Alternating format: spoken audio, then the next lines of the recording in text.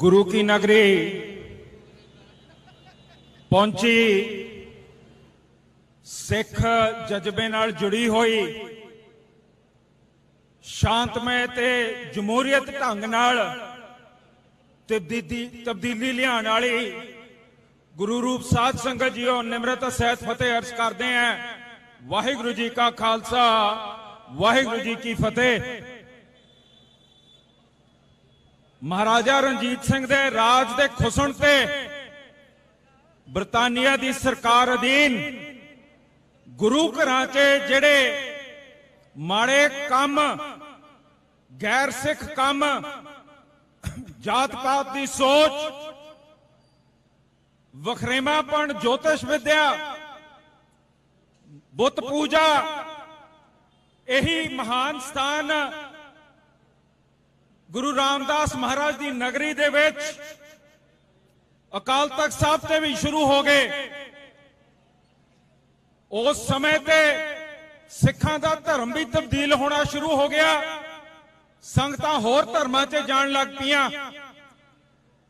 जिस समय यह काम शुरू होया सिख विद्वानां ने इहदा नोटिस लिता। भाई जवाहर सिंह वर्गे, ज्ञानी दित सिंह वर्गे, प्रोफैसर गुरमुख सिंह वर्गे, हर्ष सिंह, राम सिंह, करम सिंह, निहंग सिंह जथेबंदियां तत खालसा, भाई तख्त सिंह वर्गिया ने, भाई कान सिंह नाभा, रिपुदमन सिंह, इन्हां सारियां ने चिंतित होके अपनी सिक्खी गुरु की सिक्खी बचाण करके एक मूवमेंट शुरू की। इत्थे भी अंमृतसर साहब च भी सिंह सभा लहर उठी। बेदी साहब वर्गे, मजीठिया साहब वर्गे उहदे विच शामिल होए। पर सिरा लाहौर की जिहड़ी जथेबंदी सी जिसने असल तत खालसा की सोच नूं लागू करन वास्ते सिक्खी नूं सुधारन वास्ते काम शुरू किया। साध संगत जी वो लहर ज्यों ज्यों वधदी चल पई, सिखां च जागृति आ गई तां वड्डे वड्डे मोर्चे भी लगने शुरू हो गए। जिहदे विच सब तो वड्डी शहादत साडे ननकाणा साहब ते मोर्चे दे विच होई है। अज आपां हरमंदर साहब दे डिफेंस च संत बाबा जरनैल सिंह जी नूं याद करते हैं। पर थोड़ा इतिहास विरसा इन्ना डूंगा है कि जिथे भाई मनी सिंह नूं याद करीदा है ननकाणा साहब साखे च तुसी देखो जेड़े अपने भाई तेजा सिंह, भाई लक्ष्मण सिंह धारोवाली, करतार सिंह झब्बर दा भी रोल याद रखो। जद नरेणु महंत कब्जा कर बैठा सीगा उथे हरेक तरह की कुड़ैत चलती सी ननकाणा साहब च। ये सिंघां ने उठ के अपना एक रात का प्रण करके कि जाप करते असी सवेरे जाके ननकाणा साहब गुरु ग्रंथ साहब प्रकाश करने हैं। मोर्चा तोड़ लिया। अंबरसरों SGPC के सुनेहा आ गए कहते कि ना जाओ। पर तेजा सिंह होनी, लक्ष्मण सिंह जी धारोवाली परवाह ना करते हुए कि असी अरदासां कर लिया हुण पिछे नहीं हट सकते, असी गुरु साहब सवेरे जाके प्रकाश करने ही करने हैं, असी जाके ननकाणा साहब आजाद करना ही हैं। उन्हां दी सोच किड्डी वड्डी सी कि असी कोई जंग नहीं लड़ना, असी निहत्ते जाप करते जाना, असी अपने गुरु ग्रंथ साहब वास्ते कुर्बानी देने नूं तैयार हैं। नरैणु महंत उत्थे ठग लैके बैठा होया। 200 सिंघां दा जथा, 260 भी हो सकता है क्योंकि गिणती नहीं होई। जद उत्थे पहुंचिया सवेरे जाके पिछों दरवाजे ढोते ननकाणा साहब दे अंदर जाके महाराज प्रकाश कीते ते डकिया हुआ नरेणु महंत नूं उदों ही पता लग्या जद जयकारे जो बोले सोने हाल दे ओदे कन्नां च पे ਪਹਿਲਾਂ ਘਬਰਾ ਗਿਆ, ਮੁੜ ਕੇ ਉਹਨੇ ਜਿਹੜਾ 400-500 ਬੰਦਾ ਇਕੱਠਾ ਕੀਤਾ ਸੀ, ਕਿਉਂਕਿ ਉਹਨੂੰ ਵੀ ਸੂਹ ਪਹੁੰਚ ਗਈ ਸੀ ਕਿ ਸਿੱਖਾਂ ਨੇ ਕੋਈ ਨਾ ਕੋਈ ਕੰਮ ਕਰਨਾ ਹੈ। ਉਹ ਬੰਦੇ ਇਕੱਠੇ ਕਰਕੇ ਗੁਰੂ ਸਾਹਿਬ ਦੇ ਤਾਬੇ ਬੈਠੇ ਜਥੇ ਨੂੰ, ਨਿਹੱਥੇ ਜਥੇ ਨੂੰ ਜਾ ਕੇ ਗੋਲੀਆਂ ਨਾਲ ਭੁੰਨਣਾ ਸ਼ੁਰੂ ਕਰਤਾ।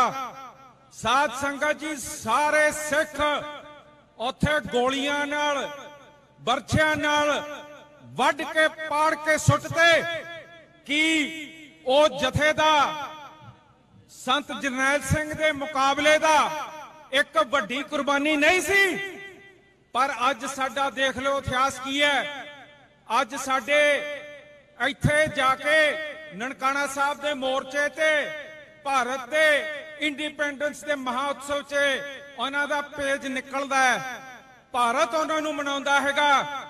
ਔਰ ਅਸੀਂ ਅੱਜ ਇਹ ਹਾਲਾਤ 'ਚ ਹੈ ਕਿ ਭਾਈ ਤੇਜਾ ਸਿੰਘ, ਭਾਈ ਲక్ష్మణ ਸਿੰਘ ਧਾਰੋਵਾਲੀ ਦੀ ਕੋਈ ਵਧੀਆ ਫੋਟੋ ਵੀ ਨਹੀਂ ਮਿਲੀ, ਅਸੀਂ ਉਰੇ ਲਾ ਵੀ ਨਹੀਂ ਸਕੇ। ਅਸੀਂ ਆਪਣੇ ਵਿਰਸੇ ਤੇ ਇਤਿਹਾਸ ਤੋਂ ਕਿੰਨੇ ਵਾਂਝੇ ਹੋਏ ਆ। ਤੇ ਸਾਧ ਸੰਗਤ ਜੀ, ਉਹ ਮੋਰਚਾ ਜੇ ਲੱਗਿਆ ਤਾਂ ਅਗਲੇ ਦਿਨ 2000 ਸਿੰਘ ਹੋਰ ਤਿਆਰ ਹੋ ਗਿਆ। ਨਰੈਣੂ ਮੰਤ ਨੇ ਜਿਹੜੇ 200 ਵੱਡੇ ਸੀ, ਲੱਕੜ ਤੇ ਬਾਲਣਾ ਤੇ ਸੁੱਟ ਕੇ ਫੂਕ ਤੇ ਕੋਈ ਨਿਸ਼ਾਨੀ ਨਹੀਂ ਛੱਡੀ। ਸਾਧ ਸੰਗਤ ਜੀ, ਅਗਲੇ ਦਿਨ ਪੁਲਿਸ ਵੀ ਉੱਥੇ ਆ ਕੇ ਉਹਦੇ ਪੱਖ 'ਚ ਖੜ ਗਈ। DCSP ਜਦ ਜਥਾ 2000 ਸਿੰਘਾਂ ਦਾ ਚੱਲਿਆ, ਗੋਲੀਆਂ ਚੱਲੀਆਂ, ਪਰ ਉਹ ਨਹੀਂ ਰੁਕੇ। ਤੁਰਦੇ ਤੁਰਦੇ ਪੁਲਿਸ ਵੀ ਭੱਜ ਗਈ, DC ਵੀ ਭੱਜ ਗਿਆ, SP ਵੀ ਭੱਜ ਗਿਆ, ਨਰੈਣੂ ਮੰਤ ਵੀ ਭੱਜ ਗਿਆ ਤੇ ਨਨਕਾਣਾ ਸਾਹਿਬ ਦਾ ਮੋਰਚਾ ਫਤਿਹ ਕਰਤਾ ਉਹ ਸਿੰਘਾਂ ਨੇ। ਕੀ ਇਹ ਕੁਰਬਾਨੀ ਨਹੀਂ ਹੈ? ਕੀ ਇਹ ਮੁਕਾਬਲੇ ਦਾ ਇਤਿਹਾਸ ਨਹੀਂ ਹੈ? ਆਪਾਂ ਇਹਨੂੰ ਕਿਉਂ ਨਹੀਂ ਯਾਦ ਰੱਖਦੇ? ਉਹਦੇ ਨਤੀਜੇ ਦੇਖੋ। ਜਿੱਥੇ ਆਪਾਂ ਨੇ ਉਹ ਮੋਰਚੇ ਜਿੱਤੇ 1925 ਦੇ ਵਿੱਚ ਵਿਦਵਾਨਾਂ ਦੇ ਸੋਚ ਅਧੀਨ, ਆ ਜਿਹੜਾ ਸਾਨੂੰ ਪੰਜਾਬ ਲੈਜਿਸਲੇਟਿਵ ਅਸੈਂਬਲੀ ਦੇ ਵਿੱਚ ਸਿੱਖ ਗੁਰਦੁਆਰਾ ਐਕਟ 1925 ਸਾਨੂੰ ਬਣਾ ਕੇ ਦੇ ਦਿੱਤਾ। ਸਾਧ ਸੰਗਤ ਜੀ, ਜਮਹੂਰੀਅਤ ਇਹਦੇ ਵਿੱਚ ਸਿੱਧੀ ਸਾਨੂੰ ਦੇਤੀ, ਸਿੱਧੀ ਜਮਹੂਰੀਅਤ ਸਾਨੂੰ ਬਖਸ਼ਤੀ। ਹੁਣ ਇਹਦਾ ਕੀ ਮਤਲਬ ਹੋਇਆ ਜਮਹੂਰੀਅਤ ਦਾ? ਤੁਸੀਂ ਦੇਖੋ, ਜੇ ਜਮਹੂਰੀਅਤ ਹੁੰਦੀ ਹੈ, ਗੁਰੂ ਘਰ ਦੀ ਸੰਭਾਲ ਹੁੰਦੀ ਹੈ, ਕੋਈ ਮਹੰਤ ਨਹੀਂ ਉੱਥੇ ਬੈਠ ਸਕਦਾ ਹੈਗਾ। ਉਹਦੇ ਚੋਣ 5 ਸਾਲ ਬਾਅਦ ਹੋਣੇ ਆ। ਇਹ ਚੋਣ ਹੁੰਦੇ ਆ, ਇਹਦੇ ਵਿੱਚ ਹਰੇਕ ਚਾਹਵਾਨ ਆਪਣਾ ਮੁੱਦਾ ਅਧੀਨ ਲੋਕਾਂ 'ਚ ਵਿਚਰਦਾ, ਪ੍ਰਚਾਰ ਕਰਦਾ। ਉਹਦੇ ਅਧੀਨ ਲੋਕਾਂ ਦਾ ਮਤਦਾਨ ਪੈਂਦਾ, ਨੁਮਾਇੰਦੇ ਚੁਣੇ ਜਾਂਦੇ ਆ, ਹਾਊਸ ਬਣਦਾ, ਪ੍ਰਧਾਨ ਉਸ 'ਚੋਂ ਬਣਦਾ। ਔਰ ਅਕਾਲ ਤਖਤ ਸਾਹਿਬ ਦੇ ਜਥੇਦਾਰ, ਹੋਰ 3 ਜਥੇਦਾਰ ਨਾਲ ਹੈੱਡ ਗ੍ਰੰਥੀ ਹਰਮੰਦਰ ਸਾਹਿਬ ਦੇ, ਅਕਾਲ ਤਖਤ ਸਾਹਿਬ ਦੇ ਸਾਰੇ ਨਿਯੁਕਤ ਹੁੰਦੇ ਆ। ਤੇ ਜਿਹੜਾ ਹਾਰ ਜਾਂਦਾ ਉਹਦੀ ਵੀ ਦਿਲਚਸਪੀ ਬਣੀ ਰਹਿੰਦੀ ਹੈ ਕਿ ਐਤਕਾ ਨਹੀਂ ਸਹੀ, ਅਗਲੀ ਵਾਰੀ ਫੇਰ ਗੁਰੂ ਘਰ ਦੇ ਵਿੱਚ ਅਸੀਂ ਹਿੱਸਾ ਲਵਾਂਗੇ। ਇਹ ਗੁਰੂ ਘਰ ਤੇ ਸੰਗਤ ਦਾ ਜਿਹੜਾ ਮੇਲ ਹੈ, ਇਹ ਸਿੱਖੀ 'ਚ ਕਿਉਂ ਜ਼ਰੂਰੀ ਹੈ? ਕਿਉਂਕਿ ਸਾਡੇ ਕੁਰਬਾਨੀ ਵਾਲੇ ਗੁਰੂ ਸਾਹਿਬਾਨਾਂ ਨੇ ਇਸ ਸੋਚ ਨੂੰ ਪਾਲਣ ਵਾਸਤੇ, ਗੁਰਸਿੱਖੀ ਨੂੰ ਪਾਲਣ ਵਾਸਤੇ ਪੰਚਮ ਪਿਤਾ ਦੀ ਸ਼ਹਾਦਤ ਦੇਤੀ। 9ਵੇਂ ਪਾਤਸ਼ਾਹ ਦੇ ਸ਼ਹਾਦਤ ਹੋ ਗਈ, ਜਿਨ੍ਹਾਂ ਨੇ ਹੋਰ ਧਰਮਾਂ ਵਾਸਤੇ ਆਪਣਾ ਸੀਸ ਦਿੱਲੀ ਜਾ ਕੇ ਕੁਰਬਾਨ ਕਰਤਾ, ਸ਼ਹਾਦਤ ਦਾ ਜਾਮ ਪੀ ਲਿਆ। ਦਸਮ ਪਿਤਾ ਨੇ ਉਹ ਸੀਸ ਸਵੀਕਾਰ ਕਰਕੇ ਆਪਣੇ 2 ਸਪੂਤ ਚਮਕੌਰ ਸਾਹਿਬ 'ਚ, 2 ਸਪੂਤ ਫਤਿਹਗੜ੍ਹ ਸਾਹਿਬ, ਮਾਤਾ ਜੀ ਫਤਿਹਗੜ੍ਹ ਸਾਹਿਬ, ਅਖੀਰ 'ਚ ਪਿੱਠ 'ਚ ਛੁਰਾ, ਇਹ ਸਾਰਾ ਕੁਰਬਾਨ ਕਿਹਦੇ ਲਈ ਕੀਤਾ? ਉਹ ਸੰਗਤ, ਉਹ ਕੌਮ ਜਿਸ ਨੂੰ ਦੇਖ ਕੇ ਗੁਰੂ ਸਾਹਿਬ ਵੀ ਕਿ ਆਪਣਾ ਜਿਹੜਾ ਅਫਸੋਸ ਸੀ ਉਹ ਨੰਗਾ ਲੈਂਦੇ ਸੀ। ਕਹਿੰਦੇ ਜੀਵਤ ਹੈ ਹਜ਼ਾਰੋ ਤੁਹਾਨੂੰ ਦੇਖ ਕੇ। ਤੇ ਗੁਰੂ ਸਾਹਿਬ ਨੇ ਕੀ ਖਿਤਾਬ ਦਿੱਤਾ? ਕਹਿੰਦੇ ਕਿ ਸੰਗਤ 21 ਬਿਸਵੇ, ਗੁਰੂ 20 ਬਿਸਵੇ। ਆਪਣੀ ਸੰਭਾਲ, ਆਪਣਾ ਸਾਰੀ ਸ਼ਹਾਦਤਾਂ ਤੁਹਾਡੇ ਹੱਥ 'ਚ ਫੜਾਤੀਆਂ। ਜਿਸ ਕਰਕੇ ਉਹ ਸਿੰਘ ਸਭਾ ਲਹਿਰ ਨੇ ਇਹ ਸੰਭਾਲ ਗੁਰੂ ਘਰਾਂ ਦੀ ਕਿਸੇ ਮਹੰਤ ਨੂੰ ਨਹੀਂ ਦਿੱਤੀ, ਉਹਨਾਂ ਨੇ ਸਮੂਹ ਸਾਧ ਸੰਗਤ ਵੋਟਾਂ ਰਾਹੀਂ ਆਪ ਜੀਆਂ ਨੂੰ ਬਖਸ਼ੀ। ਤੇ ਕਮਾਲ ਦੀ ਗੱਲ ਹੈ ਕਿ ਜਦ ਅਮਰੀਕਾ 'ਚ ਬੀਬੀਆਂ ਨੂੰ ਵੋਟਾਂ ਪਾਉਣ ਦਾ ਹੱਕ ਨਹੀਂ ਸੀਗਾ, ਕਮਾਲ ਦੀ ਗੱਲ ਹੈ ਇੰਗਲੈਂਡ ਦੇ ਵਿੱਚ ਬੀਬੀਆਂ ਨੂੰ ਵੋਟ ਪਾਉਣ ਦਾ ਹੱਕ ਨਹੀਂ ਸੀਗਾ, ਇਹ ਜਿਹੜਾ ਗੁਰੂ ਘਰ ਦਾ ਸਿੱਖ ਗੁਰਦੁਆਰਾ ਐਕਟ ਬਣਿਆ, ਸਾਰੇ ਵਿਸ਼ਵ ਦੇ ਵਿੱਚ ਸਭ ਤੋਂ ਪਹਿਲਾਂ ਯੂਨੀਵਰਸਲ ਫਰੈਂਚਾਈਜ਼ ਦੇ ਕੇ ਇੱਥੇ ਜਮਹੂਰੀਅਤ ਦੀ ਮਿਸਾਲ, ਹਰੇਕ ਬੀਬੀ, ਹਰੇਕ ਨਰ ਨਾਰੀ, ਗਰੀਬ ਅਮੀਰ, ਹਰੇਕ ਨੂੰ ਗੁਰੂ ਘਰ ਨੂੰ ਜੋੜਨ ਵਾਸਤੇ ਇਹਨਾਂ ਨੇ ਜਮਹੂਰੀਅਤ ਇਸ ਧਰਤੀ ਦੇ ਉੱਤੇ, ਏਸ਼ੀਆ ਦੇ ਉੱਤੇ, ਵਿਸ਼ਵ ਦੇ ਉੱਤੇ ਯੂਨੀਵਰਸਲ ਫਰੈਂਚਾਈਜ਼ ਆਪ ਜੀ ਨੂੰ ਬਖਸ਼ੀ ਹੈਗੀ ਹੈ। ਸਾਧ ਸੰਗਤ ਜੀ, ਕਿੱਡੀ ਮਹਾਨ ਸੋਚ ਹੈ ਇਹ। ਤੇ 3 ਸਾਲ ਬਾਅਦ ਚੋਣ ਹੁੰਦੇ ਸੀਗੇ। ਸਿੱਖ ਕੱਲੇ ਉਰੇ ਨਹੀਂ ਬਸਦੇ। ਪਹਿਲੀ SGPC ਦੇ ਵਿੱਚ ਜਿੱਥੇ ਜਿੱਥੇ ਸਿੱਖ ਵਸਨੀਕ ਸੀਗੇ, ਅਫਰੀਕਾ 'ਚ, ਬਰਮਾ 'ਚ, ਸਿੰਗਾਪੁਰ 'ਚ, ਹਰੇਕ ਨੂੰ ਵੋਟ ਪਾਉਣ ਦਾ ਹੱਕ ਸੀਗਾ। ਉੱਥੇ ਦੇ ਨੁਮਾਇੰਦੇ ਵੀ ਚੁਣੇ ਜਾਂਦੇ ਸੀਗੇ। ਇਹ ਗੁਰੂ ਕਾ ਘਰ, ਸਰਬੱਤ ਦੇ ਭਲੇ ਦਾ ਘਰ, ਇਹ ਮਨੁੱਖਤਾ ਦਾ ਘਰ, ਹਰੇਕ ਪਾਸੋਂ ਆਪਣੇ ਗੁਰਸਿੱਖ ਜੋੜ ਕੇ ਇੱਥੇ ਜਮਹੂਰੀਅਤ ਤੇ ਡੈਮੋਕ੍ਰੇਸੀ ਲੈ ਕੇ ਆਇਆ। ਸਾਧ ਸੰਗਤ ਜੀ, ਜਿੱਥੇ ਸਾਡੀ ਜਮਹੂਰੀਅਤ ਸਿੱਖ ਗੁਰਦੁਆਰਾ ਐਕਟ ਕੁਰਬਾਨੀ ਦੇ ਅਧੀਨ ਸਾਨੂੰ ਮਿਲੀ ਹੈ, ਵੱਖ-ਵੱਖ ਮੋਰਚੇ, ਚਾਬੀਆਂ ਦੇ ਮੋਰਚੇ, ਗੁਰੂ ਕੇ ਬਾਗ ਦਾ ਮੋਰਚਾ, ਹਰੇਕ ਕੁਰਬਾਨੀ ਅਧੀਨ ਇਹ ਸਾਨੂੰ ਜਮਹੂਰੀਅਤ ਮਿਲੀ ਹੈ। ਭਾਰਤ ਸਰਕਾਰ ਨੇ, ਜਿਸ ਨੇ ਇੰਨਾ ਜ਼ਿਆਦਾ ਵਿਤਕਰਾ ਸਾਡੇ ਗੁਰਸਿੱਖੀ ਨਾਲ ਰੱਖਿਆ ਕਿ ਜਿੱਥੇ ਸਾਡੇ ਗੁਰੂ ਸਾਹਿਬ, ਜਿਵੇਂ ਉਰੇ ਲਿਖਿਆ, ਨਾ ਹਮ ਹਿੰਦੂ ਨਾ ਮੁਸਲਮਾਨ, ਅੱਲਾ ਰਾਮ ਕੇ ਪਿੰਡ ਪ੍ਰਾਣ। ਅਸੀਂ ਹਿੰਦੂ ਨਹੀਂ ਹੈ, ਅਸੀਂ ਮੁਸਲਮਾਨ ਨਹੀਂ ਹੈ, ਅਸੀਂ ਇੱਕ ਅਕਾਲ ਪੁਰਖ ਦੇ ਅਧੀਨ, ਇੱਕ ਅਕਾਲ ਪੁਰਖ ਨੂੰ ਪੂਜਣ ਵਾਲੀ ਕੌਮ ਹੈ।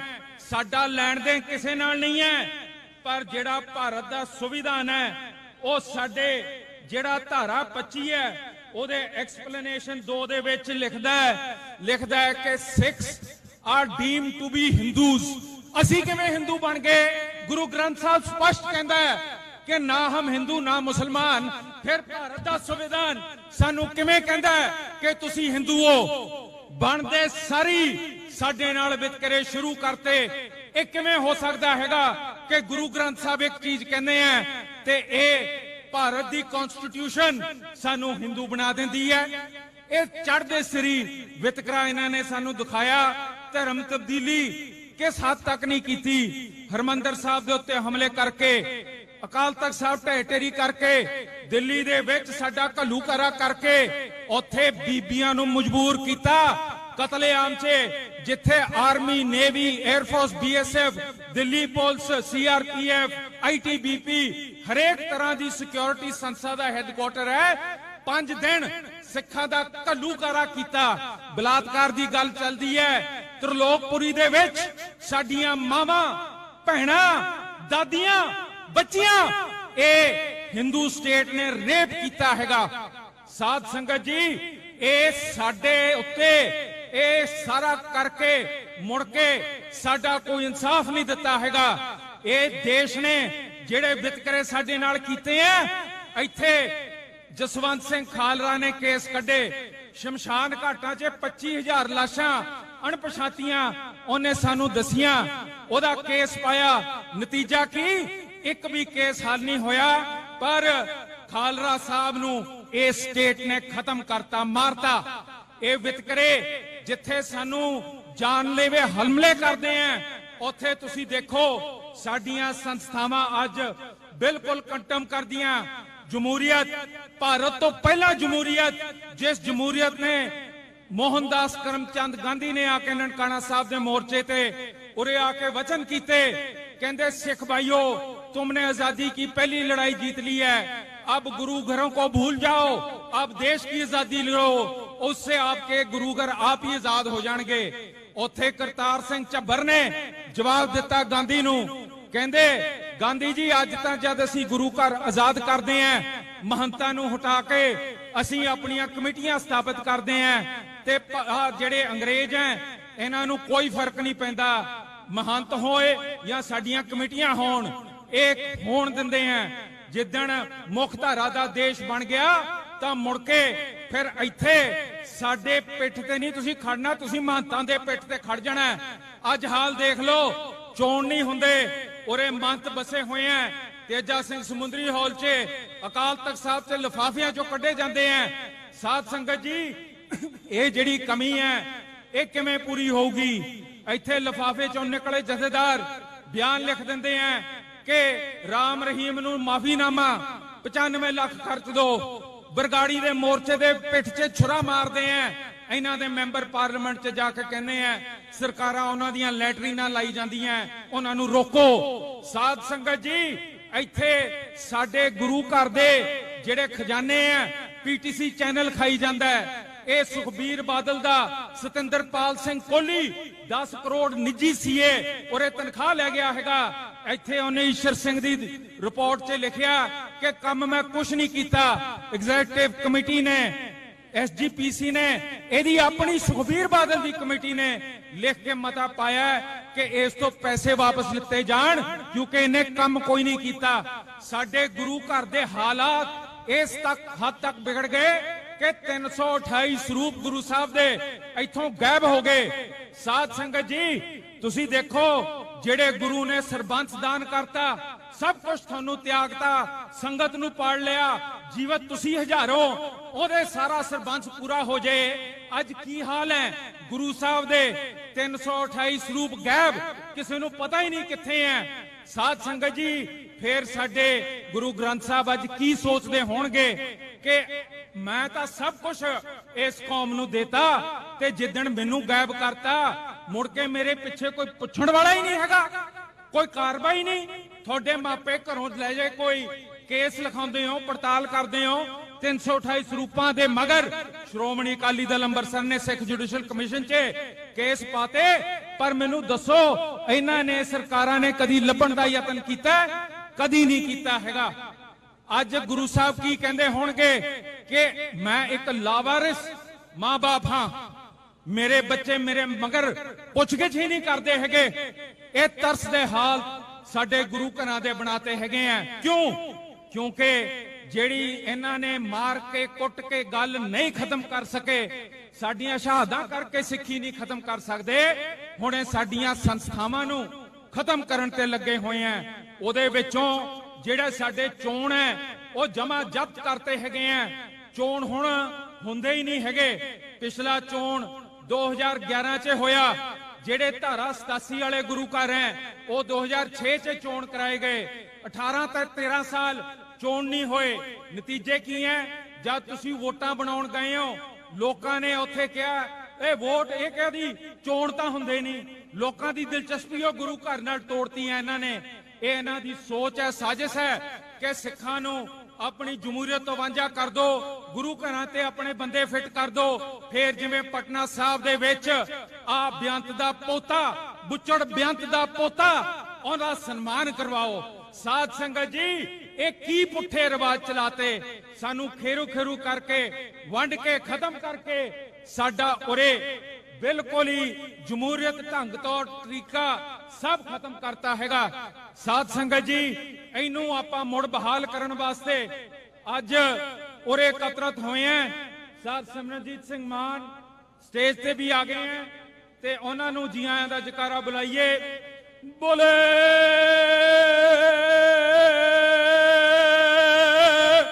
ਸੋ ਨਿਹਾਲ। ਸੋ ਸਾਧ ਸੰਗਤ ਜੀ, ਜਿਹੜੇ ਗੁਰੂ ਸਾਹਿਬ ਦੀ ਇਹਨਾਂ ਨੇ ਜਮਹੂਰੀਅਤ ਪਸੰਦ ਤਰੀਕੇ ਸਾਰੇ ਖਤਮ ਕਰਤੇ ਹੈਗੇ ਆ, ਉੱਥੇ ਸਾਨੂੰ ਆਪਣੇ ਗੁਰੂ ਘਰ 'ਚ ਤਬਦੀਲੀਆਂ ਲੈ ਕੇ ਆਣੀਆਂ ਪੈਣੀਆਂ। ਦੇਖੋ, ਜਿਹੜਾ ਆਪਣਾ ਇਲੈਕਸ਼ਨ ਦਾ ਕੰਮ ਚੱਲਦਾ ਹੈ ਉਹ ਜਿਹੜਾ ਇਹਨਾਂ ਨੇ ਭੰਗ ਕਰਤਾ ਹੈਗਾ। ਧਾਰਾ 51 ਸਾਡੇ ਸਿੱਖ ਗੁਰਦੁਆਰਾ ਐਕਟ ਦੀ ਤਬਦੀਲ ਕਰਨੀ ਪੈਣੀ ਹੈ। ਅਗਲੇ ਹਾਊਸ 'ਚ ਇਹਦੀ ਅਮੈਂਡਮੈਂਟ ਪਾਣੀ ਪੈਣੀ ਹੈ। ਇਸੇ ਤਰ੍ਹਾਂ ਧਾਰਾ 87 ਦੇ ਅਮੈਂਡਮੈਂਟ ਆਪਾਂ ਨੂੰ ਪਾਣੇ ਪੈਣੇ ਆ। ਸਾਧ ਸੰਗਤ ਜੀ, ਇਹ ਕੰਮ ਹੋਰ ਜ਼ਰੂਰੀ ਹੈ ਤੇ ਸਾਨੂੰ ਨੂੰ ਇੱਕ ਸਿੱਖ ਇਲੈਕਸ਼ਨ ਕਮਿਸ਼ਨ ਸਰਕਾਰ ਦੇ ਹੱਥੋਂ ਕੱਢ ਕੇ ਆਪਣੀ ਸਥਾਪਿਤ ਕਰਨੀ ਪੈਣੀ ਹੈ। ਸਾਨੂੰ ਇਹ ਵੀ ਸੋਚਣਾ ਪੈਣਾ ਹੈ ਕਿ ਜਿਵੇਂ ਦਲਾਈ ਲਾਮਾ ਨਾਲ ਹੋਇਆ, ਜਿਹੜਾ ਚੀਨ ਤੋਂ ਭੱਜਿਆ ਇੱਥੇ ਗਵਰਨਮੈਂਟ ਐਗਜ਼ਾਈਲ ਬਣਾਉਂਦਾ ਹੈ, ਉਹਦੇ ਜਿਹੜੇ ਅਗਲੇ ਦਲਾਈ ਲਾਮਾ ਦੀ ਚੋਣ ਹੋਣੀ ਹੈ ਉਹਦੇ ਵਿੱਚ ਇੱਕ ਪੰਚਨ ਲਾਮਾ ਦਾ ਮੁੱਖ ਰੋਲ ਹੁੰਦਾ ਹੈ। ਜਿਹੜਾ ਪਿਛਲਾ ਪੰਚਨਨਾਮਾ ਉਹ ਰੱਬ ਨੂੰ ਪਿਆਰਾ ਹੋ ਗਿਆ, ਉਹਦਾ ਅਗਲਾ ਪੰਚਨਨਾਮਾ ਜਿਹੜੇ ਦਲਾਈ ਲਾਮਾ ਨੇ ਚੁਣਿਆ ਸੀਗਾ ਉਹਦਾ ਨਾਂ ਸੀਗਾ ਗੇਦੂਨ ਚੋਕਈ ਨੀਮਾ ਇਹ ਉਹਨਾਂ ਦਾ ਪੰਚਨ ਲਾਮਾ ਦਲਾਈ ਲਾਮਾ ਨੇ ਨਿਯੁਕਤ ਕੀਤਾ, ਪਰ ਚੀਨ ਨੇ ਉਹਨੂੰ ਗ੍ਰਿਫਤਾਰ ਕਰਕੇ ਗਾਇਬ ਕਰਤਾ ਤੇ ਉਹਦੇ ਥਾਂ ਇੱਕ ਆਪਣਾ ਬੰਦਾ ਗਿਆਨਚੁਨ ਨੋਰਬੂ ਨੂੰ ਲਾਗੂ ਕਰਤਾ। ਹੁਣ ਇਹ ਪੰਚਨ ਲਾਮੇ ਦਾ ਕੀ ਮੈਣਾ ਹੈ? ਇਹਨੇ ਅਗਲੇ ਦਲਾਈ ਲਾਮਾ ਨੂੰ ਚੁਣਨਾ ਹੈ। ਜਿਹੜਾ ਦਲਾਈ ਲਾਮਾ ਹੋਊਗਾ ਆਪਣੇ ਕੌਮ ਦੇ ਭਵਿੱਖ ਦੇ ਫੈਸਲੇ ਉਹ ਲਊਗਾ। ਸਾਧ ਸੰਗਤ ਜੀ, ਫਿਰ ਦਲਾਈ ਲਾਮਾ ਨੇ ਕੀ ਕੀਤਾ? ਇਹਨੇ ਵੱਖਰਾ ਆਪਣਾ ਇੱਕ ਪ੍ਰਾਈਮ ਮਿਨਿਸਟਰ ਬਣਾਤਾ। ਉਹ ਪ੍ਰਾਈਮ ਮਿਨਿਸਟਰ ਵੱਖਰਾ ਚੀਨ ਦੇ ਹੱਥੋਂ ਬਾਹਰ ਕਰਤਾ, ਅਮਰੀਕਾ 'ਚ ਬਸਾਤਾ। ਆਪਾਂ ਨੂੰ ਵੀ ਅਕਾਲ ਤਖਤ ਸਾਹਿਬ ਦੇ ਜਿਹੜੇ ਚੋਣ ਹੈ ਭਾਰਤ ਦੇ ਹੱਥੋਂ ਕੱਢਣੇ ਪੈਣੇ ਆ। ਇਹ ਚੋਣ ਇਹ ਨਿਯੁਕਤੀ ਸ਼੍ਰੋਮਣੀ ਗੁਰਦੁਆਰਾ ਪ੍ਰਬੰਧਕ ਕਮੇਟੀ ਕਰਦੀ ਹੈ, ਔਰ ਮੈਂ ਬੇਨਤੀ ਕਰਦਾ ਅਗਲਾ ਹਾਊਸ ਜਦ ਚੁਣਿਆ ਜਾਊਗਾ ਆਪਾਂ ਅਕਾਲ ਤਖਤ ਸਾਹਿਬ ਦੇ ਚੋਣ ਵੱਖਰੇ ਖੜੇ ਕਰਕੇ, ਜਿਵੇਂ ਇਸਟੋਨੀਆ ਦੇ ਵਿੱਚ ਇਲੈਕਟ੍ਰੋਨਿਕ VOTING ਰਾਹੀਂ ਵੱਖਰੇ ਵੋਟ ਪੈਂਦੀ ਹੈ, ਜਾਂ ਜਿਵੇਂ ਦਲਾਈ ਲਾਮਾ ਆਪਣੇ ਪ੍ਰਧਾਨ ਮੰਤਰੀ ਨੂੰ ਨਿਯੁਕਤ ਕਰਦਾ ਹੈ, ਉਹ ਕਾਗਜ਼ ਦੀਆਂ ਵੋਟਾਂ ਜਾਂ ਪੋਸਟ ਆਫਿਸ ਰਾਹੀਂ ਜਾਂ ਉੱਥੇ ਪੋਸਟਲ ਸਟੇਸ਼ਨ ਤੇ ਆ ਕੇ ਪਵਾ ਲੈਂਦੇ ਹੈਗੇ ਆ। ਆਪਾਂ ਵੀ ਇਹੋ ਜੀ ਨਿਯੁਕਤੀ ਆਪਣੇ ਅਕਾਲ ਤਖਤ ਦੇ ਜਥੇਦਾਰ ਤੇ ਹੋਰ ਤਖਤਾਂ ਦੀ ਕਰੀਏ, ਔਰ ਉਹਨਾਂ ਨੂੰ ਭਾਰਤ ਦੇ ਹੱਥਾਂ ਵਿੱਚੋਂ ਕੱਢੀਏ ਤਾਂ ਕਿ ਸਾਡੇ ਕੌਮੀ ਫੈਸਲੇ ਇਹ ਦੇਸ਼ ਰੋਕ ਨਾ ਸਕੇ। ਆ ਜਿਹੜੇ ਤਰਸਯੋਗ ਮਾਫੀਨਾਮੇ ਕਦੀ ਬਾਦਲ ਦੇ ਜੁੱਤੀਆਂ ਦੇ ਉੱਤੇ ਕਰਨਾ, ਤੇ ਉਹ ਆਪਾਂ ਬੰਦ ਕਰੀਏ ਤੇ ਆਪਣੇ ਸਿਸਟਮ ਨੂੰ ਸੁਧਾਰੀਏ। ਇਕੱਠੇ ਹੋ ਕੇ ਆਪਣੇ ਚੋਣਾਂ ਦੀ ਮੰਗ ਕਰੀਏ। ਬਿਨਾਂ ਚੋਣਾਂ ਅਸੀਂ ਉਰੇ ਉਹ ਸਿੰਘ ਸਭਾ ਲਹਿਰ ਨੂੰ ਉਸ ਪੱਧਰ ਦਾ ਸਨਮਾਨ ਨਹੀਂ ਦੇ ਸਕਦੇ। ਸੋ ਇਹ ਬੇਨਤੀਆਂ ਕਰਦਾ, ਆਈ ਸੰਗਤ ਦਾ ਧੰਨਵਾਦ ਕਰਦਾ। ਕੱਲਾ ਕੱਲਾ ਕਦਮ ਸਿਰ ਮੱਥੇ ਬਹੁਤ ਬਹੁਤ ਧੰਨਵਾਦ ਜਿਹੜਾ ਆਪ ਜੀਆਂ ਨੇ ਅੱਜ ਆਪਣੇ ਸਿੰਘ ਸਭਾ ਲਹਿਰ ਨੂੰ ਅੱਜ ਯਾਦ ਰੱਖਿਆ। ਅਖੀਰ 'ਚ ਮੈਂ ਦੋ ਜਕਾਰੇ ਛੱਡਣੇ ਆ। ਇੱਕ ਮੈਂ ਜਸਟਿਨ ਟਰੂਡੋ ਔਰ ਕੈਨੇਡਾ ਦੀ ਸਰਕਾਰ, ਜਿਨੇ ਆਪਣੇ ਨਿੱਜਰ ਸਾਹਿਬ ਦੇ ਕੇਸ ਦੇ ਵਿੱਚ ਬੜੇ ਚੜ੍ਹਦੀ ਕਲਾ ਦਾ ਉਹਨਾਂ ਨੇ ਗੱਲ ਕੀਤੀ ਹੈ। ਸੋ ਅੱਜ ਮੈਂ ਜਸਟਿਨ ਟਰੂਡੋ ਦੇ ਨਾਂ ਦੇ ਉੱਤੇ ਇੱਕ ਜਕਾਰਾ ਛੱਡਣ ਨੂੰ ਕਹੂੰਗਾ, ਕੈਨੇਡਾ ਦੇ ਨਾਂ ਤੇ ਇੱਕ ਜਕਾਰਾ ਛੱਡਣ ਨੂੰ ਕਹੂੰਗਾ, ਕਿਉਂਕਿ ਉਹਨਾਂ ਨੇ ਕਾਨੂੰਨਨ ਪੜਤਾਲ ਕਰਕੇ ਉਹਦੇ ਹਥਿਆਰਾਂ ਤੇ ਕਾਰਵਾਈ ਕਰਨ ਦਾ ਯਤਨ ਕੀਤਾ। ਜਸਟਿਨ ਟਰੂਡੋ ਐਂਡ ਕੈਨੇਡਾ ਬੋਲੇ ਸੋ ਨਿਹਾਲ। ਦੂਜਾ ਮੈਂ ਬੇਨਤੀ ਕਰੂੰਗਾ ਕਿ ਜਿਹੜਾ ਅਮਰੀਕਾ ਦੇ ਦੇਸ਼ ਨੇ ਗੁਰਪਤਵੰਤ ਸਿੰਘ ਪੰਨੂ ਦੇ ਕਾਤਲ ਜੋ ਰੋ ਔਰ ਜਿਹੜਾ ਅਮਰੀਕਾ ਦੇ ਜਾਸੂਸਾਂ ਨੇ ਉਹਦੇ ਕਾਤਲ ਦੀ ਸਾਜ਼ਿਸ਼ ਕੱਢੀ ਹੈ, ਔਰ ਭਾਰਤ ਜਿਸਨੇ ਸਾਡਾ ਕਤਲ ਪੰਜਾਬ 'ਚ ਦਿੱਲੀ 'ਚ ਹਰੇਕ ਥਾਂ ਕੀਤਾ, ਜਿਹੜਾ 40 ਸਾਲ ਬਾਅਦ ਸਾਨੂੰ ਕੋਈ ਇਨਸਾਫ ਨਹੀਂ ਮਿਲਿਆ। ਅੱਜ ਮੈਂ ਯੂਨਾਈਟਿਡ ਸਟੇਟਸ ਆਫ ਅਮਰੀਕਾ ਦਾ ਧੰਨਵਾਦ ਦਾ ਇੱਕ ਜਕਾਰਾ ਛੱਡਣਾ ਚਾਹੁੰਦਾ। ਯੂਨਾਈਟਿਡ ਸਟੇਟਸ ਆਫ ਅਮਰੀਕਾ ਜੋ ਬੋਲੇ ਸੋ ਨਿਹਾਲ। ਤੇ ਭਾਰਤ ਦੇਸ਼ ਨੂੰ ਮੈਂ ਪੁੱਛਦਾ, 1984 ਤੋਂ 40 ਸਾਲ ਹੋ ਗਏ, ਜਿਹੜਾ ਸਾਡਾ ਕਤਲੇਆਮ ਹੋਇਆ ਉਹਦੇ ਬਾਰੇ ਕੀ ਕੀਤਾ? ਮੈਂ ਬੇਨਤੀ ਕਰਦਾ ਐਤਕੀ ਜਦ ਆਪਾਂ 31 ਤਰੀਕ ਨੂੰ ਦਿੱਲੀ ਇਕੱਠੇ ਹੋਵਾਂਗੇ, ਅਸੀਂ ਖੂਨ ਕੱਢ ਕੇ ਇੱਕ ਮਤਾ ਪਾ ਕੇ ਰਾਸ਼ਟਰਪਤੀ ਨੂੰ ਆਪਣੇ ਖੂਨ ਦਾ ਮਤਾ ਭੇਜੀਏ ਕਿ ਸਾਡੇ ਕਤਲੇਆਮ ਤੇ, ਹਰਮੰਦਰ ਸਾਹਿਬ ਦੇ ਟਹਿਟੇਰੀ ਤੇ, ਬੇਅਦਬੀਆਂ ਤੇ, ਸਾਡੇ ਕਤਲੇਆਮ ਤੇ, ਸ਼ਮਸ਼ਾਨ ਘਾਟਾਂ ਤੇ, ਬੇਅੰਤ ਬੁੱਚੜ ਤੇ, ਸੈਣੀ ਤੇ, KPS ਗਿੱਲ ਦੇ, ਇਹਨਾਂ ਦੇ ਉੱਤੇ ਕਾਰਵਾਈਆਂ ਕਿਉਂ ਨਹੀਂ ਹੋਈਆਂ? ਕਿ ਅਸੀਂ ਇਸ ਦੇਸ਼ ਦੇ ਅੱਜ ਵਾਸੀ ਨਹੀਂ ਹੈਗੇ, ਸਿਟੀਜ਼ਨ ਨਹੀਂ ਹੈਗੇ, ਕਾਨੂੰਨ ਸਾਡੇ ਤੇ ਨਹੀਂ ਲਾਗੂ ਹੁੰਦੇ? ਇਹ ਜਵਾਬ ਦੇ ਇਹ ਦੇਸ਼। ਇਸ ਬਾਰੇ ਜ਼ਰੂਰ ਤੁਸੀਂ ਧਿਆਨ ਰੱਖਿਓ। ਤੁਸੀਂ ਵੀ ਉਹ ਆਪਣੇ ਖੂਨ ਦੇ ਨਿਸ਼ਾਨੀਆਂ ਲਾ ਕੇ ਕਾਗਜ਼ਾਂ ਤੇ ਤਿਆਰ ਕਰੋ ਤੇ 31 ਤਰੀਕ ਨੂੰ ਆਪਾਂ ਜਾ ਕੇ ਰਾਸ਼ਟਰਪਤੀ ਨੂੰ ਪੁੱਛੀਏ ਕਿ ਸਾਡੇ ਹੱਕ ਕਿੱਥੇ। ਵਾਹਿਗੁਰੂ ਜੀ ਕਾ ਖਾਲਸਾ, ਵਾਹਿਗੁਰੂ ਜੀ ਕੀ ਫਤਿਹ।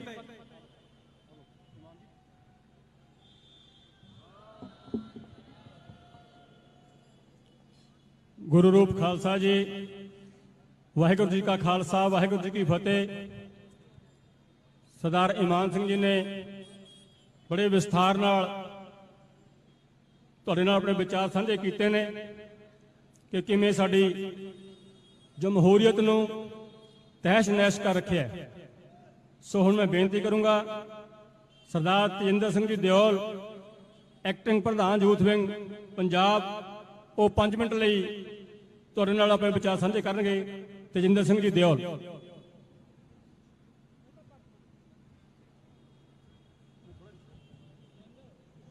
ਧੰਨ ਗੁਰੂ ਰਾਮਦਾਸ ਜੀ ਮਹਾਰਾਜ ਦੀ ਪਵਿੱਤਰ ਨਗਰੀ ਵਿੱਚ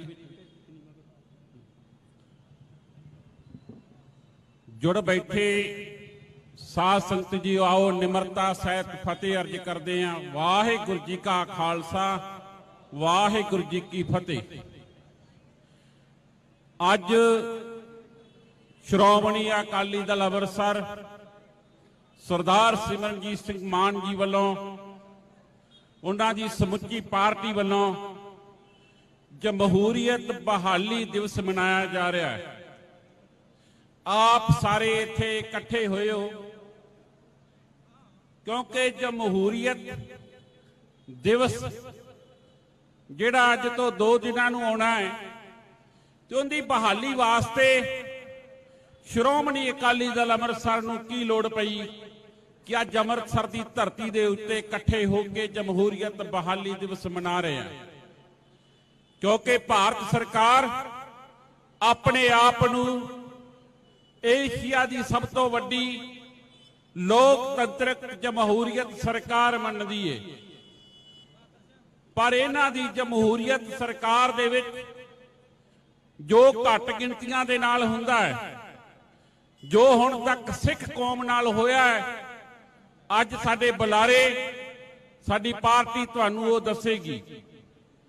ਕਿਉਂਕਿ ਇਸ ਜਮਹੂਰੀਅਤ ਦਿਵਸ ਤੇ ਸਾਡੇ ਦੇਸ਼ ਦੇ ਵਿੱਚ ਸਾਡੀ ਸਿੱਖ ਕੌਮ ਨਾਲ ਕੀ ਹਾਲਾਤ ਹੁਣ ਤੱਕ ਹੋਏ ਨੇ।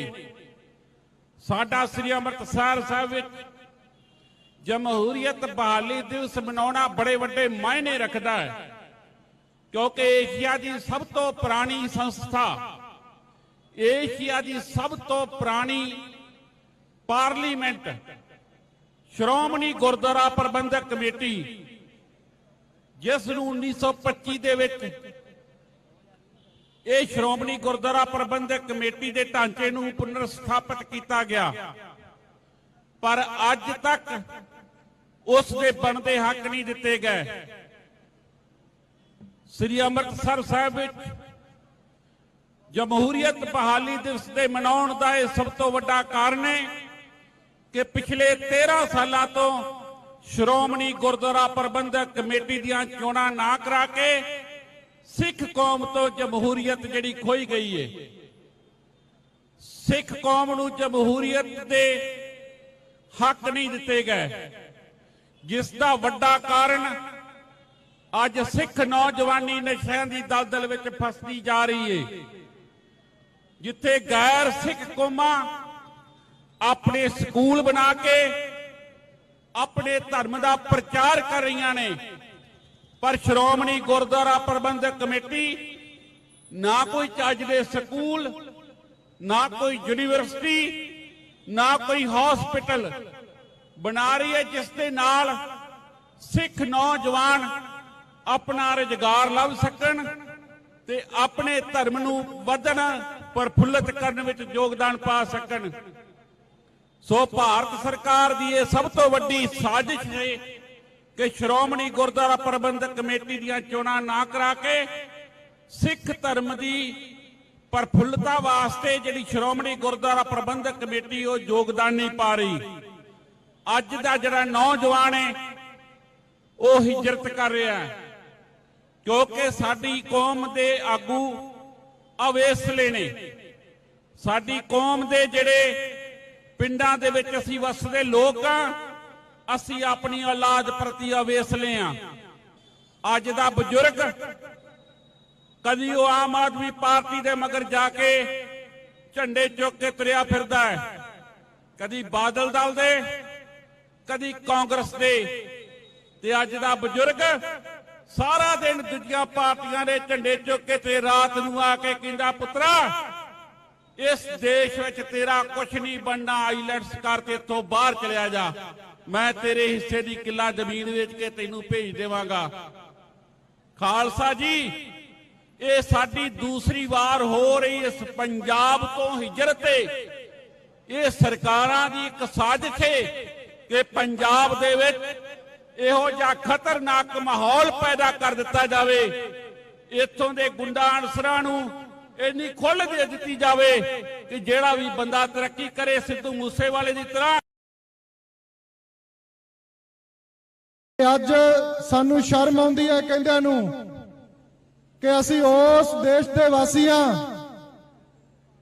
ਜਿਸ ਦੇਸ਼ ਦੇ ਵਿੱਚ ਧੀਆਂ ਭੈਣਾਂ ਦੀ ਇੱਜ਼ਤ ਨੂੰ ਲੁੱਟਿਆ ਗਿਆ ਹੋਵੇ, ਜਿਸ ਦੇਸ਼ ਦੇ ਵਿੱਚ ਝੂਠੇ ਮੁਕਾਬਲੇ ਬਣਾ ਕੇ ਸਿੱਖ ਨੌਜਵਾਨਾਂ ਦਾ ਕਤਲੇਆਮ ਕੀਤਾ ਗਿਆ ਹੋਵੇ। ਤੇ ਸਭ ਤੋਂ ਨਖਿੱਧ ਗੱਲ ਇਹ ਆ ਕਿ ਅਸੀਂ ਉਸ ਦੇਸ਼ ਦੇ ਵਾਸੀ ਹਾਂ ਜਿੱਥੇ ਵਿਧਵਾ ਕਲੋਨੀਆਂ ਬਣੀਆਂ ਹੋਣ। ਸੋ ਸ਼ਰਮ ਆਉਂਦੀ ਆ ਸਾਨੂੰ ਇਹ ਗੱਲ ਕਹਿੰਦਿਆਂ ਨੂੰ ਕਿ ਸਾਡੇ ਨੌਜਵਾਨਾਂ ਨੂੰ ਪਤਤਪੁਣੇ ਵੱਲ ਤੋਰਿਆ ਜਾ ਰਿਹਾ ਹੈ, ਗੁਰਸਿੱਖੀ ਤੋਂ ਦੂਰ ਕਰਕੇ ਨਚਾਰ ਪੁਣੇ ਵੱਲ ਪਰੋਸ ਕੇ ਦਿੱਤਾ ਜਾ ਰਿਹਾ ਹੈ। ਸੋ ਅਸੀਂ ਉਹਦੇ ਵਿੱਚ ਜਾ ਰਹੇ ਹਾਂ। ਸੋ ਸਾਡੇ ਇਤਿਹਾਸ ਨੂੰ ਵਾਚਣ ਦੀ ਲੋੜ ਹੈ, ਸਾਨੂੰ ਸਮਝਣ ਦੀ ਲੋੜ ਹੈ। ਕਦੇ ਸਾਡੇ ਪੁਰਖਿਆਂ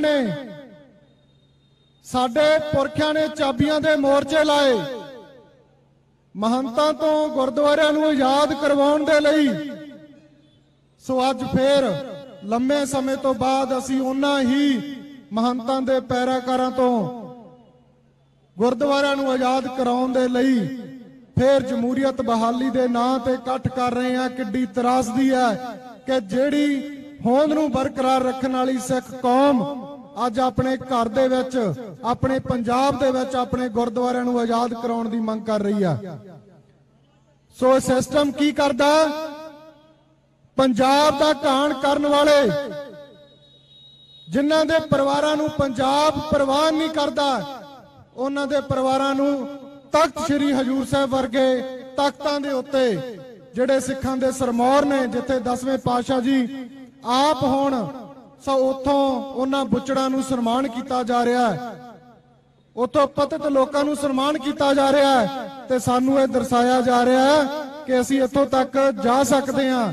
ਅਸੀਂ ਇਹ ਤੁਹਾਡੀ ਕੌਮ ਦੇ ਵਿੱਚ ਇੱਕ ਦੁਬਦਾ ਪਾਉਣੀ ਹੈ ਜਿਹੜੀ ਪਾ ਸਕਦੇ ਹਾਂ। ਸੋ ਉਹਦੇ ਵਿੱਚ ਉਹ ਭਲੀ ਭਾਂਤ ਕੰਮ ਕਰ ਰਹੇ ਆ। ਸੋ ਮੈਂ ਨੌਜਵਾਨੀ ਨੂੰ ਬੇਨਤੀ ਕਰਦਾ ਕਿ ਆਪਾਂ ਇਸ ਸਿਸਟਮ ਨੂੰ ਤੋੜਨ ਦੇ ਲਈ ਇਹਨਾਂ ਦੇ ਵਿੱਚ ਜਾਣਾ ਪਊਗਾ। ਸਾਨੂੰ ਸਾਡੇ ਖਾਲਸਾ ਰਾਜ ਦੀ ਗੱਲ ਕਰਨ ਦੇ ਲਈ ਅੱਗੇ ਆਉਣਾ ਪਊਗਾ। ਸੋ ਜੇ ਅਸੀਂ 4 ਬੰਦਿਆਂ ਤੇ ਸਹਿਮਤੀ ਜਤਾ ਕੇ ਅੱਗੇ ਲੈ ਕੇ ਆਉਨੇ ਆ ਤਾਂ ਮੈਨੂੰ ਲੱਗਦਾ ਕਿ ਉਹਨਾਂ ਦੇ ਵਿੱਚ ਇਸ ਗੱਲ ਦੇ ਲਈ ਘਮੰਡ ਆ ਜਾਂਦਾ ਕਿ ਅਸੀਂ ਸਾਰਾ ਕੁਝ ਹੈ, ਅਸੀਂ ਸਰਕਾਰ ਆ ਤੇ ਅਸੀਂ ਸਾਰਾ ਕੁਝ ਹੈ। ਸੋ ਅਸੀਂ ਜਿੰਨਾ ਟਾਈਮ ਅਕਾਲ ਤਖਤ ਸਾਹਿਬ ਦੀ ਅਗਵਾਈ ਦੇ ਵਿੱਚ ਚੱਲ ਕੇ ਮੰਜ਼ਲਾਂ ਸਰ ਨਹੀਂ ਕਰਦੇ, ਉਹਨਾਂ ਟਾਈਮ ਮੰਜ਼ਲਾਂ ਫਤਿਹ ਨਹੀਂ ਹੋਣਗੀਆਂ। ਸੋ ਨੌਜਵਾਨੀ ਨੂੰ ਬੇਨਤੀ ਕਰਦੇ ਆ ਕਿ ਸਭ ਤੋਂ ਪਹਿਲਾਂ ਇਹ ਸਿਸਟਮ ਸਾਡੇ ਗੁਰੂ ਵਾਲੇ ਬਣਨ ਤੋਂ ਡਰਦਾ ਹੈ, ਸਾਡੇ ਅੰਮ੍ਰਿਤਧਾਰੀ ਹੋਣ ਤੋਂ ਡਰਦਾ ਹੈ। ਸੋ ਆਪਾਂ ਸਾਰੇ ਰਲ ਕੇ ਗੁਰੂ ਵਾਲੇ ਬਣੀਏ, ਅੰਮ੍ਰਿਤਧਾਰੀ ਹੋਈਏ ਤੇ ਆਪਣੇ ਹੱਕਾਂ ਦੇ ਲਈ ਏਕਾ ਕਰਕੇ ਲਾਮਬੰਦ ਹੋਈਏ। ਸੋ ਆਉਣ ਵਾਲੇ ਦਿਨਾਂ ਦੇ ਵਿੱਚ ਪੰਜਾਬ ਦੇ ਵਿੱਚ ਜਦੋਂ ਵੀ ਕੋਈ ਇਸ ਪ੍ਰਕਿਰਿਆ ਦੇ ਵਿੱਚ ਇਲੈਕਸ਼ਨ ਹੁੰਦੇ ਆ ਤੇ ਸਾਨੂੰ ਉਹ 'ਚ ਭਾਗ ਲੈਣਾ ਚਾਹੀਦਾ।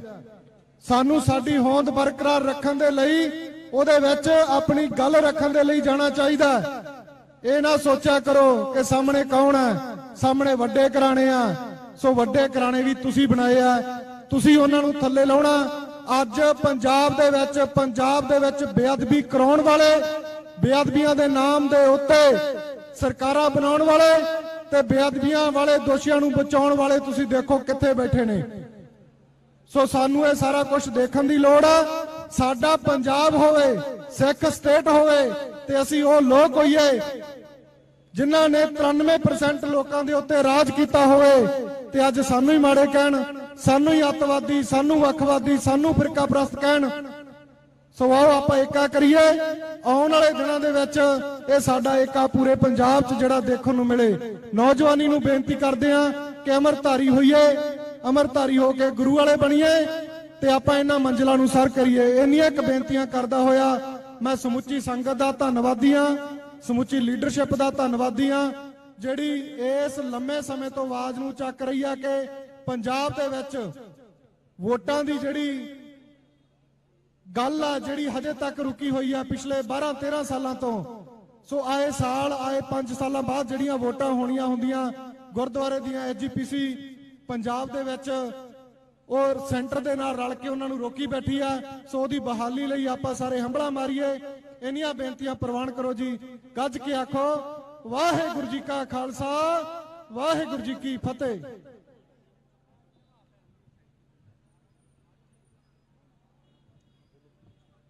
ਵਾਹਿਗੁਰੂ ਜੀ ਕਾ ਖਾਲਸਾ ਵਾਹਿਗੁਰੂ ਜੀ ਕੀ ਫਤਿਹ।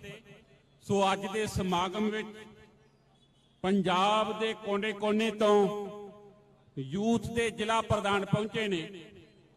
ਸਰਦਾਰ ਸਤਨਾਮ ਸਿੰਘ ਜੀ ਰਤੋ ਕੇ ਸੰਗਰੂਰ ਤੋਂ, ਸਰਦਾਰ ਹਰਮੀਤ ਸਿੰਘ ਸੋਢੀ, ਜਗਦੇਵ ਸਿੰਘ ਪਾਂਗਲੀ, ਗਗਨਦੀਪ ਸਿੰਘ, ਸਰਦਾਰ ਗੁਰਵਿੰਦਰ ਸਿੰਘ ਮਹਾਲਮ, ਸਰਦਾਰ ਨਿਸ਼ਾਨ ਸਿੰਘ, ਸਰਦਾਰ ਗੁਰਪ੍ਰੀਤ ਸਿੰਘ ਸਿੱਧੂ, ਸਰਦਾਰ ਗੁਰਪ੍ਰੀਤ ਸਿੰਘ ਥਰਾਜ, ਸਰਦਾਰ ਹੀਰਾ ਸਿੰਘ, ਨਵਾਂ ਸ਼ਹਿਰ ਜਗਦੀਪ ਸਿੰਘ, ਗੁਰਿੰਦਰ ਸਿੰਘ, ਮੁਹਾਲੀ ਤੋਂ ਸਰਦਾਰ ਲਵਪ੍ਰੀਤ ਸਿੰਘ ਤੇ ਸਰਦਾਰ ਸੁਰਿੰਦਰ ਸਿੰਘ ਅਬੋਰ ਤੋਂ, ਸਰਦਾਰ ਰਵੀ ਸ਼ੇਰ ਸਿੰਘ, ਸਰਦਾਰ ਪ੍ਰਭ ਸਿਮਰਨ ਸਿੰਘ ਅਤੇ ਸਰਦਾਰ ਪਰਮਜੀਤ ਸਿੰਘ ਸੁਖ ਸ੍ਰੀ ਅੰਮ੍ਰਿਤਸਰ ਸਾਹਿਬ ਤੋਂ, ਸਰਦਾਰ ਸੰਤੋਖ ਸਿੰਘ ਕਪੂਰਥਲਾ, ਅਮਰਤਵੀਰ ਸਿੰਘ ਪਟਿਆਲਾ ਜ਼ਿਲ੍ਹੇ ਤੋਂ ਪ੍ਰਧਾਨ ਤੇ ਸਰਦਾਰ ਜਸਕੀਰਤ ਸਿੰਘ ਸਮਰਾਲੇ ਤੋਂ ਇੱਥੇ ਪਹੁੰਚੇ ਨੇ। ਅਸੀਂ ਸਭਨਾਂ ਦਾ ਤਹਿ ਦਿਲੋਂ ਧੰਨਵਾਦ ਕਰਦੇ ਹਾਂ।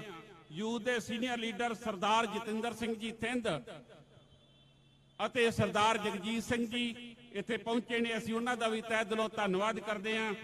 ਸੋ ਸਰਦਾਰ ਪ੍ਰੀਤਮ ਸਿੰਘ ਜੀ ਮਾਨਗੜ੍ਹ ਲੁਧਿਆਣਾ ਜ਼ਿਲ੍ਹੇ ਤੋਂ ਆਪਣਾ ਵੱਡਾ ਜਥਾ ਲੈ ਕੇ ਪਹੁੰਚੇ ਨੇ। ਸਰਦਾਰ ਬਲਵੰਤ ਸਿੰਘ ਢਿੱਲੋਂ, ਬੀਬੀ ਸਿਮਰਨਤ ਕੌਰ ਇਸਤਰੀ ਵਿੰਗ ਤੇ ਸਰਦਾਰ ਗੁਰਮੇਲ ਸਿੰਘ, ਸਰਦਾਰ ਗੁਰਨਾਮ ਸਿੰਘ ਮੁੰਡੀਆਂ, ਸਰਦਾਰ ਗੁਰਵਿੰਦਰ ਸਿੰਘ ਜੌਲੀ ਕਾਲਾ ਫਗਾਨਾ ਤੋਂ ਆਪਣੇ ਜਥੇ ਸਮੇਤ ਪਹੁੰਚੇ ਨੇ। ਸਰਦਾਰ ਨਰਿੰਦਰ ਸਿੰਘ ਖਾਲਸਾ ਪ੍ਰਧਾਨ J&K ਸਟੇਟ, ਸਰਦਾਰ ਇੰਦਰਜੀਤ ਸਿੰਘ ਸੀਨੀਅਰ ਮੀਤ ਪ੍ਰਧਾਨ J&K ਤੋਂ, ਸਰਦਾਰ ਹਰ ਅਸੀਸ ਸਿੰਘ ਯੂਥ ਪ੍ਰਧਾਨ J&K ਤੋਂ ਅਤੇ ਸਰਦਾਰ ਸੁਰਿੰਦਰ ਸਿੰਘ ਸਕੱਤਰ J&K ਤੋਂ ਪਹੁੰਚੇ ਨੇ। ਅਸੀਂ ਸਭਨਾਂ ਦਾ ਤਹਿ ਦਿਲੋਂ ਧੰਨਵਾਦ ਕਰਦੇ ਹਾਂ। ਵਾਹਿਗੁਰੂ ਜੀ ਕਾ ਖਾਲਸਾ ਵਾਹਿਗੁਰੂ ਜੀ ਕੀ ਫਤਿਹ। ਗੁਰੂ ਰੂਪ ਖਾਲਸਾ ਜੀ, ਵਾਹਿਗੁਰੂ ਜੀ ਕਾ ਖਾਲਸਾ ਵਾਹਿਗੁਰੂ ਜੀ ਕੀ ਫਤਿਹ। ਜਿਹੜੇ ਸਟੇਜ ਦੇ ਖੱਬੇ ਪਾਸੇ ਮੇਰੇ ਵੀਰ ਖੜੇ ਨੇ, ਉਹਨਾਂ ਦੇ ਚਰਨਾਂ 'ਚ ਬੇਨਤੀ ਹੈ ਕਿ ਕੁਰਸੀਆਂ ਤੇ ਬੈਠਣ ਦੀ ਕਿਰਪਾਲਤਾ ਕਰੋ। ਜਿਹੜੀ ਸੰਗਤ ਪਿੱਛੋਂ ਆ ਰਹੀ ਹੈ ਉਹ ਅੱਗੇ ਆਉਣ ਦੀ ਕੋਸ਼ਿਸ਼ ਨਾ ਕਰੇ, ਕਿਉਂਕਿ ਅਗਲੀਆਂ ਕੁਰਸੀਆਂ ਬਿਲਕੁਲ ਭਰ ਚੁੱਕੀਆਂ ਨੇ। ਜਿੱਥੇ ਇੱਥੇ ਉਹਨਾਂ ਨੂੰ ਖਾਲੀ ਕੁਰਸੀਆਂ ਨਜ਼ਰ ਆਉਂਦੀਆਂ ਨੇ ਉੱਥੇ ਬੈਠਣ ਦੀ ਕਿਰਪਾਲਤਾ ਕਰੋ, ਤਾਂ ਕਿ ਜਿਹੜਾ ਸਾਰਾ ਡਿਸਪਲਿਨ ਹੈ, ਅਨੁਸ਼ਾਸਨ ਹੈ, ਉਹ ਕਾਇਮ ਰਹਿ ਸਕੇ। ਇਸ ਤੋਂ ਪਹਿਲਾਂ ਸਰਦਾਰ ਸੁਖਰਾਜ ਸਿੰਘ ਜੀ ਨਿਆਮੀਵਾਲਾ, ਸ਼ਹੀਦ ਪੁੱਤਰ ਕ੍ਰਿਸ਼ਨ ਭਗਵਾਨ ਸਿੰਘ ਜੀ, ਜਿਨ੍ਹਾਂ ਨੂੰ ਬਾਦਲ ਦੀ ਸਰਕਾਰ ਨੇ, ਸਮੇਤ ਸੈਣੀ ਨੇ ਸ਼ਹੀਦ ਕਰ ਦਿੱਤਾ ਸੀਗਾ, ਉਹ ਆਪਣੇ ਵਿਚਾਰ ਤੁਹਾਡੇ ਨਾਲ ਸਾਂਝੇ ਕਰਕੇ ਗਏ ਨੇ। ਔਰ ਜਿਹੜੀਆਂ ਜਿਮਨੀ ਚੋਣਾਂ ਹੋ ਰਹੀਆਂ ਨੇ ਉਹਨਾਂ ਨੂੰ ਉਮੀਦਵਾਰ ਬਣਾਇਆ ਜਾਊਗਾ। ਸੋ ਸਾਰਿਆਂ ਨੇ ਉਹਨਾਂ ਦਾ ਸਤਿ ਸ੍ਰੀ ਅਕਾਲ। ਆਪਾਂ ਸਾਰਿਆਂ ਨੇ ਰਲ ਕੇ ਇਹਨਾਂ ਦਾ ਸਹਿਯੋਗ ਕਰਾਉਣਾ ਹੈ ਔਰ ਜਿੱਤ ਬਖਸ਼ਣੀ ਹੈ। ਹੁਣ ਮੈਂ ਬੇਨਤੀ ਕਰੂੰਗਾ ਸਰਦਾਰ ਗੁਰਿੰਦਰ ਸਿੰਘ ਜੀ ਬਾਜਵਾ, ਉਹਨਾਂ ਨੂੰ ਕਿ ਆਪਣੇ ਤੁਹਾਡੇ ਨਾਲ ਵਿਚਾਰ ਸਾਂਝੇ ਕਰਨਗੇ 5 ਮਿੰਟ ਲਈ। ਸਰਦਾਰ ਗੁਰਿੰਦਰ ਸਿੰਘ ਜੀ ਬਾਜਵਾ, ਆਓ ਜੀ।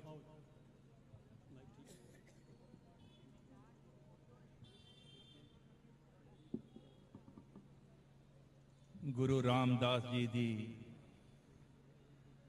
ਪਵਿੱਤਰ ਧਰਤੀ ਤੇ ਬੈਠੀ ਸਾਧ ਸੰਗਤ ਜੀ, ਵਾਹਿਗੁਰੂ ਜੀ ਕਾ ਖਾਲਸਾ ਵਾਹਿਗੁਰੂ ਜੀ ਕੀ ਫਤਿਹ। ਭਾਈ ਇਮਾਨ ਸਿੰਘ ਜੀ ਮਾਨ ਨੇ ਤੁਹਾਨੂੰ ਇਤਿਹਾਸ ਬਾਰੇ ਅਤੇ ਕਿਵੇਂ ਜਮਹੂਰੀਅਤ ਦਾ ਇਸ ਦੇਸ਼ ਵਿੱਚ ਕਾਨ ਹੋ ਰਿਹਾ ਹੈ ਉਹਦੇ ਬਾਰੇ ਬੜੇ ਵਿਸਥਾਰ ਨਾਲ ਦੱਸਿਆ ਹੈ। ਹਿੰਦੁਸਤਾਨ ਦੁਨੀਆ 'ਚ ਲੋਕਤੰਤਰ ਹੋਣ ਦਾ ਕਿ ਸਭ ਤੋਂ ਵੱਡਾ ਇਹ ਲੋਕਤੰਤਰ ਦੇਸ਼ ਹੈ, ਢੰਡੋਰਾ ਪਿੱਟਦਾ ਹੈ। ਪਰ ਜਿੰਨਾ ਮਨੁੱਖੀ ਅਧਿਕਾਰਾਂ ਦਾ ਘਾਣ ਇਸ ਸਮੇਂ ਦੇਸ਼ 'ਚ ਹੋ ਰਿਹਾ ਹੈ, ਸ਼ਾਇਦ ਹੀ ਦੁਨੀਆ ਦੇ ਕਿਸੇ ਹੋਰ ਦੇਸ਼ 'ਚ ਹੁੰਦਾ ਹੋਵੇ। ਖਾਸ ਕਰਕੇ ਘੱਟ ਗਿਣਤੀਆਂ ਨਾਲ ਇਸ ਦੇਸ਼ 'ਚ ਵਿਤਕਰਾ ਹੋ ਰਿਹਾ ਹੈ ਤੇ ਸਭ ਤੋਂ ਵੱਧ ਸਿੱਖਾਂ ਨਾਲ ਇਹ ਦੇਸ਼ 'ਚ ਵਿਤਕਰਾ ਹੋ ਰਿਹਾ ਹੈ। ਇਹ ਵਿਤਕਰਾ ਤੇ 1947 ਤੋਂ ਬਾਅਦ ਹੀ ਸ਼ੁਰੂ ਹੋ ਗਿਆ ਸੀ, ਜਦੋਂ ਸਿੱਖਾਂ ਨੂੰ ਜਰਾਇਮ ਪੇਸ਼ਾ ਕੌਮ ਦਾ ਉਸ ਸਮੇਂ ਦੇ ਪ੍ਰਧਾਨ ਮੰਤਰੀ ਪੰਡਿਤ ਜਵਾਹਰ ਲਾਲ ਨਹਿਰੂ ਨੇ ਖਿਤਾਬ ਦਿੱਤਾ ਸੀ। ਉਸ ਤੋਂ ਬਾਅਦ 1984 ਅਕਾਲ ਤਖਤ ਸਾਹਿਬ ਤੇ ਹਮਲਾ, ਨਵੰਬਰ 1984 ਸਿੱਖਾਂ ਦਾ ਕਤਲੇਆਮ। ਬੜੇ ਲੰਬੇ ਸਮੇਂ ਤੋਂ ਇਹ ਵਿਤਕਰਾ ਜਿਹੜਾ ਤੇ ਇਹ ਧੱਕੇਸ਼ਾਹੀ ਸਿੱਖਾਂ ਨਾਲ ਹੋ ਰਹੀ ਹੈ। ਸ਼੍ਰੋਮਣੀ ਕਮੇਟੀ ਦੀਆਂ ਇਲੈਕਸ਼ਨਾਂ ਪਿਛਲੇ 13 ਸਾਲ ਤੋਂ ਨਹੀਂ ਹੋ ਰਹੀਆਂ, ਜਦ ਕਿ ਬਾਕੀ ਇਲੈਕਸ਼ਨਾਂ ਵਾਂਗ 5 ਸਾਲ ਬਾਅਦ ਇਹ ਇਲੈਕਸ਼ਨਾਂ ਜਿਹੜੀਆਂ ਨੇ ਉਹ ਹੋਣੀਆਂ ਚਾਹੀਦੀਆਂ ਨੇ। ਕੇਂਦਰ ਦੀ ਸਰਕਾਰ ਚਾਹੁੰਦੀ ਏ ਕਿ ਜਿਵੇਂ ਅਸੀਂ ਦਿੱਲੀ 'ਚ ਸਿੱਖ ਗੁਰਦੁਆਰਾ ਪ੍ਰਬੰਧਕ ਕਮੇਟੀ ਤੇ ਬਿਨਾਂ ਇਲੈਕਸ਼ਨ ਤੋਂ ਕਬਜ਼ਾ ਕਰ ਲਿਆ ਹੈ, ਹਰਿਆਣੇ 'ਚ ਬਿਨਾਂ ਇਲੈਕਸ਼ਨ ਤੋਂ ਕਬਜ਼ਾ ਕਰ ਲਿਆ ਹੈ, ਉਸੇ ਤਰ੍ਹਾਂ ਹੀ ਇਹ ਸ਼੍ਰੋਮਣੀ ਗੁਰਦੁਆਰਾ ਪ੍ਰਬੰਧਕ ਕਮੇਟੀ ਅੰਮ੍ਰਿਤਸਰ ਦੇ ਵਿੱਚ ਚਾਹੁੰਦੀ ਕਿ ਬਿਨਾਂ ਇਲੈਕਸ਼ਨ ਤੋਂ ਕਬਜ਼ਾ ਹੋ ਜੇ, ਤੇ ਜੇ ਹੋਵੇ, ਜੇ ਇਲੈਕਸ਼ਨਾਂ ਹੋਣ ਤੇ ਉਹ ਧਿਰ ਆਵੇ ਜਿਹੜੇ ਸਾਡੇ ਇਸ਼ਾਰਿਆਂ ਤੇ ਚੱਲੇ। ਵੀਰੋ, ਬਹੁਤ ਭਿਆਨਕ ਸਮਾਂ ਹੈ। ਸਿੱਖਾਂ ਦੇ ਤਖਤਾਂ ਤੇ ਇਨਡਾਇਰੈਕਟਲੀ ਇਹ ਸਰਕਾਰਾਂ ਜਿਹੜੀਆਂ ਨੇ ਇਹ ਕਬਜ਼ੇ ਕਰ ਰਹੀਆਂ ਨੇ। ਬੰਦੀ ਸਿੰਘਾਂ ਦੀ ਅਸੀਂ ਗੱਲ ਕਰ ਰਹੀ ਹੈ। ਲੰਬੇ ਸਮੇਂ ਤੋਂ ਬੰਦੀ ਸਿੰਘਾਂ ਨੂੰ ਛਡਾਉਣ ਲਈ ਧਰਨੇ ਤੇ ਮੋਰਚੇ ਲੱਗਦੇ ਰਹੇ, ਤੇ ਹੁਣ 7 ਜਨਵਰੀ 2023 ਤੋਂ ਚੰਡੀਗੜ੍ਹ ਤੇ ਮੋਹਾਲੀ ਦੀਆਂ ਬਰੂਹਾਂ ਤੇ ਬੰਦੀ ਸਿੰਘਾਂ ਨੂੰ ਛਡਾਉਣ ਲਈ ਮੋਰਚਾ ਲੱਗਾ ਹੋਇਆ ਹੈ। ਤਕਰੀਬਨ 19 ਮਹੀਨੇ ਹੋ ਗਏ ਨੇ, ਪਰ ਨਾ ਤੇ ਪੰਜਾਬ ਸਰਕਾਰ ਤੇ ਨਾ ਹੀ ਕੇਂਦਰ ਸਰਕਾਰ ਤੇ ਕੋਈ ਉਹ ਮੋਰਚੇ ਦਾ ਅਸਰ ਹੈ। ਉਹਦਾ ਮੈਂ ਸਮਝਦਾ ਸਭ ਤੋਂ ਵੱਡਾ ਕਾਰਨ ਇਹ ਆ ਕਿ ਅੱਜ ਸਾਡੀਆਂ ਸੰਸਥਾਵਾਂ ਜਿਹੜੀਆਂ ਨੇ, ਜਿਹੜੀਆਂ ਬੜੀਆਂ ਕੁਰਬਾਨੀਆਂ ਦੇ ਕੇ ਹੋਂਦ ਚਾਹੀਆ ਸੀ, ਸ਼੍ਰੋਮਣੀ ਗੁਰਦੁਆਰਾ ਪ੍ਰਬੰਧਕ ਕਮੇਟੀ, ਸ਼੍ਰੋਮਣੀ ਅਕਾਲੀ ਦਲ ਤੇ ਸ਼੍ਰੀ ਅਕਾਲ ਤਖਤ ਸਾਹਿਬ, ਕੇਂਦਰ ਦੀਆਂ ਏਜੰਸੀਆਂ ਨੇ, ਕੇਂਦਰ ਦੀਆਂ ਸਰਕਾਰਾਂ ਨੇ, ਜਿਨ੍ਹਾਂ ਦਾ ਪਿਛਲੇ 70 ਸਾਲ ਤੋਂ ਇਹ ਜ਼ੋਰ ਲੱਗਿਆ ਹੋਇਆ ਸੀ ਕਿ ਇਹਨਾਂ ਸੰਸਥਾਵਾਂ ਨੂੰ ਕਮਜ਼ੋਰ ਕਰਤਾ ਜਾਵੇ, ਤੇ ਅੱਜ ਉਹ ਆਪਣੇ ਮਨਸੂਬੇ 'ਚ ਕਾਮਯਾਬ ਹੋ ਗਈਆਂ ਨੇ। ਇਹਨਾਂ ਦੇ ਜਿਹੜੇ ਮੁਖੀ ਨੇ ਇਹ ਤਿੰਨਾਂ ਸੰਸਥਾਵਾਂ ਦੇ, ਉਹ ਆਪਣੀ ਭਰੋਸੇ ਯੋਗਤਾ ਜਿਹੜੀ ਕ੍ਰੈਡੀਬਿਲਟੀ ਜਿਹੜੀ ਹੈ ਉਹ ਸਿੱਖ ਪੰਥ 'ਚੋਂ ਗਵਾ ਬੈਠੇ ਨੇ, ਤੇ ਕੌਮ ਅੱਜ ਕਈ ਧਰਿਆਂ 'ਚ ਵੰਡੀ ਗਈ ਹੈ। ਮੈਂ ਸਮਝਦਾ ਕਿ ਸਿੱਖਾਂ ਦੀ ਅੱਜ ਹਿੰਦੁਸਤਾਨ 'ਚ ਰਾਜਨੀਤੀ ਹਾਸ਼ੀਏ ਤੇ ਆ ਗਈ ਹੈ। ਸਰਦਾਰ ਸਿਮਰਨਜੀਤ ਸਿੰਘ ਜੀ ਮਾਨ ਬੈਠੇ ਨੇ, ਮੈਂ ਉਹਨਾਂ ਨੂੰ ਬੇਨਤੀ ਕਰਦਾ ਵਾਂ ਕਿ ਜੇ ਅਸੀਂ ਜਮਹੂਰੀਅਤ ਦੀ ਬਹਾਲੀ, ਜੇ ਬੰਦੀ ਸਿੰਘਾਂ ਦੀ ਰਿਹਾਈ, ਜੇ ਸ਼੍ਰੋਮਣੀ ਗੁਰਦੁਆਰਾ ਪ੍ਰਬੰਧਕ ਕਮੇਟੀ ਦੀਆਂ ਅਸੀਂ ਚੋਣਾਂ ਕਰਾਉਣੀਆਂ ਨੇ, ਤੇ ਜਿੰਨੀਆਂ ਵੀ ਛੋਟੀਆਂ ਮੋਟੀਆਂ ਧਿਰਾਂ ਨੇ ਸਾਰਿਆਂ ਨੂੰ ਆਪਣੇ ਕਲਾਵੇ ਚ ਲਾਓ, ਸਾਰਿਆਂ ਨੂੰ ਇੱਕ ਪਲੇਟਫਾਰਮ ਤੇ ਇਕੱਠਾ ਕਰਕੇ ਤੇ ਆਪਾਂ ਸੈਂਟਰ ਦੇ ਖਿਲਾਫ ਜਿਹੜੀ ਉਹ ਲੜਾਈ ਵਿੱਢੀਏ। ਤਾਂ ਹੀ ਜਿਹੜੀਆਂ ਮੰਗਾਂ, ਸਾਡੀ ਜਮਹੂਰੀਅਤ ਦੀ ਬਹਾਲੀ, ਸਾਡੇ ਬੰਦੀ ਸਿੰਘ ਜਿਹੜੇ 32 34 ਸਾਲਾਂ ਤੋਂ ਜੇਲ੍ਹਾਂ 'ਚ ਡੱਕੇ ਨੇ, ਜਿਨ੍ਹਾਂ ਨੇ ਆਪਣੀਆਂ ਸਜ਼ਾਵਾਂ ਤੋਂ 3 ਗੁਣਾ ਵੱਧ ਸਜ਼ਾਵਾਂ ਕੱਟ ਲੀਆਂ ਨੇ, ਉਹਨਾਂ ਨੂੰ ਅਸੀਂ ਬਾਹਰ ਲਿਆ ਸਕਾਂਗੇ। ਸੋ ਇੰਨੀਆਂ ਮੇਰੀਆਂ ਬੇਨਤੀਆਂ ਨੇ। ਵਾਹਿਗੁਰੂ ਜੀ ਕਾ ਖਾਲਸਾ, ਵਾਹਿਗੁਰੂ ਜੀ ਕੀ ਫਤਿਹ।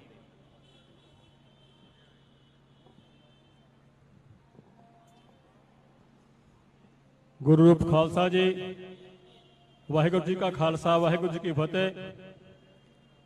ਬਹੁਤ ਬਹੁਤ ਧੰਨਵਾਦ ਬਾਜਵਾ ਸਾਹਿਬ ਦਾ। ਸਾਡੇ ਦਰਮਿਆਨ ਹਰਮੇਲ ਸਿੰਘ ਜੀ ਜੋਧੇ ਦੇ ਪਿਤਾ ਜੀ ਅਤੇ ਮਾਤਾ ਜੀ ਮੌਜੂਦ ਨੇ, ਉਹਨਾਂ ਦਾ ਬਹੁਤ ਬਹੁਤ ਧੰਨਵਾਦ। ਹੁਣ ਮੈਂ ਬੇਨਤੀ ਕਰੂੰਗਾ ਸਰਦਾਰ ਨਰਿੰਦਰ ਸਿੰਘ ਜੀ ਪ੍ਰਧਾਨ J&K, ਉਹ ਵੀ 5 ਮਿੰਟ ਤੁਹਾਡੇ ਨਾਲ ਆਪਣੇ ਵਿਚਾਰ ਸਾਂਝੇ ਕਰਨਗੇ। ਸਰਦਾਰ ਨਰਿੰਦਰ ਸਿੰਘ ਜੀ।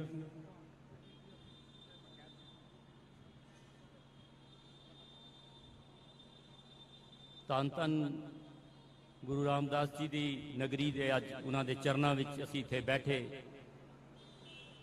ਸ਼੍ਰੋਮਣੀ ਅਕਾਲੀ ਦਲ ਅੰਮ੍ਰਿਤਸਰ ਦੀ ਸਮੁੱਚੀ ਲੀਡਰਸ਼ਿਪ, ਸਾਡੇ ਸਤਿਕਾਰਯੋਗ ਪ੍ਰਧਾਨ ਸਾਹਿਬ ਸਰਦਾਰ ਸਿਮਰਨਜੀਤ ਸਿੰਘ ਜੀ ਮਾਨ ਅਤੇ ਸਮੁੱਚੀ ਲੀਡਰਸ਼ਿਪ ਅਤੇ ਮੇਰੇ ਸਾਹਮਣੇ ਗੁਰੂ ਖਾਲਸਾ ਜੀ, ਵਾਹਿਗੁਰੂ ਜੀ ਕਾ ਖਾਲਸਾ, ਵਾਹਿਗੁਰੂ ਜੀ ਕੀ ਫਤਿਹ। ਯੂਨਾਈਟਿਡ ਨੇਸ਼ਨ ਨੇ 2007 ਦੇ ਵਿੱਚ ਦੁਨੀਆ ਭਰ ਦੇ ਵਿੱਚ ਜਮਹੂਰੀਅਤ ਨੂੰ ਕਿਸ ਤਰ੍ਹਾਂ ਪ੍ਰਮੋਟ ਕੀਤਾ ਜਾਏ, ਜਮਹੂਰੀਅਤ ਨੂੰ ਕਿਸ ਤਰ੍ਹਾਂ ਮਜ਼ਬੂਤ ਕੀਤਾ ਜਾਏ, ਦੁਨੀਆ ਨੇ ਅੱਜ 15 ਸਤੰਬਰ ਇਹ ਦਿਨ ਨਿਸ਼ਚਿਤ ਕੀਤਾ ਜਿਸ ਨੂੰ ਡੈਮੋਕ੍ਰੇਸੀ ਡੇ ਦੇ ਨਾਲ ਅੱਜ ਦੁਨੀਆ ਭਰ ਵਿੱਚ ਮਨਾਇਆ ਜਾ ਰਿਹਾ ਹੈ। ਅਤੇ ਮੈਂ ਆਪਣੀ ਪਾਰਟੀ ਦੇ ਪ੍ਰਧਾਨ ਸਰਦਾਰ ਸਿਮਰਨਜੀਤ ਸਿੰਘ ਜੀ ਮਾਨ, ਉਹਨਾਂ ਦੀ ਦੂਰ ਅੰਦੇਸ਼ੀ ਸੋਚ ਕਿ ਆਓ ਅੱਜ ਉਹ ਸਿੱਖ ਕੌਮ, ਮੈਂ ਸਮਝਦਾ ਕਿ ਸਾਡੀ ਗੁਰਮਤ ਵਿਚਾਰਧਾਰਾ ਜੋ ਕਿ ਜਮਹੂਰੀਅਤ ਦੇ ਨਾਲ ਭਰਪੂਰ ਹੈ, ਕਦਮ ਕਦਮ ਤੇ ਜਮਹੂਰੀਅਤ ਹੈ, ਕਿਉਂਕਿ ਜਮਹੂਰੀਅਤ ਦੀ ਜਿਹੜੀ ਬੁਨਿਆਦ ਹੈ ਉਹ ਆਜ਼ਾਦੀ ਹੈ, ਮਨੁੱਖ ਦੇ ਮਨ ਦੀ ਆਜ਼ਾਦੀ ਹੈ। ਅਤੇ ਮਾਨਸ ਕੀ ਜਾਤ ਸਭਾ ਇੱਕ ਹੈ ਪਹਿਚਾਨਬੋ। ਅਸੀਂ ਰੋਜ਼ ਸਵੇਰੇ ਉੱਠ ਕੇ ਸਰਬਤ ਦਾ ਭਲਾ ਮੰਗਦੇ ਹਾਂ, ਪਰ ਅਸੀਂ ਇਹ ਲੇਖਾ ਜੋਗਾ ਨਹੀਂ ਕਰਦੇ ਕਿ ਅੱਜ ਸਾਡੇ ਜਮਹੂਰੀ ਅਧਿਕਾਰ ਇਸ ਮੁਲਕ ਦੇ ਵਿੱਚ, ਜਿਸ ਮੁਲਕ ਦੀ ਆਜ਼ਾਦੀ ਲਈ ਸਾਡੀ ਕੌਮ ਨੇ ਇਤਨੀ ਵੱਡੀ ਕੁਰਬਾਨੀ ਦੇ ਕੇ ਅਸੀਂ ਇਹ ਆਜ਼ਾਦੀ ਲਈ, ਪਰ ਅੱਜ ਜੋ ਸਾਡੀ ਹਾਲਤ ਹੈ ਉਹ ਬਹੁਤ ਚਿੰਤਾਜਨਕ ਹੈ। ਔਰ ਮੈਂ ਮਾਨ ਸਾਹਿਬ ਦੀ ਸ਼ਲਾਘਾ ਕਰਾਂਗਾ ਕਿ ਅੱਜ ਉਹ ਤੁਹਾਨੂੰ ਝੰਜੋੜ ਰਹੇ ਨੇ ਕਿ ਅੱਜ ਅਸੀਂ ਕਿੱਥੇ ਖੜੇ ਹਾਂ, ਸਾਡੇ ਨਾਲ ਕੀ ਹੋ ਰਿਹਾ ਹੈ। ਲਗਾਤਾਰ ਆਜ਼ਾਦੀ ਤੋਂ ਬਾਅਦ ਸਾਡੇ ਜਮਹੂਰੀ ਅਧਿਕਾਰ, ਸਾਡੇ ਧਾਰਮਿਕ ਅਧਿਕਾਰ, ਸਾਡੇ ਸਿਆਸੀ ਅਧਿਕਾਰ, ਅਸੀਂ ਕਿੱਥੇ ਖੜੇ ਹਾਂ। ਔਰ ਜਿਸ ਤਰ੍ਹਾਂ ਗੱਲ ਆਈ ਹੈ ਅੱਜ ਸ਼੍ਰੋਮਣੀ ਗੁਰਦੁਆਰਾ ਪ੍ਰਬੰਧਕ ਕਮੇਟੀ ਦੀ, ਉਹ ਸ਼੍ਰੋਮਣੀ ਗੁਰਦੁਆਰਾ ਪ੍ਰਬੰਧਕ ਕਮੇਟੀ ਜਿਸ ਨੂੰ ਸਿੱਖ ਕੌਮ ਨੇ, ਆਪ ਜੀ ਨੇ, ਸਾਡੇ ਮਹਾਨ ਸ਼ਹੀਦਾਂ ਨੇ ਇਤਨੀਆਂ ਕੁਰਬਾਨੀਆਂ ਦੇ ਕੇ ਅਸੀਂ ਅੰਗਰੇਜ਼ਾਂ ਪਾਸੋਂ ਲਈ ਸੀ ਔਰ ਇਹਨਾਂ ਅੱਜ ਦੇ ਸ਼ਾਸਕਾਂ ਪਾਸੋਂ ਨਹੀਂ ਸੀ ਲਈ। ਅੱਜ ਤੁਸੀਂ ਦੇਖੋ ਕਿਤਨੇ ਸਾਲ ਹੋ ਗਏ ਨੇ ਉਸ ਦੀ ਚੋਣ ਕਿਉਂ ਨਹੀਂ ਕਰਵਾਈ ਜਾ ਰਹੀ, ਕਿਉਂਕਿ ਜਿਸ ਤਰ੍ਹਾਂ ਹੁਣੇ ਸਿੰਘ ਸਾਹਿਬ ਦੱਸ ਰਹੇ ਸਨ ਕਿ ਇਹ ਇੱਕ ਰਿਮੋਟ ਦੇ ਨਾਲ ਸਾਡੀ ਮਾਨਸਿਕਤਾ ਨੂੰ ਗੁਲਾਮ ਰੱਖਣਾ ਚਾਹੁੰਦੇ ਨੇ, ਸਾਨੂੰ ਦਬਾਉਣਾ ਚਾਹੁੰਦੇ ਨੇ ਹਰ ਜਗ੍ਹਾ। ਪਰ ਖਾਲਸਾ ਜੀਓ, ਸਾਨੂੰ ਸੁਚੇਤ ਹੋਣਾ ਪਏਗਾ। ਅੱਜ ਪੰਜਾਬ ਦੇ ਵਿੱਚ ਜੋ ਕੁਝ ਹੋ ਰਿਹਾ ਹੈ, ਜਿਸ ਤਰ੍ਹਾਂ ਕਿ ਅਸੀਂ ਗੱਲਾਂ ਬਾਹਰ ਸੁਣਦੇ ਹਾਂ, ਧਰਮ ਤਬਦੀਲੀ ਹੋ ਰਹੀ ਹੈ, ਇਹ ਕਿਉਂ? ਇਸ ਦੀ ਸਭ ਜ਼ਿੰਮੇਵਾਰ ਸ਼੍ਰੋਮਣੀ ਗੁਰਦੁਆਰਾ ਪ੍ਰਬੰਧਕ ਕਮੇਟੀ ਹੈ। ਔਰ ਜਿਸ ਤਰ੍ਹਾਂ ਸਿੰਘ ਸਾਹਿਬ ਨੇ ਹੁਣ ਕਿਹਾ ਸੀ, ਮੈਂ ਵੀ ਮਾਨ ਸਾਹਿਬ ਨੂੰ ਅੱਜ ਅਪੀਲ ਕਰਾਂਗਾ ਕਿ ਜਿਤਨੀਆਂ ਵੀ ਪੰਥਕ ਧਿਰਾਂ ਨੇ, ਜਿਤਨੇ ਵੀ ਪੰਥਕ ਸਾਡੇ ਪੰਥਕ ਆਗੂ ਨੇ, ਉਹਨਾਂ ਸਾਰਿਆਂ ਦੇ ਨਾਲ ਇੱਕ ਸਾਂਝੀ ਕਮੇਟੀ ਬਣਾ ਕੇ ਫੌਰਨ ਇੱਕ ਸੰਘਰਸ਼ ਵਿੜਿਆ ਜਾਏ ਕਿ ਸ਼੍ਰੋਮਣੀ ਗੁਰਦੁਆਰਾ ਪ੍ਰਬੰਧਕ ਕਮੇਟੀ ਦੀ ਚੋਣ ਜਿਹੜੀ ਹੈ ਉਹ ਕਰਵਾਈ ਜਾਏ। ਅਤੇ ਨਾਲ ਹੀ ਨਾਲ ਜੋ ਸਾਡੇ ਬੰਦੀ ਸਿੰਘ ਨੇ, ਹੋਰ ਸਾਡੇ ਮਸਾਇਲ ਨੇ, ਬਾਹਰ ਜੋ ਸਾਡੇ ਸਿੱਖ ਬੈਠੇ ਨੇ, ਕਿਉਂਕਿ ਸਮਾਂ ਬੜਾ ਘੱਟ ਹੈ, ਉਹ ਸਾਰੇ ਅਸੀਂ ਮਿਲ ਜੁਲ ਕੇ ਕਰੀਏ ਔਰ ਆਪਣਾ ਜੋ ਆਪਣੀ ਅਡਰੀ ਹਸਤੀ ਹੈ, ਆਪਣੇ ਜਮਹੂਰੀ ਅਧਿਕਾਰ ਹਨ, ਅਸੀਂ ਉਹਨਾਂ ਲਈ ਲੜੀਏ। ਵਾਹਿਗੁਰੂ ਜੀ ਕਾ ਖਾਲਸਾ, ਵਾਹਿਗੁਰੂ ਜੀ ਕੀ ਫਤਿਹ। ਗੁਰੂ ਖਾਲਸਾ ਜੀ, ਵਾਹਿਗੁਰੂ ਜੀ ਕਾ ਖਾਲਸਾ, ਵਾਹਿਗੁਰੂ ਜੀ ਕੀ ਫਤਿਹ। ਹੁਣ ਮੈਂ ਬੇਨਤੀ ਕਰੂੰਗਾ ਬੀਬੀ ਅੰਮ੍ਰਿਤ ਕੌਰ ਜੀ, ਸ਼ਹੀਦ ਭਾਈ ਬੇਅੰਤ ਸਿੰਘ ਜੀ, ਬੇਅੰਤ ਸਿੰਘ, ਸਤਵੰਤ ਸਿੰਘ, ਕੇਰ ਸਿੰਘ, ਜਿਨ੍ਹਾਂ ਨੇ ਸਾਡੀ ਡਿੱਗੀ ਹੋਈ ਪੱਗ ਦੁਬਾਰਾ ਸਿਰ ਤੇ ਰੱਖੀ, ਉਹਨਾਂ ਨੂੰ ਪ੍ਰਣਾਮ ਹੈ। ਔਰ ਬੀਬੀ ਅੰਮ੍ਰਿਤ ਕੌਰ ਜੀ ਤੁਹਾਡੇ ਨਾਲ 3 ਮਿੰਟ ਲਈ ਆਪਣੇ ਵਿਚਾਰ ਸਾਂਝੇ ਕਰਨਗੇ। ਬੀਬੀ ਅੰਮ੍ਰਿਤ ਕੌਰ ਜੀ।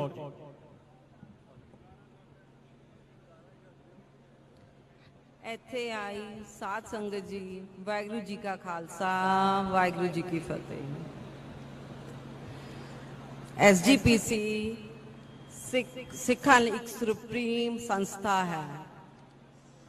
SGPC ਦਾ ਕੰਮ ਹੈ ਕਿ ਸਿੱਖ ਗੁਰਦੁਆਰਾ ਸਾਹਿਬ ਦੀਆਂ ਸਾਂਭ ਸੰਭਾਲ ਕਰਨੀ, ਪਰ ਅੱਜ SGPC ਕੁਝ ਲੋਕਾਂ ਦੇ ਹੱਥਾਂ ਵਿੱਚ ਹੀ ਰਹਿ ਗਈ ਹੈ ਜੋ ਇਸ ਨੂੰ ਆਪਣੀ ਲੋੜ ਦੇ ਹਿਸਾਬ ਨਾਲ ਵਰਤ ਰਹੇ ਨੇ। ਤੇ SGPC ਦੇ ਇਲੈਕਸ਼ਨ ਵੈਸ ਤਰ੍ਹਾਂ ਦਾ ਹਰ 5 ਸਾਲ ਬਾਅਦ ਹੋਣੇ ਚਾਹੀਦੇ ਨੇ, ਪਰ ਹੁਣ ਇਲੈਕਸ਼ਨਾਂ ਨੂੰ 14 ਸਾਲ ਹੋ ਗਏ ਨੇ ਤੇ ਇਲੈਕਸ਼ਨ ਸਰਕਾਰ ਕਰਵਾ ਨਹੀਂ ਰਹੀ ਹੈ। ਕਹਿਣ ਨੂੰ ਤਾਂ ਭਾਰਤ ਵਿੱਚ ਡੈਮੋਕ੍ਰੇਸੀ ਹੈ, ਪਰ ਅਸਲ ਵਿੱਚ ਹੈ ਨਹੀਂ। ਸਿੱਖਾਂ ਨੂੰ ਹਰ ਚੀਜ਼ ਲਈ ਸੰਘਰਸ਼ ਕਰਨਾ ਪੈਂਦਾ ਹੈ। ਭਾਰਤ ਦੀ ਆਜ਼ਾਦੀ ਵਿੱਚ 80% ਤੋਂ ਵੀ ਜ਼ਿਆਦਾ ਯੋਗਦਾਨ ਸਿੱਖਾਂ ਦਾ ਰਿਹਾ, ਪਰ ਫਿਰ ਵੀ ਸਾਨੂੰ ਕੀ ਮਿਲਿਆ? ਅੱਜ ਵੀ ਅਸੀਂ ਸੰਘਰਸ਼ ਹੀ ਕਰ ਰਹੇ ਹਾਂ। ਬੰਦੀ ਸਿੰਘ ਜੋ 25-25, 30-30 ਸਾਲ ਤੋਂ ਜੇਲ੍ਹਾਂ ਵਿੱਚ ਬੰਦ ਨੇ, ਉਹਨਾਂ ਦੀਆਂ ਸਜ਼ਾਵਾਂ ਵੀ ਪੂਰੀਆਂ ਹੋ ਗਈਆਂ ਨੇ, ਪਰ ਫਿਰ ਵੀ ਉਹਨਾਂ ਨੂੰ ਰਿਹਾ ਨਹੀਂ ਕੀਤਾ ਜਾ ਰਿਹਾ। ਉਹਨਾਂ ਦੀ ਇੰਨੀਆਂ ਉਮਰਾਂ ਹੋਣ ਤੋਂ ਬਾਅਦ ਵੀ ਕਈ ਤਾਂ ਉਹਨਾਂ ਦੇ ਵਿੱਚ ਮੈਂਟਲੀ ਤੇ ਫਿਜ਼ੀਕਲੀ ਵੀ ਫਿਟ ਹੈ ਨਹੀਂ, ਫਿਰ ਵੀ ਉਹਨਾਂ ਨੂੰ ਰਿਹਾ ਨਹੀਂ ਕੀਤਾ ਜਾ ਰਿਹਾ ਪਿਆ। ਮੇਰੀ ਸਰਕਾਰ ਨੂੰ ਅਪੀਲ ਹੈ ਕਿ ਬੰਦੀ ਸਿੰਘਾਂ ਨੂੰ ਜਲਦ ਤੋਂ ਜਲਦ ਰਿਹਾ ਕੀਤਾ ਜਾਵੇ।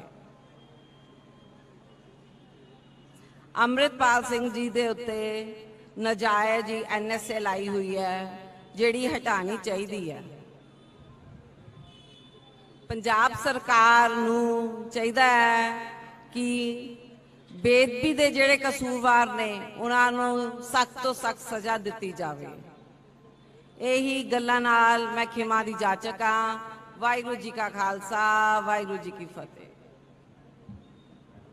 ਵਾਹਿਗੁਰੂ ਜੀ ਕਾ ਖਾਲਸਾ, ਵਾਹਿਗੁਰੂ ਜੀ ਕੀ ਫਤਿਹ। ਇਹ ਸਨ ਬੀਬੀ ਅੰਮ੍ਰਿਤ ਕੌਰ ਮਲੋਆ, ਸੁਪੁੱਤਰੀ ਸ਼ਹੀਦ ਭਾਈ ਬੇਅੰਤ ਸਿੰਘ। ਸੋ ਜਿੰਨੇ ਵੀ ਸਿੰਘ ਅੱਗੇ ਨੂੰ ਆ ਰਹੇ ਨੇ, ਸਾਰਿਆਂ ਨੂੰ ਬੇਨਤੀ ਹੈ ਵੀ ਪਿੱਛੇ ਕੁਰਸੀਆਂ ਖਾਲੀ ਨੇ ਤੇ ਉਹ ਸਾਰੇ ਕੁਰਸੀਆਂ ਤੇ ਬਿਰਾਜਮਾਨ ਹੋ ਜਾਣ। ਸੋ ਬਹੁਤ ਸਾਰੇ ਸਿੰਘ ਜਿਹੜੇ ਆਪੋ ਆਪਣੇ ਵੱਡੇ ਜਥੇ ਲੈ ਕੇ ਇੱਥੇ ਪਹੁੰਚੇ ਨੇ। ਸਰਦਾਰ ਬੇਅੰਤ ਸਿੰਘ ਸੰਧੂ, ਹਲਕਾ ਇੰਚਾਰਜ ਪੱਟੀ, ਚਾਨਣ ਸਿੰਘ ਘਰਿਆਲਾ, ਗੁਰਪ੍ਰੀਤ ਸਿੰਘ ਪਰਿੰਗੜੀ, ਰਣਜੋਤ ਸਿੰਘ ਸਭਰਾ, ਤਨਵੀਰ ਸਿੰਘ, ਸਤਵੀਰ ਸਿੰਘ, ਜੈਮਲ ਸਿੰਘ, ਰਣਜੀਤ ਸਿੰਘ, ਗੁਰਜਿੰਦਰ ਸਿੰਘ, ਬਲਬੀਰ ਸਿੰਘ, ਸਰਦਾਰ ਗੁਰਜੰਟ ਸਿੰਘ, ਬੇਅੰਤ ਸਿੰਘ, ਜਸਵਿੰਦਰ ਸਿੰਘ, ਸਰਵਣ ਸਿੰਘ, ਹਰਜਿੰਦਰ ਸਿੰਘ, ਉਦੇ ਸਿੰਘ ਜ਼ਿਲ੍ਹਾ ਪ੍ਰਧਾਨ ਕਿਸਾਨ ਵਿੰਗ ਤਰਨਤਾਰਨ, ਸਰਦਾਰ ਗੁਰਜਿੰਦਰ ਸਿੰਘ, ਜੈਮਲ ਸਿੰਘ ਤੇ ਸਰਦਾਰ ਹਰਜੀਤ ਸਿੰਘ ਜ਼ਿਲ੍ਹਾ ਪ੍ਰਧਾਨ ਮੀਆਂਪੁਰ ਦੇ ਨਾਲ ਸਰਦਾਰ ਦਲਬਾਗ ਸਿੰਘ ਸੇਰੋਂ, ਸਰਦਾਰ ਬੇਅੰਤ ਸਿੰਘ ਪੱਟੀ, ਸਰਦਾਰ ਚਾਨਣ ਸਿੰਘ ਘਰਿਆਲਾ, ਸਤਿੰਦਰਪਾਲ ਸਿੰਘ ਆਪਣੇ ਜਥਿਆਂ ਸਮੇਤ ਹਾਜ਼ਰ ਹੋਏ ਨੇ। ਸਰਦਾਰ ਜਸਬੀਰ ਸਿੰਘ, ਸਰਦਾਰ ਦਲਜੀਤ ਸਿੰਘ ਬਾਜਵਾ, ਦਫ਼ਤਰ ਸਕੱਤਰ ਸਰਦਾਰ ਹਰਪਾਲ ਸਿੰਘ, ਸ਼ੇਰ ਪ੍ਰਤਾਪ ਸਿੰਘ ਖਡੂਰ ਸਾਹਿਬ ਤੋਂ ਇੱਥੇ ਹਾਜ਼ਰ ਹੋਏ ਨੇ। ਅਸੀਂ ਇਹਨਾਂ ਦਾ ਤਹਿ ਦਿਲੋਂ ਧੰਨਵਾਦ ਕਰਦੇ ਹਾਂ। ਸਰਦਾਰ ਜਗਜੀਤ ਸਿੰਘ ਚੋਲਾ ਸਾਹਿਬ, ਯੂਥ ਵਿੰਗ ਦੇ ਪ੍ਰਧਾਨ ਸਰਦਾਰ ਗਗਨਦੀਪ ਸਿੰਘ, ਸੁਰ ਸਿੰਘ, ਬਲਜਿੰਦਰ ਸਿੰਘ ਮੋਹਨਪੁਰ, ਸਰਦਾਰ ਸ਼ਮਸ਼ੇਰ ਸਿੰਘ ਬਰਾੜ ਜ਼ਿਲ੍ਹਾ ਪ੍ਰਧਾਨ ਅੰਮ੍ਰਿਤਸਰ ਦਿਹਾਤੀ, ਸਰਦਾਰ ਕੁਲਵੰਤ ਸਿੰਘ ਕੋਟਲਾ, ਸਰਦਾਰ ਜਗਜੀਤ ਸਿੰਘ ਰਾਮਪੁਰਾ, ਸਰਦਾਰ ਕੁਲਵੰਤ ਸਿੰਘ ਕਾਲੋਵਾਲ, ਸੁਖਜਿੰਦਰ ਸਿੰਘ ਕਨੇਡੀ ਬਟਾਲਾ ਤੋਂ ਇੱਥੇ ਹਾਜ਼ਰ ਹੋਏ ਨੇ। ਤਹਿ ਦਿਲੋਂ ਧੰਨਵਾਦ ਕਰਦੇ ਹਾਂ। ਸਰਦਾਰ ਹਰਪ੍ਰੀਤ ਸਿੰਘ ਹੈਪੀ, ਗੁਰਿੰਦਰ ਸਿੰਘ ਲਾਡੀ, ਅਰਸ਼ਦੀਪ ਸਿੰਘ, ਨਿਸ਼ਾਨ ਸਿੰਘ, ਅਜੀਤ ਸਿੰਘ, ਹਰਪ੍ਰੀਤ ਸਿੰਘ, ਸਰਦਾਰ ਗੁਰਲਾਲ ਸਿੰਘ, ਬਹਾਦਰ ਸਿੰਘ, ਸੁਖਵੰਤ ਸਿੰਘ, ਬੀਬੀ ਬਲਕਰਨ ਕੌਰ ਜ਼ਿਲ੍ਹਾ ਪ੍ਰਧਾਨ ਫਾਜ਼ਿਲਕਾ, ਸਰਦਾਰ ਬਲਦੇਵ ਸਿੰਘ ਦਿਆਲਪੁਰਾ ਹਲਕਾ ਕਰਤਾਰਪੁਰ ਜਲੰਧਰ ਤੋਂ ਸਾਥੀਆਂ ਸਮੇਤ ਪੁੱਜੇ ਨੇ। ਅਸੀਂ ਤਹਿ ਦਿਲੋਂ ਧੰਨਵਾਦ ਕਰਦੇ ਹਾਂ। ਸਰਦਾਰ ਸ਼ੇਰ ਸਿੰਘ, ਸੂਜਾ ਸਿੰਘ ਸਲੇਮਗੜ੍ਹ, ਮੋਤਾ ਸਿੰਘ ਬੰਗਾ, ਸ਼ਮਸ਼ੇਰ ਸਿੰਘ ਬਰਾੜ, ਸਰਦਾਰ ਕੁਲਵੰਤ ਸਿੰਘ ਸਰਪੰਚ, ਸੁਖਦੇਵ ਸਿੰਘ ਸਰਪੰਚ, ਕਰਨਜੀਤ ਸਿੰਘ ਸੰਧੂ, ਸੁਖਦੇਵ ਸਿੰਘ ਬਰਾੜ, ਸਰਦਾਰ ਪ੍ਰਭ ਸਿਮਰਨ ਸਿੰਘ, ਸਰਦਾਰ ਰਜਿੰਦਰਪਾਲ ਸਿੰਘ ਬਠਿੰਡਾ ਸ਼ਹਿਰੀ ਪ੍ਰਧਾਨ, ਗੁਰਚਰਨ ਸਿੰਘ ਕੋਟਲੀ ਐਗਜ਼ੈਕਟਿਵ ਮੈਂਬਰ, ਗੁਰਚਰਨ ਸਿੰਘ ਭਗਤਾ, ਭੁਪਿੰਦਰ ਸਿੰਘ ਪੱਪੀ, ਭੋਲਾ ਸਿੰਘ ਧੂੜਕੋਟ, ਜਰਨੈਲ ਸਿੰਘ ਦੋਦਰ ਆਪਣੇ ਇੱਕ ਬੱਸ ਨਾਲ ਇੱਥੇ ਪਹੁੰਚੇ ਨੇ। ਤਹਿ ਦਿਲੋਂ ਧੰਨਵਾਦ ਕਰਦੇ ਹਾਂ। ਸੁਖਮੰਦਰ ਸਿੰਘ, ਸਰਦਾਰ ਇਕਬਾਲ ਸਿੰਘ ਬੱਸਾਂ ਲੈ ਕੇ ਆਏ ਨੇ, ਸਭਨਾਂ ਦਾ ਤਹਿ ਦਿਲੋਂ ਧੰਨਵਾਦ ਕਰਦੇ ਹਾਂ।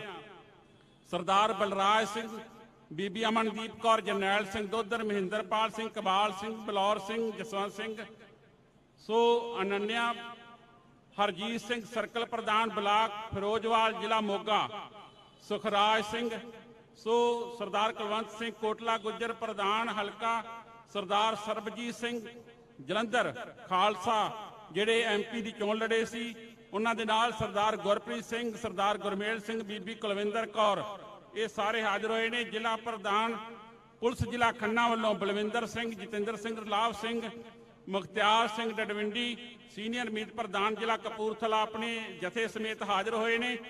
ਸੰਦੀਪ ਸਿੰਘ, ਸੰਤੋਖ ਸਿੰਘ, ਬਲਰਾਜ ਸਿੰਘ, ਮਲਕੀਤ ਸਿੰਘ ਇੱਥੇ ਹਾਜ਼ਰ ਹੋਏ ਨੇ। ਅਸੀਂ ਸਭਨਾਂ ਦਾ ਤਹਿ ਦਿਲੋਂ ਧੰਨਵਾਦ ਕਰਦੇ ਹਾਂ।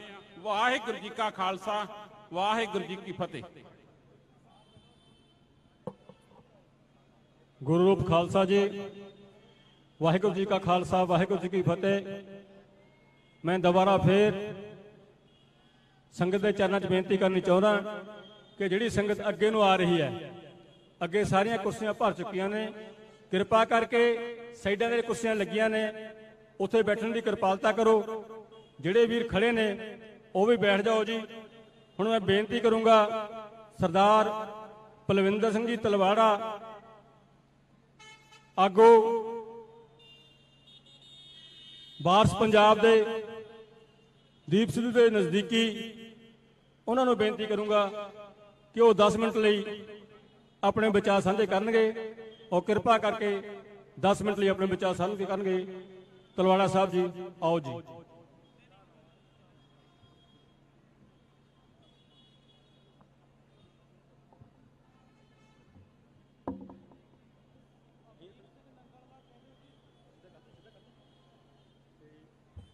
ਨਹੀਂ ਦੂਰ ਹੈ, ਇੱਥੇ ਠੀਕ ਹੈ।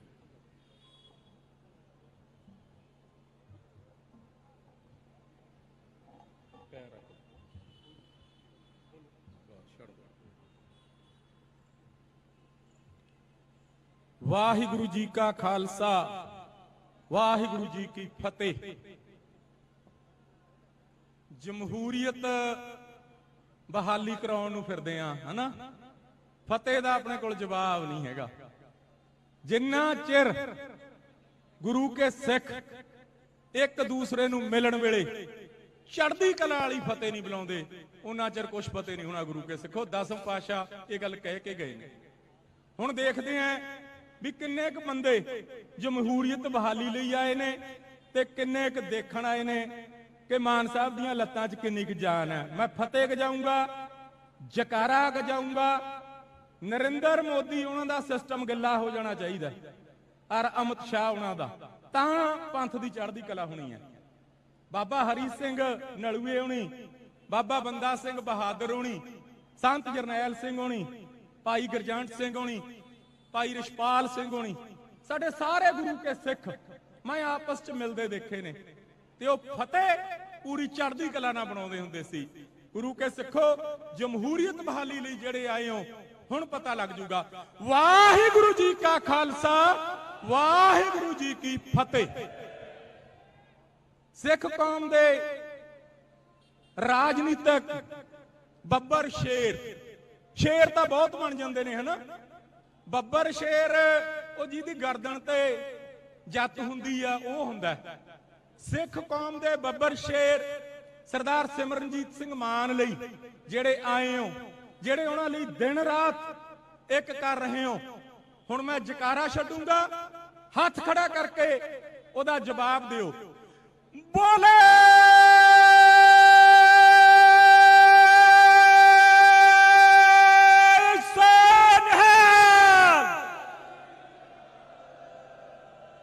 ਹੁਣ ਆਇਆ ਮਾੜਾ ਜਿਹਾ ਬੋਲਣ ਦਾ ਸਵਾਦ ਵੀ ਆਊਗਾ। ਹੁਣ ਤੋਂ 10 ਮਿੰਟ ਗਿਣ ਲਿਓ ਜੀ, ਆ ਤਾਂ ਤੁਹਾਨੂੰ ਕਾਇਮ ਕਰਨਾ ਸੀ।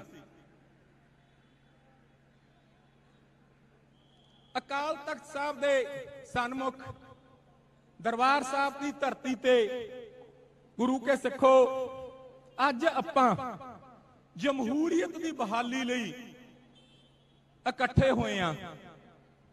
ਤੁਸੀਂ ਸੋਚ ਕੇ ਦੇਖੋ ਕਿ ਜਿਸ ਦੇਸ਼ ਵਿੱਚ ਸਿੱਖਾਂ ਦੀ ਜਮਹੂਰੀਅਤ ਦੀ ਬਹਾਲੀ ਹੋ ਨਹੀਂ, ਉੱਥੇ ਆਪਣਾ ਅਸਥਾਨ ਕੀ ਹੋਊਗਾ। ਸਰਦਾਰ ਸਿਮਰਨਜੀਤ ਸਿੰਘ ਮਾਨ ਜਿਹੜੇ ਰਾਜਨੀਤਿਕ ਤੌਰ ਤੇ ਹਮੇਸ਼ਾ ਪੰਥ ਲਈ, ਪੰਜਾਬ ਲਈ ਡਟ ਕੇ ਖੜਦੇ ਨੇ, ਉਹਨਾਂ ਦਾ ਸਾਥ ਦੇਣਾ ਪੈਣਾ ਰਾਜਨੀਤਿਕ ਤੌਰ ਤੇ ਔਰ ਧਾਰਮਿਕ ਤੌਰ ਤੇ। ਪਿਛਲੇ ਦਿਨੀ ਸੰਗਰੂਰ ਦੇ ਵਿੱਚ ਚੋਣ ਹੋਈ, ਸਰਦਾਰ ਸਿਮਰਨਜੀਤ ਸਿੰਘ ਮਾਨ ਉਹਨਾਂ ਨੇ ਡਟ ਕੇ ਇੰਡੀਅਨ ਸਟੇਟ ਦੇ ਖਿਲਾਫ ਚੋਣ ਲੜੀ। ਹੁਣ ਜਮਹੂਰੀਅਤ ਬਹਾਲੀ ਦੇ ਨਾਲ ਜਿਹੜੀਆਂ ਮਸ਼ੀਨਾਂ ਜੀਆਂ ਰੱਖੀ ਫਿਰਦੇ ਨੇ, ਇਹਨਾਂ ਦਾ ਵੀ ਐਲਾਨ ਕਰੋ ਵੀ ਇਹ ਵੀ ਚੁਕਾਉਣੀਆਂ ਨੇ, ਕਿਉਂਕਿ ਇੰਡੀਅਨ ਸਟੇਟ ਜਿਹਨੂੰ ਚਾਹੇ ਜਿਤਾ ਸਕਦੀ ਹੈ, ਜਿਹਨੂੰ ਚਾਹੇ ਹਰਾ ਸਕਦੀ ਹੈ। ਮਸ਼ੀਨਾਂ ਦੇ ਵਿੱਚ ਕੀ ਹੈ ਜੀ? ਅਮਰੀਕਾ, ਕੈਨੇਡਾ, ਇੰਗਲੈਂਡ, ਫਰਾਂਸ, ਕਿਤੇ ਵੀ ਮਸ਼ੀਨਾਂ ਦੀ ਵਰਤੋਂ ਨਹੀਂ ਹੋ ਰਹੀ। ਭੁੱਖਾ ਮਰਦਾ ਦੇਸ਼, ਗਲੀਆਂ ਨਾਲੀਆਂ ਤੇ ਖੜਾ ਦੇਸ਼ 70 ਸਾਲ ਦੀ ਆਜ਼ਾਦੀ 'ਚ, ਤੇ ਮਸ਼ੀਨਾਂ ਵਰਤ ਰਹੇ ਨੇ। ਮਸ਼ੀਨਾਂ ਨੂੰ ਚਲਾਉਂਦਾ ਕੌਣ ਹੈ? ਮਸ਼ੀਨਾਂ ਨੂੰ ਚਲਾਉਂਦੇ ਨੇ ਅੰਬਾਨੀ ਔਰ ਅਡਾਨੀ। ਜਮਹੂਰੀਅਤ ਦੀ ਬਹਾਲੀ ਵਾਸਤੇ ਸਰਦਾਰ ਸਿਮਰਨਜੀਤ ਸਿੰਘ ਮਾਨ ਲਗਾਤਾਰ ਸੰਘਰਸ਼ ਕਰ ਰਹੇ ਨੇ। ਲੋਕ ਸਭਾ ਦੀਆਂ, ਵਿਧਾਨ ਸਭਾ ਦੀਆਂ ਚੋਣਾਂ ਕਿਉਂ ਨਹੀਂ ਲੇਟ ਹੁੰਦੀਆਂ? ਸਾਡੇ ਧਾਰਮਿਕ ਸਥਾਨਾਂ ਦੀਆਂ ਚੋਣਾਂ ਕਿਉਂ ਲੇਟ ਹੋ ਰਹੀਆਂ ਨੇ? ਇਹ ਗੱਲ ਆਪਾਂ ਸਾਰਿਆਂ ਨੂੰ ਸਮਝਣ ਦੀ ਲੋੜ ਹੈ। ਪੰਜਾਬ ਦਾ ਜਣਾ ਕਣਾ ਉੱਠ ਕੇ ਇਹ ਗੱਲ ਕਹਿ ਦਿੰਦਾ ਕਿ ਸਿੱਖੋ, ਤੁਹਾਡੇ ਕੋਲ ਲੀਡਰ ਨਹੀਂ ਹੈ, ਤੁਹਾਡੇ ਕੋਲ ਰਾਜਨੀਤਿਕ ਲੀਡਰ ਨਹੀਂ ਹੈ। ਲੀਡਰ ਹੈਗਾ, ਗੁਰੂ ਕੇ ਸਿੱਖੋ, ਆਪਾਂ ਨੂੰ ਪਛਾਣੇ ਨਹੀਂ ਹੈਗੀ। ਬੈਠਾ ਪੰਥ ਦਾ ਜਰਨੈਲ, ਸਿੱਖ ਕੌਮ ਦਾ ਇੱਕ ਬਹੁਤ ਲੀਡਰ ਸਰਦਾਰ ਸਿਮਰਨਜੀਤ ਸਿੰਘ ਮਾਨ। ਜਦੋਂ 1999 ਚ ਸਰਦਾਰ ਸਿਮਰਨਜੀਤ ਸਿੰਘ ਮਾਨ ਉਹਨਾਂ ਨੇ, ਉਸ ਵੇਲੇ ਹਲਕਾ ਤਰਨਤਾਰਨ ਹੁੰਦਾ ਸੀ, ਉੱਥੋਂ ਚੋਣ ਲੜੀ। ਜਿਹੜੀਆਂ ਗੱਲਾਂ ਪੰਥ ਨਾਲ, ਕੌਮ ਨਾਲ ਕੀਤੀਆਂ, ਕਦੇ ਉਹਨਾਂ ਤੋਂ ਭੱਜਿਆ ਯਾਰ। 3 ਵਾਰ ਆਪਾਂ ਮੈਂਬਰ ਪਾਰਲੀਮੈਂਟ ਬਣਾਤਾ। ਇੰਡੀਅਨ ਸਟੇਟ ਦੀਆਂ 3 ਵਾਰ ਸਾਡੇ ਬੱਬਰ ਸ਼ੇਰ ਨੇ ਪੂੰਛਾਂ ਚਕਾ ਕੇ ਰੱਖੀਆਂ। ਮੈਂਬਰ ਪਾਰਲੀਮੈਂਟ ਤਾਂ 47 ਤੋਂ ਬਾਅਦ ਹੋਰ ਵੀ ਜਾਂਦੇ ਨੇ। ਮੈਂ ਇੱਕ ਮੈਂਬਰ ਪਾਰਲੀਮੈਂਟ ਨੂੰ ਪੁੱਛਿਆ, ਮੈਂ ਕਿਹਾ ਜੀ ਸਵੇਰ ਤੋਂ ਬਹਿ ਜੰਨੇ ਹੋ, ਸ਼ਾਮ ਨੂੰ ਕਾਹਤੇ ਆਉਨੇ ਹੋ? ਪੰਥਕ ਹੈ। ਉਹਦਾ ਜਵਾਬ ਸੀ, ਕਹਿੰਦਾ ਚਾਹ ਵੀ ਫ੍ਰੀ ਹੈ, ਰੋਟੀ ਵੀ ਫ੍ਰੀ ਹੈ, ਤੇ ਕੋਕ ਵੀ ਕਹਿੰਦਾ 10 ਦਾ ਮਿਲ ਜਾਂਦਾ, ਕਹਿੰਦਾ ਤਾਂ ਬੈਠੇ ਰਹੀਦਾ।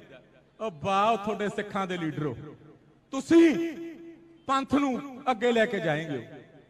ਜਿਹੜਾ ਮੌਜੂਦਾ ਸਮੇਂ ਇੰਡੀਅਨ ਸਟੇਟ ਦੇ ਖਿਲਾਫ ਬਹੁਤ ਵੱਡੀ ਜੰਗ ਪੋਲੀਟੀਕਲ ਤੌਰ ਤੇ ਸਰਦਾਰ ਸਿਮਰਨਜੀਤ ਸਿੰਘ ਮਾਨ ਉਹਨਾਂ ਨੇ ਵਿੱਢੀ ਹੋਈ ਆ। ਕਦੇ ਕਿਸੇ ਲੀਡਰ ਦੀ ਚਿੱਠੀ ਦਿੱਲੀ ਤੋਂ ਗਾਹਾਂ ਦੇਖੀ ਆ ਚੱਲਦੀ? ਮੈਨੂੰ ਹੱਥ ਖੜਾ ਕਰਕੇ ਦੱਸ ਦਿਓ। ਗੁਰੂ ਕੇ ਸਿੱਖੋ, 10ਵੇਂ ਪਾਤਸ਼ਾਹ ਨੇ ਇੰਨੀ ਕੁ ਜੁਰਤ ਬਖਸ਼ੀ ਹੈ ਕਿ ਸੱਚ ਚਾਹੇ ਕਿਸੇ ਦੇ ਸਾਹਮਣੇ ਬੋਲਣਾ ਪੈ ਜਾਵੇ, ਮੈਂ ਕਦੇ ਗੁਰੇਜ਼ ਨਹੀਂ ਕੀਤਾ।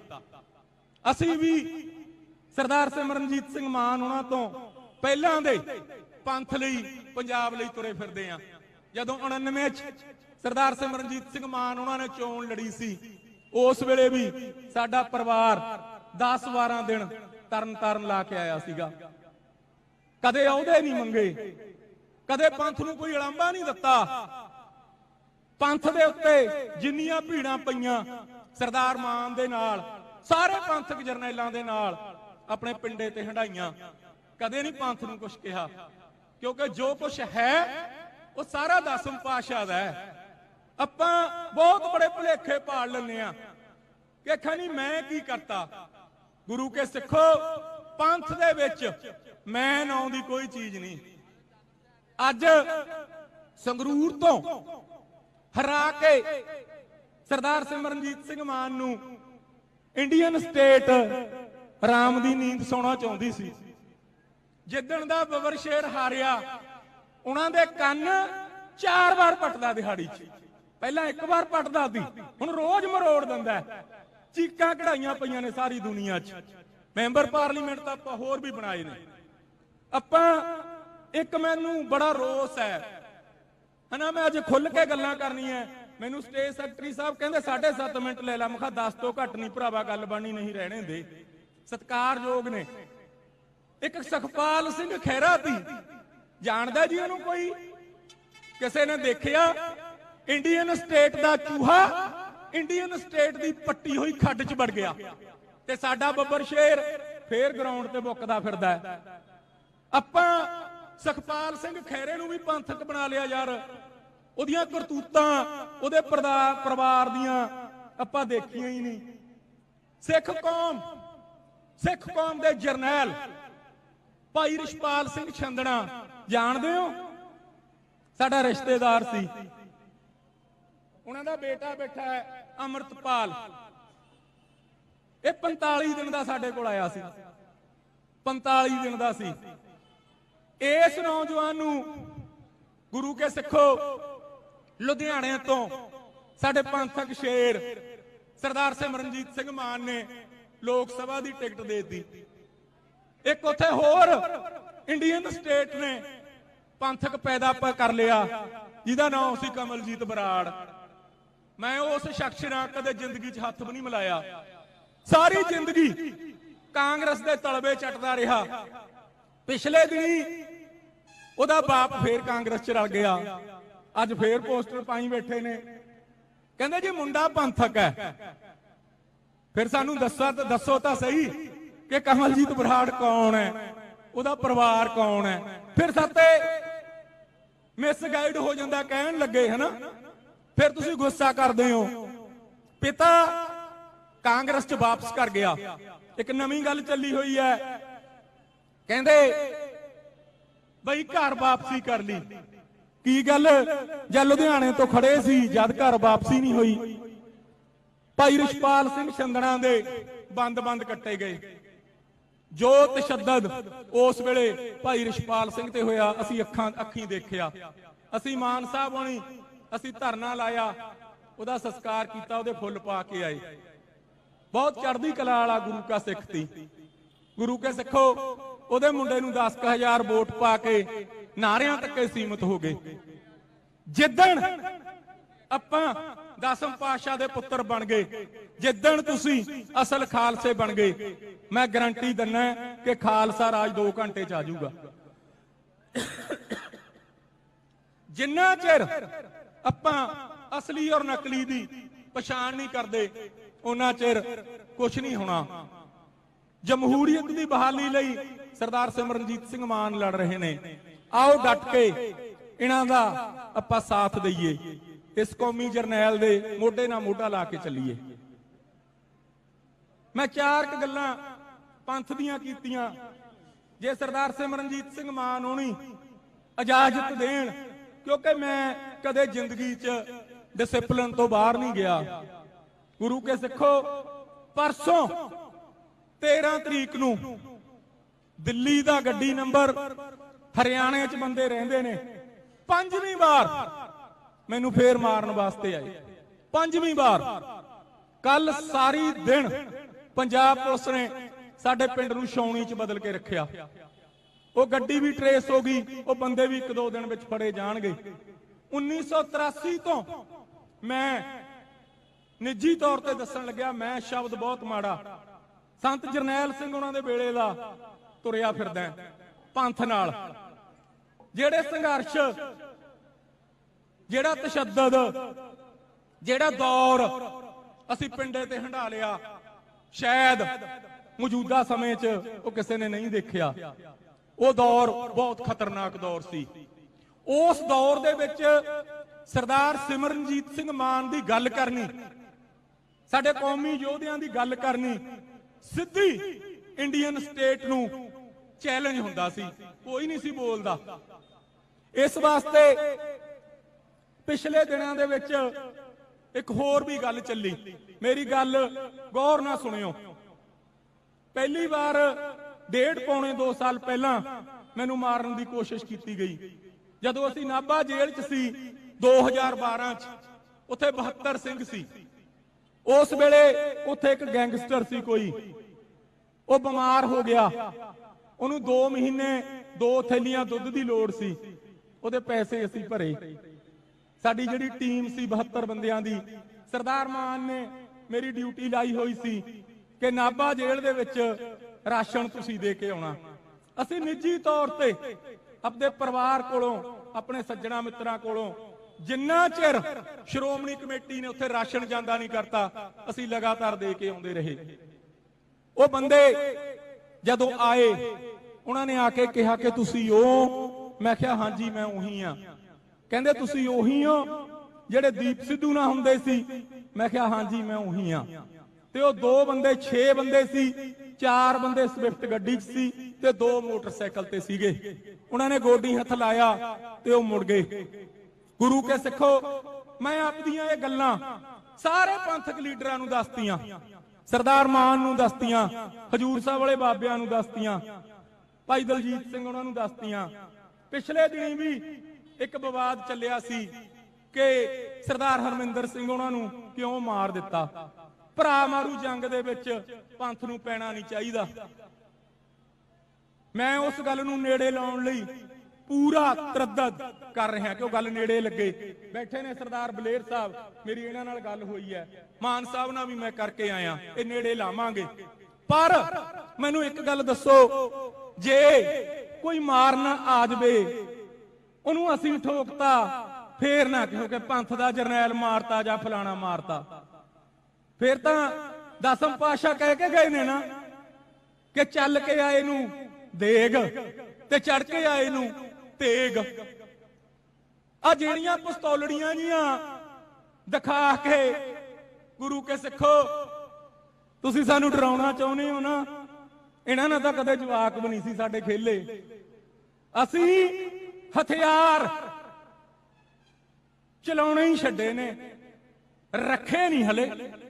ਛੱਡਤਾ। ਮਾਨ ਸਾਹਿਬ ਦਾ ਸਾਥ ਦੇ ਰਹੇ ਹੈ ਕਿ ਸਰਦਾਰ ਮਾਨ ਰਾਜਨੀਤੀ ਦੇ ਵਿੱਚ ਇੰਡੀਅਨ ਸਟੇਟ ਨੂੰ, ਪੰਜਾਬ ਦੀਆਂ ਪੋਲੀਟੀਕਲ ਪਾਰਟੀਆਂ ਨੂੰ ਚੈਲੰਜ ਕਰ ਰਹੇ ਨੇ। ਮੈਂ ਇੱਥੋਂ ਇਹ ਐਲਾਨ ਕਰਦਾ ਕਿ ਸਰਦਾਰ ਮਾਨ ਨੂੰ ਮੈਂ ਸਾਰੀ ਗੱਲ ਦੱਸਤੀ, ਸਾਰੀ ਜਥੇਬੰਦੀ ਨੂੰ ਦੱਸਤੀ, ਜੇ ਸੂਈ ਦੇ ਨੱਕੇ ਜਿੰਨਾ ਵੀ ਸਾਡੀਆਂ 4 ਪੀੜ੍ਹੀਆਂ 'ਚ ਸਾਡਾ ਪਰਿਵਾਰ ਕਦੇ ਪੰਥ ਦੇ, ਕਦੇ ਪੰਜਾਬ ਦੇ ਸੂਈ ਦੇ ਨੱਕੇ ਜਿੰਨਾ ਵੀ ਭੁਗਤਿਆ ਹੋਵੇ, ਮੈਨੂੰ ਅਕਾਲ ਤਖਤ ਸਾਹਿਬ ਤੇ ਸੱਦ ਲਿਓ, ਜਿਹੜੀ ਮਰਜ਼ੀ ਸਜ਼ਾ ਲਾ ਦਿਓ। ਜੇ ਪੰਥ ਕਹਿ ਦੂਗਾ ਕਿ ਆਹ ਗਦਾਰੀ ਕੀਤੀ ਹੈ, ਸਿਰ ਵਢਾ ਦਾਂਗੇ। ਦੀਪ ਸਿੱਧੂ ਕਹਿ ਕੇ ਗਿਆ ਸੀ ਨਾ ਕਿ ਪੰਥ ਦਾ ਮਿਹਣਾ ਨਾ ਕਦੇ ਲਿਓ।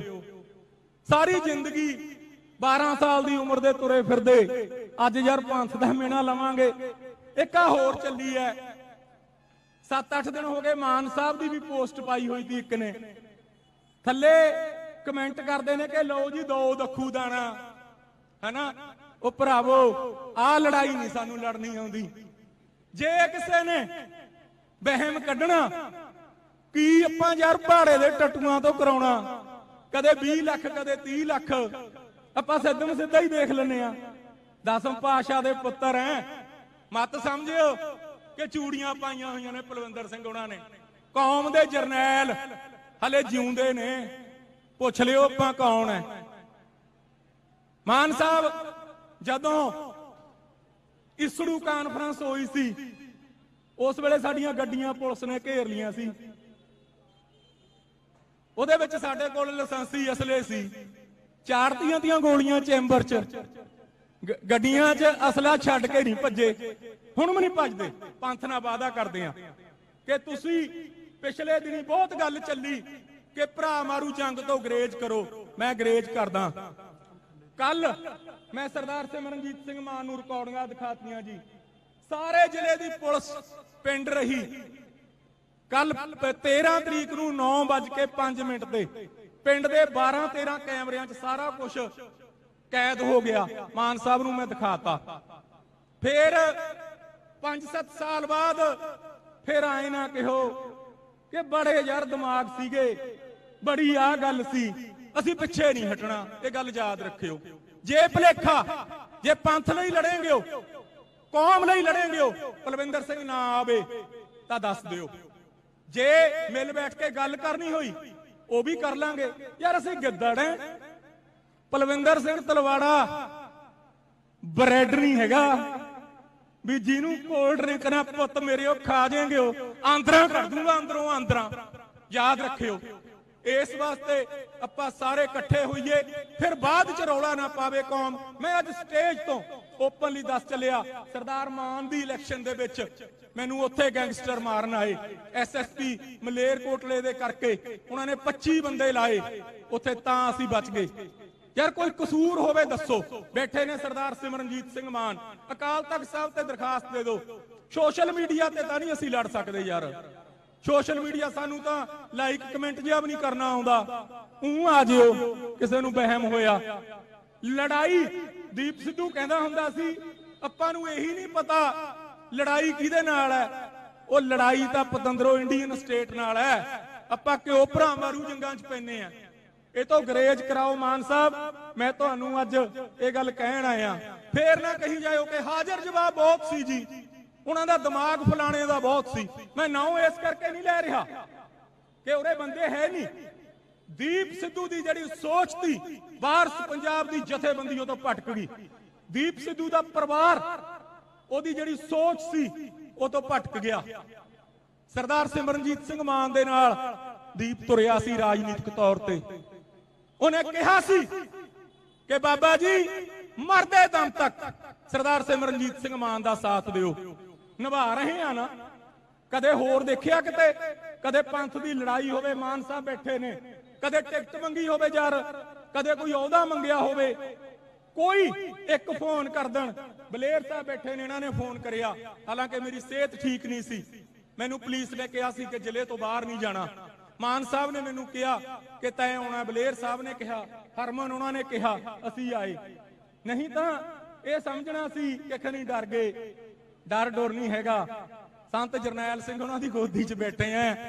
ਕਦੇ ਇੰਡੀਅਨ ਸਟੇਟ ਦੀਆਂ ਲੇਲੜੀਆਂ ਨਹੀਂ ਕੱਢੀਆਂ, ਕਦੇ ਇੰਡੀਅਨ ਸਟੇਟ ਦੇ ਜਾ ਕੇ ਮਿੰਨਤਾਂ ਨਹੀਂ ਕੀਤੀਆਂ। 10ਵੇਂ ਪਾਤਸ਼ਾਹ ਦੇ ਪੁੱਤਰ ਐ। ਐਂ ਵੀ ਨਾ ਸਮਝ ਲਿਓ ਕਿ ਲਾਇਸੈਂਸ ਹੈ ਨਹੀਂ, ਫੇਰ ਘਰੇ ਲਾ ਦਾਂਗੇ ਜੇ ਪੰਥ ਨੂੰ ਲੋੜ ਪਈ। ਵਾਹਿਗੁਰੂ ਜੀ ਕਾ ਖਾਲਸਾ, ਵਾਹਿਗੁਰੂ ਜੀ ਕੀ ਫਤਿਹ। ਗੁਰੂ ਰੂਪ ਖਾਲਸਾ ਜੀ, ਵਾਹਿਗੁਰੂ ਜੀ ਕਾ ਖਾਲਸਾ, ਵਾਹਿਗੁਰੂ ਜੀ ਕੀ ਫਤਿਹ। ਹੁਣ ਮੈਂ ਬੇਨਤੀ ਕਰੂੰਗਾ ਬੀਬੀ ਰਜਿੰਦਰ ਕੌਰ ਜੀ ਜੈਤੋਂ, ਮੈਂਬਰ ਪੀਏਸੀ, ਉਹ 3 ਮਿੰਟ ਹੀ ਆਪਣੇ ਵਿਚਾਰ ਸਾਂਝੇ ਕਰਨਗੇ। ਬੀਬੀ ਰਜਿੰਦਰ ਕੌਰ ਜੀ ਜੈਤੋਂ, ਮੈਂਬਰ ਪੀਏਸੀ।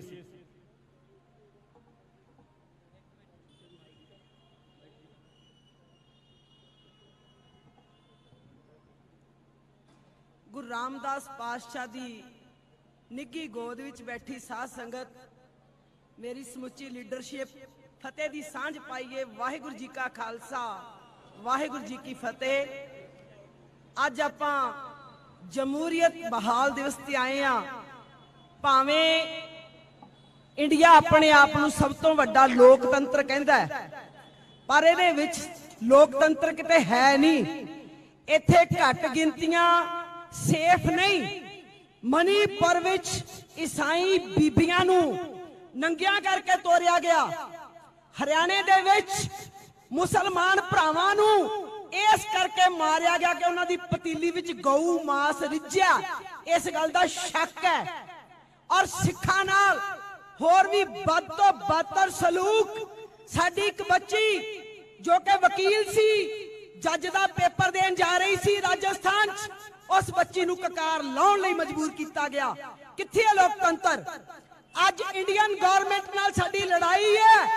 ਜਦੋਂ ਦਾ ਦੇਸ਼ ਆਜ਼ਾਦ ਹੋਇਆ ਉਸ ਤੋਂ ਜਸਟ ਬਾਅਦ ਸਾਰੇ ਡੀਸੀਆਂ ਨੂੰ ਸਰਕੂਲੇਸ਼ਨ ਜਾਰੀ ਕਰਕੇ ਕਹਿਤਾ ਸੀ ਸਿੱਖ ਇੱਕ ਜਰਾਇਮ ਪੇਸ਼ਾ ਕੌਮ ਹੈ, ਸਿੱਖ ਇੱਕ ਜਰਾਇਮ ਪੇਸ਼ਾ ਕੌਮ ਹੈ। 1955 ਵਿੱਚ ਦਰਬਾਰ ਸਾਹਿਬ ਤੇ ਇੰਡੀਅਨ ਪੁਲਿਸ ਚੜੀ ਸੀ। ਇਹ ਇਤਿਹਾਸ ਦੀਆਂ ਗੱਲਾਂ। ਕਿੱਥੇ ਅਸੀਂ? ਜਮਹੂਰੀਅਤ ਹੈ ਕਿੱਥੇ? 1925 ਵਿੱਚ ਸ਼੍ਰੋਮਣੀ ਕਮੇਟੀ ਬੜੀ ਜੱਦੋ-ਜਹਿਦ ਨਾਲ ਹਾਸਲ ਕੀਤੀ ਸੀ, ਬੜੀਆਂ ਕੁਰਬਾਨੀਆਂ ਹੋਈਆਂ। ਸਾਡੀ ਮਿੰਨੀ ਪਾਰਲੀਮੈਂਟ ਹੈ। ਅੱਜ ਸੈਂਟਰ ਦਾ ਜ਼ੋਰ ਲੱਗਿਆ ਕਿ ਸਰਦਾਰ ਮਾਨ ਵਰਗਾ ਸੁਹਿਰਦ ਬੰਦਾ, ਕੌਮ ਦਾ ਲੀਡਰ, ਕੌਮ ਦਾ ਜਰਨੈਲ ਜੇ ਸ਼੍ਰੋਮਣੀ ਕਮੇਟੀ ਤੇ ਅੱਗੇ ਆ ਗਿਆ ਤਾਂ ਸਾਨੂੰ ਮੂੰਹ ਤੋੜਵਾ ਜਵਾਬ ਦੇਗਾ। ਸ਼੍ਰੋਮਣੀ ਕਮੇਟੀ ਕੋਲ ਇੰਨਾ ਪੈਸਾ ਹੈ। ਸ਼੍ਰੋਮਣੀ ਕਮੇਟੀ ਦੇ ਇਲੈਕਸ਼ਨ ਕਿਉਂ ਨਹੀਂ ਹੋ ਰਹੇ? ਕਿ ਇੰਡੀਅਨ ਸਟੇਟ ਚਾਹੁੰਦੀ ਹੈ ਕਿ ਇੱਥੇ ਬਾਦਲ ਕਾਬਜ ਰਵੇ, ਜਾਂ ਅਸੀਂ ਇਲੈਕਸ਼ਨ ਉਦੋਂ ਕਰਾਈਏ ਜਦੋਂ ਮਾਹੌਲ ਬਾਦਲਾਂ ਦਾ ਸਾਜ਼ਗਾਰ ਹੋਵੇ। ਸੋ ਗੁਰੂ ਪਿਆਰਿਓ, ਜਿਵੇਂ ਤਲਵਾੜਾ ਸਾਹਿਬ ਨੇ ਦੱਸਿਆ ਕਿ ਅਸੀਂ ਪਛਾਣ ਹੀ ਨਹੀਂ ਕਰ ਸਕੇ ਸਾਡੀ ਲੜਾਈ ਕਿਹਦੇ ਨਾਲ ਹੈ। ਸਾਡੀ ਲੜਾਈ ਇੰਡੀਅਨ ਸਟੇਟ ਨਾਲ ਹੈ। ਸਾਡੇ 32 ਸਾਲਾਂ ਤੋਂ ਸਿੰਘ ਜੇਲ੍ਹਾਂ 'ਚ ਪਏ ਐ। ਪ੍ਰੋਫੈਸਰ ਭੁੱਲਰ ਵਰਗੇ ਸਿੰਘ ਜਿਨ੍ਹਾਂ ਦੀ ਦਿਮਾਗੀ ਹਾਲਤ ਵੀ ਪਤਲੀ ਹੋ ਚੁੱਕੀ ਹੈ ਔਰ ਐਡੇ ਸਾਡੇ ਨਾਲ ਮਾੜਾ ਬਿਹੇਵ ਕੀਤਾ ਜਾ ਰਿਹਾ ਹੈ। 327 ਸਰੂਪ ਸਾਡੇ ਚੋਰੀ ਹੋ ਗਏ। ਸਾਡੇ ਬੰਦੀ ਸਿੰਘ ਜੇਲ੍ਹਾਂ 'ਚ ਪਏ ਐ। ਸਾਡੇ ਪੰਜਾਬ ਵਿੱਚ ਨਸ਼ਾ ਪ੍ਰਮੋਟ ਕੀਤਾ ਜਾ ਰਿਹਾ ਹੈ। ਸਟੇਟ ਨੇ ਜ਼ੋਰ ਲਾ ਲਿਆ ਕਿ ਸਿੱਖਾਂ ਨੂੰ ਕਿਵੇਂ ਖਤਮ ਕਰਨਾ ਹੈ, ਪਰ ਬੜੇ ਢੰਗ ਤਰੀਕੇ ਨਾਲ ਇੰਡੀਅਨ ਸਟੇਟ ਨੇ ਪੰਜਾਬ ਵਿੱਚ ਨਸ਼ਾ ਪ੍ਰਮੋਟ ਕੀਤਾ ਹੈ। ਅੱਜ ਸਾਡੇ ਗੁਰੂ ਗ੍ਰੰਥ ਸਾਹਿਬ ਮਹਾਰਾਜ ਦੀ ਬੇਅਦਬੀ ਹੋਈ ਨੂੰ 9-10 ਸਾਲ ਹੋ ਗਏ। ਭਾਈ ਸੁਖਰਾਜ ਸਿੰਘ ਜੀ ਬੈਠੇ ਨੇ, ਮੋਰਚੇ ਲਾਲਾ ਹੰਪ ਗਏ, ਸਾਨੂੰ ਇਨਸਾਫ ਨਹੀਂ ਮਿਲਣਾ। ਮੈਂ ਤੁਹਾਨੂੰ ਇਹ ਗੱਲ ਦੱਸਣੀ ਚਾਹੁੰਦੀ ਆ, ਰਾਜ ਮੰਗਿਆ ਨਹੀਂ ਮਿਲਦੇ ਹੁੰਦੇ ਗੁਰੂ ਪਿਆਰਿਓ, ਖੋਣੇ ਪੈਂਦੇ ਆ। ਜਿੰਨੇ ਤੁਸੀਂ ਅੱਜ ਬੈਠੇ ਹੋ ਹਜ਼ਾਰਾਂ ਦੀ ਗਿਣਤੀ ਵਿੱਚ ਜਾਗਦੀਆਂ ਜ਼ਮੀਰਾਂ ਵਾਲਿਓ, ਅਸੀਂ ਸਰਕਾਰ ਨੂੰ ਦੱਸ ਦੇਣਾ ਚਾਹੁੰਦੇ ਆ ਕਿ ਸਿੱਖ ਤਾਂ 21 ਲੱਖ ਹੁੰਦਾ ਹੈ, ਪਰ ਅਸੀਂ ਅੱਜ ਇੱਥੇ ਹਜ਼ਾਰਾਂ ਦੀ ਗਿਣਤੀ ਵਿੱਚ ਹੈ। ਅਸੀਂ ਆਪਣੇ ਅਧਿਕਾਰ ਲੈ ਲੈਣੇ ਆ। ਉਹ ਦਿਨ ਦੂਰ ਨਹੀਂ ਜਦੋਂ ਇੱਥੇ ਖਾਲਸੇ ਦਾ ਰਾਜ ਹੋਏਗਾ। ਅੱਜ ਬਾਦਲ ਕਿਆਂ ਨੂੰ ਆਪਣੇ ਕੀਤੇ ਦਾ ਖਮਿਆਜਾ ਭੁਗਤ ਰਹੇ ਆ। ਅੱਜ ਉਹਨਾਂ ਦੀ ਜਿਹੜੀ ਇਲੈਕਸ਼ਨ ਦੀ ਹੈਗੀ ਹੈ ਰੇਸ਼ੋ 6% ਪਹੁੰਚ ਗਈ। ਉਹਨਾਂ ਨੇ ਗੁਰੂ ਗ੍ਰੰਥ ਸਾਹਿਬ ਮਹਾਰਾਜ ਦੀ ਬੇਅਦਬੀ ਉਹਨਾਂ ਦੇ ਟਾਈਮ ਵਿੱਚ ਹੋਈ। ਉਹਨਾਂ ਨੇ ਇਨਸਾਫ ਕੀ ਦੇਣਾ ਸੀ, ਸਗੋਂ 2 ਸਿੰਘ ਸ਼ਹੀਦ ਹੋਏ, ਪੁਲਿਸ ਨੂੰ ਅਣਪਛਾਤੀ ਦੱਸਿਆ ਤੇ ਬਦਲੇ ਵਿੱਚ 2 ਸਿੰਘਾਂ ਦੀ ਸ਼ਹੀਦੀ ਹੋਈ।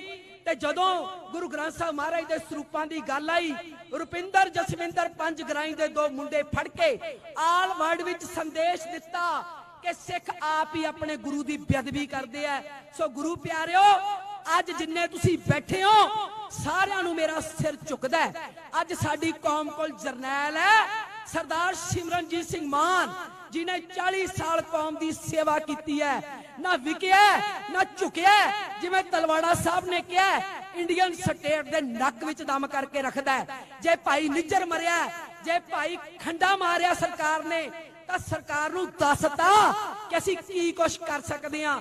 ਇੰਨੀਆਂ ਬੇਨਤੀਆਂ ਪ੍ਰਵਾਨ, ਸਾਰੇ ਸਿੱਖਾਂ ਨੂੰ ਬੇਨਤੀ ਹੈ, ਭਾਈ SGPC ਦੀਆਂ ਵੋਟਾਂ ਬਣਵਾਓ ਤੇ ਆਪਣਾ ਦਾਈਆ ਨਹੀਂ ਛੱਡੀਦਾ ਹੁੰਦਾ।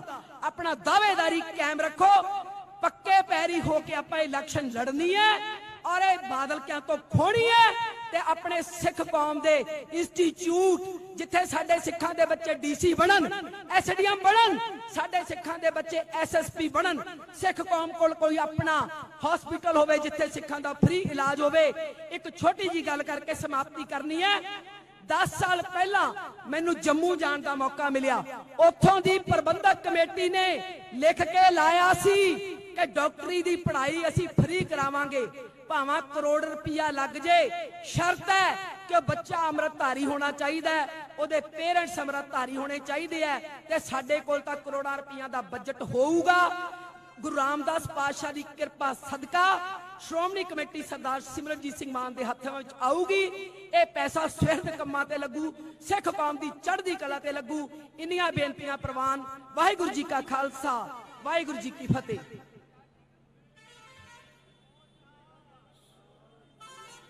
ਵਾਹਿਗੁਰੂ ਜੀ ਕਾ ਖਾਲਸਾ, ਵਾਹਿਗੁਰੂ ਜੀ ਕੀ ਫਤਿਹ।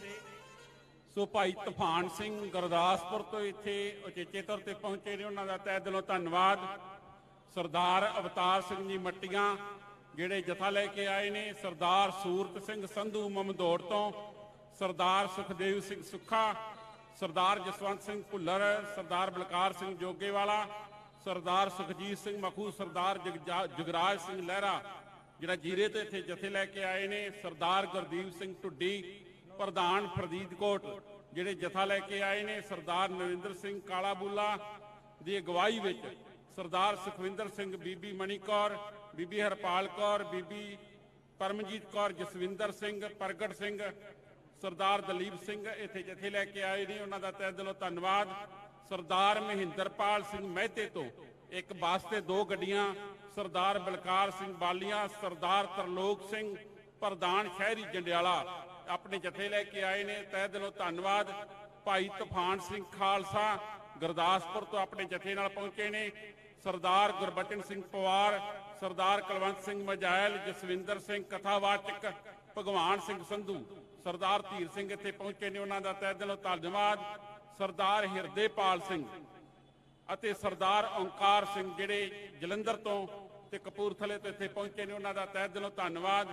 ਸਰਦਾਰ ਗੁਰਪ੍ਰੀਤ ਸਿੰਘ ਜ਼ਿਲ੍ਹਾ ਪ੍ਰਧਾਨ ਮੋਗਾ ਪਹੁੰਚੇ ਨੇ ਯੂਥ ਦੇ, ਉਹਨਾਂ ਦਾ ਤਹਿ ਦਿਲੋਂ ਧੰਨਵਾਦ। ਜ਼ਿਲ੍ਹਾ ਬਰਨਾਲਾ ਤੋਂ ਕਿਸਾਨ ਵਿੰਗ ਪ੍ਰਧਾਨ ਸਰਦਾਰ ਗੁਰਤੇਜ ਸਿੰਘ ਅਸਪਾਲ, ਸਰਦਾਰ ਜਸਵੀਰ ਸਿੰਘ ਸੰਘੇੜਾ, ਬੱਗਾ ਸਿੰਘ ਅਸਪਾਲ, ਕੁਲਵਿੰਦਰ ਸਿੰਘ ਕਰਮਗੜ੍ਹ ਆਪਣੇ ਜਥੇ ਸਮੇਤ ਇੱਥੇ ਪਹੁੰਚੇ ਨੇ, ਉਹਨਾਂ ਸਭਨਾਂ ਦਾ ਤਹਿ ਦਿਲੋਂ ਧੰਨਵਾਦ ਕਰਦੇ ਹਾਂ। ਸਰਦਾਰ ਗੁਰਨੈਬ ਸਿੰਘ ਜੀ ਰਾਮਪੁਰਾ ਸੰਗਰੂਰ ਤੋਂ ਆਪਣੇ ਜਥੇ ਨਾਲ, ਸਰਦਾਰ ਨਰਿੰਦਰ ਸਿੰਘ ਕਾਲਾਬੂਲਾ ਤੇ ਸਰਦਾਰ ਜਸਵਿੰਦਰ ਸਿੰਘ ਬੀਬੜ, ਮਨਜਿੰਦਰ ਸਿੰਘ ਕਲੇਰ ਬਾਗੜੀਆਂ, ਸਰਦਾਰ ਸਰਬਜੀਤ ਸਿੰਘ ਜੀ ਤਰਨਤਾਰਨ ਆਪਣੇ ਸਾਥੀਆਂ ਸਮੇਤ ਆਏ ਨੇ, ਜਗਜੀਤ ਸਿੰਘ ਮੋਗਾ, ਹਰਨੀਤ ਸਿੰਘ ਧਰਮਕੋਟ ਤੋਂ, ਸਰਕਲ ਜਥੇਦਾਰ ਸ਼੍ਰੋਮਣੀ ਅਕਾਲੀ ਦਲ ਅੰਮ੍ਰਿਤਸਰ ਸੁਖਵਿੰਦਰ ਸਿੰਘ, ਹਰਮੇਲ ਸਿੰਘ ਯੋਧੇ ਟੀਮ ਵੱਲੋਂ ਪਿਤਾ ਹਰਮੇਲ ਸਿੰਘ ਯੋਧੇ, ਮਾਤਾ ਹਰਮੇਲ ਸਿੰਘ ਯੋਧੇ ਜੀ ਇੱਥੇ ਪਹੁੰਚੇ ਨੇ, ਤਹਿ ਦਿਲੋਂ ਧੰਨਵਾਦ ਕਰਦੇ ਹਾਂ। ਸਰਦਾਰ ਦਰਸ਼ਨ ਸਿੰਘ ਜੀ ਮੰਡੇਰ 7 ਬੱਸਾਂ ਦਾ ਕਾਫਲਾ ਲੈ ਕੇ ਸਰਦਾਰ ਗੋਬਿੰਦ ਸਿੰਘ ਸੰਧੂ ਦੇ ਅਗਵਾਈ ਵਿੱਚ ਸਰਦਾਰ ਬਰਨਾਲੇ ਤੋਂ ਇੱਥੇ ਪਹੁੰਚੇ ਨੇ, ਸਭਨਾਂ ਦਾ ਤਹਿ ਦਿਲੋਂ ਧੰਨਵਾਦ। ਜ਼ਿਲ੍ਹਾ ਫਤਿਹਗੜ੍ਹ ਸਾਹਿਬ ਤੋਂ ਸਰਦਾਰ ਸ਼ਿੰਗਾਰਾ ਸਿੰਘ ਬਡਲਾ, ਸਰਦਾਰ ਧਰਮ ਸਿੰਘ ਕਲੋੜ ਅਤੇ ਸਰਦਾਰ ਗੁਰਪ੍ਰੀਤ ਸਿੰਘ ਝਾਂਪੁਰ ਆਪਣੇ ਜਥੇ ਨਾਲ ਪਹੁੰਚੇ ਨੇ, ਸਭਨਾਂ ਦਾ ਤਹਿ ਦਿਲੋਂ ਧੰਨਵਾਦ। ਫਰੀਦਕੋਟ ਤੋਂ ਗੁਰਜੰਟ ਸਿੰਘ ਬਰਾੜ, ਜਸਵੰਤ ਸਿੰਘ ਤੇ ਸਰਦਾਰ ਕੁਲਵੰਤ ਸਿੰਘ ਪਹੁੰਚੇ ਨੇ, ਤਹਿ ਦਿਲੋਂ ਧੰਨਵਾਦ। ਸਰਦਾਰ ਸੁਖਮੰਦਰ ਸਿੰਘ ਖੋਸਾ, ਰਣਧੀਰ ਸਿੰਘ, ਜਥੇਦਾਰ ਅਮਰੀਕ ਸਿੰਘ ਜੀ ਨੰਗਲ, ਜਥੇਬੰਦਕ ਸਕੱਤਰ ਮਾਝਾ ਜ਼ੋਨ, ਉਹ ਬੱਸਾਂ ਦੇ ਕਾਫਲੇ ਲੈ ਕੇ ਆਏ ਨੇ, ਉਹਨਾਂ ਦਾ ਤਹਿ ਦਿਲੋਂ ਧੰਨਵਾਦ। ਜਗਦੀਪ ਸਿੰਘ ਜੀ ਭੁੱਲਰ, ਦਾਰਾ ਸਿੰਘ, ਸੁਖਵਿੰਦਰ ਸਿੰਘ, ਕੁੰਦਨ ਸਿੰਘ, ਇਕਬਾਲ ਸਿੰਘ ਤੇ ਬਾਪੂ ਪ੍ਰਗਟ ਸਿੰਘ ਵਾਕੀ, ਜਿਨ੍ਹਾਂ ਨੂੰ ਅਕਸਰ ਤੁਸੀਂ ਵੀਡੀਓ ਵਿੱਚ ਵੇਖਦੇ ਜੇ, ਉਹ ਇੱਥੇ ਪਹੁੰਚੇ ਨੇ। ਸਰਦਾਰ ਜਤਿੰਦਰ ਸਿੰਘ ਜੀ ਥਿੰਦ, ਕਮਲਦੀਪ ਸਿੰਘ ਤੇ ਜਸਜੀਤ ਸਿੰਘ ਇੱਥੇ ਪਹੁੰਚੇ ਨੇ, ਸਭਨਾਂ ਦਾ ਤਹਿ ਦਿਲੋਂ ਧੰਨਵਾਦ ਕਰਦੇ ਹਾਂ। ਵਾਹਿਗੁਰੂ ਜੀ ਕਾ ਖਾਲਸਾ, ਵਾਹਿਗੁਰੂ ਜੀ ਕੀ ਫਤਿਹ। ਗੁਰੂ ਰੂਪ ਖਾਲਸਾ ਜੀ, ਵਾਹਿਗੁਰੂ ਜੀ ਕਾ ਖਾਲਸਾ, ਵਾਹਿਗੁਰੂ ਜੀ ਕੀ ਫਤਿਹ। ਹੁਣ ਮੈਂ ਬੇਨਤੀ ਕਰੂੰਗਾ ਸਰਦਾਰ ਜੁਝਾਰ ਸਿੰਘ ਜੀ ਪ੍ਰਧਾਨ ਵਿਦਿਆਰਥੀ ਜਥੇਬੰਦੀ ਸੱਥ, ਉਹਨਾਂ ਨੂੰ ਕਿ ਉਹ ਵੀ 3 ਮਿੰਟ ਲਈ ਆਪਣੇ ਵਿਚਾਰ ਸਾਂਝੇ ਕਰਨਗੇ। ਸਰਦਾਰ ਜੁਝਾਰ ਸਿੰਘ ਜੀ, ਆਓ ਜੀ।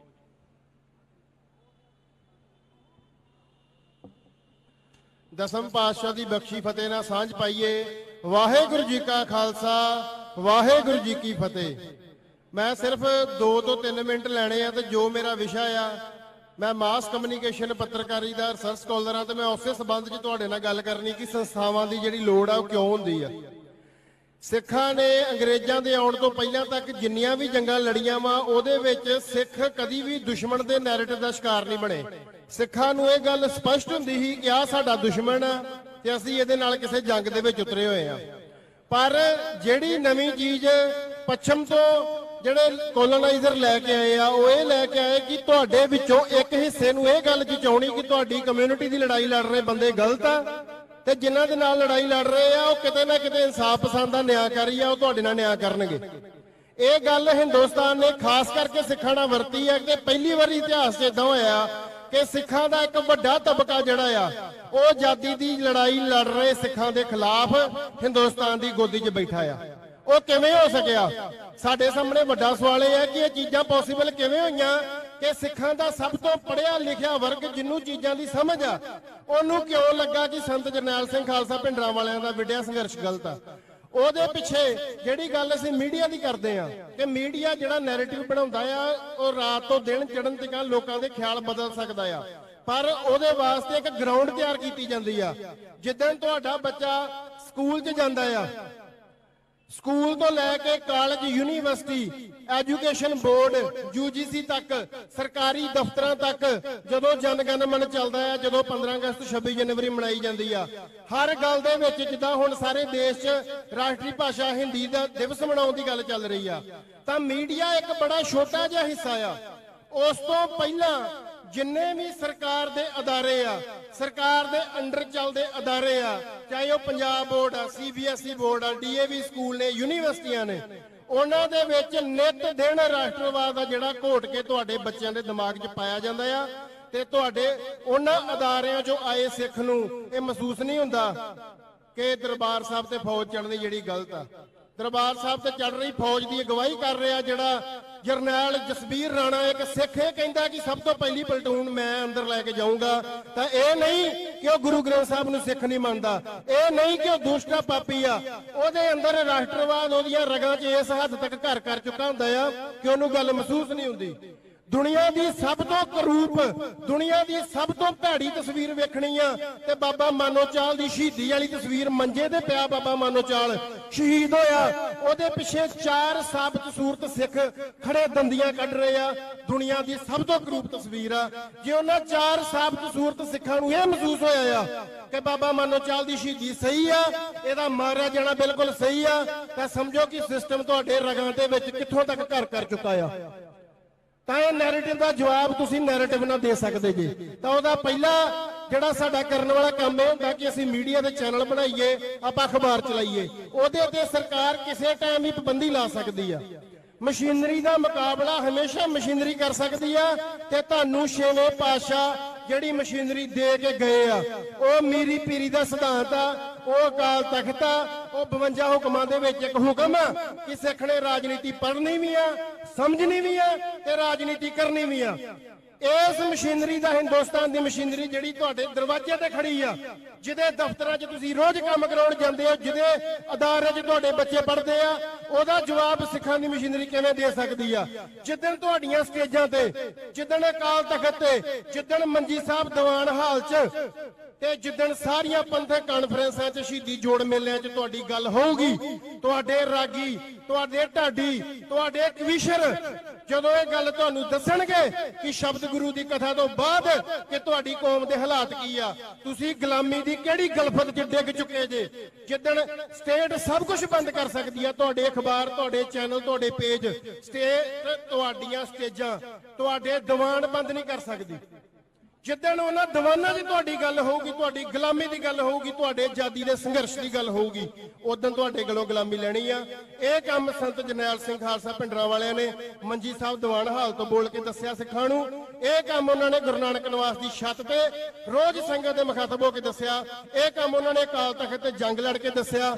ਇਹ ਕੰਮ ਉਦੋਂ ਹੋ ਸਕਦਾ, ਤੁਹਾਡੇ ਤਖਤ, ਤੁਹਾਡੀਆਂ ਸਟੇਜਾਂ, ਤੁਹਾਡੇ ਦੀਵਾਨ ਉਦੋਂ ਆਜ਼ਾਦ ਹੋ ਸਕਦੇ ਆ ਜਿੱਦਣ ਸ਼੍ਰੋਮਣੀ ਗੁਰਦੁਆਰਾ ਪ੍ਰਬੰਧਕ ਕਮੇਟੀ ਦਾ ਪ੍ਰਬੰਧ ਤੁਹਾਡੇ ਹੱਥ ਚਾਹੂਗਾ। ਜਿਸ ਕੰਮ ਲਈ ਸਰਦਾਰ ਸਿਮਰਜੀਤ ਸਿੰਘ ਮਾਨ, ਉਹਨਾਂ ਦੀ ਪਾਰਟੀ ਤੇ ਹੋਰ ਵੀ ਸਿੱਖ ਜਥੇਬੰਦੀਆਂ ਯਤਨਸ਼ੀਲ ਨੇ, ਹਰ ਸਿੱਖ ਦਾ ਫਰਜ਼ ਬਣਦਾ ਆ। ਜਿੱਦਣ ਧਰਮ ਯੁੱਧ ਮੋਰਚਾ ਲੱਗਾ ਸੀ ਸਿੱਖਾਂ ਲਈ, ਪ੍ਰਾਇਮਰੀ ਕੀ ਸੀ ਕਿ ਜੇ 500 ਦੀ ਗ੍ਰਿਫਤਾਰੀ ਦੀ ਕੌਲ ਤੇ 5000 ਗ੍ਰਿਫਤਾਰੀ ਹੋਣੀ ਚਾਹੀਦੀ ਆ। ਸਿੱਖਾਂ ਦੇ ਆਪ ਦੇ ਨਿੱਜੀ ਕੰਮ ਧੰਦੇ ਸੈਕੰਡਰੀ ਹੋ ਗਏ ਸੀ। ਅੱਜ ਉਸੇ ਡੈਡੀਕੇਸ਼ਨ ਦੇ ਨਾਲ ਜੇ ਸਿੱਖ ਤੁਰਨਗੇ ਕਿ ਅਸੀਂ ਸ਼੍ਰੋਮਣੀ ਗੁਰਦੁਆਰਾ ਪ੍ਰਬੰਧਕ ਕਮੇਟੀ ਯਾਦ ਕਰਾਉਣੀ ਆ, ਆਪਦੀਆਂ ਸਟੇਜਾਂ ਯਾਦ ਕਰਾਉਣੀਆਂ, ਜਿੱਦਣ ਉਹਨਾਂ ਸਟੇਜਾਂ ਤੋਂ ਆਜ਼ਾਦੀ ਦੀ ਬਾਤ ਪਊਗੀ ਤੇ ਮੈਨੂੰ ਲੱਗਦਾ ਕਿ ਸਾਡੀਆਂ ਰਗਾਂ 'ਚ ਜਿਹੜਾ ਭਾਰਤੀ ਰਾਸ਼ਟਰਵਾਦ ਦਾ ਉਹ ਜ਼ਹਿਰ ਰਚ ਚੁੱਕਾ ਆ, ਉਹ ਫਿਰ ਬਾਹਰ ਨਿਕਲੂਗਾ। ਇੰਨੀਆਂ ਕੁ ਬੇਨਤੀਆਂ ਪ੍ਰਵਾਨ। ਵਾਹਿਗੁਰੂ ਜੀ ਕਾ ਖਾਲਸਾ, ਵਾਹਿਗੁਰੂ ਜੀ ਕੀ ਫਤਿਹ।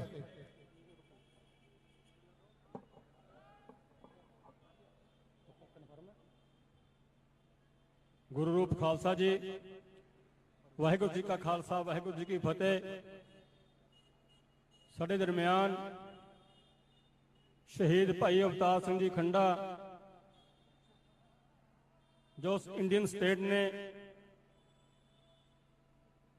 ਸ਼ਹੀਦ ਕਰਵਾਏ ਨੇ, ਉਹਨਾਂ ਦਾ ਪਰਿਵਾਰ ਵੀ ਸਾਡੇ 'ਚ ਹਾਜ਼ਰ ਹੈ। ਉਹਨਾਂ ਦਾ ਧੰਨਵਾਦ। ਉਹਨਾਂ ਦੇ ਖੰਡਾ ਸਾਹਿਬ ਦੇ ਨਾਂ ਤੇ ਆਪਾਂ ਇੱਕ ਜੈਕਾਰਾ ਵਜਾਵਾਂਗੇ, ਬੋਲੇ ਸੋ ਨਿਹਾਲ, ਸ੍ਰੀ ਅਕਾਲ। ਸੋ ਹੁਣ ਮੈਂ ਬੇਨਤੀ ਕਰੂੰਗਾ ਭਾਈ ਪਰਮਜੀਤ ਸਿੰਘ ਜੀ ਮੰਡ, ਐਕਟਿੰਗ ਪ੍ਰਧਾਨ ਦਲ ਖਾਲਸਾ, ਉਹ 5 ਮਿੰਟ ਲਈ ਆਪਣੇ ਵਿਚਾਰ ਸਾਂਝੇ ਕਰਨਗੇ। ਭਾਈ ਪਰਮਜੀਤ ਸਿੰਘ ਜੀ ਮੰਡ ਸਾਹਿਬ।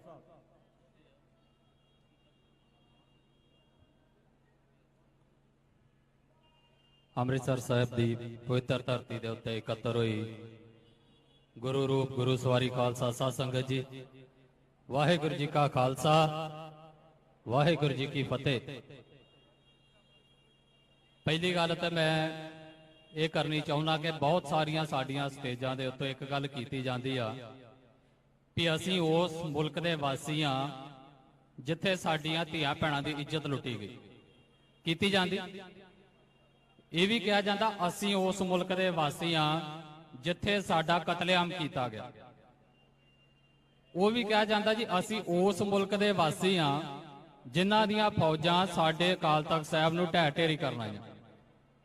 ਇਹਦੇ 'ਚ ਇੱਕ ਨਿੱਕੀ ਜੀ ਖਰਾਬੀ ਆ, ਜਿੰਨੀਆਂ ਗੱਲਾਂ ਮੈਂ ਬੋਲੀ ਉਹ ਖਰਾਬੀ ਨੂੰ ਸਮਝੋ, ਫਿਰ ਰਸਤੇ ਸਾਫ਼ ਹੋ ਜਾਣਗੇ। ਖਰਾਬੀ ਕੀ ਆ? ਅਸੀਂ ਉਸ ਮੁਲਕ ਦੇ ਵਾਸੀ ਹਾਂ ਨਹੀਂ, ਅਸੀਂ ਉਸ ਮੁਲਕ ਦੇ ਵਾਸੀ ਨਹੀਂ ਆ ਜਿਨ੍ਹਾਂ ਦੇ ਵਿੱਚ ਇਹ ਕੁਝ ਹੋਇਆ।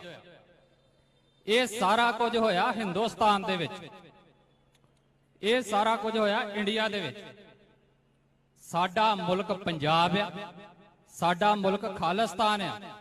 ਜੇ ਸਾਡੇ ਪੰਜਾਬ ਦੇ ਵਿੱਚ ਸਾਡਾ ਕਤਲੇਆਮ ਜਾਂ ਸਾਡੀਆਂ ਭੀੜਾਂ ਨੇ ਜਾਂ ਸਾਡੇ ਬਹੁਤਾਤ ਗਿਣਤੀ ਨੇ ਕਿਸੇ ਦਾ ਕਤਲੇਆਮ ਕੀਤਾ ਤੇ ਤਾਂ ਦੱਸੋ। ਜੇ ਅਸੀਂ ਕਿਸੇ ਦਾ ਜ਼ਬਰ ਜਨਾਹ ਕੀਤਾ ਪੰਜਾਬ ਮੁਲਕ ਦੇ ਵਿੱਚ ਤੇ ਤਾਂ ਦੱਸੋ। ਇੱਥੇ ਥੋੜਾ ਜਿਹਾ ਕਰੈਕਟ ਕਰੀਏ, ਇਹ ਕਿਹਾ ਕਰੀਏ ਅਸੀਂ ਉਸ ਮੁਲਕ ਦੇ ਗੁਲਾਮ ਆ ਜਿਨ੍ਹਾਂ ਨੇ ਸਾਡੇ ਨਾਲ ਇਹ ਸਭ ਕੁਝ ਕੀਤਾ। ਸੋ ਆਪਣਾ ਮੁਲਕ ਸਾਫ਼ ਕਰੋ।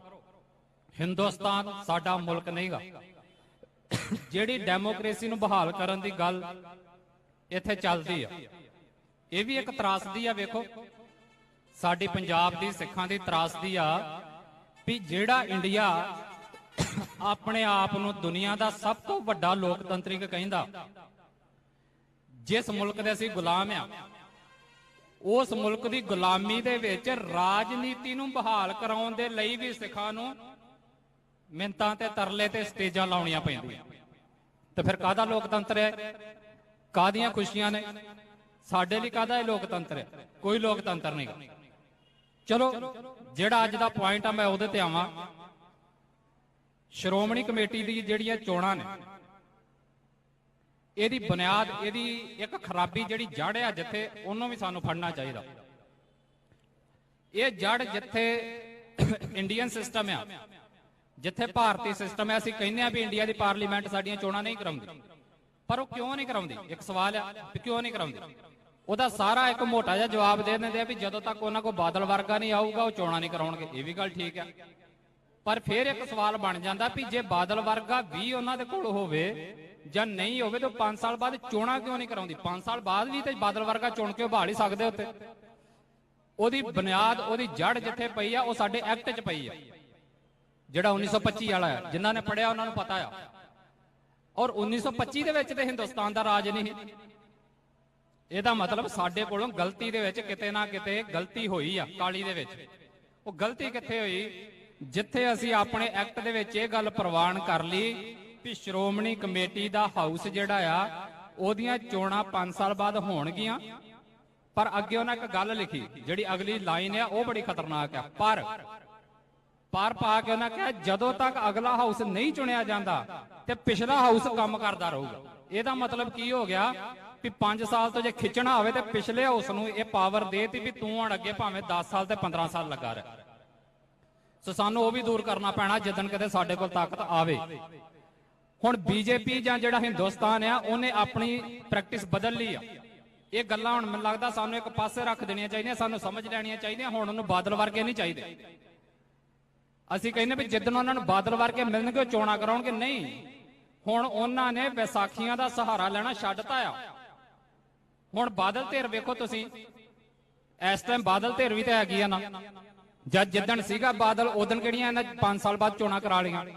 ਕਾਰਨ ਕੀ ਆ?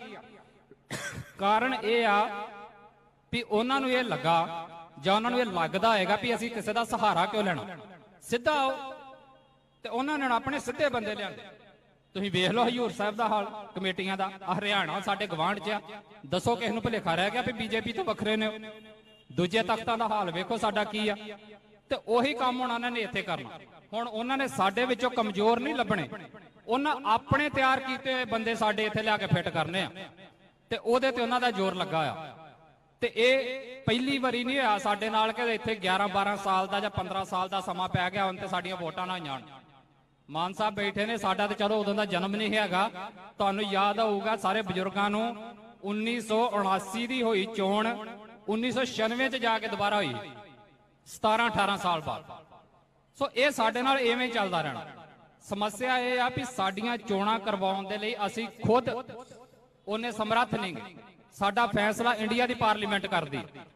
ਸੋ ਸਾਨੂੰ ਆਪਣੇ ਫੈਸਲੇ ਇੰਡੀਆ ਦੀ ਚੁੰਗਲ ਦੇ ਵਿੱਚੋਂ ਬਾਹਰ ਕੱਢਣੇ ਪੈਣਗੇ। ਸਾਡੀ ਹਰ ਤਾਕਤ ਇੰਡੀਆ ਨੇ ਆਪਣੇ ਕੰਟਰੋਲ 'ਚ ਰੱਖੀ ਹੋਈ ਹੈ। ਗੁਰਧਾਮ ਸਾਡੇ, ਗੁਰਦੁਆਰੇ ਸਾਡੇ, ਪ੍ਰਬੰਧ ਕਿੰਨਾ ਦੇ ਹੱਥਾਂ 'ਚ ਦੇਣਾ, ਕਦੋਂ ਦੇਣਾ, ਸਾਡੀਆਂ ਵੋਟਾਂ ਕਦੋਂ ਕਰਾਉਣੀਆਂ, ਉਹ ਤੈਅ ਕੌਣ ਕਰਦਾ? ਦਿੱਲੀ, ਇੰਡੀਆ ਦੀ ਪਾਰਲੀਮੈਂਟ। ਜ਼ਮੀਨ ਸਾਡੀ, ਇਹਦੇ ਉੱਤੇ ਕਿਸ ਤਰ੍ਹਾਂ ਦਾ ਕਾਨੂੰਨ ਲਾਗੂ ਹੋਣਾ ਤੈਅ ਕੌਣ ਕਰਦਾ? ਦਿੱਲੀ। ਸਾਡੇ ਪਾਣੀ, ਇਹਨਾਂ ਨੂੰ ਕਿੱਥੇ ਵਰਤਣਾ, ਕਿਵੇਂ ਵਰਤਣਾ ਤੈਅ ਕੌਣ ਕਰਦਾ? ਦਿੱਲੀ। ਸਾਡਾ ਬਾਰਡਰ ਨਾਲ ਦਾ ਏਰੀਆ ਬੀਐਸਐਫ ਦੀਆਂ ਤਾਕਤਾਂ ਵਧਾ ਕੇ ਸਾਡੇ ਸ਼ਹਿਰਾਂ ਦੇ ਵਿੱਚ ਵਾੜਤਾ, ਅੰਮ੍ਰਿਤਸਰ ਵੀ ਉਹਦੇ ਵਿੱਚ ਵਾੜਤਾ, ਕੌਣ ਤੈਅ ਕਰਦਾ? ਦਿੱਲੀ। ਜਿਹੜਾ ਵਿੱਚ ਵਾਲਾ ਪੰਜਾਬ ਬਚ ਗਿਆ ਉੱਥੇ ਐਨਆਈਏ ਵਰਗਿਆਂ ਨੂੰ ਅੰਨੀਆਂ ਤਾਕਤਾਂ ਦਿੱਤੀਆਂ। ਤੇ ਐਨਆਈਏ ਦੀ ਤਾਕਤ ਵੇਖੋ ਤੁਸੀਂ। ਅਸੀਂ ਕਈ ਵਾਰੀ ਪਾਵਰ ਲੈਣ ਦੇ ਲਈ ਬੜੇ ਹੁੰਨੇ ਆ ਵੀ ਸਾਨੂੰ ਪਾਵਰ ਲੈਣੀ ਚਾਹੀਦੀ ਹੈ। ਉਹ ਠੀਕ ਹੈ, ਆਪਣੀ ਲੜਾਈ ਦਾ ਇੱਕ ਹਿੱਸੇਦਾਰ ਰੱਖੋ, ਪਰ ਨਾਲ ਦੀ ਨਾਲ ਰਿਐਲਿਟੀ ਨੂੰ ਵੀ ਸਮਝੋ। ਪਾਵਰ ਪੰਜਾਬ ਦੇ ਮੁੱਖ ਮੰਤਰੀ ਦੀ ਇਸ ਟਾਈਮ ਇੰਨੀ ਕਿਹਾ ਕਿ ਐਨਆਈਏ ਦੀ ਗੱਡੀ ਦਿੱਲੀੋਂ ਚੱਲੇ ਤੇ ਪੰਜਾਬ ਦਾ ਮੁੱਖ ਮੰਤਰੀ ਉਸ ਗੱਡੀ ਨੂੰ ਡੱਕ ਨਹੀਂ ਸਕਦਾ।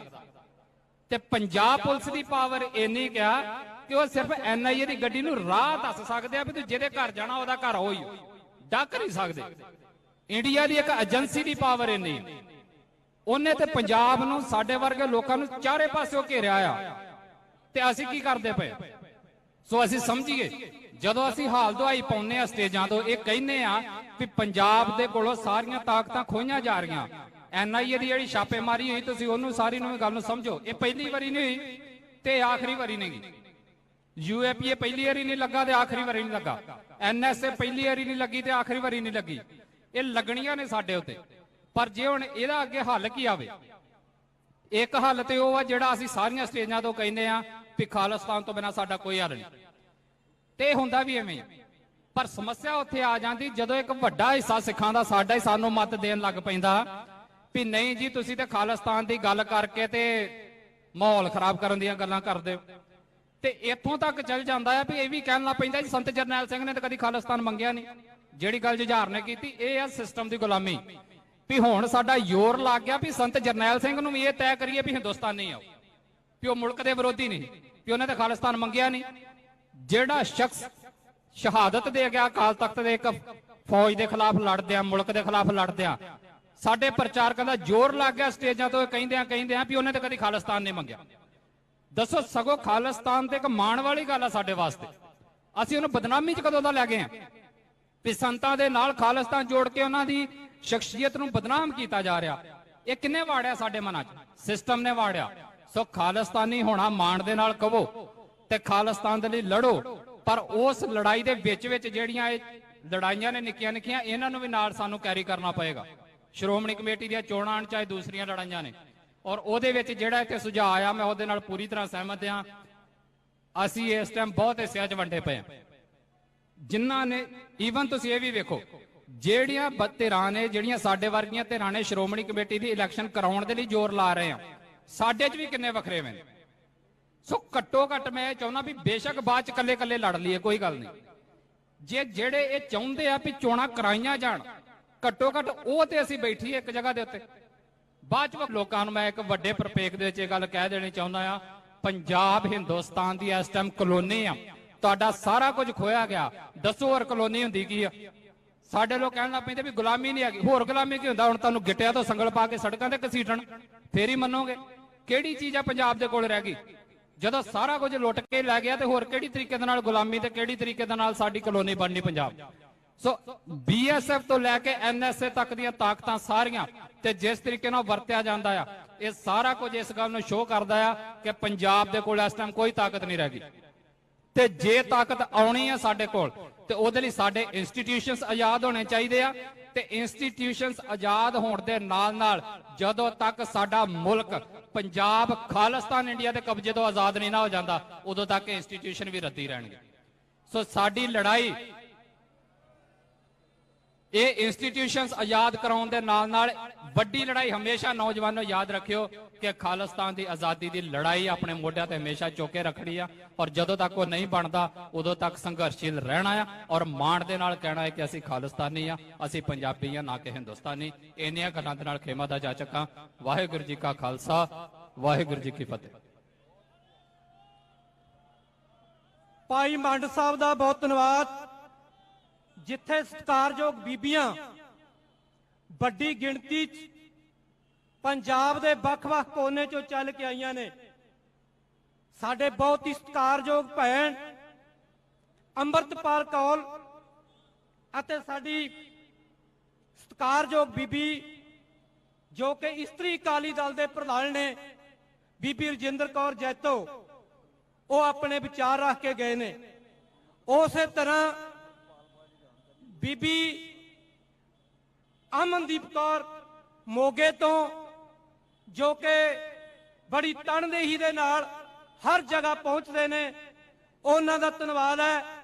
ਬੀਬੀ ਹਰਪਾਲ ਕੌਰ ਸੰਗਰੂਰ ਤੋਂ 20 ਬੀਬੀਆਂ ਦਾ ਜਥਾ ਲੈ ਕੇ ਕੱਲ ਰਾਤ ਦੇ ਪਹੁੰਚੇ ਨੇ, ਉਹਨਾਂ ਦਾ ਧੰਨਵਾਦ ਹੈ। ਬੀਬੀ ਸੁਖਜੀਤ ਕੌਰ ਕਪੂਰਥਲਾ ਦੇ ਪ੍ਰਧਾਨ ਨੇ, ਉਹਨਾਂ ਦਾ ਧੰਨਵਾਦ ਹੈ। ਇਸੇ ਤਰ੍ਹਾਂ ਬੀਬੀ ਅਮਨਦੀਪ ਸਿਮਰਨਜੀਤ ਕੌਰ ਲੁਧਿਆਣਾ, ਉਹਨਾਂ ਦਾ ਧੰਨਵਾਦ ਹੈ। ਬੀਬੀ ਕਮਲਜੀਤ ਕੌਰ ਬੰਗਾ, ਬੀਬੀ ਬਲਜੀਤ ਕੌਰ ਮੋਹਾਲੀ, ਬੀਬੀ ਕੁਲਵਿੰਦਰ ਕੌਰ ਗੁਰਦਾਸਪੁਰ, ਬੀਬੀ ਕੁਲਵਿੰਦਰ ਕੌਰ ਕਰਤਾਰਪੁਰ, ਬੀਬੀ ਕਮਲਜੀਤ ਕੌਰ ਜਲੰਧਰ, ਬੀਬੀ ਗੁਰਦੀਪ ਕੌਰ, ਬੀਬੀ ਮਨਜੀਤ ਕੌਰ ਗਾਗੜਾ, ਬੀਬੀ ਰਸਪਿੰਦਰ ਕੌਰ ਰਈਆ, ਬੀਬੀ ਗੁਰਮੀਤ ਕੌਰ ਜੋ ਕਿ ਸਾਡੇ ਸਤਿਕਾਰਯੋਗ ਯੋਧੇ ਜਿਹੜੇ ਜੇਲ੍ਹ ਵਿੱਚ ਬੰਦ ਨੇ, ਉਹਨਾਂ ਦੇ ਸਤਿਕਾਰਯੋਗ ਮਾਤਾ ਨੇ, ਉਹਨਾਂ ਦਾ ਧੰਨਵਾਦ ਹੈ। ਇਸੇ ਤਰ੍ਹਾਂ ਸਾਡੇ ਬਹੁਤ ਹੀ ਸਤਿਕਾਰਯੋਗ ਜ਼ਿਲ੍ਹਾ ਪ੍ਰਧਾਨ ਜਿਨ੍ਹਾਂ ਨੂੰ ਅਸੀਂ ਸਮੇਂ ਦੀ ਨਿਜਾਕਤ ਨੂੰ ਸਮਝਦੇ ਹਾਂ, ਸਮਾਂ ਨਹੀਂ ਦੇ ਸਕੇ, ਜਿਨ੍ਹਾਂ 'ਚ ਦਰਸ਼ਨ ਸਿੰਘ ਮੰਡੇਰ ਬਰਨਾਲਾ, ਡਾਕਟਰ ਗੁਰਬਚਨ ਸਿੰਘ ਜੀ ਪੁਆਰ ਗੁਰਦਾਸਪੁਰ, ਪ੍ਰੀਤਮ ਸਿੰਘ ਜੀ ਲੁਧਿਆਣਾ, ਸਰਦਾਰ ਗੁਰਨੈਲ ਸਿੰਘ ਜੀ ਰਾਮਪੁਰਾ ਸੰਗਰੂਰ, ਸਰਦਾਰ ਬਲਰਾਜ ਸਿੰਘ ਜੀ ਖਾਲਸਾ ਮੋਗਾ, ਸਰਦਾਰ ਗੁਰਚਰਨ ਸਿੰਘ ਜੀ ਭੋਲਰ, ਹਰਜੀਤ ਸਿੰਘ ਜੀ ਮੀਆਂਪੁਰ ਤਰਨਤਾਰਨ, ਸ਼ਮਸ਼ੇਰ ਸਿੰਘ ਬਰਾੜ ਅੰਮ੍ਰਿਤਸਰ ਦੇ ਪ੍ਰਧਾਨ, ਪਰਮਿੰਦਰ ਸਿੰਘ ਜੀ ਬਾਲਿਆਂ ਵਾਲੀ ਜੋ ਕਿ ਬਠਿੰਡੇ ਦੇ ਪ੍ਰਧਾਨ ਨੇ, ਬਲਬੀਰ ਸਿੰਘ ਜੀ ਬਛੋਆਣਾ ਮਾਨਸਾ ਦੇ ਪ੍ਰਧਾਨ ਨੇ, ਹਰਦੀਪ ਸਿੰਘ ਜੀ ਸਹਿਜਪੁਰਾ ਜੋ ਕਿ ਦਿਹਾਤੀ ਪ੍ਰਧਾਨ ਨੇ ਪਟਿਆਲਾ ਦੇ, ਰਣਜੀਤ ਸਿੰਘ ਜੀ ਸੰਤੋਖਗੜ੍ਹ ਜਿਹੜੇ ਰੋਪੜ ਦੇ ਪ੍ਰਧਾਨ ਨੇ, ਸੰਗਾਰਾ ਸਿੰਘ ਜੀ ਬਡਲਾ ਜਿਹੜੇ ਫਤਿਹਗੜ੍ਹ ਸਾਹਿਬ ਦੇ ਪ੍ਰਧਾਨ ਨੇ, ਬਲਵਿੰਦਰ ਸਿੰਘ ਜੀ ਕਾਕਾ ਪ੍ਰਧਾਨ ਖੰਨਾ, ਇਸੇ ਤਰ੍ਹਾਂ ਹਰਦੇਵ ਸਿੰਘ ਜੀ ਪੱਪੂ ਜਿਹੜੇ ਮਲੇਰਕੋਟਲੇ ਦੇ ਪ੍ਰਧਾਨ ਨੇ, ਗੁਰਦੀਪ ਸਿੰਘ ਜੀ ਖੁਣਖੁਣ ਜ਼ਿਲ੍ਹਾ ਪ੍ਰਧਾਨ ਹੁਸ਼ਿਆਰਪੁਰ, ਸਰਦਾਰ ਗੁਰਦੀਪ ਸਿੰਘ ਜੀ ਟੁੱਡੀ ਜ਼ਿਲ੍ਹਾ ਪ੍ਰਧਾਨ ਫਰੀਦਕੋਟ, ਬਲਦੇਵ ਸਿੰਘ ਜੀ ਬੜਿੰਗ ਜ਼ਿਲ੍ਹਾ ਪ੍ਰਧਾਨ ਮੁਕਤਸਰ, ਸਰਦਾਰ ਸੁਖਜੀਤ ਸਿੰਘ ਜੀ ਡਰੌਲੀ ਜੋ ਕਿ ਜ਼ਿਲ੍ਹਾ ਪ੍ਰਧਾਨ ਨੇ ਜਲੰਧਰ ਦੇ। ਇਸੇ ਤਰ੍ਹਾਂ ਹੀ PSC ਦੇ ਕਮੇਟੀ ਦੇ ਮੈਂਬਰ ਸਤਿਕਾਰਯੋਗ ਡਾਕਟਰ ਹਰਜਿੰਦਰ ਸਿੰਘ ਜੀ ਜਾਖੂ ਸਾਹਿਬ, ਸਟੇਜ ਤੇ ਬਿਰਾਜਮਾਨ ਨੇ ਜਥੇਦਾਰ ਹਰਭਜਨ ਸਿੰਘ ਜੀ ਕਸ਼ਮੀਰੀ, ਬਲਦੇਵ ਸਿੰਘ ਜੀ ਗਗੜਾ, ਬਲਕਾਰ ਸਿੰਘ ਜੀ ਭੁੱਲਰ, ਗੁਰਚਰਨ ਸਿੰਘ ਜੀ ਭੁੱਲਰ, ਸਤਿਕਾਰਯੋਗ ਓਂਕਾਰ ਸਿੰਘ ਜੀ ਬਰਾੜ, ਹਰਦੇਵ ਸਿੰਘ ਜੀ ਪੱਪੂ, ਗੁਰਨੈਬ ਸਿੰਘ ਰਾਮਪੁਰਾ, ਬਹਾਦਰ ਸਿੰਘ ਜੀ ਪਸੌੜ, ਤੇਜਿੰਦਰ ਸਿੰਘ ਜੀ ਦਿਓਲ, ਜਤਿੰਦਰ ਸਿੰਘ ਥਿੰਨ, ਐਡਵੋਕੇਟ ਜਗਮੀਤ ਸਿੰਘ, ਬਲਰਾਜ ਸਿੰਘ ਜੀ ਮੋਗਾ, ਹਰਵੰਸ ਸਿੰਘ ਜੀ ਸਲੇਮਪੁਰ, ਇਹਨਾਂ ਸਾਰੇ ਆਗੂਆਂ ਦਾ ਬਹੁਤ ਧੰਨਵਾਦ ਹੈ। ਇਸੇ ਤਰ੍ਹਾਂ ਹੀ ਪਾਰਟੀ ਦੇ ਜਨ ਸਕੱਤਰ ਪ੍ਰੋਫੈਸਰ ਮਹਿੰਦਰਪਾਲ ਸਿੰਘ, ਮਾਸਟਰ ਕਰਨੈਲ ਸਿੰਘ ਨਾਰੀਕੇ, ਕੁਲਦੀਪ ਸਿੰਘ ਜੀ ਪਾਗੋਵਾਲ, ਕੁਸ਼ਲਪਾਲ ਸਿੰਘ ਜੀ ਮਾਨ, ਅੰਮ੍ਰਿਤਪਾਲ ਸਿੰਘ ਜੀ ਸੰਧੜਾ, ਹਰਪਾਲ ਸਿੰਘ ਜੀ ਬਲੇਰ, ਉਪਕਾਰ ਸਿੰਘ ਜੀ ਸੰਧੂ ਅਤੇ ਦਾਸ ਗੁਰਜਨ ਸਿੰਘ ਕੱਟੂ, ਐਡਵੋਕੇਟ ਸਿਮਰਜੀਤ ਸਿੰਘ ਜੀ, ਸਾਡੇ ਵਪਾਰ ਮੰਡਲ ਦੇ ਪ੍ਰਧਾਨ ਨਵਨੀਤ ਸਿੰਘ ਜੀ ਗੋਪੀ, ਇਹਨਾਂ ਸਾਰੇ ਆਗੂਆਂ ਦਾ ਸਟੇਜ ਵੱਲੋਂ ਬਹੁਤ ਬਹੁਤ ਧੰਨਵਾਦ। ਅਗਲੀ ਕਾਰਵਾਈ ਸਰਦਾਰ ਬਹਾਦਰ ਸਿੰਘ ਜੀ। ਗੁਰੂ ਰੂਪ ਖਾਲਸਾ ਜੀ, ਆਪ ਜੀ ਨੂੰ ਸੂਚਨਾ ਦਿੱਤੀ ਜਾਂਦੀ ਹੈ ਕਿ 9 ਅਕਤੂਬਰ ਨੂੰ ਪਿੰਡ ਗਦਲੀ ਵਿਖੇ ਹਰਜਿੰਦਰ ਸਿੰਘ ਜੀ ਜਿੰਦਾ, ਸੁਖਦੇਵ ਸਿੰਘ ਜੀ ਸੁੱਖਾ, ਹਰ ਸਾਲ ਦੀ ਤਰ੍ਹਾਂ ਉਹਨਾਂ ਦੀ ਬਰਸੀ ਮਨਾਈ ਜਾਂਦੀ ਹੈ। ਆਪਾਂ ਸਾਰਿਆਂ ਨੇ ਉੱਥੇ ਵੀ ਹਾਈ ਲਵਾਉਣੀ ਹੈ। ਉਹਨਾਂ ਦੇ ਸੰਬੰਧ ਵਿੱਚ ਆਪਾਂ ਜੈਕਾਰਾ ਗਜਾਵਾਂਗੇ, ਬੋਲੇ ਸੋ ਨਿਹਾਲ। ਗੁਰੂ ਰੂਪ ਖਾਲਸਾ ਜੀ, ਅਗਲੀ ਬੇਨਤੀ ਹੈ ਕਿ ਸਟੇਜ ਦੀ ਸਮਾਪਤੀ ਤੋਂ ਬਾਅਦ ਲੰਗਰ ਪ੍ਰਸ਼ਾਦੇ ਦਾ ਪ੍ਰਬੰਧ ਇੱਥੇ ਹੀ ਤੁਹਾਡਾ ਕੀਤਾ ਗਿਆ ਹੈ। ਸਾਰੀਆਂ ਸੰਗਤਾਂ ਨੇ ਸਟੇਜ ਦੀ ਸਮਾਪਤੀ ਤੋਂ ਬਾਅਦ ਪ੍ਰਧਾਨ ਸਾਹਿਬ ਦੇ ਬੋਲਣ ਤੋਂ ਬਾਅਦ ਲੰਗਰ ਪ੍ਰਸ਼ਾਦਾ ਛਕ ਕੇ ਜਾਣਾ ਹੈ। ਤੁਹਾਡੇ ਸਿਰਫ 20 ਮਿੰਟ ਹੋਰ ਲੈਣੇ ਨੇ। ਸੋ ਮੈਂ ਬੇਨਤੀ ਕਰੂੰਗਾ ਸਾਡੇ ਵਕੀਲ ਸਿਮਰਨਜੀਤ ਸਿੰਘ ਜੀ ਜੋ ਕਿ ਲੀਗਲ ਸੈੱਲ ਦੇ ਪ੍ਰਧਾਨ ਨੇ, ਉਹ 5 ਮਿੰਟਾਂ ਲਈ ਆਪਣੇ ਵਿਚਾਰ ਸਾਂਝੇ ਕਰਨਗੇ। ਸਿਮਰਨਜੀਤ ਸਿੰਘ ਜੀ। गुरु की नगरी और सिख पंथ की राजधानी विच अज मौजूद कौम के नायक सरदार सिमरनजीत सिंह मान और खालसा पंथ के बड़े अहम सारे आगू स्टेज पे बैठे हुए ने फतेह प्रवान करना है। वाहिगुरु जी का खालसा, वाहिगुरु जी की फतेह। यूनाइटेड नेशंस ने 15 सितंबर नूं दुनिया के हर कोने के उपर लोकतंत्र ਨੂੰ ਮਜ਼ਬੂਤ ਕਰਨ ਲਈ ਅੱਜ ਦਾ ਦਿਨ ਰੱਖਿਆ ਹੈ। ਤੇ ਸਰਦਾਰ ਈਮਾਨ ਸਿੰਘ ਮਾਨ ਹੋਣਾ ਨੇ ਪਿਛਲੇ 2 ਸਾਲ ਤੋਂ ਇਹ ਇਸ਼ੂ ਪੰਥ ਦੀ ਕਚਹਿਰੀ 'ਚ ਰੱਖਣ ਦੀ ਕੋਸ਼ਿਸ਼ ਕੀਤੀ ਹੈ ਕਿ ਜਿਹੜੀ ਸ਼੍ਰੋਮਣੀ ਗੁਰਦੁਆਰਾ ਪ੍ਰਬੰਧਕ ਕਮੇਟੀ ਹੈ 29 ਜੁਲਾਈ 1925 ਨੂੰ ਸਿੱਖ ਕੌਮ ਨੇ ਬਹੁਤ ਸੰਘਰਸ਼ ਕਰਕੇ ਬਣਾਈ ਹੈ। ਮੈਂ ਤੁਹਾਨੂੰ ਦੱਸਣਾ ਚਾਹੁੰਦਾ ਕਿ ਇਹ ਸ਼੍ਰੋਮਣੀ ਗੁਰਦੁਆਰਾ ਪ੍ਰਬੰਧਕ ਕਮੇਟੀ ਬਣਾਉਣ ਲਈ 451 ਦੇ ਕਰੀਬ ਸਿੱਖਾਂ ਨੂੰ ਸ਼ਹਾਦਤਾਂ ਦੇਣੀਆਂ ਪਈਆਂ ਨੇ। 30,000 ਦੇ ਕਰੀਬ ਸਿੱਖਾਂ ਨੂੰ ਜੇਲ੍ਹਾਂ 'ਚ ਜਾਣਾ ਪਿਆ ਹੈ। 2,000 ਦੇ ਕਰੀਬ ਜਿਹੜੇ ਸਿੱਖ ਨੇ ਉਹਨਾਂ ਨੂੰ ਸਜ਼ਾਵਾਂ ਹੋਈਆਂ ਨੇ ਔਰ ਵੱਖ-ਵੱਖ ਅਖਬਾਰਾਂ ਦੇ 54 ਐਡੀਟਰਾਂ ਨੂੰ ਸਜ਼ਾਵਾਂ ਕੀਤੀਆਂ ਨੇ ਉਦੋਂ ਅਦਾਲਤਾਂ ਨੇ। 1925 ਤੋਂ ਬਾਅਦ 1947 ਤੱਕ ਇਹ ਜਿਹੜਾ ਸਾਡਾ ਹਾਊਸ ਹੈ ਇਹਦੀਆਂ ਇਲੈਕਸ਼ਨਸ ਲਗਾਤਾਰ ਹੋ ਰਹੀਆਂ ਨੇ। 1947 ਤੋਂ ਬਾਅਦ 67 ਵਿੱਚ ਚੋਣ ਹੁੰਦੀ ਹੈ, 67 ਤੋਂ ਬਾਅਦ 79 ਦੇ ਵਿੱਚ ਹੁੰਦੀ ਹੈ, 79 ਤੋਂ ਬਾਅਦ 96, ਫਿਰ 2004 ਤੇ ਫਿਰ ਹੁਣ 2024। ਜਿਹੜੀ ਇੱਥੋਂ ਦੀ ਸੁਪਰੀਮ ਕੋਰਟ ਹੈ ਉਹਦੇ ਫੁੱਲ ਬੈਂਚ 13 ਜੱਜਸ ਨੇ ਕਿਹਾ ਕਿ ਜਿਹੜੀਆਂ ਫ੍ਰੀ ਫੇਅਰ ਤੇ ਪੀਰੀਓਡਿਕਲ ਇਲੈਕਸ਼ਨਸ ਲੋਕਤੰਤਰ ਦੀ ਜਿੰਦ ਜਾਨ ਹੁੰਦੀਆਂ ਨੇ, ਪਰ ਇੱਥੋਂ ਦੀ ਹਕੂਮਤ ਜਿਹੜੀਆਂ ਸਿੱਖ ਪੰਥ ਦੀ ਇਲੈਕਸ਼ਨਸ ਨਹੀਂ ਕਰਾ ਰਹੀਆਂ। ਤੇ ਜਿਵੇਂ ਇੱਥੇ ਮੰਡ ਸਾਹਿਬ ਨੇ ਬੋਲਿਆ ਜਿਹੜਾ ਐਕਟ ਹੈ ਉਹਦੇ ਵਿੱਚ ਡਰਾਬੈਕ ਹੈਗਾ, ਪਰ ਇਹ ਐਕਟ ਅੱਜ ਤੋਂ ਪੂਰਾ 100 ਸਾਲ ਪਹਿਲੇ ਬਣਿਆ ਹੈ। ਤਾਂ ਉਸ ਐਕਟ ਵਿੱਚ ਅਮੈਂਡਮੈਂਟ ਹੋ ਸਕਦੀ ਹੈ। ਜੇ ਹਿੰਦੁਸਤਾਨ ਦੇ ਸੰਵਿਧਾਨ ਵਿੱਚ 150 ਤੋਂ ਵੱਧ ਅਮੈਂਡਮੈਂਟਸ ਹੋ ਸਕਦੀਆਂ ਤੇ ਇਹਦੇ ਵਿੱਚ ਵੀ ਕੀਤੀ ਜਾ ਸਕਦੀ ਹੈ। ਹੁਣ ਮੈਂ ਤੁਹਾਨੂੰ ਲੇਖਾ ਜੋਖਾ ਕਰਾਂਗਾ ਅਸੀਂ ਗਵਾਇਆ ਕੀ ਹੈ।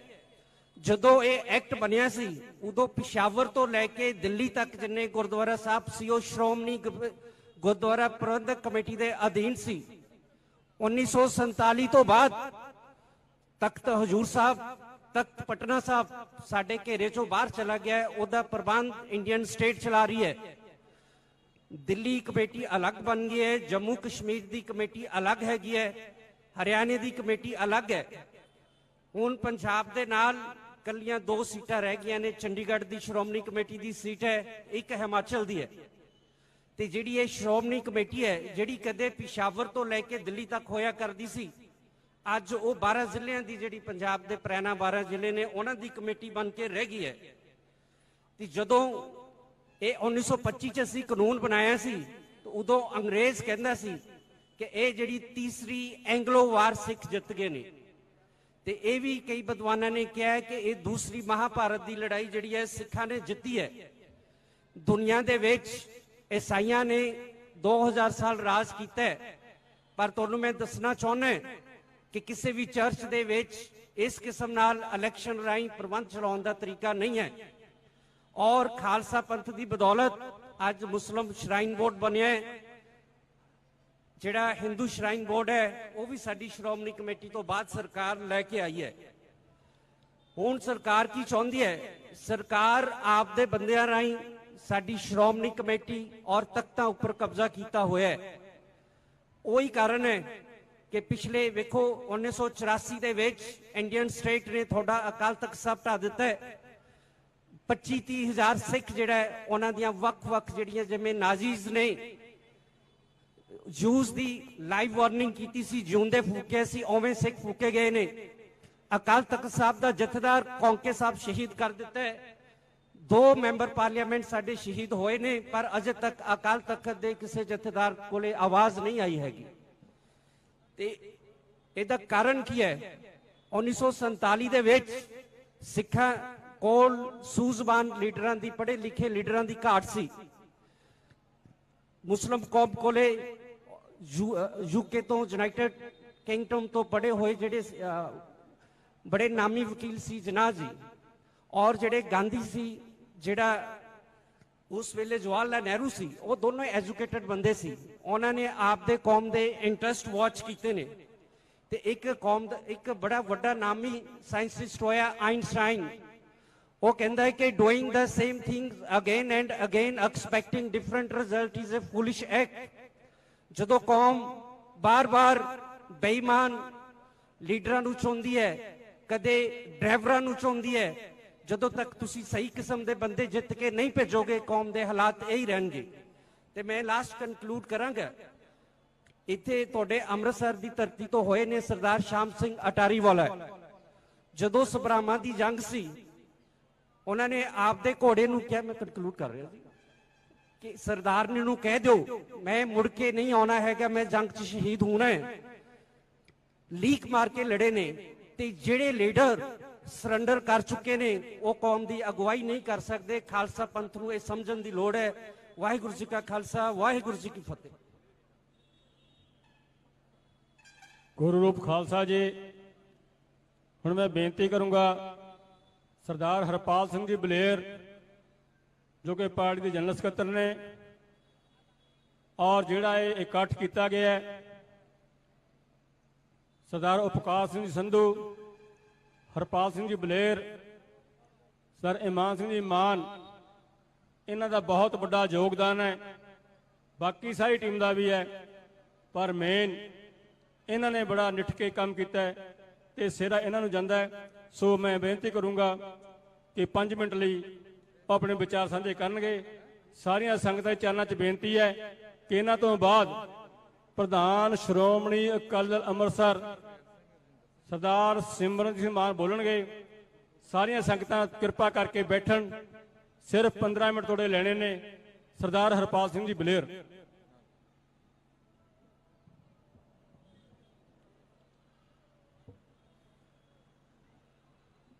ਗੁਰੂ ਰੂਪ, ਗੁਰੂ ਪਿਆਰੀ ਸਾਧ ਸੰਗਤ ਜੀ, ਆਪ ਸਭ ਨੂੰ ਮੈਂ 10ਵੇਂ ਪਾਤਸ਼ਾਹ ਪੁੱਤਰਾਂ ਦੇ ਦਾਨੀ ਦੀ ਬਖਸ਼ੀ ਹੋਈ ਫਤਿਹ ਅਰਜ਼ ਕਰ ਲੱਗਾ। ਗੱਜ ਕੇ ਬੁਲਾਇਓ ਵਾਹਿਗੁਰੂ ਜੀ ਕਾ ਖਾਲਸਾ, ਵਾਹਿਗੁਰੂ ਜੀ ਕੀ ਫਤਿਹ।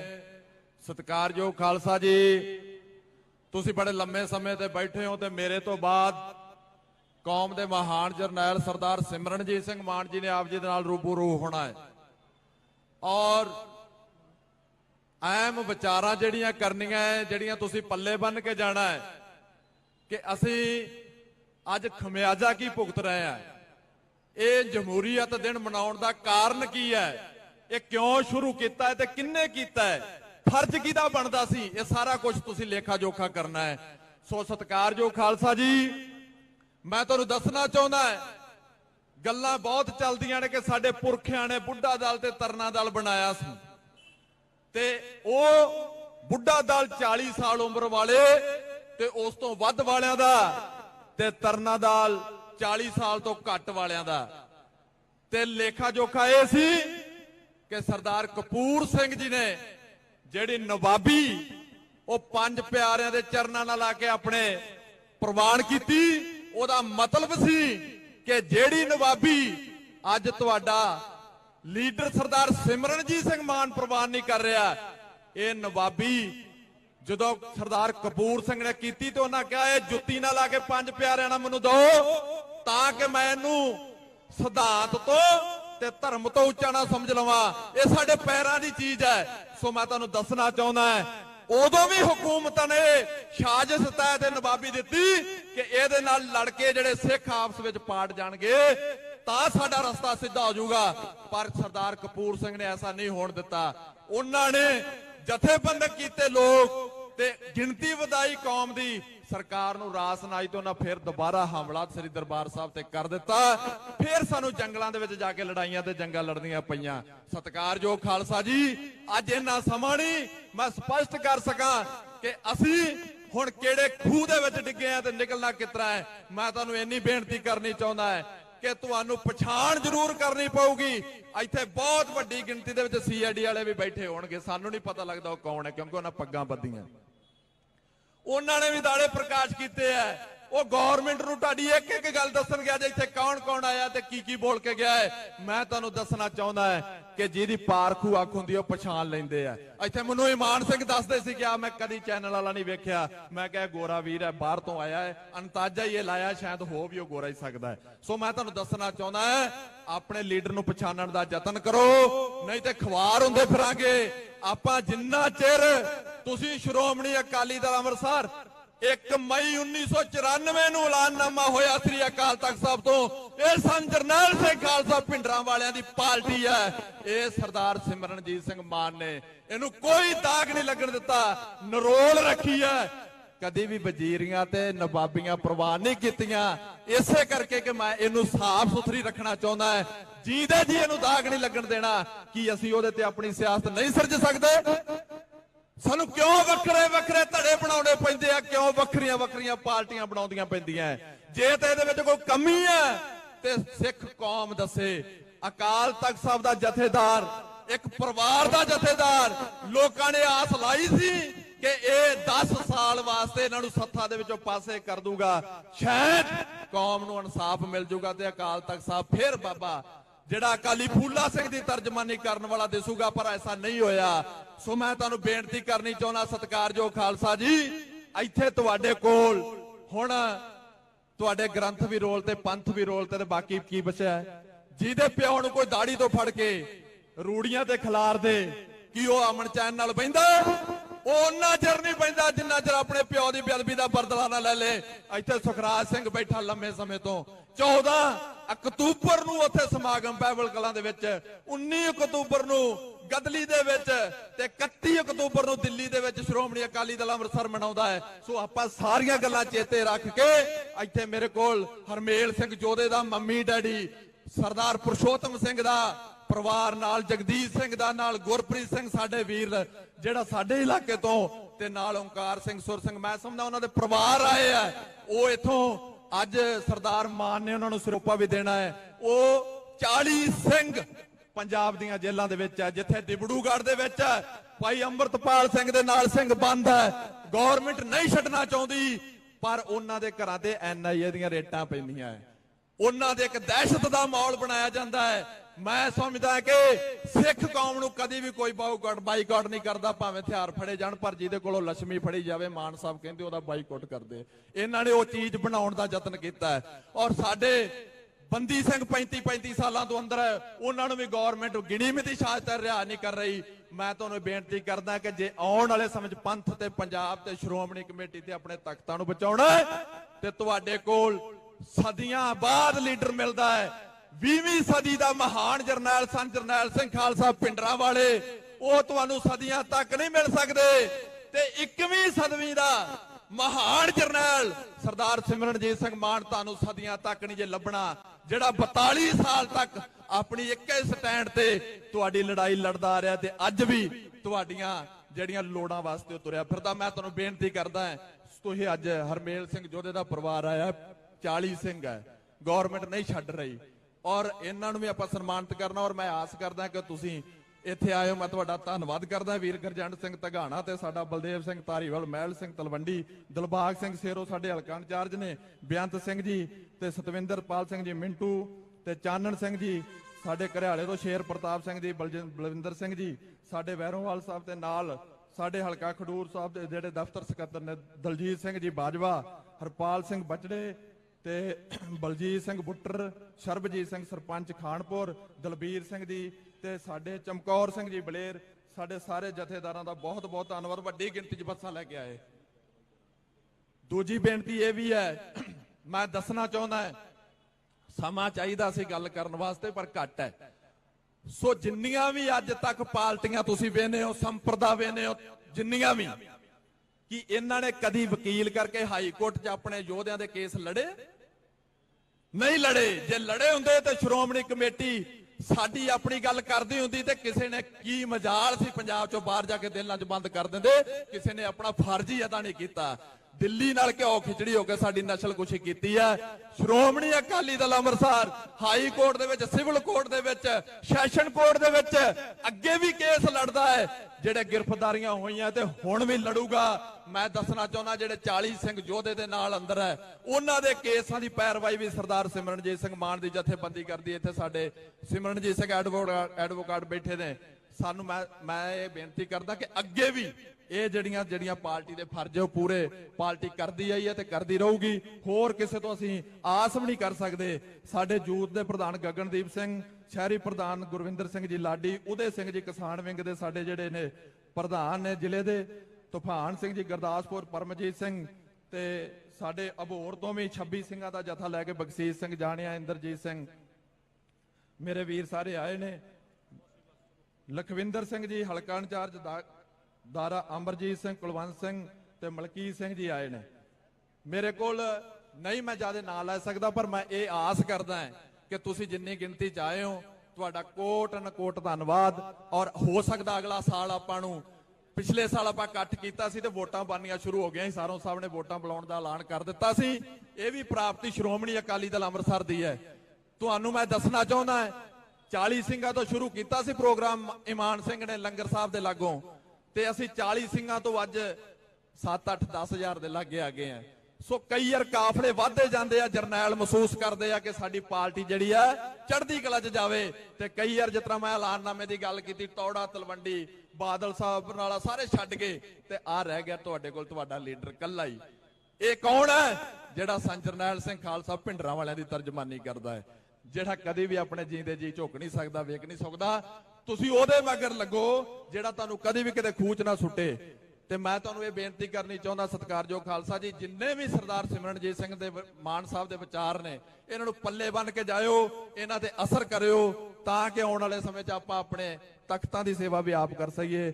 ਹਲਕਾ ਬਾਬਾ ਬਕਾਲਾ ਤੋਂ ਸਰਬਜੀਤ ਸਿੰਘ, ਗੁਰਵਿੰਦਰ ਸਿੰਘ ਜੀ ਪ੍ਰਧਾਨ ਤੇ ਬਚੜੇ ਸਾਹਿਬ ਜੀ, ਮੈਂ ਸਾਰੇ ਨਾਮ ਬੋਲ ਚੁੱਕਾ ਹਾਂ। ਅੱਜ ਇੱਥੇ ਆਪਾਂ ਨੂੰ ਲੋੜ ਹੈ ਸਰਦਾਰ ਮਾਨ ਦੀ ਹੁਣ ਗੱਲ ਸੁਣਦੀ। ਮੈਨੂੰ ਪਤਾ ਹੈ ਬੜੇ ਗਰਮੀ ਦੇ ਵਿੱਚ ਸਿੰਘ ਸਾਰੇ ਆਏ, ਬੱਸਾਂ ਭਰ ਕੇ ਲੈ ਕੇ ਆਏ ਆ। ਆਉਣ ਵਾਲੇ ਸਮੇਂ 'ਚ ਸਾਨੂੰ ਇਹ ਇਕੱਠ ਕਰਨ ਦੀ ਲੋੜ ਨਾ ਪਵੇ, ਸਾਡੀ ਇਲੈਕਸ਼ਨ ਹੋ ਜਾਵੇ। ਜੇ ਨਾ ਹੋਈ ਤੇ ਫਿਰ ਇਹਦੀ ਰੂਪਰੇਖਾ ਵੀ ਕੋਈ ਐਸੀ ਸਰਦਾਰ ਸਿਮਰਨਜੀਤ ਸਿੰਘ ਮਾਨ ਸਾਹਿਬ ਜੀ ਦੇ ਨਾਲ ਰਹਿ ਕਰਕੇ ਕਰਾਂਗੇ ਕਿ ਇੱਥੇ ਅੰਮ੍ਰਿਤਸਰ ਦੇ ਵਿੱਚ ਸਾਨੂੰ ਭਾਵੇਂ ਰੋਡ ਜਾਮ ਕਰਨੇ ਪੈਣ, ਵੱਡਾ ਇਕੱਠ, ਵਿਸ਼ਾਲ ਇਕੱਠ ਕਰਾਂਗੇ। ਇੰਨੀਆਂ ਬੇਨਤੀਆਂ ਦੇ ਨਾਲ ਬਹੁਤ ਬਹੁਤ ਧੰਨਵਾਦ। ਵਾਹਿਗੁਰੂ ਜੀ ਕਾ ਖਾਲਸਾ, ਵਾਹਿਗੁਰੂ ਜੀ ਕੀ ਫਤਿਹ। ਗੁਰੂ ਰੂਪ ਖਾਲਸਾ ਜੀ। ਹੁਣ ਮੈਂ ਬੇਨਤੀ ਕਰੂੰਗਾ ਕੌਮ ਦੇ ਨਿਧੜਕ ਜਰਨੈਲ ਸ਼੍ਰੋਮਣੀ ਅਕਾਲੀ ਦਲ ਅੰਮ੍ਰਿਤਸਰ ਦੇ ਪ੍ਰਧਾਨ ਸਿਮਰਨਜੀਤ ਸਿੰਘ ਮਾਨ, ਉਹ ਤੁਹਾਡੇ ਨਾਲ ਆਪਣੇ ਵਿਚਾਰ ਸਾਂਝੇ ਕਰਨਗੇ। ਪ੍ਰਧਾਨ ਸਾਹਿਬ ਦੇ ਵਿਚਾਰਾਂ ਤੋਂ ਬਾਅਦ ਸਾਰੀਆਂ ਸੰਗਤਾਂ ਨੇ ਲੰਗਰ ਪ੍ਰਸ਼ਾਦਾ ਛਕ ਕੇ ਜਾਣਾ ਹੈ। ਪਿਛਲੇ ਪਾਸੇ ਟੇਬਲਾਂ ਤੇ ਸਾਰਾ ਲੰਗਰ ਪ੍ਰਸ਼ਾਦਾ ਲੱਗੂਗਾ, ਸਾਰਿਆਂ ਨੇ ਲੰਗਰ ਛਕ ਕੇ ਜਾਣਾ ਹੈ। ਸੋ ਉਸ ਤੋਂ ਪਹਿਲਾਂ ਆਪਾਂ ਨਾਰੇ ਵੀ ਲਾਵਾਂਗੇ ਔਰ ਪਰਿਵਾਰਾਂ ਦਾ ਸਨਮਾਨ ਵੀ ਕਰਾਂਗੇ। ਸਾਡੀ ਜਮਹੂਰੀਅਤ ਬਹਾਲ ਕਰੋ, ਸਾਡੀ ਜਮਹੂਰੀਅਤ ਬਹਾਲ ਕਰੋ। ਸੰਤ ਬਾਬਾ ਜਰਨੈਲ ਸਿੰਘ ਜੀ ਖਾਲਸਾ ਪਿੰਡਰਾਂ ਵਾਲੇ, ਸੰਤ ਬਾਬਾ ਜਰਨੈਲ ਸਿੰਘ ਜੀ ਖਾਲਸਾ ਪਿੰਡਰਾਂ ਵਾਲੇ, ਸਾਡੀ ਜਮਹੂਰੀਅਤ ਬਹਾਲ ਕਰੋ, ਸਾਡੀ ਜਮਹੂਰੀਅਤ ਬਹਾਲ ਕਰੋ। ਜੋ ਸਾਡੇ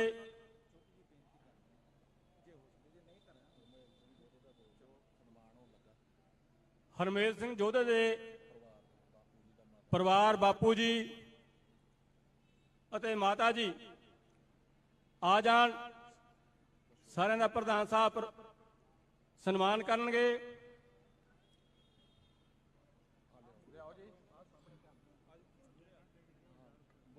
ਬੋਲੇ ਸੋ ਨਿਹਾਲ।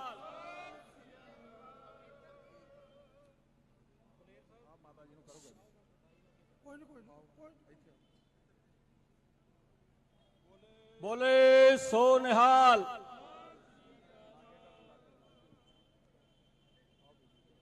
ਹਰਜਿੰਦਰ ਸਿੰਘ ਜਿੰਦਾ ਦੇ ਭਰਾ ਜੀ, ਉਹ ਵੀ, ਉਹਨਾਂ ਨੂੰ ਵੀ ਸਨਮਾਨਿਤ ਕੀਤਾ ਜਾਊਗਾ। ਪਰਸ਼ੋਤਮ ਸਿੰਘ ਦੇ ਪਰਿਵਾਰ ਨੂੰ ਵੀ ਸਨਮਾਨਿਤ ਕੀਤਾ ਜਾ ਰਿਹਾ ਹੈ। ਜਗਦੀਸ਼ ਸਿੰਘ ਦੇ ਪਰਿਵਾਰ ਨੂੰ ਵੀ ਸਨਮਾਨਿਤ ਕੀਤਾ ਜਾ ਰਿਹਾ ਹੈ। ਬੋਲੇ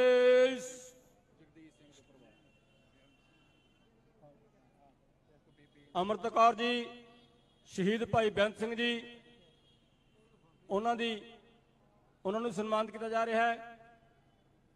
ਹਰਜਿੰਦਰ ਸਿੰਘ ਜਿੰਦਾ ਦੇ ਭਰਾ, ਉਹਨਾਂ ਨੂੰ ਵੀ ਸਨਮਾਨਿਤ ਕੀਤਾ ਜਾ ਰਿਹਾ ਹੈ। ਬੋਲੇ ਸੋ ਨਿਹਾਲ।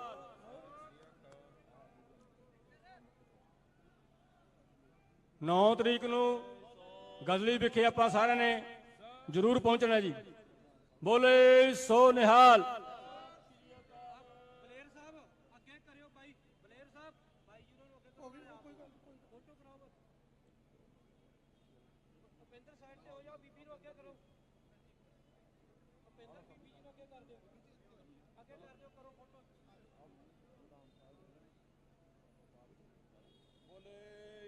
ਬੋਲੇ ਸੋ ਨਿਹਾਲ।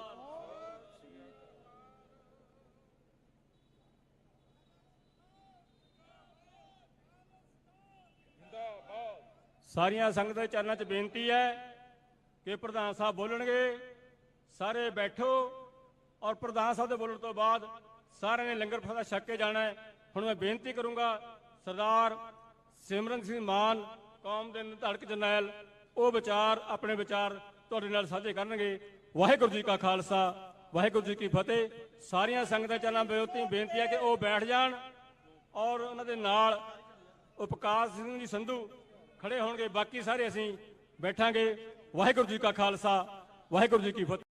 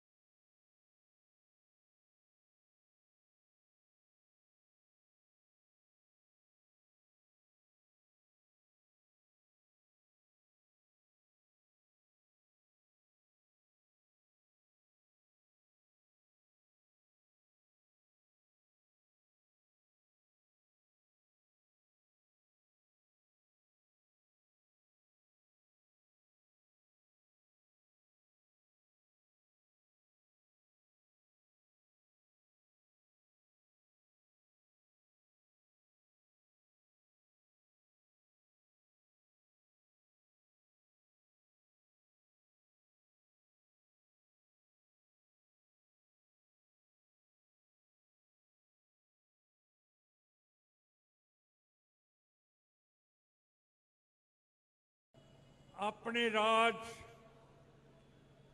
ਬਾਬਾ ਬੰਦਾ ਸਿੰਘ ਬਹਾਦਰ ਦਾ, ਮਹਾਰਾਜਾ ਰਣਜੀਤ ਸਿੰਘ ਦਾ ਸਥਾਪਿਤ ਕਰਨ ਨੂੰ, ਪਰ ਹੁਣ ਕਿ ਅਸੀਂ ਆਪਣੀਆਂ ਇਲੈਕਸ਼ਨਾਂ ਪਾਰਲੀਮੈਂਟ ਦੀਆਂ ਨਹੀਂ ਕਰਾ ਸਕਦੇ। 32 ਸਾਲਾਂ ਤੋਂ ਆਪਣੇ ਸਿੰਘ ਜੇਲ੍ਹਾਂ ਦੇ ਵਿੱਚ ਬੈਠੇ ਐ, ਉਹ ਨਹੀਂ ਛਡਾ ਸਕੇ। ਸੂਬੇ ਦੇ ਪੰਜਾਬੀ ਬੋਲਦੇ ਇਲਾਕੇ, ਹਰਿਆਣੇ, ਰਾਜਸਥਾਨ, ਕਸ਼ਮੀਰ ਤੇ ਹਿਮਾਚਲ ਪ੍ਰਦੇਸ਼ ਰਹਿ ਗਏ ਐ, ਉਹ ਵਾਪਸ ਨਹੀਂ ਕਰਾ ਸਕੇ। ਇਹਦੀ ਵਜ੍ਹਾ ਕੀ ਹੈ? ਮੈਨੂੰ ਲੱਗਦਾ ਹੈ ਕਿ ਵਜ੍ਹਾ ਇਹ ਹੈ ਕਿ ਅਸੀਂ 77 ਸਾਲਾਂ ਦੇ ਵਿੱਚ ਗੁਲਾਮੀ ਨੂੰ ਕਬੂਲ ਕਰ ਲਿਆ। ਅੱਜ ਵੋਟਾਂ ਦਾ ਰਾਜ ਹੈ। ਅਮਨ ਪਸੰਦ ਤਰੀਕੇ ਦੇ ਨਾਲ ਆਪਾਂ ਆਪਣੀ ਹਕੂਮਤ ਕਾਇਮ ਕਰ ਸਕਦੇ ਹਾਂ, ਪਰ ਅਸੀਂ ਨਾ ਲੜਾਈ ਕਰਦੇ ਹਾਂ, ਨਾ ਵੋਟ ਪਾਉਂਦੇ ਹਾਂ, ਤੇ ਬਗੈਰ ਰਾਜ ਤੋਂ, ਬਗੈਰ ਇੱਜ਼ਤ ਤੋਂ ਆਪਾਂ ਲੱਗੇ ਤੁਰੇ ਫਿਰਦੇ ਹਾਂ। ਕਦੇ ਅਸੀਂ ਵੋਟ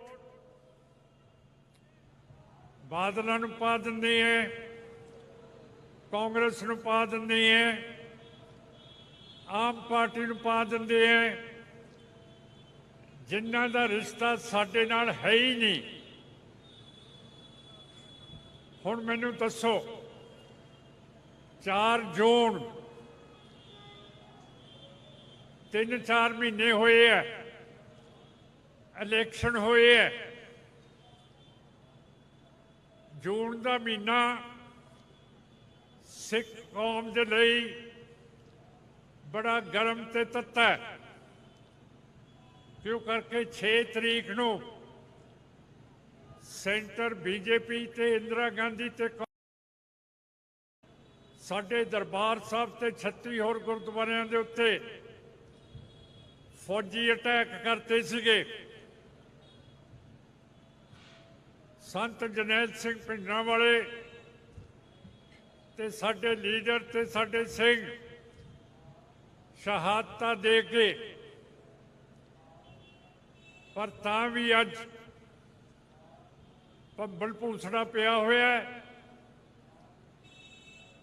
ਕਿ ਸੰਤ ਜਰਨੈਲ ਸਿੰਘ ਭਿੰਡਰਾਂਵਾਲੇ ਕਦੇ ਵੀ ਖਾਲਿਸਤਾਨ ਦੀ ਗੱਲ ਨਹੀਂ ਕਰਕੇ ਗਏ। ਇਹ ਮੈਂ ਨਹੀਂ ਕਹਿੰਦਾ, ਇਹ ਉਹ ਕਹਿੰਦੇ ਹੈ ਜਿਨ੍ਹਾਂ ਨੇ ਸੰਤ ਜਰਨੈਲ ਸਿੰਘ ਭਿੰਡਰਾਂਵਾਲਿਆਂ ਦੇ ਨਾਲ ਆਪਣੀਆਂ ਉਮਰਾਂ ਲਾਤੀਆਂ, ਉਹਨਾਂ ਨਾਲ ਰਹੇ ਹੈ।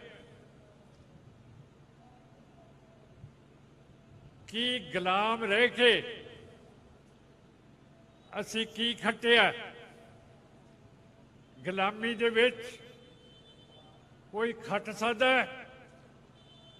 ਕੋਈ ਸਿਪਾਹੀ ਸਾਨੂੰ ਫੜ ਕੇ ਲੈ ਜਾਂਦਾ, ਕੋਈ ਦਿੱਲੀ ਦੀ ਏਜੰਸੀ ਸਾਡੇ ਉੱਤੇ ਛਾਪੇ ਮਾਰਦੀ ਹੈ, ਕੋਈ ਕੁਛ ਕਰਦਾ, ਇਹ ਕੋਈ ਇੱਜ਼ਤ ਹੈ? ਮੈਨੂੰ ਇਹਦੀ ਸਮਝ ਨਹੀਂ ਆਉਂਦੀ ਕਿ ਆਪਾਂ ਕਿਉਂ ਆਪਣੀ ਵੋਟ ਉਹਨਾਂ ਨੂੰ ਪਾਉਂਦੇ ਹਾਂ ਜਿਨ੍ਹਾਂ ਨੇ ਬਲੂ ਸਟਾਰ ਕਰਾਇਆ ਹੋਵੇ। 4 ਤਰੀਕ ਨੂੰ ਵੋਟਾਂ ਪੈਂਦੀਆਂ, 6 ਤਰੀਕ ਨੂੰ ਘੱਲੂਘਾਰਾ ਦਿਵਸ ਹੈ, ਤੇ ਅਸੀਂ ਪੰਜਾਬ ਦੇ ਵਿੱਚੋਂ ਪਾਰਲੀਮੈਂਟ ਨੂੰ 8 ਕਾਂਗਰਸ ਦੇ ਐਮਪੀ ਜਿਤਾ ਕੇ ਭੇਜਤੇ ਜਿਨ੍ਹਾਂ ਨੇ ਸਾਡੇ ਉੱਤੇ ਜ਼ਬਰ ਕੀਤਾ, ਦਰਬਾਰ ਸਾਹਿਬ ਦੇ ਉੱਤੇ ਹਮਲੇ ਕਰਾਏ ਤੇ ਬੀਜੇਪੀ ਦੀ ਗਿਣਤੀ ਵੋਟਾਂ ਦੀ ਅੱਗੇ ਤੋਂ ਵੱਧ ਗਈ ਹੈ। ਆਮ ਪਾਰਟੀ ਨੇ ਸਾਡੇ ਲਈ ਕੀ ਕੀਤਾ? 92 ਸੀਟਾਂ ਅਸੈਂਬਲੀ 'ਚ ਆਪਾਂ ਨੇ ਦੇਤੀਆਂ। ਤੁਸੀਂ ਮੈਨੂੰ ਦੱਸੋ ਕਿ ਇਹਦੇ ਵਿੱਚ ਕੀ ਸਿਆਣਪ ਹੈ? ਕਦੇ ਆਪਾਂ ਸਿਆਣੀ ਗੱਲ ਹੀ ਕਰ ਲਿਆ ਕਰੀਏ। ਜਦੋਂ ਮੈਨੂੰ ਤੁਸੀਂ ਨਵਾਂ ਜੀਵਨ ਦਿੱਤਾ 1999 ਦੇ ਵਿੱਚ ਵੋਟਾਂ ਪਾ ਕੇ ਮੈਨੂੰ ਛਡਾਇਆ, ਮੈਂ ਤੁਹਾਡੇ ਮਾਝੇ ਦਾ ਐਮਪੀ ਬਣਿਆ।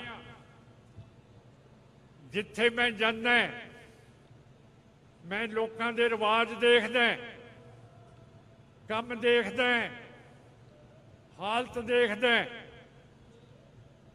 ਉਦੋਂ ਮੈਨੂੰ ਇੱਕ ਚੀਜ਼ ਨਜ਼ਰ ਆਈ ਕਿ ਵੱਡਾ ਘਰ ਹੋਵੇ ਛੋਟਾ ਘਰ ਹੋਵੇ, ਹਰੇਕ ਦੇ ਘਰ ਦੇ ਵਿੱਚ ਖੋਤਾ ਬੰਨਿਆ ਹੁੰਦਾ ਸੀ। ਕੋਈ ਪੱਠੇ ਢੋਣ ਨੂੰ, ਕੋਈ ਇੱਟਾਂ ਢੋਣ ਨੂੰ, ਕੋਈ ਕੁਛ ਵੀ। ਪਰ ਖੋਤੇ ਨੂੰ ਆਪਾਂ ਕਹਿੰਦੇ ਹਾਂ ਕਿ ਇਹ ਬੇਵਕੂਫ ਜਾਨਵਰ ਹੈ। ਪਰ ਸਾਧ ਸੰਗਤ ਜੀ, ਤੁਹਾਨੂੰ ਪਤਾ ਹੈ ਜੇ ਕਿਸੇ ਪੈਸੇ ਤੋਂ, ਵੱਟ ਤੋਂ ਖੋਤਾ ਠੇਡਾ ਖਾ ਜੇ, ਉਹਦੀਆਂ ਅੱਖਾਂ ਬੰਨ ਦੋ, ਉਹਨੂੰ ਕਹੋ ਚੱਲ, ਉਹ ਰਸਤੇ ਨਹੀਂ ਜਾਂਦਾ ਹੈਗਾ। ਤੇ ਆਪਾਂ ਨੂੰ ਤਾਂ ਇਨਸਾਨੀਅਤ ਦਿੱਤੀ ਹੈ, ਸਾਡੇ ਗੁਰੂਆਂ ਨੇ ਬੁੱਧੀ ਦਿੱਤੀ ਹੈ। ਸਾਨੂੰ ਦੁਨੀਆ ਦਾ ਮੁਕਾਬਲਾ ਕਰਨ ਦੇ ਲਈ 10 ਗੁਰੂ ਸਾਹਿਬਾਨ ਨੇ ਕੁਰਬਾਨੀਆਂ ਦਿੱਤੀਆਂ। ਦੂਜੀ ਪਾਤਸ਼ਾਹੀ ਅਮਨ ਪਸੰਦ ਸਾਧ ਸੀਗੇ, ਪਰ ਉਹਨਾਂ ਨੇ ਖਾੜੇ ਬਣਵਾਤੇ ਕਿ ਜੇ ਗੁਰੂ ਨਾਨਕ ਸਾਹਿਬ ਦਾ ਬਣਾਇਆ ਹੋਇਆ ਧਰਮ ਅਗਾਂਹ ਨੂੰ ਚੱਲਣਾ ਤਾਂ ਫਿਰ ਸਰੀਰ ਤਕੜੇ ਹੋਣੇ ਚਾਹੀਦੇ ਆ। ਤੀਸਰੀ ਪਾਤਸ਼ਾਹੀ ਨੇ ਸਾਨੂੰ ਗੋਇੰਦਵਾਲ ਸਾਹਿਬ ਬੋਲੀ ਦੇਤੀ ਕਿ ਸਿੱਖੀ ਦੇ ਵਿੱਚ ਜਾਤ ਪਾਤ ਨਹੀਂ ਹੋਊਗਾ, ਕੋਈ ਵੀ ਸਰੋਵਰ ਦੇ ਵਿੱਚ ਨਹਾ ਸਕਦਾ। ਚੌਥੀ ਪਾਤਸ਼ਾਹੀ ਨੇ ਸਾਨੂੰ ਇਹ ਆਪਣਾ ਧਾਰਮਿਕ ਸ਼ਹਿਰ ਦਿੱਤਾ, ਸਰੋਵਰ ਦਿੱਤਾ, ਜਿਹਦੇ ਸਾਰੇ ਕਿਸੇ ਵੀ ਜਾਤ ਦੇ ਇਸ਼ਨਾਨ ਕਰ ਸਕਦੇ ਹੈ। ਸਾਨੂੰ ਇੱਕ ਬਣਾਤਾ। ਪੰਜਵੇਂ ਪਾਤਸ਼ਾਹ ਨੇ ਦਰਬਾਰ ਸਾਹਿਬ ਦੇਤੇ, ਗੁਰੂ ਗ੍ਰੰਥ ਸਾਹਿਬ ਦੇਤੇ। ਛੇਵੇਂ ਪਾਤਸ਼ਾਹ ਨੇ ਅਕਾਲ ਤਖਤ ਸਾਹਿਬ ਮੀਰੀ ਤੇ ਪੀਰੀ ਦਾ ਸਿਧਾਂਤ ਦੇਤਾ। ਮੁਗਲ ਹਕੂਮਤ ਦੇ ਵਿੱਚ ਗੈਰ ਮੁਸਲਮਾਨ ਤਲਵਾਰ ਨਹੀਂ ਸੀ ਰੱਖ ਸਕਦਾ, ਸਾਨੂੰ ਤਾਰ ਦੇਤੀ। ਘੋੜੇ ਦੀ ਸਵਾਰੀ ਨਹੀਂ ਸੀ ਕਰ ਸਕਦਾ, ਘੋੜੇ ਦੀ ਸਵਾਰੀ ਦੇਤੀ। ਤਾਜ ਨਹੀਂ ਸੀ ਪਹਿਨ ਸਕਦਾ, ਤਾਜ ਦੇਤਾ। ਬਾਜ ਦੇ ਨਾਲ ਸ਼ਿਕਾਰ ਨਹੀਂ ਸੀ ਖੇਡ ਸਕਦਾ, ਬਾਜ ਦੇਤਾ। ਹੁਣ ਦੱਸੋ ਕੀ ਨਹੀਂ ਦਿੱਤਾ? ਸਤਵੇਂ ਪਾਤਸ਼ਾਹ ਦੇ ਪੁੱਤ ਨੇ ਰੰਗਦੇਵ ਦੀ ਅਦਾਲਤ ਦੇ ਵਿੱਚ ਜਾ ਕੇ ਬਾਣੀ ਨੂੰ ਉਲਟਾਤਾ ਤੇ ਸਤਵੇਂ ਪਾਤਸ਼ਾਹ ਨੇ ਆਪਣਾ ਪੁੱਤ ਸਾਹਿਬਜ਼ਾਦਾ ਪੰਥ ਦੇ ਵਿੱਚੋਂ ਬਰਖਾਸਤ ਕਰਤਾ। ਕੋਈ ਛੋਟੀ ਗੱਲ ਹੈ ਕਿ ਆਪਣੇ ਪੁੱਤ ਨੂੰ ਨਸੀਹਤ ਦਿੱਤੀ। ਨੌਵੇਂ ਪਾਤਸ਼ਾਹ ਨੇ ਕੀ ਨਹੀਂ ਕੀਤਾ, ਆਪਣੀ ਸ਼ਹਾਦਤ ਦੇਤੀ। ਤੇ 10ਵੇਂ ਪਾਤਸ਼ਾਹ ਨੇ ਗੱਦੀ ਦੇਤੀ ਗੁਰੂ ਗ੍ਰੰਥ ਸਾਹਿਬ ਨੂੰ, ਆਪਣਾ ਸਾਰਾ ਪਰਿਵਾਰ ਸ਼ਹੀਦ ਕਰਵਾਤਾ। ਦੱਸੋ ਸਾਥੋਂ ਕੀ ਲੁਕੋਇਆ? ਇੱਡੀ ਤਕੜੀ ਕੌਮ ਪੈਦਾ ਕਰਤੀ ਕਿ ਜੇ ਅੰਗਰੇਜ਼ ਆਇਆ ਉਸ ਨੇ ਆਖਿਆ ਕਿ ਜੇ ਸਿੱਖ ਕੌਮ ਨੂੰ ਮੈਂ ਫੌਜ ਦੇ ਵਿੱਚ ਭਰਤੀ ਕਰ ਲਵਾਂ ਤੇ ਦੁਨੀਆ ਦਾ ਕੋਈ ਮੁਲਕ ਮੈਨੂੰ ਹਰਾ ਨਹੀਂ ਸਕਦਾ। ਤੇ ਪਹਿਲੇ ਦੁਨੀਆ ਜੰਗ ਦੇ ਵਿੱਚ, ਦੂਜੇ ਦੁਨੀਆ ਦੇ ਜੰਗ ਦੇ ਵਿੱਚ ਸਿੱਖ ਫੌਜਾਂ ਨੇ ਜਮਹੂਰੀਅਤ ਪੱਖੀ ਮੁਲਕਾਂ ਨੂੰ ਜਿਤਾਤਾ, ਜਦਕਿ ਨਹਿਰੂ, ਗਾਂਧੀ ਤੇ ਪਟੇਲ ਹਿਟਲਰ ਤੇ ਤੋਜੋ ਨੂੰ ਚਾਹੁੰਦੇ ਸੀ, ਜਿਨ੍ਹਾਂ ਨੇ ਜ਼ੁਲਮ ਬਹੁਤ ਕੀਤੇ, ਸਾਰਾ ਕੁਝ ਦੇਤਾ। ਪਰ ਆਪਾਂ ਵੋਟ ਜੇ ਮੰਗਦੇ ਹਾਂ, ਪਤਾ ਨਹੀਂ ਕੀ ਹੋ ਜਾਂਦਾ ਹੈ। ਜੇ ਗਿੱਦੜ ਦੇ ਗੂੰ ਦੀ ਲੋੜ ਪੈ ਜੇ ਤੇ ਪਹਾੜੀ ਚੜ ਜਾਂਦਾ ਹੈ। ਕੀ ਪਾਤਸ਼ਾਹ ਨੇ ਇਹੋ ਜਿਹੀ ਕੌਮ ਬਣਾਈ ਹੈ ਆਪਣੀ ਕਿ ਵੋਟ ਪਾਉਣ ਤੋਂ ਹੀ ਭਗੌੜੀ ਹੋਈ ਹੈ? ਮੈਨੂੰ ਤਾਂ ਬੜਾ ਤਰਸ ਆਉਂਦਾ ਹੈ ਆਪਣੀ ਗਰੀਬੀ ਵੱਲ ਦੇਖ ਕੇ, ਆਪਣੀ ਗੁਲਾਮੀ ਵੱਲ ਦੇਖ ਕੇ।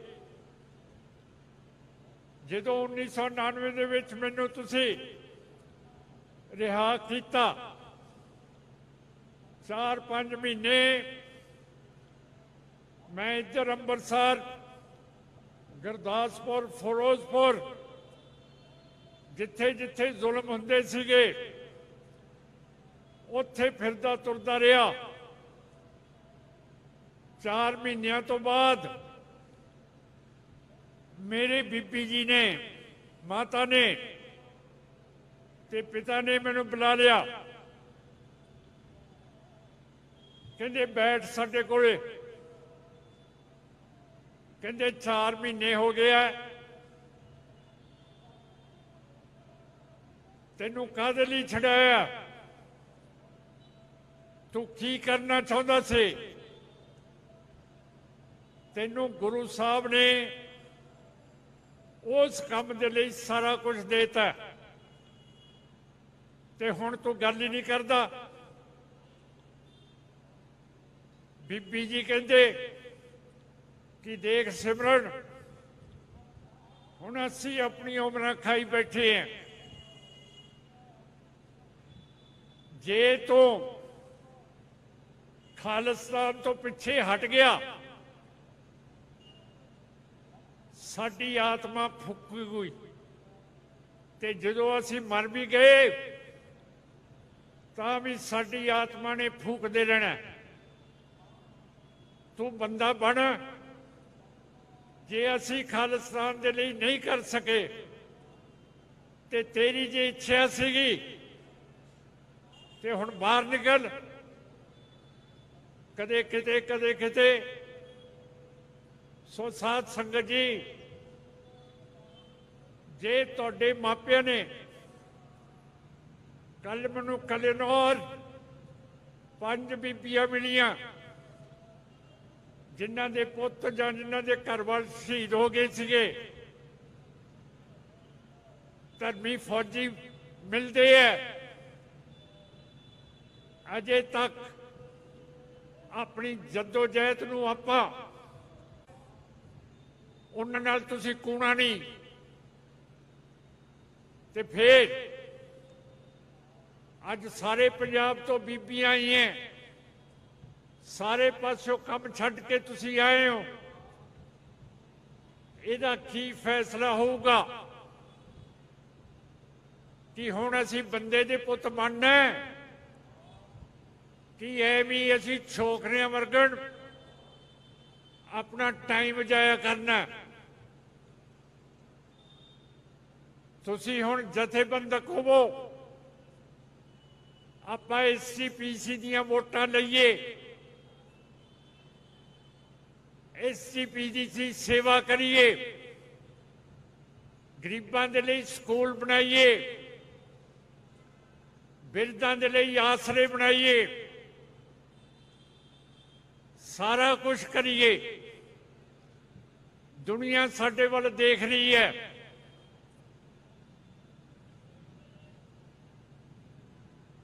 ਜਿਵੇਂ ਬਿੱਲੀ ਕਬੂਤਰ ਦੇ ਲਾਗੇ ਲੱਗਦੀ ਹੈ, ਕਬੂਤਰ ਅੱਖਾਂ ਮੀਟ ਲੈਂਦਾ ਹੈ ਕਿ ਮਹਾਰਾਜ ਨੇ ਇਹੋ ਜਿਹੀ ਕੌਮ ਬਣਾਈ ਹੈ ਕਿ ਜ਼ੁਲਮ ਦੇ ਅੱਗੇ ਆਪਾਂ ਅੱਖਾਂ ਮਿੱਟੀ ਰੱਖਣੀ ਹੈ, ਆਪਾਂ ਨੇ ਅੱਗੇ ਨਹੀਂ ਤੁਰਨਾ। ਜੋ ਸਾਨੂੰ ਸਾਡੇ ਪਾਤਸ਼ਾਹ ਦੇ ਕੇ ਗਏ ਹੈ, ਛੇਵੇਂ ਪਾਤਸ਼ਾਹ ਨੇ ਕੀ ਕਿਹਾ ਸੀ? ਸਾਰਾ ਕੁਝ ਦਿੱਤਾ ਤੁਹਾਨੂੰ, ਰਾਜ ਲੈਣ ਦੇ ਲਈ ਚੋਰੀ ਵੀ ਕਰਨੀ ਪੈਂਦੀ ਹੈ।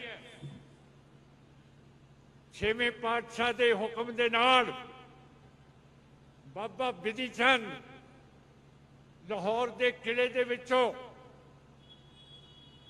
ਬਾਦਸ਼ਾਹ ਜਹਾਂਗੀਰ ਦੇ 2 ਵੱਡੇ ਘੋੜੇ ਨਹੀਂ ਲੈ ਕੇ ਆਏ। ਮੈਂ ਪਿੱਛੇ ਗਿਆ ਸੀ ਕਿਲੇ 'ਚ ਲਾਹੌਰ ਦੇ, ਤੇ ਉੱਥੇ ਇੱਕ ਜਿਹੜਾ ਸੇਵਾਦਾਰ ਸੀ, ਮੁਸਲਮਾਨ ਸੀ, ਮੈਂ ਉਹਨੂੰ ਪੁੱਛਿਆ ਕਿ ਬਾਬਾ ਬਿਧੀ ਚੰਦ ਨੇ ਕਿੱਥੇ ਘੋੜਿਆਂ ਨੂੰ ਕਿਲੇ ਤੋਂ ਛਾਲ ਮਰਵਾਈ? ਉਹ ਤਾਂ ਜੀ ਖੁਸ਼ੀ ਹੋ ਗਿਆ, ਕਹਿੰਦਾ ਉਹ ਸਰਦਾਰ ਜੀ ਤੁਹਾਨੂੰ ਦਿਖਾ ਕੇ ਲਿਆਵਾਂ। ਹੁਣ ਜਦੋਂ ਇਹੋ ਜਿਹੇ ਲੋਕ ਆਪਣੇ ਨਾਲ ਲੱਗਣਾ ਚਾਹੁੰਦੇ ਆ ਤੇ ਆਪਾਂ ਹਿੰਦੁਤਵ ਦੇ ਪੈਰਾਂ ਨੂੰ ਚੁੰਮੀ ਜਾਂਦੇ ਆ। ਕੀ ਤਕਲੀਫ ਹੈ? ਮੈਨੂੰ ਦੱਸੋ, ਕੋਈ ਡਾਕਟਰ ਲਿਆਈਏ, ਹੱਲ ਕਰੀਏ ਕਿ ਇਹ ਕੀ ਗੱਲ ਹੈ? ਤੁਹਾਨੂੰ ਪਤਾ ਸਾਡੀ ਕੌਮ ਦੇ ਉੱਤੇ ਨਵਾਂ ਸੰਕਟ ਪਾਤਾ ਹੈ। ਮੋਦੀ ਨੇ ਤੇਰੀ ਸਰਕਾਰ ਦੇ ਵਜ਼ੀਰਾਂ ਨੇ ਨਵੀਂ ਪਾਲਿਸੀ ਬਣਾਈ ਹੈ ਕਿ ਜਿਹੜਾ ਵੀ ਸਿੱਖ ਆਜ਼ਾਦੀ ਖਾਲਿਸਤਾਨ ਦੀ ਗੱਲ ਕਰੂਗਾ, ਮੋਦੀ ਕਹਿੰਦਾ ਪਹਿਲਾਂ ਸਰਕਾਰਾਂ ਸੀ ਜਿਹੜੇ ਸਿੱਖ ਇਹੋ ਜਿਹੀ ਗੱਲ ਕਰਦੇ ਸੀਗੇ ਤੇ ਬਾਹਰ ਦੇ ਮੁਲਕਾਂ ਨੂੰ ਨੱਸ ਜਾਂਦੇ ਸੀ, ਉਹਨਾਂ ਦੇ ਪਿੱਛੇ ਉਹ ਸਰਕਾਰਾਂ ਨੂੰ ਰਿਪੋਰਟਾਂ ਭੇਜਦੇ ਸੀਗੇ। ਕਹਿੰਦਾ ਹੁਣ ਨਹੀਂ, ਹੁਣ ਨਹੀਂ। ਉਹ ਯਾਰ ਮੋਦੀ ਵਰਗਾ ਸਾਲਾ ਇਹ ਕਹੇ ਕਿ ਹੁਣ ਨਹੀਂ, ਉਹ ਤੁਹਾਨੂੰ ਸ਼ਰਮ ਨਹੀਂ ਆਉਂਦੀ? कहना अब हम जहां भी कोई होता है किसी देश में हम उसको गोली मरवाते हैं, जहर दबाते हैं। इस पॉलिसी के तहत कैनेडा दे विच अपने निज्जर नू हरदीप सिंह निज्जर नू मारता, रिंपू दमन सिंह मलिक नू मारता, सुखदूल सिंह नू मारता। विलायत दे विच बरतानिया दे विच ਅਵਤਾਰ ਸਿੰਘ ਖੰਡੇ ਨੂੰ ਜ਼ਹਿਰ ਦੇ ਕੇ ਮਾਰਤਾ।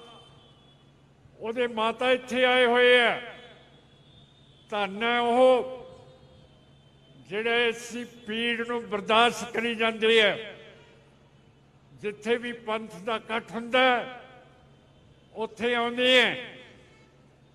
ਅਕਾਲ ਤਖਤ ਸਾਹਿਬ ਦੇ ਜਥੇਦਾਰ ਨੂੰ ਮੈਂ ਕਿਹਾ ਇਹਨਾਂ ਦੀ ਵੀ ਫੋਟੋ ਅਕਾਲ ਤਖਤ ਦੇ ਜੈਬ ਘਰ 'ਚ ਲੱਗਣੀ ਚਾਹੀਦੀ ਆ। ਫਿਰ ਜੇ ਸਾਧ ਸੰਗਤ ਜੀ ਤੁਸੀਂ ਵੋਟ ਪਾਓਗੇ ਤਾਂ ਫਿਰ ਸਾਨੂੰ ਮਿੰਨਤਾਂ ਤਰਲੇ ਤਾਂ ਨਹੀਂ ਕਰਨੇ ਪੈਣੇ, ਸਿੱਧੇ ਤੁਹਾਡੇ ਕੰਮ ਹੋਣਗੇ, ਬੱਚੇ ਲਾਇਕ ਬਣਨਗੇ, ਗਰੀਬਾਂ ਨੂੰ ਉਠਾਇਆ ਜਾਊਗਾ, ਗੁਰਦੁਆਰੇ ਇੱਕ ਕਰ ਦਾਂਗੇ, ਮੜੀਆਂ ਇੱਕ ਕਰ ਦਾਂਗੇ। ਜਿਹੜੀ ਕੌਮ ਫੁੱਟੀ ਪਈ ਹੈ ਉਸ ਨੂੰ ਜੋੜ ਦੇਵਾਂਗੇ। ਫਿਰ ਪਾਕਿਸਤਾਨ ਦੇ ਵਿੱਚ ਪਰਮਜੀਤ ਸਿੰਘ ਪੰਜਵੜ ਨੂੰ ਮਾਰਤਾ, ਲਖਬੀਰ ਸਿੰਘ ਰੋਡੇ ਨੂੰ ਮਾਰਤਾ, ਹਰਿਆਣੇ ਦੇ ਵਿੱਚ ਦੀਪ ਸਿੰਘ ਸਿੱਧੂ ਨੂੰ ਮਾਰਤਾ, ਤੇ ਸਾਡੇ ਪੰਜਾਬ ਦੇ ਵਿੱਚ ਮੂਸੇਵਾਲ ਨੂੰ ਮਾਰਤਾ। ਦੱਸੋ ਫਿਰ ਜੇ ਤਾਕਤ ਦਿਓਗੇ ਤਾਂ ਹੀ ਕੁਛ ਕਰਾਂਗੇ। ਐਵੇਂ ਅਸੀਂ ਇੱਡੇ ਕਮਲੇ ਤਾਂ ਨਹੀਂ ਕਿ ਭਖ ਦੀ ਅੱਗ ਦੇ ਵਿੱਚ ਛਾਲ ਮਾਰ ਦਈਏ, ਕਰੀਏ ਕੱਖ ਨਾ। ਤੁਹਾਡੀ ਸਹਿਮਤੀ ਚਾਹੀਦੀ ਹੈ, ਤੁਹਾਡਾ ਸਹਿਯੋਗ ਚਾਹੀਦਾ ਹੈ।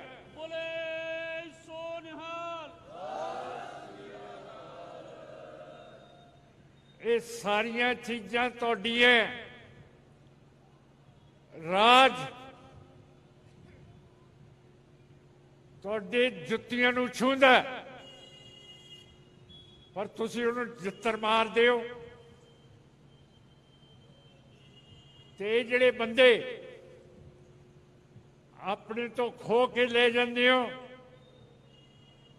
ਉਹਨਾਂ ਨੂੰ ਵੀ ਤੁਸੀਂ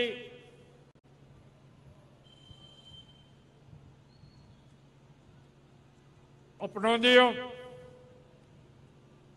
ਹੁਣ ਅਸੀਂ ਮੁਸਲਮਾਨਾਂ ਲਈ ਕੀ ਨਹੀਂ ਕੀਤਾ। ਜਦੋਂ ਬਬਰੀ ਮਸਜਿਦ ਨੂੰ ਸ਼ਹੀਦ ਕੀਤਾ ਅਸੀਂ ਜਾ ਕੇ ਯੂਪੀ ਦੇ ਵਿੱਚ ਯੋਧਿਆ ਦੇ ਵਿੱਚ ਗ੍ਰਿਫਤਾਰੀਆਂ ਦਿੱਤੀਆਂ। ਅੱਜ ਮੁਸਲਮਾਨ ਜਦੋਂ ਵੋਟਾਂ ਦਾ ਸਮਾਂ ਆਇਆ ਕਹਿੰਦਾ ਜੀ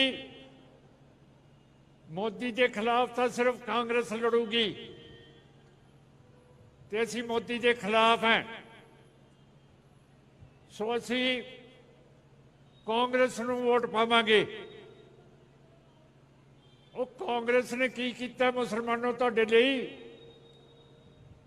ਅਸੀਂ ਤਾਂ ਗ੍ਰਿਫਤਾਰੀਆਂ ਦਿੱਤੀਆਂ ਜਦੋਂ ਤੁਹਾਡੀ ਮਸੀਤ ਸ਼ਹੀਦ ਕਰਤੀ ਤੇ ਕਾਂਗਰਸ ਦਾ ਪ੍ਰਾਈਮ ਮਿਨਿਸਟਰ ਨਰਸਿਮਹਾ ਰਾਓ ਦਿੱਲੀ 'ਚ ਬੈਠਾ ਸੀ। ਇਹ ਆਪਣੀ ਸੰਵਿਧਾਨਕ ਸ਼ਕਤੀ ਇਸਤੇਮਾਲ ਕਰਕੇ ਬਬਰੀ ਮਸਜਿਦ ਨੂੰ ਸ਼ਹੀਦ ਕਰਨ ਤੋਂ ਰੋਕ ਸਕਦਾ ਸੀ, ਪਰ ਇਸ ਨੇ ਡੱਕਾ ਨਹੀਂ ਕੀਤਾ। ਫਿਰ ਕਿਹੜੀ ਕਾਂਗਰਸ ਤੁਹਾਨੂੰ ਬਚਾਊਗੀ? ਅੱਜ ਹਿਮਾਚਲ ਪ੍ਰਦੇਸ਼ ਦੇ ਵਿੱਚ ਕਾਂਗਰਸ ਦੀ ਸਰਕਾਰ ਹੈ। 2 ਥਾਵਾਂ ਦੇ ਉੱਤੇ ਮੁਸਲਮਾਨਾਂ ਨੂੰ ਹਿਮਾਚਲ ਦੇ ਵਿੱਚ ਮਸੀਤ ਨਹੀਂ ਬਣਾਉਣ ਦਿੰਦੇ। ਹਿੰਦੂਤਵਾ ਦੇ ਲੋਕ ਹਜ਼ਾਰਾਂ ਦੇ ਵਿੱਚ ਬਾਹਰ ਨਿਕਲ ਗਏ ਹੈ। ਹੁਣ ਮੈਨੂੰ ਦੱਸੋ ਮੁਸਲਮਾਨੋ, ਹੁਣ ਕਿੱਧਰ ਗਈ ਤੁਹਾਡੀ ਕਾਂਗਰਸ? ਤੁਸੀਂ ਵਜ਼ਾਰਤ ਬਣਾਈ ਹੈ ਹਿਮਾਚਲ ਦੀ ਕਾਂਗਰਸ ਦੀ, ਫਿਰ ਉੱਥੇ ਜੇ ਤੁਸੀਂ ਮਸੀਤ ਹੀ ਨਹੀਂ ਬਣਾਤੀ ਫਿਰ ਤੁਸੀਂ ਸਾਡੇ ਵਰਗੇ ਹੀ ਹੋ। ਸੋ ਸਾਧ ਸੰਗਤ ਜੀ, ਆਪਾਂ ਉੱਠੀਏ। ਸੰਤ ਜਰਨੈਲ ਸਿੰਘ ਪਿੰਡਰਾਂ ਵਾਲਿਆਂ ਨੇ 3 ਤਾਕਤਾਂ ਦੇ ਨਾਲ ਮੁਕਾਬਲਾ ਕੀਤਾ ਦਰਬਾਰ ਸਾਹਿਬ ਨੂੰ ਬਚਾਉਣ ਦੇ ਲਈ। ਬਰਤਾਨੀਆ ਦੀ ਫੌਜ, ਰੂਸ ਦੀ ਫੌਜ, ਇੰਡੀਆ ਦੀ ਫੌਜ ਤੇ ਕਿਸੇ ਕਮਰੇ ਦੇ ਵਿੱਚ ਨਹੀਂ ਲੁਕੇ। ਜਦੋਂ ਆਖਰੀ ਸਮਾਂ ਆ ਗਿਆ, ਜਿੱਥੇ ਉਹਨਾਂ ਦੀ ਮਸ਼ੀਨ ਗਨ ਸੀ, ਬਾਹਰ ਨਿਕਲ ਕੇ ਜਿੱਥੇ ਦਰਬਾਰ ਸਾਹਿਬ ਦੇ ਸਾਹਮਣੇ ਤੇ ਅਕਾਲ ਤਖਤ ਸਾਹਿਬ ਦੇ ਵਿਚਾਲੇ 2 ਨਿਸ਼ਾਨ ਸਾਹਿਬ ਹੈ, ਉੱਥੇ ਆ ਕੇ ਹਿੰਦ ਫੌਜ ਦੇ ਨਾਲ ਮੁਕਾਬਲੇ ਕੀਤੇ ਹੈ। ਉਹਨਾਂ ਦੀ ਛਾਤੀ ਦੇ ਵਿੱਚ 72 ਗੋਲੀਆਂ ਲੱਗੀਆਂ ਸੀ। ਇੱਕ ਮੁਸਲਮਾਨ ਚੀਮਾ ਵੱਡਾ ਲੇਖਕਕਾਰ ਲਿਖਦਾ ਹੈ ਕਿ ਸਾਡੀ ਫੌਜ ਹਿੰਦੁਸਤਾਨ ਦੀ ਫੌਜ ਦੇ ਨਾਲ ਬੰਗਲਾਦੇਸ਼ ਦੇ ਵਿੱਚ ਲੜੀ। 96,000 ਫੌਜ ਹਿੰਦੁਸਤਾਨ ਨੇ ਗ੍ਰਿਫਤਾਰ ਕਰ ਲਈ। ਸਾਡਾ ਜਰਨੈਲ ਨਾਜ਼ੀ ਸੀ, ਉਹਦਾ ਨਾਂ, ਉਹ ਕਹਿੰਦਾ 2 ਤੁਬਕੇ ਖੂਨ ਦੇ ਡਿੱਗ ਜਾਂਦੇ ਤੇ ਅਸੀਂ ਸਮਝਦੇ ਕਿ ਸਾਡੀ ਫੌਜ ਤੇ ਸਾਡੇ ਜਰਨੈਲ ਨੇ ਲੜਾਈ ਕੀਤੀ ਹੈ। ਪਰ ਉਹ ਮੁਸਲਮਾਨ ਚੀਮਾ ਕਹਿੰਦਾ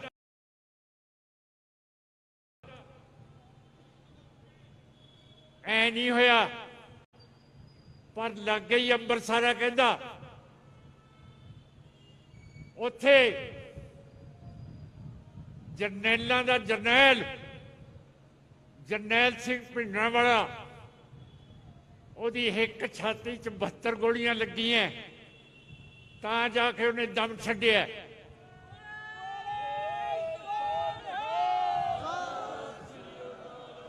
ਸੋ ਇਹੋ ਜਿਹਾ ਵਿਰਸਾ ਹੋਵੇ, ਇਹੋ ਜਿਹੀ ਕੌਮ ਹੋਵੇ ਤਾਂ ਫੇਰ ਪਿੱਦੜ ਪੈ ਕਰਦੇ। ਖਾਲਸਾ ਜੀ ਉੱਠੀਏ, ਅਮਨ ਪਸੰਦ ਤਰੀਕੇ ਦੇ ਨਾਲ ਰੋਜ਼ ਆਪਾਂ ਕੁਛ ਨਾ ਕੁਛ ਕਰੀਏ ਕਿ ਇਹ ਸਰਕਾਰ ਪੰਜਾਬ ਦੀ ਤੇ ਸੈਂਟਰ ਦੀ ਸਾਨੂੰ ਸਾਡੀ ਜਮਹੂਰੀਅਤ ਲੋਕਤੰਤਰ ਦਾ ਹੱਕ ਵਾਪਸ ਕਰੇ। ਨਹੀਂ ਤਾਂ ਫੇਰ ਮੈਂ ਦੱਸਣਾ ਨਹੀਂ, ਜੇ ਨਾ ਕੀਤਾ ਫਿਰ ਸਾਨੂੰ ਕਰਨਾ ਪੈ ਜਾਊ। ਉਹ ਮੋਦੀ, ਤੂੰ ਸਿੱਖ ਤਾਂ ਮਾਰਤੇ, ਕੈਨੇਡਾ, ਅਮਰੀਕਾ, ਪਾਕਿਸਤਾਨ, ਬਰਤਾਨੀਆ, ਅਸੀਂ ਨਹੀਂ ਡਰਦੇ। ਮਾਰ ਗੋਲੀ ਜੇ ਤੂੰ ਆਪਣੀ ਮਾਂ ਦਾ ਪੁੱਤ ਹੈ।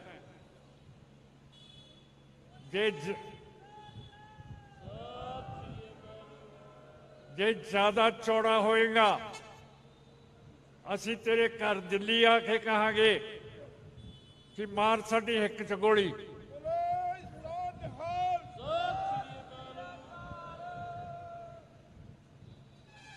ਤੂੰ ਸਾਡਾ ਵਿਰਸਾ ਦੇਖ ਲੈ, ਅਸੀਂ ਕਦੇ ਨੱਠੇ ਨਹੀਂ, ਅਸੀਂ ਕੁਰਬਾਨੀਆਂ ਦਿੱਤੀ ਹੈ। ਸਿੱਖਾਂ ਦੇ ਲਹੂ ਦੇ ਨਾਲ ਸਾਡੇ ਗੁਰਦੁਆਰਿਆਂ ਦੀਆਂ ਨੀਹਾਂ ਭਰੀਆਂ ਗਈਆਂ। ਸੋ ਐਵੇਂ ਨਾ ਕੋਈ ਸਮਝੇ ਕਿ ਇਹ ਲੱਲੂ ਪੰਜੂ ਹੈ, ਬਿਲਕੁਲ ਨਹੀਂ। ਸੋ ਮੈਂ ਆਸ ਕਰਦਾ ਆਪਾਂ ਜੰਗਾਂਗੇ ਔਰ ਇਰਾਦਾ ਕਰਾਂਗੇ ਕਿ ਆਪਣੀ ਗੁਲਾਮੀ ਆਪਾਂ ਨੇ ਖਤਮ ਕਰਨੀ ਹੈ। ਇਲੈਕਸ਼ਨ ਕਰਾਉਣੇ ਹੈ, SCPC ਚਲਾਉਣੀ ਹੈ, 87 ਦੇ ਗੁਰਦੁਆਰੇ ਚਲਾਉਣੇ ਹੈ ਜਿਵੇਂ ਅਸੀਂ ਚਾਹਾਂਗੇ। ਤੇ ਜੇ ਤੋਂ ਜ਼ਿਆਦਾ ਔਖਾ ਹੋਇਆ, ਸਾਡੀ ਗੱਲ ਸਾਰੇ ਜਹਾਨ ਦੇ ਵਿੱਚ ਚੱਲਦੀ ਹੈ। ਤੂੰ ਹੁਣ ਆਪਣੇ ਹਵਾਈ ਜਹਾਜ਼ਾਂ ਦੇ ਲਈ ਲੜਾਕੂ ਇੰਜਣ ਮੰਗ ਰਹੇ ਆ ਅਮਰੀਕਨਾਂ ਤੋਂ। ਉਹ ਮੋਦੀਆਂ ਨਹੀਂ ਦੇਣੇ ਉਹਨਾਂ ਨੇ, ਜਿੰਨਾ ਚਿਰ ਤੂੰ ਫੈਸਲਾ ਸਿੱਖਾਂ ਦੇ ਨਾਲ ਨਹੀਂ ਕਰੇਗਾ।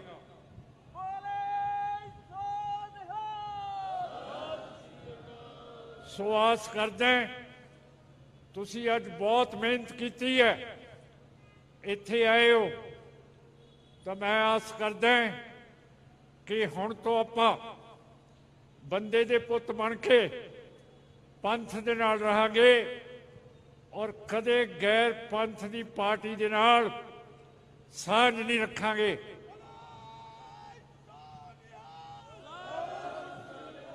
ਸੋ ਆਸ ਕਰਦਾ ਹੋਇਆ ਫਤਿਹ ਜੀ। ਵਾਹਿਗੁਰੂ ਜੀ ਕਾ ਖਾਲਸਾ, ਵਾਹਿਗੁਰੂ ਜੀ ਕੀ ਫਤਿਹ।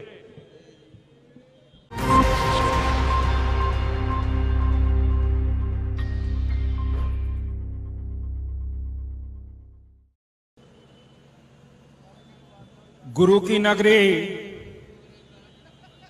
पहुंची सिख जज्बे नाल जुड़ी हुई शांतमय ते जमहूरीयत ढंग नाल तब्दीली लियाण वाली गुरु रूप साध संगत जी और निमरता सहित फतेह अर्ज करते हैं। वाहिगुरु जी का खालसा, वाहिगुरु जी की फतेह।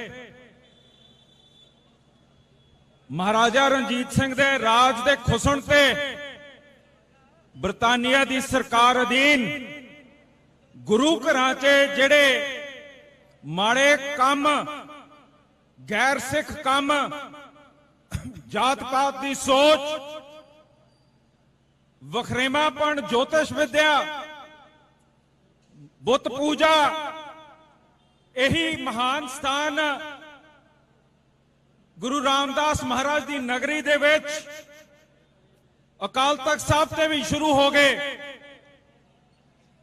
उस समय ते सिखां दा धर्म भी तब्दील होना शुरू हो गया, संगतां होर धर्मां च जाण लग पियां। जिस समय यह काम शुरू होया, सिख विद्वानां ने इहदा नोटिस लिता। भाई जवाहर सिंह वर्गे, ज्ञानी दित सिंह वर्गे, प्रोफेसर गुरमुख सिंह वर्गे, हर्ष सिंह, राम सिंह, करम सिंह, निहंग सिंह जथेबंदियां तत खालसा, भाई तख्त सिंह वर्गिया ने, भाई कान सिंह नाभा, रिपुदमन सिंह, इन्हां सारियां ने चिंतित होके अपनी सिक्खी, गुरु की सिक्खी बचाण करके एक मूवमेंट शुरू की। इत्थे भी अंमृतसर साहब च भी सिंह सभा लहर उठी। बेदी साहब वर्गे, मजीठिया साहब वर्गे उहदे विच शामिल होए, पर सिरा लाहौर दी जिहड़ी जथेबंदी सी जिसने असल तत खालसा दी सोच नूं लागू करन वास्ते, सिੱਖੀ नूं सुधारन वास्ते काम शुरू किया। साध संगत जी वो लहर ज्यों ज्यों वादी चल पई, सिखां च जागृति आ गई, तां वड्डे वड्डे मोर्चे भी लगने शुरू हो गए, जिहदे विच सब तो वड्डी शहादत साडे ननकाना साहब ते मोर्चे दे विच होई है। अज आपां हरमंदर साहब दे डिफेंस च संत बाबा जरनैल सिंह जी नूं याद करते हैं, पर थोड़ा इतिहास विरसा इन्ना डूंगा है कि जिथे भाई मनी सिंह नूं याद करीदा है, ननकाना साहब साखे च तुसी देखो जेड़े अपने भाई तेजा सिंह, भाई लक्ष्मण सिंह धारो, करतार सिंह झब्बर दा भी रोल याद रखो, ਜਦ ਨਰੈਣੂ ਮਹੰਤ ਕਬਜ਼ਾ ਕਰ ਬੈਠਾ ਸੀਗਾ, ਉੱਥੇ ਹਰੇਕ ਤਰ੍ਹਾਂ ਦੀ ਕੁੜੈਤ ਚੱਲਦੀ ਸੀ ਨਨਕਾਣਾ ਸਾਹਿਬ 'ਚ। ਇਹ ਸਿੰਘਾਂ ਨੇ ਉੱਠ ਕੇ ਆਪਣਾ ਇੱਕ ਰਾਤ ਦਾ ਪ੍ਰਣ ਕਰਕੇ ਕਿ ਜਾਪ ਕਰਦੇ ਅਸੀਂ ਸਵੇਰੇ ਜਾ ਕੇ ਨਨਕਾਣਾ ਸਾਹਿਬ ਗੁਰੂ ਗ੍ਰੰਥ ਸਾਹਿਬ ਪ੍ਰਕਾਸ਼ ਕਰਨੇ ਆ। ਮੋਰਚਾ ਤੋੜ ਲਿਆ। ਅੰਮ੍ਰਿਤਸਰੋਂ ਐਸਜੀਪੀਸੀ ਦੇ ਸੁਨੇਹਾ ਆ ਗਏ, ਕਹਿੰਦੇ ਕਿ ਨਾ ਜਾਓ। ਪਰ ਤੇਜਾ ਸਿੰਘ ਹੋਣੀ, ਲక్ష్మణ ਸਿੰਘ ਜੀ ਧਾਰੋਵਾਲੀ ਪਰਵਾਹ ਨਾ ਕਰਦੇ ਹੋਏ ਕਿ ਅਸੀਂ ਅਰਦਾਸਾਂ ਕਰ ਲੀਆਂ, ਹੁਣ ਪਿੱਛੇ ਨਹੀਂ ਹਟ ਸਕਦੇ, ਅਸੀਂ ਗੁਰੂ ਸਾਹਿਬ ਸਵੇਰੇ ਜਾ ਕੇ ਪ੍ਰਕਾਸ਼ ਕਰਨੇ ਹੀ ਕਰਨੇ ਹਨ, ਅਸੀਂ ਜਾ ਕੇ ਨਨਕਾਣਾ ਸਾਹਿਬ ਆਜ਼ਾਦ ਕਰਨਾ ਹੀ ਹਨ। ਉਹਨਾਂ ਦੀ ਸੋਚ ਕਿੰਨੀ ਵੱਡੀ ਸੀ ਕਿ ਅਸੀਂ ਕੋਈ ਜੰਗ ਨਹੀਂ ਲੜਨਾ, ਅਸੀਂ ਨਿਹੱਥੇ ਜਾਪ ਕਰਦੇ ਜਾਣਾ, ਅਸੀਂ ਆਪਣੇ ਗੁਰੂ ਗ੍ਰੰਥ ਸਾਹਿਬ ਵਾਸਤੇ ਕੁਰਬਾਨੀ ਦੇਣ ਨੂੰ ਤਿਆਰ ਹਾਂ। ਨਰੈਣੂ ਮਹੰਤ ਉੱਥੇ ਠੱਗ ਲੈ ਕੇ ਬੈਠਾ ਹੋਇਆ, 200 ਸਿੰਘਾਂ ਦਾ ਜਥਾ, 260 ਵੀ ਹੋ ਸਕਦਾ ਹੈ ਕਿਉਂਕਿ ਗਿਣਤੀ ਨਹੀਂ ਹੋਈ। ਜਦ ਉੱਥੇ ਪਹੁੰਚਿਆ ਸਵੇਰੇ, ਜਾ ਕੇ ਪਿੱਛੋਂ ਦਰਵਾਜ਼ੇ ਢੋਤੇ ਨਨਕਾਣਾ ਸਾਹਿਬ ਦੇ, ਅੰਦਰ ਜਾ ਕੇ ਮਹਾਰਾਜ ਪ੍ਰਕਾਸ਼ ਕੀਤੇ ਤੇ ਡੱਕਿਆ ਹੋਇਆ ਨਰੈਣੂ ਮਹੰਤ ਨੂੰ ਉਦੋਂ ਹੀ ਪਤਾ ਲੱਗਿਆ, ਜਦ ਜੈਕਾਰੇ ਜੋ ਬੋਲੇ ਸੋਨੇ ਹਾਲ ਦੇ ਉਹਦੇ ਕੰਨਾਂ 'ਚ ਪਏ। ਪਹਿਲਾਂ ਘਬਰਾ ਗਿਆ, ਮੁੜ ਕੇ ਉਹਨੇ ਜਿਹੜਾ 400-500 ਬੰਦਾ ਇਕੱਠਾ ਕੀਤਾ ਸੀ, ਕਿਉਂਕਿ ਉਹਨੂੰ ਵੀ ਸੂਹ ਪਹੁੰਚ ਗਈ ਸੀ ਕਿ ਸਿੱਖਾਂ ਨੇ ਕੋਈ ਨਾ ਕੋਈ ਕੰਮ ਕਰਨਾ ਹੈ, ਉਹ ਬੰਦੇ ਇਕੱਠੇ ਕਰਕੇ ਗੁਰੂ ਸਾਹਿਬ ਦੇ ਤਾਬੇ ਬੈਠੇ ਜਥੇ ਨੂੰ, ਨਿਹੱਥੇ ਜਥੇ ਨੂੰ ਜਾ ਕੇ ਗੋਲੀਆਂ ਨਾਲ ਭੁੰਨਣਾ ਸ਼ੁਰੂ ਕਰਤਾ। ਸਾਧ ਸੰਗਤ ਜੀ, ਸਾਰੇ ਸਿੱਖ ਉੱਥੇ ਗੋਲੀਆਂ ਨਾਲ, ਬਰਛਿਆਂ ਨਾਲ ਵੱਢ ਕੇ ਪਾੜ ਕੇ ਸੁੱਟਤੇ ਕਿ ਉਹ ਜਥੇ ਦਾ ਸੰਤ ਜਰਨੈਲ ਸਿੰਘ ਦੇ ਮੁਕਾਬਲੇ ਦਾ ਇੱਕ ਵੱਡੀ ਕੁਰਬਾਨੀ ਨਹੀਂ ਸੀ। ਪਰ ਅੱਜ ਸਾਡਾ ਦੇਖ ਲਓ ਇਤਿਹਾਸ ਕੀ ਹੈ।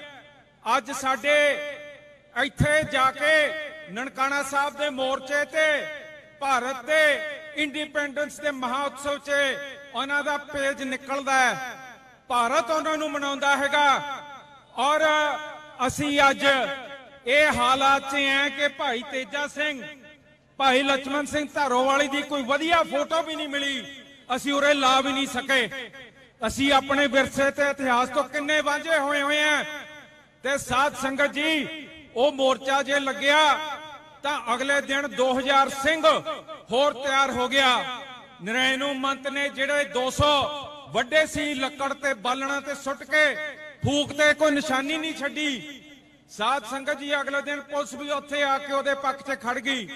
ਡੀਸੀਐਸਪੀ ਜਦ ਜਥਾ 2000 ਸਿੰਘਾਂ ਦਾ ਚੱਲਿਆ, ਗੋਲੀਆਂ ਚੱਲੀਆਂ, ਪਰ ਉਹ ਨਹੀਂ ਰੁਕੇ। ਤੁਰਦੇ ਤੁਰਦੇ ਪੁਲਿਸ ਵੀ ਭੱਜ ਗਈ, ਡੀਸੀ ਵੀ ਭੱਜ ਗਿਆ, ਐਸਪੀ ਵੀ ਭੱਜ ਗਿਆ, ਨਰੈਣੂ ਮਹੰਤ ਵੀ ਭੱਜ ਗਿਆ ਤੇ ਨਨਕਾਣਾ ਸਾਹਿਬ ਦਾ ਮੋਰਚਾ ਫਤਿਹ ਕਰਤਾ ਉਹ ਸਿੰਘਾਂ ਨੇ। ਕੀ ਇਹ ਕੁਰਬਾਨੀ ਨਹੀਂ ਹੈ? ਕੀ ਇਹ ਮੁਕਾਬਲੇ ਦਾ ਇਤਿਹਾਸ ਨਹੀਂ ਹੈ? ਆਪਾਂ ਇਹਨੂੰ ਕਿਉਂ ਨਹੀਂ ਯਾਦ ਰੱਖਦੇ? ਉਹਦੇ ਨਤੀਜੇ ਦੇਖੋ। ਜਿੱਥੇ ਆਪਾਂ ਨੇ ਉਹ ਮੋਰਚੇ ਜਿੱਤੇ 1925 ਦੇ ਵਿੱਚ ਵਿਦਵਾਨਾਂ ਦੇ ਸੋਚ ਅਧੀਨ, ਆ ਜਿਹੜਾ ਸਾਨੂੰ ਪੰਜਾਬ ਲੈਜਿਸਲੇਟਿਵ ਅਸੈਂਬਲੀ ਦੇ ਵਿੱਚ ਸਿੱਖ ਗੁਰਦੁਆਰਾ ਐਕਟ 1925 ਸਾਨੂੰ ਬਣਾ ਕੇ ਦੇ ਦਿੱਤਾ। ਸਾਧ ਸੰਗਤ ਜੀ, ਜਮਹੂਰੀਅਤ ਇਹਦੇ ਵਿੱਚ ਸਿੱਧੀ ਸਾਨੂੰ ਦੇਤੀ, ਸਿੱਧੀ ਜਮਹੂਰੀਅਤ ਸਾਨੂੰ ਬਖਸ਼ਤੀ। ਹੁਣ ਇਹਦਾ ਕੀ ਮਤਲਬ ਹੋਇਆ ਜਮਹੂਰੀਅਤ ਦਾ? ਤੁਸੀਂ ਦੇਖੋ, ਜੇ ਜਮਹੂਰੀਅਤ ਹੁੰਦੀ ਹੈ, ਗੁਰੂ ਘਰ ਦੀ ਸੰਭਾਲ ਹੁੰਦੀ ਹੈ, ਕੋਈ ਮਹੰਤ ਨਹੀਂ ਉੱਥੇ ਬੈਠ ਸਕਦਾ ਹੈਗਾ। ਉਹਦੇ ਚੋਣ 5 ਸਾਲ ਬਾਅਦ ਹੋਣੇ ਆ। ਇਹ ਚੋਣ ਹੁੰਦੇ ਆ, ਇਹਦੇ ਵਿੱਚ ਹਰੇਕ ਚਾਹਵਾਨ ਆਪਣਾ ਮੁੱਦਾ ਅਧੀਨ ਲੋਕਾਂ 'ਚ ਵਿਚਰਦਾ, ਪ੍ਰਚਾਰ ਕਰਦਾ। ਉਹਦੇ ਅਧੀਨ ਲੋਕਾਂ ਦਾ ਮਤਦਾਨ ਪੈਂਦਾ, ਨੁਮਾਇੰਦੇ ਚੁਣੇ ਜਾਂਦੇ ਆ, ਹਾਊਸ ਬਣਦਾ, ਪ੍ਰਧਾਨ ਉਸ 'ਚੋਂ ਬਣਦਾ, ਔਰ ਅਕਾਲ ਤਖਤ ਸਾਹਿਬ ਦੇ ਜਥੇਦਾਰ, ਹੋਰ 3 ਜਥੇਦਾਰ ਨਾਲ ਹੈੱਡ ਗ੍ਰੰਥੀ ਹਰਮੰਦਰ ਸਾਹਿਬ ਦੇ, ਅਕਾਲ ਤਖਤ ਸਾਹਿਬ ਦੇ ਸਾਰੇ ਨਿਯੁਕਤ ਹੁੰਦੇ ਆ। ਤੇ ਜਿਹੜਾ ਹਾਰ ਜਾਂਦਾ ਉਹਦੀ ਵੀ ਦਿਲਚਸਪੀ ਬਣੀ ਰਹਿੰਦੀ ਹੈ ਕਿ ਐਤਕਾ ਨਹੀਂ ਸਹੀ, ਅਗਲੀ ਵਾਰੀ ਫੇਰ ਗੁਰੂ ਘਰ ਦੇ ਵਿੱਚ ਅਸੀਂ ਹਿੱਸਾ ਲਵਾਂਗੇ। ਇਹ ਗੁਰੂ ਘਰ ਤੇ ਸੰਗਤ ਦਾ ਜਿਹੜਾ ਮੇਲ ਹੈ ਇਹ ਸਿੱਖੀ 'ਚ ਕਿਉਂ ਜ਼ਰੂਰੀ ਹੈ? ਕਿਉਂਕਿ ਸਾਡੇ ਕੁਰਬਾਨੀ ਵਾਲੇ ਗੁਰੂ ਸਾਹਿਬਾਨਾਂ ਨੇ ਇਸ ਸੋਚ ਨੂੰ ਪਾਲਣ ਵਾਸਤੇ, ਗੁਰਸਿੱਖੀ ਨੂੰ ਪਾਲਣ ਵਾਸਤੇ ਪੰਚਮ ਪਿਤਾ ਦੀ ਸ਼ਹਾਦਤ ਦੇਤੀ। ਨੌਵੇਂ ਪਾਤਸ਼ਾਹ ਦੇ ਸ਼ਹਾਦਤ ਹੋ ਗਈ, ਜਿਨ੍ਹਾਂ ਨੇ ਹੋਰ ਧਰਮਾਂ ਵਾਸਤੇ ਆਪਣਾ ਸੀਸ ਦਿੱਲੀ ਜਾ ਕੇ ਕੁਰਬਾਨ ਕਰਤਾ, ਸ਼ਹਾਦਤ ਦਾ ਜਾਮ ਪੀ ਲਿਆ। ਦਸਮ ਪਿਤਾ ਨੇ ਉਹ ਸੀਸ ਸਵੀਕਾਰ ਕਰਕੇ ਆਪਣੇ ਦੋ ਸਪੂਤ ਚਮਕੌਰ ਸਾਹਿਬ 'ਚ, ਦੋ ਸਪੂਤ ਫਤਿਹਗੜ੍ਹ ਸਾਹਿਬ, ਮਾਤਾ ਜੀ ਫਤਿਹਗੜ੍ਹ ਸਾਹਿਬ, ਅਖੀਰ 'ਚ ਪਿੱਠ 'ਚ ਛੁਰਾ, ਇਹ ਸਾਰਾ ਕੁਰਬਾਨ ਕਿਹਦੇ ਲਈ ਕੀਤਾ? ਉਹ ਸੰਗਤ, ਉਹ ਕੌਮ ਜਿਸ ਨੂੰ ਦੇਖ ਕੇ ਗੁਰੂ ਸਾਹਿਬ ਵੀ ਕਿ ਆਪਣਾ ਜਿਹੜਾ ਅਫਸੋਸ ਸੀ ਉਹ ਨੰਗਾ ਲੈਂਦੇ ਸੀ। ਕਹਿੰਦੇ ਜੀਵਤ ਹੈ ਹਜ਼ਾਰੋ ਤੁਹਾਨੂੰ ਦੇਖ ਕੇ।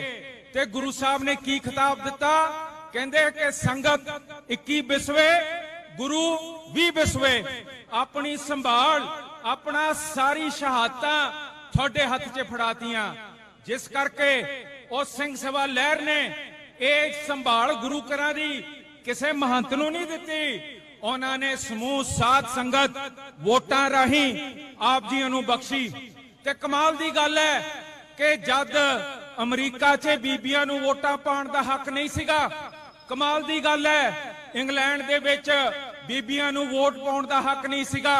ਇਹ ਜਿਹੜਾ ਗੁਰੂ ਘਰ ਦਾ ਸਿੱਖ ਗੁਰਦੁਆਰਾ ਐਕਟ ਬਣਿਆ, ਸਾਰੇ ਵਿਸ਼ਵ ਦੇ ਵਿੱਚ ਸਭ ਤੋਂ ਪਹਿਲਾਂ ਯੂਨੀਵਰਸਲ ਫਰੈਂਚਾਈਜ਼ ਦੇ ਕੇ ਇੱਥੇ ਜਮਹੂਰੀਅਤ ਦੀ ਮਿਸਾਲ, ਹਰੇਕ ਬੀਬੀ, ਹਰੇਕ ਨਰ ਨਾਰੀ, ਗਰੀਬ ਅਮੀਰ, ਹਰੇਕ ਨੂੰ ਗੁਰੂ ਘਰ ਨੂੰ ਜੋੜਨ ਵਾਸਤੇ ਇਹਨਾਂ ਨੇ ਜਮਹੂਰੀਅਤ ਇਸ ਧਰਤੀ ਦੇ ਉੱਤੇ, ਏਸ਼ੀਆ ਦੇ ਉੱਤੇ, ਵਿਸ਼ਵ ਦੇ ਉੱਤੇ ਯੂਨੀਵਰਸਲ ਫਰੈਂਚਾਈਜ਼ ਆਪ ਜੀ ਨੂੰ ਬਖਸ਼ੀ ਹੈਗੀ ਹੈ। ਸਾਧ ਸੰਗਤ ਜੀ, ਕਿੱਡੀ ਮਹਾਨ ਸੋਚ ਹੈ ਇਹ। ਤੇ 3 ਸਾਲ ਬਾਅਦ ਚੋਣ ਹੁੰਦੇ ਸੀਗੇ। ਸਿੱਖ ਕੱਲੇ ਉਰੇ ਨਹੀਂ ਬਸਦੇ, ਪਹਿਲੀ SGPC ਦੇ ਵਿੱਚ ਜਿੱਥੇ ਜਿੱਥੇ ਸਿੱਖ ਵਸਨੀਕ ਸੀਗੇ, ਅਫਰੀਕਾ 'ਚ, ਬਰਮਾ 'ਚ, ਸਿੰਗਾਪੁਰ 'ਚ, ਹਰੇਕ ਨੂੰ ਵੋਟ ਪਾਉਣ ਦਾ ਹੱਕ ਸੀਗਾ। ਉੱਥੇ ਦੇ ਨੁਮਾਇੰਦੇ ਵੀ ਚੁਣੇ ਜਾਂਦੇ ਸੀਗੇ। ਇਹ ਗੁਰੂ ਕਾ ਘਰ, ਸਰਬੱਤ ਦੇ ਭਲੇ ਦਾ ਘਰ, ਇਹ ਮਨੁੱਖਤਾ ਦਾ ਘਰ, ਹਰੇਕ ਪਾਸੋਂ ਆਪਣੇ ਗੁਰਸਿੱਖ ਜੋੜ ਕੇ ਇੱਥੇ ਜਮਹੂਰੀਅਤ ਤੇ ਡੈਮੋਕ੍ਰੇਸੀ ਲੈ ਕੇ ਆਇਆ। ਸਾਧ ਸੰਗਤ ਜੀ, ਜਿੱਥੇ ਸਾਡੀ ਜਮਹੂਰੀਅਤ ਸਿੱਖ ਗੁਰਦੁਆਰਾ ਐਕਟ ਕੁਰਬਾਨੀ ਦੇ ਅਧੀਨ ਸਾਨੂੰ ਮਿਲੀ ਹੈ, ਵੱਖ-ਵੱਖ ਮੋਰਚੇ, ਚਾਬੀਆਂ ਦੇ ਮੋਰਚੇ, ਗੁਰੂ ਕੇ ਬਾਗ ਦਾ ਮੋਰਚਾ, ਹਰੇਕ ਕੁਰਬਾਨੀ ਅਧੀਨ ਇਹ ਸਾਨੂੰ ਜਮਹੂਰੀਅਤ ਮਿਲੀ ਹੈ। ਭਾਰਤ ਸਰਕਾਰ ਨੇ, ਜਿਸ ਨੇ ਇੰਨਾ ਜ਼ਿਆਦਾ ਵਿਤਕਰਾ ਸਾਡੇ ਗੁਰਸਿੱਖੀ ਨਾਲ ਰੱਖਿਆ ਕਿ ਜਿੱਥੇ ਸਾਡੇ ਗੁਰੂ ਸਾਹਿਬ, ਜਿਵੇਂ ਉਰੇ ਲਿਖਿਆ, ਨਾ ਹਮ ਹਿੰਦੂ ਨਾ ਮੁਸਲਮਾਨ, ਅੱਲਾ ਰਾਮ ਕੇ ਪਿੰਡ ਪ੍ਰਾਣ। ਅਸੀਂ ਹਿੰਦੂ ਨਹੀਂ ਹੈ, ਅਸੀਂ ਮੁਸਲਮਾਨ ਨਹੀਂ ਹੈ, ਅਸੀਂ ਇੱਕ ਅਕਾਲ ਪੁਰਖ ਦੇ ਅਧੀਨ, ਇੱਕ ਅਕਾਲ ਪੁਰਖ ਨੂੰ ਪੂਜਣ ਵਾਲੀ ਕੌਮ ਹੈ। ਸਾਡਾ ਲੈਣ ਦੇਣ ਕਿਸੇ ਨਾਲ ਨਹੀਂ ਹੈ। ਪਰ ਜਿਹੜਾ ਭਾਰਤ ਦਾ ਸੰਵਿਧਾਨ ਹੈ, ਉਹ ਸਾਡੇ ਜਿਹੜਾ ਧਾਰਾ 25 ਹੈ ਉਹਦੇ ਐਕਸਪਲੇਨੇਸ਼ਨ 2 ਦੇ ਵਿੱਚ ਲਿਖਦਾ ਹੈ ਕਿ Sikhs are deemed to be Hindus. ਅਸੀਂ ਕਿਵੇਂ ਹਿੰਦੂ ਬਣ ਗਏ? ਗੁਰੂ ਗ੍ਰੰਥ ਸਾਹਿਬ ਸਪਸ਼ਟ ਕਹਿੰਦਾ ਹੈ ਕਿ ਨਾ ਹਮ ਹਿੰਦੂ ਨਾ ਮੁਸਲਮਾਨ। ਫਿਰ ਭਾਰਤ ਦਾ ਸੰਵਿਧਾਨ ਸਾਨੂੰ ਕਿਵੇਂ ਕਹਿੰਦਾ ਹੈ ਕਿ ਤੁਸੀਂ ਹਿੰਦੂ ਹੋ? ਬਣਦੇ ਸਾਰੀ ਸਾਡੇ ਨਾਲ ਵਿਤਕਰੇ ਸ਼ੁਰੂ ਕਰਤੇ। ਇਹ ਕਿਵੇਂ ਹੋ ਸਕਦਾ ਹੈਗਾ ਕਿ ਗੁਰੂ ਗ੍ਰੰਥ ਸਾਹਿਬ ਇੱਕ ਚੀਜ਼ ਕਹਿੰਦੇ ਆ ਤੇ ਇਹ ਭਾਰਤ ਦੀ ਕਨਸਟੀਟਿਊਸ਼ਨ ਸਾਨੂੰ ਹਿੰਦੂ ਬਣਾ ਦਿੰਦੀ ਹੈ? ਇਹ ਚੜ੍ਹਦੇ ਸਿਰੀ ਵਿਤਕਰਾ ਇਹਨਾਂ ਨੇ ਸਾਨੂੰ ਦਿਖਾਇਆ। ਧਰਮ ਤਬਦੀਲੀ ਕਿਸ ਹੱਦ ਤੱਕ ਨਹੀਂ ਕੀਤੀ। ਹਰਮੰਦਰ ਸਾਹਿਬ ਦੇ ਉੱਤੇ ਹਮਲੇ ਕਰਕੇ, ਅਕਾਲ ਤਖਤ ਸਾਹਿਬ ਢਹਿ ਢੇਰੀ ਕਰਕੇ, ਦਿੱਲੀ ਦੇ ਵਿੱਚ ਸਾਡਾ ਘੱਲੂਘਾਰਾ ਕਰਕੇ, ਉੱਥੇ ਬੀਬੀਆਂ ਨੂੰ ਮਜਬੂਰ ਕੀਤਾ ਕਤਲੇਆਮ 'ਚ, ਜਿੱਥੇ army, navy, air force, BSF, Delhi police, CRPF, ITBP, ਹਰੇਕ ਤਰ੍ਹਾਂ ਦੀ ਸਿਕਿਉਰਿਟੀ ਸੰਸਥਾ ਦਾ ਹੈੱਡਕੁਆਟਰ ਹੈ। 5 ਦਿਨ ਸਿੱਖਾਂ ਦਾ ਘੱਲੂਘਾਰਾ ਕੀਤਾ। ਬਲਾਤਕਾਰ ਦੀ ਗੱਲ ਚੱਲਦੀ ਹੈ। ਤ੍ਰਿਲੋਕਪੁਰੀ ਦੇ ਵਿੱਚ ਸਾਡੀਆਂ ਮਾਵਾਂ, ਭੈਣਾਂ, ਦਾਦੀਆਂ, ਬੱਚੀਆਂ, ਇਹ ਹਿੰਦੂ ਸਟੇਟ ਨੇ ਰੇਪ ਕੀਤਾ ਹੈਗਾ। ਸਾਧ ਸੰਗਤ ਜੀ, ਇਹ ਸਾਡੇ ਉੱਤੇ ਇਹ ਸਾਰਾ ਕਰਕੇ ਮੁੜ ਕੇ ਸਾਡਾ ਕੋਈ ਇਨਸਾਫ ਨਹੀਂ ਦਿੱਤਾ ਹੈਗਾ। ਇਹ ਦੇਸ਼ ਨੇ ਜਿਹੜੇ ਵਿਤਕਰੇ ਸਾਡੇ ਨਾਲ ਕੀਤੇ ਆ, ਇੱਥੇ ਜਸਵੰਤ ਸਿੰਘ ਖਾਲਰਾ ਨੇ ਕੇਸ ਕੱਢੇ, ਸ਼ਮਸ਼ਾਨ ਘਾਟਾਂ 'ਚ 25,000 ਲਾਸ਼ਾਂ ਅਣਪਛਾਤੀਆਂ ਉਹਨੇ ਸਾਨੂੰ ਦਸੀਆਂ, ਉਹਦਾ ਕੇਸ ਪਾਇਆ। ਨਤੀਜਾ ਕੀ? ਇੱਕ ਵੀ ਕੇਸ ਹੱਲ ਨਹੀਂ ਹੋਇਆ। ਪਰ ਖਾਲਰਾ ਸਾਹਿਬ ਨੂੰ ਇਹ ਸਟੇਟ ਨੇ ਖਤਮ ਕਰਤਾ, ਮਾਰਤਾ। ਇਹ ਵਿਤਕਰੇ ਜਿੱਥੇ ਸਾਨੂੰ ਜਾਨਲੇਵੇ ਹਮਲੇ ਕਰਦੇ ਆ, ਉੱਥੇ ਤੁਸੀਂ ਦੇਖੋ ਸਾਡੀਆਂ ਸੰਸਥਾਵਾਂ ਅੱਜ ਬਿਲਕੁਲ ਕੰਟਮ ਕਰਦੀਆਂ। ਜਮਹੂਰੀਅਤ, ਭਾਰਤ ਤੋਂ ਪਹਿਲਾਂ ਜਮਹੂਰੀਅਤ, ਜਿਸ ਜਮਹੂਰੀਅਤ ਨੇ मोहनदास करमचंद गांधी ने आके ननकाना साहब के मोर्चे ते उरे आके वचन कीते, कहंदे सिख भाइयों तुमने आजादी की पहली लड़ाई जीत ली है, अब गुरु घरों को भूल जाओ, अब देश की आजादी लो, उससे आपके गुरु घर आप ही आजाद हो जाएंगे। उत्थे करतार सिंह झब्बर ने जवाब दिता गांधी नूं, कहंदे गांधी जी अज तां जद असीं गुरु घर आजाद करदे हैं, महंतां नूं हटा के असीं अपनियां कमेटियां स्थापित करदे हैं, ते ਜਿਹੜੇ ਅੰਗਰੇਜ਼ ਐ ਇਹਨਾਂ ਨੂੰ ਕੋਈ ਫਰਕ ਨਹੀਂ ਪੈਂਦਾ, ਮਹੰਤ ਹੋਏ ਜਾਂ ਸਾਡੀਆਂ ਕਮੇਟੀਆਂ ਹੋਣ, ਇਹ ਹੋਣ ਦਿੰਦੇ ਆ। ਜਿੱਦਣ ਮੁੱਖ ਧਾਰਾ ਦਾ ਦੇਸ਼ ਬਣ ਗਿਆ ਤਾਂ ਮੁੜ ਕੇ ਫਿਰ ਇੱਥੇ ਸਾਡੇ ਪਿੱਠ ਤੇ ਨਹੀਂ ਤੁਸੀਂ ਖੜਨਾ, ਤੁਸੀਂ ਮਹੰਤਾਂ ਦੇ ਪਿੱਠ ਤੇ ਖੜ ਜਾਣਾ। ਅੱਜ ਹਾਲ ਦੇਖ ਲਓ, ਚੋਣ ਨਹੀਂ ਹੁੰਦੇ, ਉਰੇ ਮੰਤ ਬਸੇ ਹੋਏ ਆ। ਤੇਜਾ ਸਿੰਘ ਸਮੁੰਦਰੀ ਹਾਲ 'ਚ ਅਕਾਲ ਤਖਤ ਸਾਹਿਬ ਤੇ ਲਿਫਾਫਿਆਂ 'ਚੋਂ ਕੱਢੇ ਜਾਂਦੇ ਆ। ਸਾਧ ਸੰਗਤ ਜੀ, ਇਹ ਜਿਹੜੀ ਕਮੀ ਹੈ ਇਹ ਕਿਵੇਂ ਪੂਰੀ ਹੋਊਗੀ? ਇੱਥੇ ਲਿਫਾਫੇ ਚੋਂ ਨਿਕਲੇ ਜਥੇਦਾਰ ਬਿਆਨ ਲਿਖ ਦਿੰਦੇ ਆ ਕਿ ਰਾਮ ਰਹੀਮ ਨੂੰ ਮਾਫੀਨਾਮਾ 95 ਲੱਖ ਖਰਚ ਦੋ, ਬਰਗਾੜੀ ਦੇ ਮੋਰਚੇ ਦੇ ਪਿੱਠ 'ਚ ਛੁਰਾ ਮਾਰਦੇ ਆ। ਇਹਨਾਂ ਦੇ ਮੈਂਬਰ ਪਾਰਲੀਮੈਂਟ 'ਚ ਜਾ ਕੇ ਕਹਿੰਦੇ ਆ ਸਰਕਾਰਾਂ ਉਹਨਾਂ ਦੀਆਂ ਲੈਟਰੀਨਾਂ ਲਾਈ ਜਾਂਦੀਆਂ, ਉਹਨਾਂ ਨੂੰ ਰੋਕੋ। ਸਾਧ ਸੰਗਤ ਜੀ, ਇੱਥੇ ਸਾਡੇ ਗੁਰੂ ਘਰ ਦੇ ਜਿਹੜੇ ਖਜ਼ਾਨੇ ਆ ਪੀਟੀਸੀ ਚੈਨਲ ਖਾਈ ਜਾਂਦਾ ਹੈ। ਇਹ ਸੁਖਬੀਰ ਬਾਦਲ ਦਾ ਸਤਿੰਦਰਪਾਲ ਸਿੰਘ ਕੋਹਲੀ 10 ਕਰੋੜ ਨਿੱਜੀ ਸੀਏ ਔਰ ਇਹ ਤਨਖਾਹ ਲੈ ਗਿਆ ਹੈਗਾ। ਇੱਥੇ ਉਹਨੇ ਈਸ਼ਰ ਸਿੰਘ ਦੀ ਰਿਪੋਰਟ 'ਚ ਲਿਖਿਆ ਕਿ ਕੰਮ ਮੈਂ ਕੁਝ ਨਹੀਂ ਕੀਤਾ। ਐਗਜ਼ੀਕਿਊਟਿਵ ਕਮੇਟੀ ਨੇ, ਐਸਜੀਪੀਸੀ ਨੇ, ਇਹਦੀ ਆਪਣੀ ਸੁਖਬੀਰ ਬਾਦਲ ਦੀ ਕਮੇਟੀ ਨੇ ਲਿਖ ਕੇ ਮਤਾ ਪਾਇਆ ਕਿ ਇਸ ਤੋਂ ਪੈਸੇ ਵਾਪਸ ਲਿੱਤੇ ਜਾਣ, ਕਿਉਂਕਿ ਇਹਨੇ ਕੰਮ ਕੋਈ ਨਹੀਂ ਕੀਤਾ। ਸਾਡੇ ਗੁਰੂ ਘਰ ਦੇ ਹਾਲਾਤ ਇਸ ਹੱਦ ਤੱਕ ਵਿਗੜ ਗਏ ਕਿ 328 ਸਰੂਪ ਗੁਰੂ ਸਾਹਿਬ ਦੇ ਇੱਥੋਂ ਗਾਇਬ ਹੋ ਗਏ। ਸਾਧ ਸੰਗਤ ਜੀ, ਤੁਸੀਂ ਦੇਖੋ ਜਿਹੜੇ ਗੁਰੂ ਨੇ ਸਰਬੰਸ ਦਾਨ ਕਰਤਾ, ਸਭ ਕੁਝ ਤੁਹਾਨੂੰ ਤਿਆਗਤਾ, ਸੰਗਤ ਨੂੰ ਪਾੜ ਲਿਆ, ਜੀਵਤ ਤੁਸੀਂ ਹਜ਼ਾਰੋਂ, ਉਹਦੇ ਸਾਰਾ ਸਰਬੰਸ ਪੂਰਾ ਹੋ ਜਾਏ। ਅੱਜ ਕੀ ਹਾਲ ਹੈ ਗੁਰੂ ਸਾਹਿਬ ਦੇ? 328 ਸਰੂਪ ਗਾਇਬ, ਕਿਸੇ ਨੂੰ ਪਤਾ ਹੀ ਨਹੀਂ ਕਿੱਥੇ ਹੈ। ਸਾਧ ਸੰਗਤ ਜੀ, ਫੇਰ ਸਾਡੇ ਗੁਰੂ ਗ੍ਰੰਥ ਸਾਹਿਬ ਅੱਜ ਕੀ ਸੋਚਦੇ ਹੋਣਗੇ ਕਿ ਮੈਂ ਤਾਂ ਸਭ ਕੁਝ ਇਸ ਕੌਮ ਨੂੰ ਦੇਤਾ ਤੇ ਜਿੱਦਣ ਮੈਨੂੰ ਗਾਇਬ ਕਰਤਾ ਮੁੜ ਕੇ ਮੇਰੇ ਪਿੱਛੇ ਕੋਈ ਪੁੱਛਣ ਵਾਲਾ ਹੀ ਨਹੀਂ ਹੈਗਾ, ਕੋਈ ਕਾਰਵਾਈ ਨਹੀਂ। ਤੁਹਾਡੇ ਮਾਪੇ ਘਰੋਂ ਲੈ ਜਾਏ, ਕੋਈ ਕੇਸ ਲਿਖਾਉਂਦੇ ਹੋ, ਪੜਤਾਲ ਕਰਦੇ ਹੋ। 328 ਸਰੂਪਾਂ ਦੇ ਮਗਰ ਸ਼੍ਰੋਮਣੀ ਅਕਾਲੀ ਦਲ ਅੰਮ੍ਰਿਤਸਰ ਨੇ ਸਿੱਖ ਜੁਡੀਸ਼ੀਅਲ ਕਮਿਸ਼ਨ 'ਚ ਕੇਸ ਪਾਤੇ, ਪਰ ਮੈਨੂੰ ਦੱਸੋ ਇਹਨਾਂ ਨੇ ਸਰਕਾਰਾਂ ਨੇ ਕਦੀ ਲੱਭਣ ਦਾ ਯਤਨ ਕੀਤਾ? ਕਦੀ ਨਹੀਂ ਕੀਤਾ ਹੈਗਾ। ਅੱਜ ਗੁਰੂ ਸਾਹਿਬ ਕੀ ਕਹਿੰਦੇ ਹੋਣਗੇ ਕਿ ਮੈਂ ਇੱਕ ਲਾਵਾਰਿਸ ਮਾਂ-ਬਾਪ ਹਾਂ, ਮੇਰੇ ਬੱਚੇ ਮੇਰੇ ਮਗਰ ਪੁੱਛਗਿੱਛ ਹੀ ਨਹੀਂ ਕਰਦੇ ਹੈਗੇ। ਇਹ ਤਰਸ ਦੇ ਹਾਲ ਸਾਡੇ ਗੁਰੂ ਘਰਾਂ ਦੇ ਬਣਾਤੇ ਹੈਗੇ ਆ। ਕਿਉਂ? ਕਿਉਂਕਿ ਜਿਹੜੀ ਇਹਨਾਂ ਨੇ ਮਾਰ ਕੇ ਕੁੱਟ ਕੇ ਗੱਲ ਨਹੀਂ ਖਤਮ ਕਰ ਸਕੇ, ਸਾਡੀਆਂ ਸ਼ਹਾਦਾਂ ਕਰਕੇ ਸਿੱਖੀ ਨਹੀਂ ਖਤਮ ਕਰ ਸਕਦੇ, ਹੁਣ ਇਹ ਸਾਡੀਆਂ ਸੰਸਥਾਵਾਂ ਨੂੰ ਖਤਮ ਕਰਨ ਤੇ ਲੱਗੇ ਹੋਏ ਆ। ਉਹਦੇ ਵਿੱਚੋਂ ਜਿਹੜੇ ਸਾਡੇ ਚੋਣ ਹੈ ਉਹ ਜਮਾ ਜ਼ਬਤ ਕਰਤੇ ਹੈਗੇ ਆ। ਚੋਣ ਹੁਣ ਹੁੰਦੇ ਹੀ ਨਹੀਂ ਹੈਗੇ। ਪਿਛਲਾ ਚੋਣ 2011 'ਚ ਹੋਇਆ, ਜਿਹੜੇ ਧਾਰਾ 87 ਵਾਲੇ ਗੁਰੂ ਘਰ ਹੈ ਉਹ 2006 'ਚ ਚੋਣ ਕਰਾਏ ਗਏ। 18 ਤੇ 13 ਸਾਲ ਚੋਣ ਨਹੀਂ ਹੋਏ। ਨਤੀਜੇ ਕੀ ਹੈ? ਜਦ ਤੁਸੀਂ ਵੋਟਾਂ ਬਣਾਉਣ ਗਏ ਹੋ, ਲੋਕਾਂ ਨੇ ਉੱਥੇ ਕਿਹਾ ਇਹ ਵੋਟ, ਇਹ ਕਹਦੀ ਚੋਣ ਤਾਂ ਹੁੰਦੇ ਨਹੀਂ। ਲੋਕਾਂ ਦੀ ਦਿਲਚਸਪੀ ਉਹ ਗੁਰੂ ਘਰ ਨਾਲ ਤੋੜਤੀ ਹੈ ਇਹਨਾਂ ਨੇ। ਇਹ ਇਹਨਾਂ ਦੀ ਸੋਚ ਹੈ, ਸਾਜ਼ਿਸ਼ ਹੈ ਕਿ ਸਿੱਖਾਂ ਨੂੰ ਆਪਣੀ ਜਮਹੂਰੀਅਤ ਤੋਂ ਵਾਂਝਾ ਕਰ ਦੋ, ਗੁਰੂ ਘਰਾਂ ਤੇ ਆਪਣੇ ਬੰਦੇ ਫਿੱਟ ਕਰ ਦੋ। ਫੇਰ ਜਿਵੇਂ ਪਟਨਾ ਸਾਹਿਬ ਦੇ ਵਿੱਚ ਆ ਬੇਅੰਤ ਦਾ ਪੋਤਾ, ਬੁੱਚੜ ਬੇਅੰਤ ਦਾ ਪੋਤਾ, ਉਹਦਾ ਸਨਮਾਨ ਕਰਵਾਓ। ਸਾਧ ਸੰਗਤ ਜੀ, ਇਹ ਕੀ ਪੁੱਠੇ ਰਿਵਾਜ ਚਲਾਤੇ? ਸਾਨੂੰ ਖੇਰੂ ਖੇਰੂ ਕਰਕੇ, ਵੰਡ ਕੇ, ਖਤਮ ਕਰਕੇ ਸਾਡਾ ਉਰੇ ਬਿਲਕੁਲ ਹੀ ਜਮਹੂਰੀਅਤ ਢੰਗ ਤੌਰ ਤਰੀਕਾ ਸਭ ਖਤਮ ਕਰਤਾ ਹੈਗਾ। ਸਾਧ ਸੰਗਤ ਜੀ, ਇਹਨੂੰ ਆਪਾਂ ਮੁੜ ਬਹਾਲ ਕਰਨ ਵਾਸਤੇ ਅੱਜ ਉਰੇ ਇਕੱਤਰਤ ਹੋਏ हैं। ਸਰ ਸਿਮਰਨਜੀਤ ਸਿੰਘ ਮਾਨ ਸਟੇਜ ਤੇ ਵੀ ਆ ਗਏ हैं ਤੇ ਉਹਨਾਂ ਨੂੰ ਜੀ ਆਇਆਂ ਦਾ ਜਕਾਰਾ ਬੁਲਾਈਏ। ਬੋਲੇ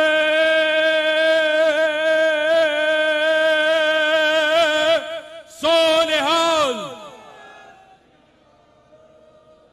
ਸੋ ਸਾਧ ਸੰਗਤ ਜੀ, ਜਿਹੜੇ ਗੁਰੂ ਸਾਹਿਬ ਦੀ ਇਹਨਾਂ ਨੇ ਜਮਹੂਰੀਅਤ ਪਸੰਦ ਤਰੀਕੇ ਸਾਰੇ ਖਤਮ ਕਰਤੇ ਹੈਗੇ ਆ, ਉੱਥੇ ਸਾਨੂੰ ਆਪਣੇ ਗੁਰੂ ਘਰ 'ਚ ਤਬਦੀਲੀਆਂ ਲੈ ਕੇ ਆਣੀਆਂ ਪੈਣੀਆਂ। ਦੇਖੋ, ਜਿਹੜਾ ਆਪਣਾ ਇਲੈਕਸ਼ਨ ਦਾ ਕੰਮ ਚੱਲਦਾ ਹੈ, ਉਹ ਜਿਹੜਾ ਇਹਨਾਂ ਨੇ ਭੰਗ ਕਰਤਾ ਹੈਗਾ, ਧਾਰਾ 51 ਸਾਡੇ ਸਿੱਖ ਗੁਰਦੁਆਰਾ ਐਕਟ ਦੀ ਤਬਦੀਲ ਕਰਨੀ ਪੈਣੀ ਹੈ। ਅਗਲੇ ਹਾਊਸ 'ਚ ਇਹਦੀ ਅਮੈਂਡਮੈਂਟ ਪਾਣੀ ਪੈਣੀ ਹੈ। ਇਸੇ ਤਰ੍ਹਾਂ ਧਾਰਾ 87 ਦੇ ਅਮੈਂਡਮੈਂਟ ਆਪਾਂ ਨੂੰ ਪਾਣੇ ਪੈਣੇ ਹੈ। ਸਾਧ ਸੰਗਤ ਜੀ, ਇਹ ਕੰਮ ਹੋਰ ਜ਼ਰੂਰੀ ਹੈ ਤੇ ਸਾਨੂੰ ਨੂੰ ਇੱਕ ਸਿੱਖ ਇਲੈਕਸ਼ਨ ਕਮਿਸ਼ਨ ਸਰਕਾਰ ਦੇ ਹੱਥੋਂ ਕੱਢ ਕੇ ਆਪਣੀ ਸਥਾਪਿਤ ਕਰਨੀ ਪੈਣੀ ਹੈ। ਸਾਨੂੰ ਇਹ ਵੀ ਸੋਚਣਾ ਪੈਣਾ ਹੈ ਕਿ ਜਿਵੇਂ ਦਲਾਈ ਲਾਮਾ ਨਾਲ ਹੋਇਆ, ਜਿਹੜਾ ਚੀਨ ਤੋਂ ਭੱਜਿਆ ਇੱਥੇ ਗਵਰਨਮੈਂਟ ਐਗਜ਼ਾਈਲ ਬਣਾਉਂਦਾ ਹੈ, ਉਹਦੇ ਜਿਹੜੇ ਅਗਲੇ ਦਲਾਈ ਲਾਮਾ ਦੀ ਚੋਣ ਹੋਣੀ ਹੈ, ਉਹਦੇ ਵਿੱਚ ਇੱਕ ਪੰਚਨ ਲਾਮਾ ਦਾ ਮੁੱਖ ਰੋਲ ਹੁੰਦਾ ਹੈ। ਜਿਹੜਾ ਪਿਛਲਾ ਪੰਚਨਨਾਮਾ ਉਹ ਰੱਬ ਨੂੰ ਪਿਆਰਾ ਹੋ ਗਿਆ, ਉਹਦਾ ਅਗਲਾ ਪੰਚਨਨਾਮਾ ਜਿਹੜੇ ਦਲਾਈ ਲਾਮਾ ਨੇ ਚੁਣਿਆ ਸੀਗਾ, ਉਹਦਾ ਨਾਂ ਸੀਗਾ ਗੇਦੂਨ ਚੋਕਈ ਨੀਮਾ। ਇਹ ਉਹਨਾਂ ਦਾ ਪੰਚਨਨਾਮਾ ਦਲਾਈ ਲਾਮਾ ਨੇ ਨਿਯੁਕਤ ਕੀਤਾ, ਪਰ ਚੀਨ ਨੇ ਉਹਨੂੰ ਗ੍ਰਿਫਤਾਰ ਕਰਕੇ ਗਾਇਬ ਕਰਤਾ ਤੇ ਉਹਦੇ ਥਾਂ ਇੱਕ ਆਪਣਾ ਬੰਦਾ ਗਿਆਨਚੁਨ ਨੋਰਬੂ ਨੂੰ ਲਾਗੂ ਕਰਤਾ। ਹੁਣ ਇਹ ਪੰਚਨਨਾਮੇ ਦਾ ਲਾਮੇ ਦਾ ਕੀ ਮਾਇਨਾ ਹੈ? ਇਹਨੇ ਅਗਲੇ ਦਲਾਈ ਲਾਮਾ ਨੂੰ ਚੁਣਨਾ ਹੈ। ਜਿਹੜਾ ਦਲਾਈ ਲਾਮਾ ਹੋਊਗਾ ਆਪਣੇ ਕੌਮ ਦੇ ਭਵਿੱਖ ਦੇ ਫੈਸਲੇ ਉਹ ਲਊਗਾ। ਸਾਧ ਸੰਗਤ ਜੀ, ਫਿਰ ਦਲਾਈ ਲਾਮਾ ਨੇ ਕੀ ਕੀਤਾ? ਇਹਨੇ ਵੱਖਰਾ ਆਪਣਾ ਇੱਕ ਪ੍ਰਾਈਮ ਮਿਨਿਸਟਰ ਬਣਾਤਾ। ਉਹ ਪ੍ਰਾਈਮ ਮਿਨਿਸਟਰ ਵੱਖਰਾ ਚੀਨ ਦੇ ਹੱਥੋਂ ਬਾਹਰ ਕਰਤਾ, ਅਮਰੀਕਾ 'ਚ ਬਸਾਤਾ। ਆਪਾਂ ਨੂੰ ਵੀ ਅਕਾਲ ਤਖਤ ਸਾਹਿਬ ਦੇ ਜਿਹੜੇ ਚੋਣ ਹੈ ਭਾਰਤ ਦੇ ਹੱਥੋਂ ਕੱਢਣੇ ਪੈਣੇ ਆ। ਇਹ ਚੋਣ, ਇਹ ਨਿਯੁਕਤੀ ਸ਼੍ਰੋਮਣੀ ਗੁਰਦੁਆਰਾ ਪ੍ਰਬੰਧਕ ਕਮੇਟੀ ਕਰਦੀ ਹੈ। ਔਰ ਮੈਂ ਬੇਨਤੀ ਕਰਦਾ, ਅਗਲਾ ਹਾਊਸ ਜਦ ਚੁਣਿਆ ਜਾਊਗਾ, ਆਪਾਂ ਅਕਾਲ ਤਖਤ ਸਾਹਿਬ ਦੇ ਚੋਣ ਵੱਖਰੇ ਖੜੇ ਕਰਕੇ, ਜਿਵੇਂ ਇਸਟੋਨੀਆ ਦੇ ਵਿੱਚ ਇਲੈਕਟ੍ਰੋਨਿਕ VOTING ਰਾਹੀਂ ਵੱਖਰੇ ਵੋਟ ਪੈਂਦੀ ਹੈ, ਜਾਂ ਜਿਵੇਂ ਦਲਾਈ ਲਾਮਾ ਆਪਣੇ ਪ੍ਰਧਾਨ ਮੰਤਰੀ ਨੂੰ ਨਿਯੁਕਤ ਕਰਦਾ ਹੈ, ਉਹ ਕਾਗਜ਼ ਦੀਆਂ ਵੋਟਾਂ ਜਾਂ ਪੋਸਟ ਆਫਿਸ ਰਾਹੀਂ ਜਾਂ ਉੱਥੇ ਪੋਸਟਲ ਸਟੇਸ਼ਨ ਤੇ ਆ ਕੇ ਪਵਾ ਲੈਂਦੇ ਹੈਗੇ ਆ। ਆਪਾਂ ਵੀ ਇਹੋ ਜੀ ਨਿਯੁਕਤੀ ਆਪਣੇ ਅਕਾਲ ਤਖਤ ਦੇ ਜਥੇਦਾਰ ਤੇ ਹੋਰ ਤਖਤਾਂ ਦੀ ਕਰੀਏ ਔਰ ਉਹਨਾਂ ਨੂੰ ਭਾਰਤ ਦੇ ਹੱਥਾਂ ਵਿੱਚੋਂ ਕੱਢੀਏ, ਤਾਂ ਕਿ ਸਾਡੇ ਕੌਮੀ ਫੈਸਲੇ ਇਹ ਦੇਸ਼ ਰੋਕ ਨਾ ਸਕੇ। ਆ ਜਿਹੜੇ ਤਰਸਯੋਗ ਮਾਫੀਨਾਮੇ ਕਦੀ ਬਾਦਲ ਦੇ ਜੁੱਤੀਆਂ ਦੇ ਉੱਤੇ ਕਰਨਾ, ਤੇ ਉਹ ਆਪਾਂ ਬੰਦ ਕਰੀਏ ਤੇ ਆਪਣੇ ਸਿਸਟਮ ਨੂੰ ਸੁਧਾਰੀਏ। ਇਕੱਠੇ ਹੋ ਕੇ ਆਪਣੇ ਚੋਣਾਂ ਦੀ ਮੰਗ ਕਰੀਏ। ਬਿਨਾਂ ਚੋਣਾਂ ਅਸੀਂ ਉਰੇ ਉਹ ਸਿੰਘ ਸਭਾ ਲਹਿਰ ਨੂੰ ਉਸ ਪੱਧਰ ਦਾ ਸਨਮਾਨ ਨਹੀਂ ਦੇ ਸਕਦੇ। ਸੋ ਇਹ ਬੇਨਤੀਆਂ ਕਰਦਾ, ਆਈ ਸੰਗਤ ਦਾ ਧੰਨਵਾਦ ਕਰਦਾ। ਕੱਲਾ ਕੱਲਾ ਕਦਮ ਸਿਰ ਮੱਥੇ। ਬਹੁਤ ਬਹੁਤ ਧੰਨਵਾਦ ਜਿਹੜਾ ਆਪ ਜੀਆਂ ਨੇ ਅੱਜ ਆਪਣੇ ਸਿੰਘ ਸਭਾ ਲਹਿਰ ਨੂੰ ਅੱਜ ਯਾਦ ਰੱਖਿਆ। ਅਖੀਰ 'ਚ ਮੈਂ ਦੋ ਜਕਾਰੇ ਛੱਡਣੇ ਆ। ਇੱਕ ਮੈਂ ਜਸਟਿਨ ਟਰੂਡੋ ਔਰ ਕੈਨੇਡਾ ਦੀ ਸਰਕਾਰ, ਜਿਨੇ ਆਪਣੇ ਨਿੱਜਰ ਸਾਹਿਬ ਦੇ ਕੇਸ ਦੇ ਵਿੱਚ ਬੜੇ ਚੜ੍ਹਦੀ ਕਲਾ ਦਾ ਉਹਨਾਂ ਨੇ ਗੱਲ ਕੀਤੀ ਹੈ। ਸੋ ਅੱਜ ਮੈਂ ਜਸਟਿਨ ਟਰੂਡੋ ਦੇ ਨਾਂ ਦੇ ਉੱਤੇ ਇੱਕ ਜਕਾਰਾ ਛੱਡਣ ਨੂੰ ਕਹੂੰਗਾ, ਕੈਨੇਡਾ ਦੇ ਨਾਂ ਤੇ ਇੱਕ ਜਕਾਰਾ ਛੱਡਣ ਨੂੰ ਕਹੂੰਗਾ, ਕਿਉਂਕਿ ਉਹਨਾਂ ਨੇ ਕਾਨੂੰਨਨ ਪੜਤਾਲ ਕਰਕੇ ਉਹਦੇ ਹਥਿਆਰਾਂ ਤੇ ਕਾਰਵਾਈ ਕਰਨ ਦਾ ਯਤਨ ਕੀਤਾ। ਜਸਟਿਨ ਟਰੂਡੋ ਐਂਡ ਕੈਨੇਡਾ, ਬੋਲੇ ਸੋ ਨਿਹਾਲ। ਦੂਜਾ ਮੈਂ ਬੇਨਤੀ ਕਰੂੰਗਾ ਕਿ ਜਿਹੜਾ ਅਮਰੀਕਾ ਦੇ ਦੇਸ਼ ਨੇ ਗੁਰਪਤਵੰਤ ਸਿੰਘ ਪੰਨੂ ਦੇ ਕਾਤਲ ਜੋ ਰੋ ਔਰ ਜਿਹੜਾ ਅਮਰੀਕਾ ਦੇ ਜਾਸੂਸਾਂ ਨੇ ਉਹਦੇ ਕਾਤਲ ਦੀ ਸਾਜ਼ਿਸ਼ ਕੱਢੀ ਹੈ, ਔਰ ਭਾਰਤ ਜਿਸਨੇ ਸਾਡਾ ਕਤਲ ਪੰਜਾਬ 'ਚ ਦਿੱਲੀ 'ਚ ਹਰੇਕ ਥਾਂ ਕੀਤਾ, ਜਿਹੜਾ 40 ਸਾਲ ਬਾਅਦ ਸਾਨੂੰ ਕੋਈ ਇਨਸਾਫ ਨਹੀਂ ਮਿਲਿਆ। ਅੱਜ ਮੈਂ ਯੂਨਾਈਟਿਡ ਸਟੇਟਸ ਆਫ ਅਮਰੀਕਾ ਦਾ ਧੰਨਵਾਦ ਦਾ ਇੱਕ ਜਕਾਰਾ ਛੱਡਣਾ ਚਾਹੁੰਦਾ। ਯੂਨਾਈਟਿਡ ਸਟੇਟਸ ਆਫ ਅਮਰੀਕਾ ਜੋ ਬੋਲੇ ਨਿਹਾਲ। ਤੇ ਭਾਰਤ ਦੇਸ਼ ਨੂੰ ਮੈਂ ਪੁੱਛਦਾ 1984 ਤੋਂ 40 ਸਾਲ ਹੋ ਗਏ ਜਿਹੜਾ ਸਾਡਾ ਕਤਲੇਆਮ ਹੋਇਆ ਉਹਦੇ ਬਾਰੇ ਕੀ ਕੀਤਾ।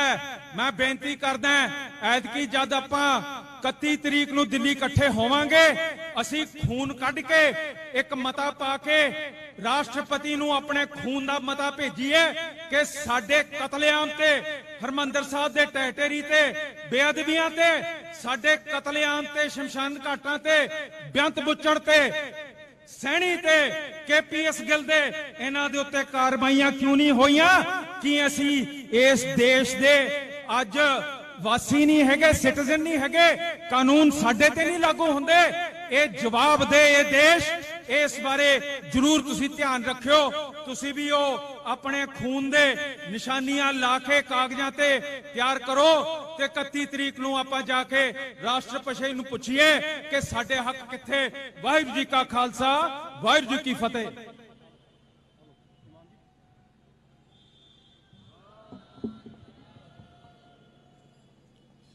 ਗੁਰੂ ਰੂਪ ਖਾਲਸਾ ਜੀ, ਵਾਹਿਗੁਰੂ ਜੀ ਕਾ ਖਾਲਸਾ, ਵਾਹਿਗੁਰੂ ਜੀ ਕੀ ਫਤਿਹ।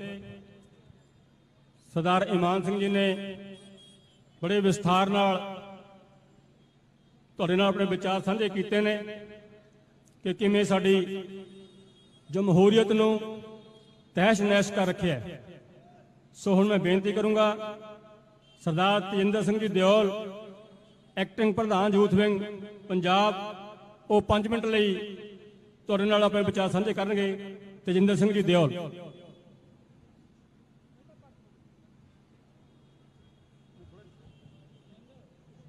ਧੰਨ ਗੁਰੂ ਰਾਮਦਾਸ ਜੀ ਮਹਾਰਾਜ ਦੀ ਪਵਿੱਤਰ ਨਗਰੀ ਵਿੱਚ ਜੁੜ ਬੈਠੇ ਸਾਧ ਸੰਗਤ ਜੀ, ਆਓ ਨਿਮਰਤਾ ਸਹਿਤ ਫਤਿਹ ਅਰਜ ਕਰਦੇ ਹਾਂ। ਵਾਹਿਗੁਰੂ ਜੀ ਕਾ ਖਾਲਸਾ, ਵਾਹਿਗੁਰੂ ਜੀ ਕੀ ਫਤਿਹ। ਅੱਜ ਸ਼੍ਰੋਮਣੀ ਅਕਾਲੀ ਦਲ ਅੰਮ੍ਰਿਤਸਰ ਸਰਦਾਰ ਸਿਮਰਨਜੀਤ ਸਿੰਘ ਮਾਨ ਜੀ ਵੱਲੋਂ, ਉਹਨਾਂ ਦੀ ਸਮੁੱਚੀ ਪਾਰਟੀ ਵੱਲੋਂ ਜਮਹੂਰੀਅਤ ਬਹਾਲੀ ਦਿਵਸ ਮਨਾਇਆ ਜਾ ਰਿਹਾ ਹੈ।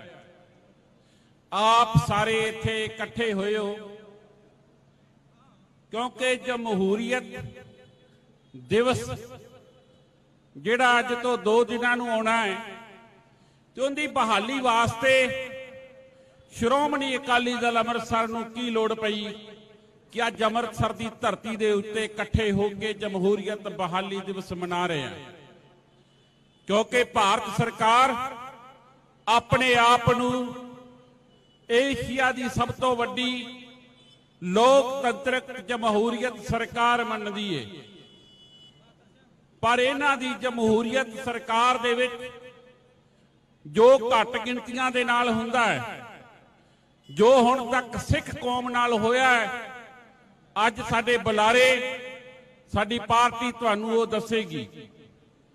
ਕਿਉਂਕਿ ਇਸ ਜਮਹੂਰੀਅਤ ਦਿਵਸ ਤੇ ਸਾਡੇ ਦੇਸ਼ ਦੇ ਵਿੱਚ ਸਾਡੀ ਸਿੱਖ ਕੌਮ ਨਾਲ ਕੀ ਹਾਲਾਤ ਹੁਣ ਤੱਕ ਹੋਏ ਨੇ। ਸਾਡਾ ਸ੍ਰੀ ਅੰਮ੍ਰਿਤਸਰ ਸਾਹਿਬ ਵਿੱਚ ਜਮਹੂਰੀਅਤ ਬਹਾਲੀ ਦਿਵਸ ਮਨਾਉਣਾ ਬੜੇ ਵੱਡੇ ਮਾਇਨੇ ਰੱਖਦਾ ਹੈ। ਕਿਉਂਕਿ ਏਸ਼ੀਆ ਦੀ ਸਭ ਤੋਂ ਪੁਰਾਣੀ ਸੰਸਥਾ, ਏਸ਼ੀਆ ਦੀ ਸਭ ਤੋਂ ਪੁਰਾਣੀ ਪਾਰਲੀਮੈਂਟ ਸ਼੍ਰੋਮਣੀ ਗੁਰਦੁਆਰਾ ਪ੍ਰਬੰਧਕ ਕਮੇਟੀ, ਜਿਸ ਨੂੰ 1925 ਦੇ ਵਿੱਚ ਇਹ ਸ਼੍ਰੋਮਣੀ ਗੁਰਦੁਆਰਾ ਪ੍ਰਬੰਧਕ ਕਮੇਟੀ ਦੇ ਢਾਂਚੇ ਨੂੰ ਪੁਨਰ ਸਥਾਪਿਤ ਕੀਤਾ ਗਿਆ, ਪਰ ਅੱਜ ਤੱਕ ਉਸ ਦੇ ਬਣਦੇ ਹੱਕ ਨਹੀਂ ਦਿੱਤੇ ਗਏ।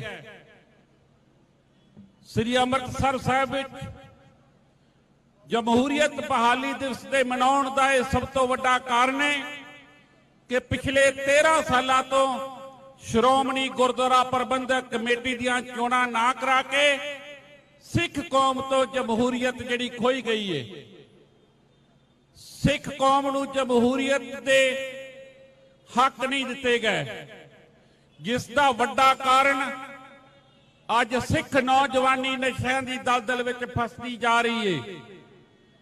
ਜਿੱਥੇ ਗੈਰ ਸਿੱਖ ਕੌਮਾਂ ਆਪਣੇ ਸਕੂਲ ਬਣਾ ਕੇ ਆਪਣੇ ਧਰਮ ਦਾ ਪ੍ਰਚਾਰ ਕਰ ਰਹੀਆਂ ਨੇ, ਪਰ ਸ਼੍ਰੋਮਣੀ ਗੁਰਦੁਆਰਾ ਪ੍ਰਬੰਧਕ ਕਮੇਟੀ ਨਾ ਕੋਈ ਚੱਜ ਦੇ ਸਕੂਲ, ਨਾ ਕੋਈ ਯੂਨੀਵਰਸਿਟੀ, ਨਾ ਕੋਈ ਹਸਪੀਟਲ ਬਣਾ ਰਹੀ ਹੈ ਜਿਸ ਦੇ ਨਾਲ ਸਿੱਖ ਨੌਜਵਾਨ ਆਪਣਾ ਰੁਜ਼ਗਾਰ ਲੱਭ ਸਕਣ ਤੇ ਆਪਣੇ ਧਰਮ ਨੂੰ ਵਧਣ ਪ੍ਰਫੁੱਲਤ ਕਰਨ ਵਿੱਚ ਯੋਗਦਾਨ ਪਾ ਸਕਣ।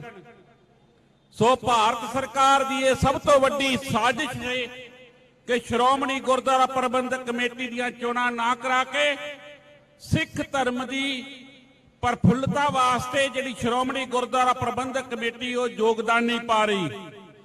ਅੱਜ ਦਾ ਜਿਹੜਾ ਨੌਜਵਾਨ ਹੈ ਉਹ ਹਿਜਰਤ ਕਰ ਰਿਹਾ ਹੈ ਕਿਉਂਕਿ ਸਾਡੀ ਕੌਮ ਦੇ ਆਗੂ ਅਵੇਸਲੇ ਨੇ। ਸਾਡੀ ਕੌਮ ਦੇ ਜਿਹੜੇ ਪਿੰਡਾਂ ਦੇ ਵਿੱਚ ਅਸੀਂ ਵਸਦੇ ਲੋਕ ਆ, ਅਸੀਂ ਆਪਣੀ ਔਲਾਦ ਪ੍ਰਤੀ ਅਵੇਸਲੇ ਆ। ਅੱਜ ਦਾ ਬਜ਼ੁਰਗ ਕਦੀ ਉਹ ਆਮ ਆਦਮੀ ਪਾਰਟੀ ਦੇ ਮਗਰ ਜਾ ਕੇ ਝੰਡੇ ਚੁੱਕ ਕੇ ਤੁਰਿਆ ਫਿਰਦਾ ਹੈ, ਕਦੀ ਬਾਦਲ ਦਲ ਦੇ, ਕਦੀ ਕਾਂਗਰਸ ਦੇ, ਤੇ ਅੱਜ ਦਾ ਬਜ਼ੁਰਗ ਸਾਰਾ ਦਿਨ ਦੂਜੀਆਂ ਪਾਰਟੀਆਂ ਦੇ ਝੰਡੇ ਚੁੱਕ ਕੇ ਤੇ ਰਾਤ ਨੂੰ ਆ ਕੇ ਕਹਿੰਦਾ ਪੁੱਤਰਾ ਇਸ ਦੇਸ਼ ਵਿੱਚ ਤੇਰਾ ਕੁਝ ਨਹੀਂ ਬਣਨਾ, ਆਈਲੈਂਡਸ ਕਰਕੇ ਇੱਥੋਂ ਬਾਹਰ ਚਲਿਆ ਜਾ, ਮੈਂ ਤੇਰੇ ਹਿੱਸੇ ਦੀ ਕਿੱਲਾ ਜ਼ਮੀਨ ਵੇਚ ਕੇ ਤੈਨੂੰ ਭੇਜ ਦੇਵਾਂਗਾ। ਖਾਲਸਾ ਜੀ, ਇਹ ਸਾਡੀ ਦੂਸਰੀ ਵਾਰ ਹੋ ਰਹੀ ਇਸ ਪੰਜਾਬ ਤੋਂ ਹਿਜਰਤ ਹੈ। ਇਹ ਸਰਕਾਰਾਂ ਦੀ ਇੱਕ ਸਾਜ਼ਿਸ਼ ਹੈ ਕਿ ਪੰਜਾਬ ਦੇ ਵਿੱਚ ਇਹੋ ਜਿਹਾ ਖਤਰਨਾਕ ਮਾਹੌਲ ਪੈਦਾ ਕਰ ਦਿੱਤਾ ਜਾਵੇ, ਇੱਥੋਂ ਦੇ ਗੁੰਡਾ ਅਨਸਰਾਂ ਨੂੰ ਇੰਨੀ ਖੁੱਲ੍ਹ ਦੇ ਦਿੱਤੀ ਜਾਵੇ ਕਿ ਜਿਹੜਾ ਵੀ ਬੰਦਾ ਤਰੱਕੀ ਕਰੇ ਸਿੱਧੂ ਮੂਸੇਵਾਲੇ ਦੀ ਤਰ੍ਹਾਂ। ਅੱਜ ਸਾਨੂੰ ਸ਼ਰਮ ਆਉਂਦੀ ਹੈ ਕਹਿੰਦਿਆਂ ਨੂੰ ਕਿ ਅਸੀਂ ਉਸ ਦੇਸ਼ ਦੇ ਵਾਸੀ ਹਾਂ ਜਿਸ ਦੇਸ਼ ਦੇ ਵਿੱਚ ਧੀਆਂ ਭੈਣਾਂ ਦੀ ਇੱਜ਼ਤ ਨੂੰ ਲੁੱਟਿਆ ਗਿਆ ਹੋਵੇ, ਜਿਸ ਦੇਸ਼ ਦੇ ਵਿੱਚ ਝੂਠੇ ਮੁਕਾਬਲੇ ਬਣਾ ਕੇ ਸਿੱਖ ਨੌਜਵਾਨਾਂ ਦਾ ਕਤਲੇਆਮ ਕੀਤਾ ਗਿਆ ਹੋਵੇ। ਤੇ ਸਭ ਤੋਂ ਨਖਿੱਧ ਗੱਲ ਇਹ ਆ ਕਿ ਅਸੀਂ ਉਸ ਦੇਸ਼ ਦੇ ਵਾਸੀ ਹਾਂ ਜਿੱਥੇ ਵਿਧਵਾ ਕਲੋਨੀਆਂ ਬਣੀਆਂ ਹੋਣ। ਸੋ ਸ਼ਰਮ ਆਉਂਦੀ ਆ ਸਾਨੂੰ ਇਹ ਗੱਲ ਕਹਿੰਦਿਆਂ ਨੂੰ ਕਿ ਸਾਡੇ ਨੌਜਵਾਨਾਂ ਨੂੰ ਪਤਤਪੁਣੇ ਵੱਲ ਤੋਰਿਆ ਜਾ ਰਿਹਾ ਹੈ, ਗੁਰਸਿੱਖੀ ਤੋਂ ਦੂਰ ਕਰਕੇ ਨਚਾਰ ਪੁਣੇ ਵੱਲ ਪਰੋਸ ਕੇ ਦਿੱਤਾ ਜਾ ਰਿਹਾ ਹੈ। ਸੋ ਅਸੀਂ ਉਹਦੇ ਵਿੱਚ ਜਾ ਰਹੇ ਹਾਂ। ਸੋ ਸਾਡੇ ਇਤਿਹਾਸ ਨੂੰ ਵਾਚਣ ਦੀ ਲੋੜ ਹੈ, ਸਾਨੂੰ ਸਮਝਣ ਦੀ ਲੋੜ ਹੈ। ਕਦੇ ਸਾਡੇ ਪੁਰਖਿਆਂ ਨੇ ਚਾਬੀਆਂ ਦੇ ਮੋਰਚੇ ਲਾਏ, ਮਹੰਤਾਂ ਤੋਂ ਗੁਰਦੁਆਰਿਆਂ ਨੂੰ ਆਜ਼ਾਦ ਕਰਵਾਉਣ ਦੇ ਲਈ।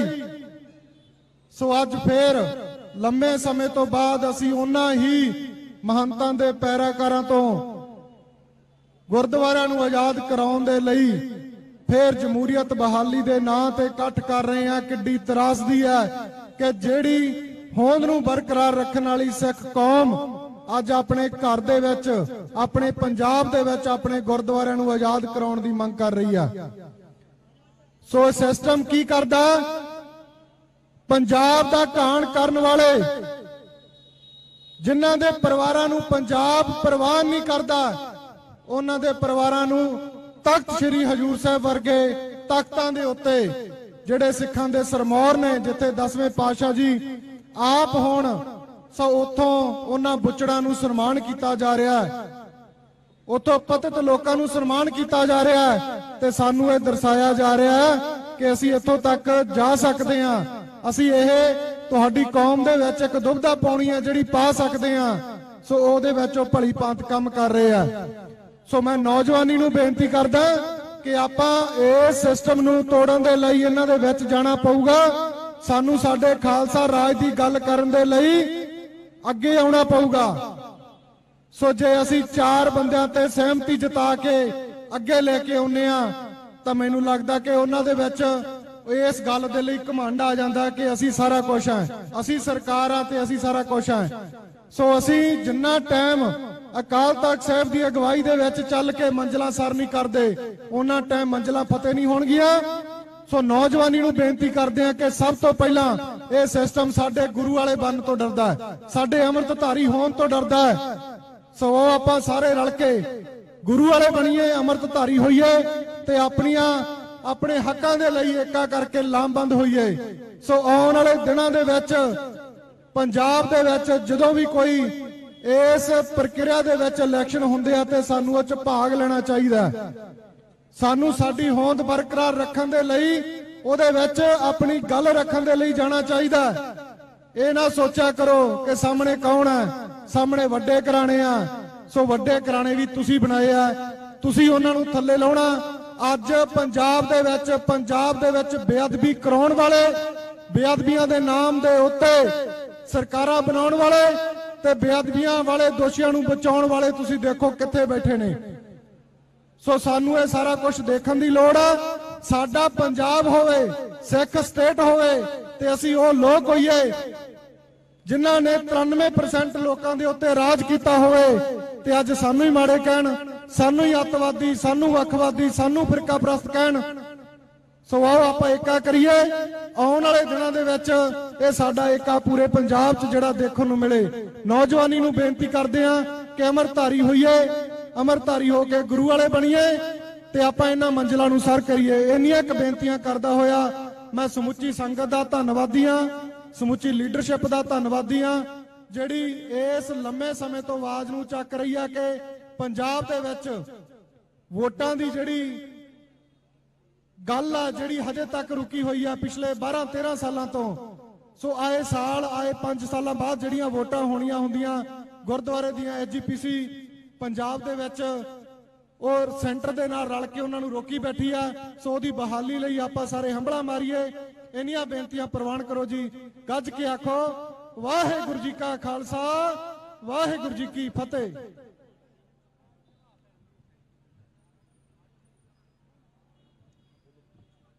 ਵਾਹਿਗੁਰੂ ਜੀ ਕਾ ਖਾਲਸਾ, ਵਾਹਿਗੁਰੂ ਜੀ ਕੀ ਫਤਿਹ। ਸੋ ਅੱਜ ਦੇ ਸਮਾਗਮ ਵਿੱਚ ਪੰਜਾਬ ਦੇ ਕੋਨੇ-ਕੋਨੇ ਤੋਂ ਯੂਥ ਦੇ ਜ਼ਿਲ੍ਹਾ ਪ੍ਰਧਾਨ ਪਹੁੰਚੇ ਨੇ।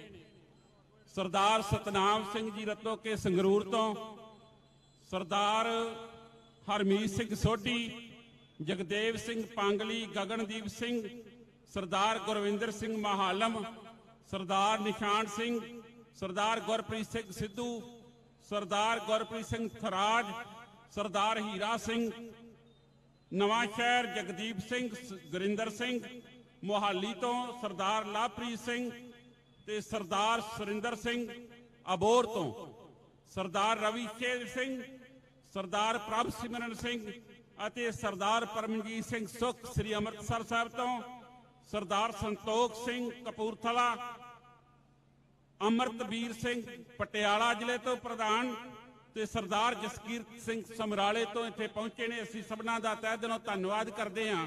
ਯੂਥ ਦੇ ਸੀਨੀਅਰ ਲੀਡਰ ਸਰਦਾਰ ਜਤਿੰਦਰ ਸਿੰਘ ਜੀ ਥਿੰਦ ਅਤੇ ਸਰਦਾਰ ਜਗਜੀਤ ਸਿੰਘ ਜੀ ਇੱਥੇ ਪਹੁੰਚੇ ਨੇ। ਅਸੀਂ ਉਹਨਾਂ ਦਾ ਵੀ ਤਹਿ ਦਿਲੋਂ ਧੰਨਵਾਦ ਕਰਦੇ ਹਾਂ। ਸੋ ਸਰਦਾਰ ਪ੍ਰੀਤਮ ਸਿੰਘ ਜੀ ਮਾਨਗੜ੍ਹ ਲੁਧਿਆਣਾ ਜ਼ਿਲ੍ਹੇ ਤੋਂ ਆਪਣਾ ਵੱਡਾ ਜਥਾ ਲੈ ਕੇ ਪਹੁੰਚੇ ਨੇ।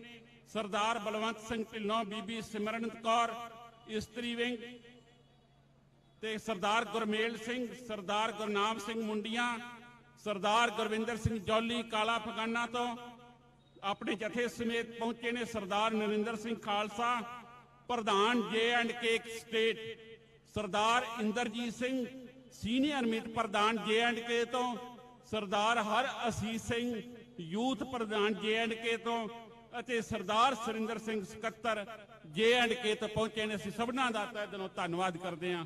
ਵਾਹਿਗੁਰੂ ਜੀ ਕਾ ਖਾਲਸਾ, ਵਾਹਿਗੁਰੂ ਜੀ ਕੀ ਫਤਿਹ। ਗੁਰੂ ਰੂਪ ਖਾਲਸਾ ਜੀ, ਵਾਹਿਗੁਰੂ ਜੀ ਕਾ ਖਾਲਸਾ, ਵਾਹਿਗੁਰੂ ਜੀ ਕੀ ਫਤਿਹ। ਜਿਹੜੇ ਸਟੇਜ ਦੇ ਖੱਬੇ ਪਾਸੇ ਮੇਰੇ ਵੀਰ ਖੜੇ ਨੇ ਉਹਨਾਂ ਦੇ ਚਰਨਾਂ 'ਚ ਬੇਨਤੀ ਹੈ ਕਿ ਕੁਰਸੀਆਂ ਤੇ ਬੈਠਣ ਦੀ ਕਿਰਪਾਲਤਾ ਕਰੋ। ਜਿਹੜੀ ਸੰਗਤ ਪਿੱਛੋਂ ਆ ਰਹੀ ਹੈ ਉਹ ਅੱਗੇ ਆਉਣ ਦੀ ਕੋਸ਼ਿਸ਼ ਨਾ ਕਰੇ ਕਿਉਂਕਿ ਅਗਲੀਆਂ ਕੁਰਸੀਆਂ ਬਿਲਕੁਲ ਭਰ ਚੁੱਕੀਆਂ ਨੇ। ਜਿੱਥੇ ਇੱਥੇ ਉਹਨਾਂ ਨੂੰ ਖਾਲੀ ਕੁਰਸੀਆਂ ਨਜ਼ਰ ਆਉਂਦੀਆਂ ਨੇ ਉੱਥੇ ਬੈਠਣ ਦੀ ਕਿਰਪਾਲਤਾ ਕਰੋ ਤਾਂ ਕਿ ਜਿਹੜਾ ਸਾਰਾ ਡਿਸਪਲਿਨ ਹੈ, ਅਨੁਸ਼ਾਸਨ ਹੈ ਉਹ ਕਾਇਮ ਰਹਿ ਸਕੇ। ਇਸ ਤੋਂ ਪਹਿਲਾਂ ਸਰਦਾਰ ਸੁਖਰਾਜ ਸਿੰਘ ਜੀ ਨਿਆਮੀ ਵਾਲਾ, ਸ਼ਹੀਦ ਪੁੱਤਰ ਕ੍ਰਿਸ਼ਨ ਭਗਵਾਨ ਸਿੰਘ ਜੀ, ਜਿਨ੍ਹਾਂ ਨੂੰ ਬਾਦਲ ਦੀ ਸਰਕਾਰ ਨੇ ਸਮੇਤ ਸੈਣੀ ਨੇ ਸ਼ਹੀਦ ਕਰ ਦਿੱਤਾ ਸੀਗਾ, ਉਹ ਆਪਣੇ ਵਿਚਾਰ ਤੁਹਾਡੇ ਨਾਲ ਸਾਂਝੇ ਕਰਕੇ ਗਏ ਨੇ। ਔਰ ਜਿਹੜੀਆਂ ਜ਼ਿਮਨੀ ਚੋਣਾਂ ਹੋ ਰਹੀਆਂ ਨੇ ਉਹਨਾਂ ਨੂੰ ਉਮੀਦਵਾਰ ਬਣਾਇਆ ਜਾਊਗਾ। ਸੋ ਸਾਰਿਆਂ ਨੇ ਉਹਨਾਂ ਦਾ ਸਤਿ ਸ੍ਰੀ ਅਕਾਲ। ਆਪਾਂ ਸਾਰਿਆਂ ਨੇ ਰਲ ਕੇ ਇਹਨਾਂ ਦਾ ਸਹਿਯੋਗ ਕਰਾਉਣਾ ਹੈ ਔਰ ਜਿੱਤ ਬਖਸ਼ਣੀ ਹੈ। ਹੁਣ ਮੈਂ ਬੇਨਤੀ ਕਰੂੰਗਾ ਸਰਦਾਰ ਗੁਰਿੰਦਰ ਸਿੰਘ ਜੀ ਬਾਜਵਾ, ਉਹਨਾਂ ਨੂੰ ਕਿ ਆਪਣੇ ਤੁਹਾਡੇ ਨਾਲ ਵਿਚਾਰ ਸਾਂਝੇ ਕਰਨਗੇ 5 ਮਿੰਟ ਲਈ। ਸਰਦਾਰ ਗੁਰਿੰਦਰ ਸਿੰਘ ਜੀ ਬਾਜਵਾ, ਆਓ ਜੀ।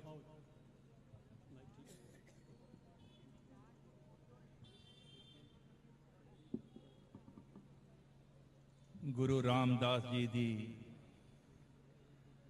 ਪਵਿੱਤਰ ਧਰਤੀ ਤੇ ਬੈਠੀ ਸਾਧ ਸੰਗਤ ਜੀ, ਵਾਹਿਗੁਰੂ ਜੀ ਕਾ ਖਾਲਸਾ, ਵਾਹਿਗੁਰੂ ਜੀ ਕੀ ਫਤਿਹ। ਭਾਈ ਇਮਾਨ ਸਿੰਘ ਜੀ ਮਾਨ ਨੇ ਤੁਹਾਨੂੰ ਇਤਿਹਾਸ ਬਾਰੇ ਅਤੇ ਕਿਵੇਂ ਜਮਹੂਰੀਅਤ ਦਾ ਇਸ ਦੇਸ਼ ਵਿੱਚ ਕਾਨ ਹੋ ਰਿਹਾ ਹੈ ਉਹਦੇ ਬਾਰੇ ਬੜੇ ਵਿਸਥਾਰ ਨਾਲ ਦੱਸਿਆ ਹੈ। ਹਿੰਦੁਸਤਾਨ ਦੁਨੀਆ 'ਚ ਲੋਕਤੰਤਰ ਹੋਣ ਦਾ ਕਿ ਸਭ ਤੋਂ ਵੱਡਾ ਇਹ ਲੋਕਤੰਤਰ ਦੇਸ਼ ਹੈ, ਢੰਡੋਰਾ ਪਿੱਟਦਾ ਹੈ। ਪਰ ਜਿੰਨਾ ਮਨੁੱਖੀ ਅਧਿਕਾਰਾਂ ਦਾ ਘਾਣ ਇਸ ਸਮੇਂ ਦੇਸ਼ 'ਚ ਹੋ ਰਿਹਾ ਹੈ, ਸ਼ਾਇਦ ਹੀ ਦੁਨੀਆ ਦੇ ਕਿਸੇ ਹੋਰ ਦੇਸ਼ 'ਚ ਹੁੰਦਾ ਹੋਵੇ। ਖਾਸ ਕਰਕੇ ਘੱਟ ਗਿਣਤੀਆਂ ਨਾਲ ਇਸ ਦੇਸ਼ 'ਚ ਵਿਤਕਰਾ ਹੋ ਰਿਹਾ ਹੈ ਤੇ ਸਭ ਤੋਂ ਵੱਧ ਸਿੱਖਾਂ ਨਾਲ ਇਹ ਦੇਸ਼ 'ਚ ਵਿਤਕਰਾ ਹੋ ਰਿਹਾ ਹੈ।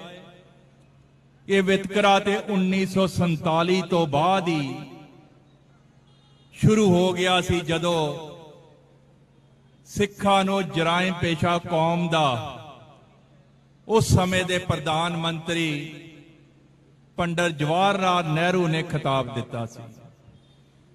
ਉਸ ਤੋਂ ਬਾਅਦ 1984 ਅਕਾਲ ਤਖਤ ਸਾਹਿਬ ਤੇ ਹਮਲਾ, ਨਵੰਬਰ 1984 ਸਿੱਖਾਂ ਦਾ ਕਤਲੇਆਮ।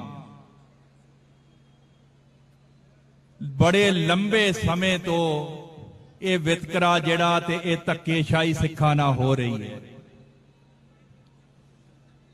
ਸ਼੍ਰੋਮਣੀ ਕਮੇਟੀ ਦੀਆਂ ਇਲੈਕਸ਼ਨਾਂ ਪਿਛਲੇ 13 ਸਾਲ ਤੋਂ ਨਹੀਂ ਹੋ ਰਹੀਆਂ, ਜਦ ਕਿ ਬਾਕੀ ਇਲੈਕਸ਼ਨਾਂ ਵਾਂਗ 5 ਸਾਲ ਬਾਅਦ ਇਹ ਇਲੈਕਸ਼ਨਾਂ ਜਿਹੜੀਆਂ ਨੇ ਉਹ ਹੋਣੀਆਂ ਚਾਹੀਦੀਆਂ ਨੇ। ਕੇਂਦਰ ਦੀ ਸਰਕਾਰ ਚਾਹੁੰਦੀ ਏ ਕਿ ਜਿਵੇਂ ਅਸੀਂ ਦਿੱਲੀ 'ਚ ਸਿੱਖ ਗੁਰਦੁਆਰਾ ਪ੍ਰਬੰਧਕ ਕਮੇਟੀ ਤੇ ਬਿਨਾਂ ਇਲੈਕਸ਼ਨ ਤੋਂ ਕਬਜ਼ਾ ਕਰ ਲਿਆ ਹੈ, ਹਰਿਆਣੇ 'ਚ ਬਿਨਾਂ ਇਲੈਕਸ਼ਨ ਤੋਂ ਕਬਜ਼ਾ ਕਰ ਲਿਆ ਹੈ, ਉਸੇ ਤਰ੍ਹਾਂ ਹੀ ਇਹ ਸ਼੍ਰੋਮਣੀ ਗੁਰਦੁਆਰਾ ਪ੍ਰਬੰਧਕ ਕਮੇਟੀ ਅੰਮ੍ਰਿਤਸਰ ਦੇ ਵਿੱਚ ਚਾਹੁੰਦੀ ਕਿ ਬਿਨਾਂ ਇਲੈਕਸ਼ਨ ਤੋਂ ਕਬਜ਼ਾ ਹੋ ਜੇ, ਤੇ ਜੇ ਹੋਵੇ, ਜੇ ਇਲੈਕਸ਼ਨਾਂ ਹੋਣ ਤੇ ਉਹ ਧਿਰ ਆਵੇ ਜਿਹੜੇ ਸਾਡੇ ਇਸ਼ਾਰਿਆਂ ਤੇ ਚੱਲੇ। ਵੀਰੋ, ਬਹੁਤ ਭਿਆਨਕ ਸਮਾਂ ਹੈ। ਸਿੱਖਾਂ ਦੇ ਤਖਤਾਂ ਤੇ ਇਨਡਾਇਰੈਕਟਲੀ ਇਹ ਸਰਕਾਰਾਂ ਜਿਹੜੀਆਂ ਨੇ ਇਹ ਕਬਜ਼ੇ ਕਰ ਰਹੀਆਂ ਨੇ। ਬੰਦੀ ਸਿੰਘਾਂ ਦੀ ਅਸੀਂ ਗੱਲ ਕਰ ਰਹੀ ਹੈ। ਲੰਬੇ ਸਮੇਂ ਤੋਂ ਬੰਦੀ ਸਿੰਘਾਂ ਨੂੰ ਛਡਾਉਣ ਲਈ ਧਰਨੇ ਤੇ ਮੋਰਚੇ ਲੱਗਦੇ ਰਹੇ, ਤੇ ਹੁਣ 7 ਜਨਵਰੀ 2023 ਤੋਂ ਚੰਡੀਗੜ੍ਹ ਤੇ ਮੋਹਾਲੀ ਦੀਆਂ ਬਰੂਹਾਂ ਤੇ ਬੰਦੀ ਸਿੰਘਾਂ ਨੂੰ ਛਡਾਉਣ ਲਈ ਮੋਰਚਾ ਲੱਗਾ ਹੋਇਆ ਹੈ। ਤਕਰੀਬਨ 19 ਮਹੀਨੇ ਹੋ ਗਏ ਨੇ, ਪਰ ਨਾ ਤੇ ਪੰਜਾਬ ਸਰਕਾਰ ਤੇ ਨਾ ਹੀ ਕੇਂਦਰ ਸਰਕਾਰ ਤੇ ਕੋਈ ਉਹ ਮੋਰਚੇ ਦਾ ਅਸਰ ਹੈ। ਉਹਦਾ ਮੈਂ ਸਮਝਦਾ ਸਭ ਤੋਂ ਵੱਡਾ ਕਾਰਨ ਇਹ ਆ ਕਿ ਅੱਜ ਸਾਡੀਆਂ ਸੰਸਥਾਵਾਂ ਜਿਹੜੀਆਂ ਬੜੀਆਂ ਕੁਰਬਾਨੀਆਂ ਦੇ ਕੇ ਹੋਂਦ ਚਾਹੀਆ ਸੀ, ਸ਼੍ਰੋਮਣੀ ਗੁਰਦੁਆਰਾ ਪ੍ਰਬੰਧਕ ਕਮੇਟੀ, ਸ਼੍ਰੋਮਣੀ ਅਕਾਲੀ ਦਲ ਤੇ ਸ਼੍ਰੀ ਅਕਾਲ ਤਖਤ ਸਾਹਿਬ, ਕੇਂਦਰ ਦੀਆਂ ਏਜੰਸੀਆਂ ਨੇ, ਕੇਂਦਰ ਦੀਆਂ ਸਰਕਾਰਾਂ ਨੇ, ਜਿਨ੍ਹਾਂ ਦਾ ਪਿਛਲੇ 70 ਸਾਲ ਤੋਂ ਇਹ ਜ਼ੋਰ ਲੱਗਿਆ ਹੋਇਆ ਸੀ ਕਿ ਇਹਨਾਂ ਸੰਸਥਾਵਾਂ ਨੂੰ ਕਮਜ਼ੋਰ ਕਰਤਾ ਜਾਵੇ, ਤੇ ਅੱਜ ਉਹ ਆਪਣੇ ਮਨਸੂਬੇ 'ਚ ਕਾਮਯਾਬ ਹੋ ਗਈਆਂ ਨੇ। ਇਹਨਾਂ ਦੇ ਜਿਹੜੇ ਮੁਖੀ ਨੇ ਇਹ ਤਿੰਨਾਂ ਸੰਸਥਾਵਾਂ ਦੇ, ਉਹ ਆਪਣੀ ਭਰੋਸੇ ਯੋਗਤਾ ਜਿਹੜੀ ਕ੍ਰੈਡੀਬਿਲਟੀ ਜਿਹੜੀ ਹੈ ਉਹ ਸਿੱਖ ਪੰਥ ਚੋਂ ਗਵਾ ਬੈਠੇ ਨੇ, ਤੇ ਕੌਮ ਅੱਜ ਕਈ ਧਰਿਆਂ 'ਚ ਵੰਡੀ ਗਈ ਹੈ। ਮੈਂ ਸਮਝਦਾ ਕਿ ਸਿੱਖਾਂ ਦੀ ਅੱਜ ਹਿੰਦੁਸਤਾਨ 'ਚ ਰਾਜਨੀਤੀ ਹਾਸ਼ੀਏ ਤੇ ਆ ਗਈ ਹੈ। ਸਰਦਾਰ ਸਿਮਰਨਜੀਤ ਸਿੰਘ ਜੀ ਮਾਨ ਬੈਠੇ ਨੇ, ਮੈਂ ਉਹਨਾਂ ਨੂੰ ਬੇਨਤੀ ਕਰਦਾ ਵਾਂ ਕਿ ਜੇ ਅਸੀਂ ਜਮਹੂਰੀਅਤ ਦੀ ਬਹਾਲੀ, ਜੇ ਬੰਦੀ ਸਿੰਘਾਂ ਦੀ ਰਿਹਾਈ, ਜੇ ਸ਼੍ਰੋਮਣੀ ਗੁਰਦੁਆਰਾ ਪ੍ਰਬੰਧਕ ਕਮੇਟੀ ਦੀਆਂ ਅਸੀਂ ਚੋਣਾਂ ਕਰਾਉਣੀਆਂ ਨੇ, ਤੇ ਜਿੰਨੀਆਂ ਵੀ ਛੋਟੀਆਂ ਮੋਟੀਆਂ ਧਿਰਾਂ ਨੇ ਸਾਰਿਆਂ ਨੂੰ ਆਪਣੇ ਕਲਾਵੇ ਚ ਲਾਓ, ਸਾਰਿਆਂ ਨੂੰ ਇੱਕ ਪਲੇਟਫਾਰਮ ਤੇ ਇਕੱਠਾ ਕਰਕੇ ਤੇ ਆਪਾਂ ਸੈਂਟਰ ਦੇ ਖਿਲਾਫ ਜਿਹੜੀ ਉਹ ਲੜਾਈ ਵਿੱਢੀਏ, ਤਾਂ ਹੀ ਸਾਡੀਆਂ ਮੰਗਾਂ, ਸਾਡੀ ਜਮਹੂਰੀਅਤ ਦੀ ਬਹਾਲੀ, ਸਾਡੇ ਬੰਦੀ ਸਿੰਘ ਜਿਹੜੇ 32 34 ਸਾਲਾਂ ਤੋਂ ਜੇਲ੍ਹਾਂ 'ਚ ਡੱਕੇ ਨੇ, ਜਿਨ੍ਹਾਂ ਨੇ ਆਪਣੀਆਂ ਸਜ਼ਾਵਾਂ ਤੋਂ 3 ਗੁਣਾ ਵੱਧ ਸਜ਼ਾਵਾਂ ਕੱਟ ਲੀਆਂ ਨੇ, ਉਹਨਾਂ ਨੂੰ ਅਸੀਂ ਬਾਹਰ ਲਿਆ ਸਕਾਂਗੇ। ਸੋ ਇੰਨੀਆਂ ਮੇਰੀਆਂ ਬੇਨਤੀਆਂ ਨੇ। ਵਾਹਿਗੁਰੂ ਜੀ ਕਾ ਖਾਲਸਾ, ਵਾਹਿਗੁਰੂ ਜੀ ਕੀ ਫਤਿਹ।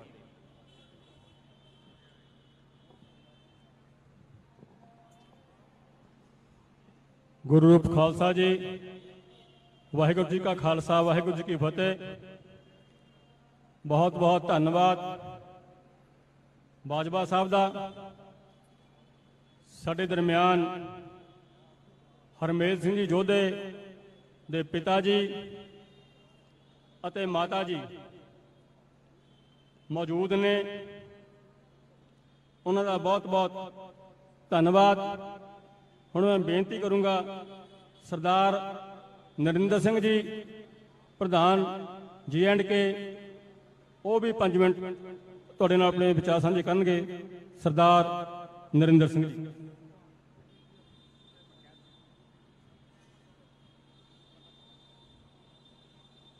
ਧੰਨ ਧੰਨ ਗੁਰੂ ਰਾਮਦਾਸ ਜੀ ਦੀ ਨਗਰੀ ਦੇ ਅੱਜ ਉਹਨਾਂ ਦੇ ਚਰਨਾਂ ਵਿੱਚ ਅਸੀਂ ਇੱਥੇ ਬੈਠੇ।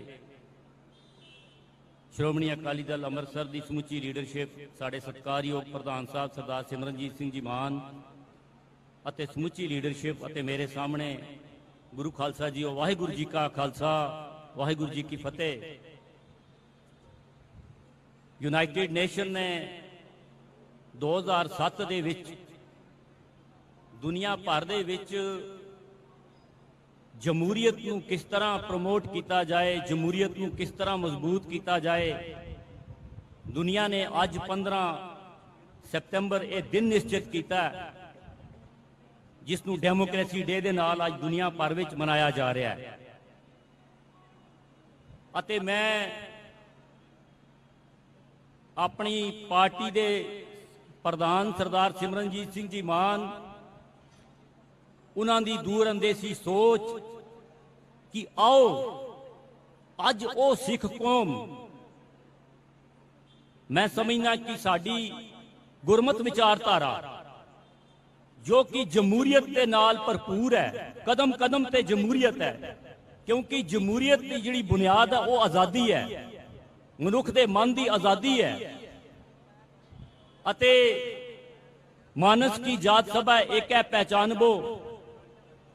ਅਸੀਂ ਰੋਜ਼ ਸਵੇਰੇ ਉੱਠ ਕੇ ਸਰਬਤ ਦਾ ਭਲਾ ਮੰਗਦੇ ਹਾਂ, ਪਰ ਅਸੀਂ ਇਹ ਲੇਖਾ ਜੋਗਾ ਨਹੀਂ ਕਰਦੇ ਕਿ ਅੱਜ ਸਾਡੇ ਜਮਹੂਰੀ ਅਧਿਕਾਰ ਇਸ ਮੁਲਕ ਦੇ ਵਿੱਚ, ਜਿਸ ਮੁਲਕ ਦੀ ਆਜ਼ਾਦੀ ਲਈ ਸਾਡੀ ਕੌਮ ਨੇ ਇਤਨੀ ਵੱਡੀ ਕੁਰਬਾਨੀ ਦੇ ਕੇ ਅਸੀਂ ਇਹ ਆਜ਼ਾਦੀ ਲਈ, ਪਰ ਅੱਜ ਜੋ ਸਾਡੀ ਹਾਲਤ ਹੈ ਉਹ ਬਹੁਤ ਚਿੰਤਾਜਨਕ ਹੈ। ਔਰ ਮੈਂ ਮਾਨ ਸਾਹਿਬ ਦੀ ਸ਼ਲਾਘਾ ਕਰਾਂਗਾ ਕਿ ਅੱਜ ਉਹ ਤੁਹਾਨੂੰ ਝੰਜੋੜ ਰਹੇ ਨੇ ਕਿ ਅੱਜ ਅਸੀਂ ਕਿੱਥੇ ਖੜੇ ਹਾਂ, ਸਾਡੇ ਨਾਲ ਕੀ ਹੋ ਰਿਹਾ ਹੈ। ਲਗਾਤਾਰ ਆਜ਼ਾਦੀ ਤੋਂ ਬਾਅਦ ਸਾਡੇ ਜਮਹੂਰੀ ਅਧਿਕਾਰ, ਸਾਡੇ ਧਾਰਮਿਕ ਅਧਿਕਾਰ, ਸਾਡੇ ਸਿਆਸੀ ਅਧਿਕਾਰ, ਅਸੀਂ ਕਿੱਥੇ ਖੜੇ ਹਾਂ। ਔਰ ਜਿਸ ਤਰ੍ਹਾਂ ਗੱਲ ਆਈ ਹੈ ਅੱਜ ਸ਼੍ਰੋਮਣੀ ਗੁਰਦੁਆਰਾ ਪ੍ਰਬੰਧਕ ਕਮੇਟੀ ਦੀ, ਉਹ ਸ਼੍ਰੋਮਣੀ ਗੁਰਦੁਆਰਾ ਪ੍ਰਬੰਧਕ ਕਮੇਟੀ ਜਿਸ ਨੂੰ ਸਿੱਖ ਕੌਮ ਨੇ, ਆਪ ਜੀ ਨੇ, ਸਾਡੇ ਮਹਾਨ ਸ਼ਹੀਦਾਂ ਨੇ ਇਤਨੀਆਂ ਕੁਰਬਾਨੀਆਂ ਦੇ ਕੇ ਅਸੀਂ ਅੰਗਰੇਜ਼ਾਂ ਪਾਸੋਂ ਲਈ ਸੀ ਔਰ ਇਹਨਾਂ ਅੱਜ ਦੇ ਸ਼ਾਸਕਾਂ ਪਾਸੋਂ ਨਹੀਂ ਸੀ ਲਈ। ਅੱਜ ਤੁਸੀਂ ਦੇਖੋ ਕਿਤਨੇ ਸਾਲ ਹੋ ਗਏ ਨੇ ਉਸ ਦੀ ਚੋਣ ਕਿਉਂ ਨਹੀਂ ਕਰਵਾਈ ਜਾ ਰਹੀ, ਕਿਉਂਕਿ ਜਿਸ ਤਰ੍ਹਾਂ ਹੁਣੇ ਸਿੰਘ ਸਾਹਿਬ ਦੱਸ ਰਹੇ ਸਨ ਕਿ ਇਹ ਇੱਕ ਰਿਮੋਟ ਦੇ ਨਾਲ ਸਾਡੀ ਮਾਨਸਿਕਤਾ ਨੂੰ ਗੁਲਾਮ ਰੱਖਣਾ ਚਾਹੁੰਦੇ ਨੇ, ਸਾਨੂੰ ਦਬਾਉਣਾ ਚਾਹੁੰਦੇ ਨੇ ਹਰ ਜਗ੍ਹਾ। ਪਰ ਖਾਲਸਾ ਜੀਓ, ਸਾਨੂੰ ਸੁਚੇਤ ਹੋਣਾ ਪਏਗਾ। ਅੱਜ ਪੰਜਾਬ ਦੇ ਵਿੱਚ ਜੋ ਕੁਝ ਹੋ ਰਿਹਾ ਹੈ, ਜਿਸ ਤਰ੍ਹਾਂ ਕਿ ਅਸੀਂ ਗੱਲਾਂ ਬਾਹਰ ਸੁਣਦੇ ਹਾਂ, ਧਰਮ ਤਬਦੀਲੀ ਹੋ ਰਹੀ ਹੈ, ਇਹ ਕਿਉਂ? ਇਸ ਦੀ ਸਭ ਜ਼ਿੰਮੇਵਾਰ ਸ਼੍ਰੋਮਣੀ ਗੁਰਦੁਆਰਾ ਪ੍ਰਬੰਧਕ ਕਮੇਟੀ ਹੈ। ਔਰ ਜਿਸ ਤਰ੍ਹਾਂ ਸਿੰਘ ਸਾਹਿਬ ਨੇ ਹੁਣ ਕਿਹਾ ਸੀ, ਮੈਂ ਵੀ ਮਾਨ ਸਾਹਿਬ ਨੂੰ ਅੱਜ ਅਪੀਲ ਕਰਾਂਗਾ ਕਿ ਜਿਤਨੀਆਂ ਵੀ ਪੰਥਕ ਧਿਰਾਂ ਨੇ, ਜਿਤਨੇ ਵੀ ਸਾਡੇ ਪੰਥਕ ਆਗੂ ਨੇ, ਉਹਨਾਂ ਸਾਰਿਆਂ ਦੇ ਨਾਲ ਇੱਕ ਸਾਂਝੀ ਕਮੇਟੀ ਬਣਾ ਕੇ ਫੌਰਨ ਇੱਕ ਸੰਘਰਸ਼ ਵਿੜਿਆ ਜਾਏ ਕਿ ਸ਼੍ਰੋਮਣੀ ਗੁਰਦੁਆਰਾ ਪ੍ਰਬੰਧਕ ਕਮੇਟੀ ਦੀ ਚੋਣ ਜਿਹੜੀ ਹੈ ਉਹ ਕਰਵਾਈ ਜਾਏ। ਅਤੇ ਨਾਲ ਹੀ ਨਾਲ ਜੋ ਸਾਡੇ ਬੰਦੀ ਸਿੰਘ ਨੇ, ਹੋਰ ਸਾਡੇ ਮਸਾਇਲ ਨੇ, ਬਾਹਰ ਜੋ ਸਾਡੇ ਸਿੱਖ ਬੈਠੇ ਨੇ, ਕਿਉਂਕਿ ਸਮਾਂ ਬੜਾ ਘੱਟ ਹੈ, ਉਹ ਸਾਰੇ ਅਸੀਂ ਮਿਲ ਜੁਲ ਕੇ ਕਰੀਏ ਔਰ ਆਪਣੀ ਅਡਰੀ ਹਸਤੀ ਹੈ, ਆਪਣੇ ਜਮਹੂਰੀ ਅਧਿਕਾਰ ਹਨ, ਅਸੀਂ ਉਹਨਾਂ ਲਈ ਲੜੀਏ। ਵਾਹਿਗੁਰੂ ਜੀ ਕਾ ਖਾਲਸਾ, ਵਾਹਿਗੁਰੂ ਜੀ ਕੀ ਫਤਿਹ।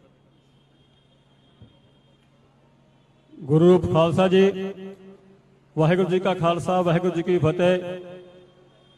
ਹੁਣ ਮੈਂ ਬੇਨਤੀ ਕਰੂੰਗਾ ਬੀਬੀ ਅੰਮ੍ਰਿਤ ਕੌਰ ਜੀ, ਸ਼ਹੀਦ ਭਾਈ ਬੇਅੰਤ ਸਿੰਘ ਜੀ, ਬੇਅੰਤ ਸਿੰਘ, ਸਤਵੰਤ ਸਿੰਘ, ਕੇਰ ਸਿੰਘ, ਜਿਨ੍ਹਾਂ ਨੇ ਸਾਡੀ ਡਿੱਗੀ ਹੋਈ ਪੱਗ ਦੁਬਾਰਾ ਸਿਰ ਤੇ ਰੱਖੀ, ਉਹਨਾਂ ਨੂੰ ਪ੍ਰਣਾਮ ਹੈ। ਔਰ ਬੀਬੀ ਅੰਮ੍ਰਿਤ ਕੌਰ ਜੀ ਤੁਹਾਡੇ ਨਾਲ 3 ਮਿੰਟ ਲਈ ਆਪਣੇ ਵਿਚਾਰ ਸਾਂਝੇ ਕਰਨਗੇ। ਬੀਬੀ ਅੰਮ੍ਰਿਤ ਕੌਰ ਜੀ।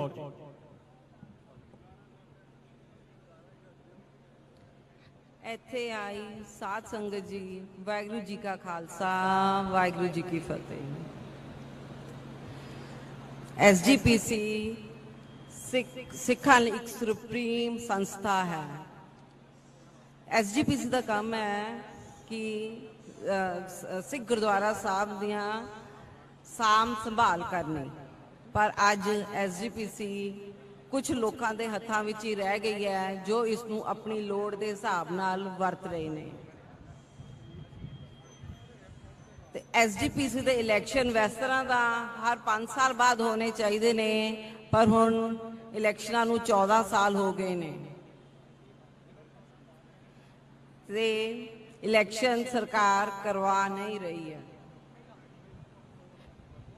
ਕਹਿਣ ਨੂੰ ਤਾਂ ਭਾਰਤ ਵਿੱਚ ਡੈਮੋਕ੍ਰੇਸੀ ਹੈ, ਪਰ ਅਸਲ ਵਿੱਚ ਹੈ ਨਹੀਂ। ਸਿੱਖਾਂ ਨੂੰ ਹਰ ਚੀਜ਼ ਲਈ ਸੰਘਰਸ਼ ਕਰਨਾ ਪੈਂਦਾ ਹੈ। ਭਾਰਤ ਦੀ ਆਜ਼ਾਦੀ ਵਿੱਚ 80% ਤੋਂ ਵੀ ਜ਼ਿਆਦਾ ਯੋਗਦਾਨ ਸਿੱਖਾਂ ਦਾ ਰਿਹਾ, ਪਰ ਫਿਰ ਵੀ ਸਾਨੂੰ ਕੀ ਮਿਲਿਆ? ਅੱਜ ਵੀ ਅਸੀਂ ਸੰਘਰਸ਼ ਹੀ ਕਰ ਰਹੇ ਹਾਂ। ਬੰਦੀ ਸਿੰਘ ਜੋ 25-25, 30-30 ਸਾਲ ਤੋਂ ਜੇਲ੍ਹਾਂ ਵਿੱਚ ਬੰਦ ਨੇ, ਉਹਨਾਂ ਦੀਆਂ ਸਜ਼ਾਵਾਂ ਵੀ ਪੂਰੀਆਂ ਹੋ ਗਈਆਂ ਨੇ, ਪਰ ਫਿਰ ਵੀ ਉਹਨਾਂ ਨੂੰ ਰਿਹਾ ਨਹੀਂ ਕੀਤਾ ਜਾ ਰਿਹਾ। ਉਹਨਾਂ ਦੀ ਇੰਨੀਆਂ ਉਮਰਾਂ ਹੋਣ ਤੋਂ ਬਾਅਦ ਵੀ ਕਈ ਤਾਂ ਉਹਨਾਂ ਦੇ ਵਿੱਚ ਮੈਂਟਲੀ ਤੇ ਫਿਜ਼ੀਕਲੀ ਵੀ ਫਿਟ ਹੈ ਨਹੀਂ, ਫਿਰ ਵੀ ਉਹਨਾਂ ਨੂੰ ਰਿਹਾ ਨਹੀਂ ਕੀਤਾ ਜਾ ਰਿਹਾ ਪਿਆ। ਮੇਰੀ ਸਰਕਾਰ ਨੂੰ ਅਪੀਲ ਹੈ ਕਿ ਬੰਦੀ ਸਿੰਘਾਂ ਨੂੰ ਜਲਦ ਤੋਂ ਜਲਦ ਰਿਹਾ ਕੀਤਾ ਜਾਵੇ। ਅੰਮ੍ਰਿਤਪਾਲ ਸਿੰਘ ਜੀ ਦੇ ਉੱਤੇ ਨਜਾਇਜ਼ NSA ਲਾਈ ਹੋਈ ਹੈ, ਜਿਹੜੀ ਹਟਾਣੀ ਚਾਹੀਦੀ ਹੈ। ਪੰਜਾਬ ਸਰਕਾਰ ਨੂੰ ਚਾਹੀਦਾ ਹੈ ਕਿ ਬੇਅਦਬੀ ਦੇ ਜਿਹੜੇ ਕਸੂਰਵਾਰ ਨੇ ਉਹਨਾਂ ਨੂੰ ਸਖਤ ਤੋਂ ਸਖਤ ਸਜ਼ਾ ਦਿੱਤੀ ਜਾਵੇ। ਇਹੀ ਗੱਲਾਂ ਨਾਲ ਮੈਂ ਖਿਮਾ ਦੀ ਜਾਚਕ ਹਾਂ। ਵਾਹਿਗੁਰੂ ਜੀ ਕਾ ਖਾਲਸਾ, ਵਾਹਿਗੁਰੂ ਜੀ ਕੀ ਫਤਿਹ। ਵਾਹਿਗੁਰੂ ਜੀ ਕਾ ਖਾਲਸਾ, ਵਾਹਿਗੁਰੂ ਜੀ ਕੀ ਫਤਿਹ। ਇਹ ਸਨ ਬੀਬੀ ਅੰਮ੍ਰਿਤ ਕੌਰ ਮਲੋਆ, ਸੁਪੁੱਤਰੀ ਸ਼ਹੀਦ ਭਾਈ ਬੇਅੰਤ ਸਿੰਘ। ਸੋ ਜਿੰਨੇ ਵੀ ਸਿੰਘ ਅੱਗੇ ਨੂੰ ਆ ਰਹੇ ਨੇ, ਸਾਰਿਆਂ ਨੂੰ ਬੇਨਤੀ ਹੈ ਵੀ ਪਿੱਛੇ ਕੁਰਸੀਆਂ ਖਾਲੀ ਨੇ ਤੇ ਉਹ ਸਾਰੇ ਕੁਰਸੀਆਂ ਤੇ ਬਿਰਾਜਮਾਨ ਹੋ ਜਾਣ।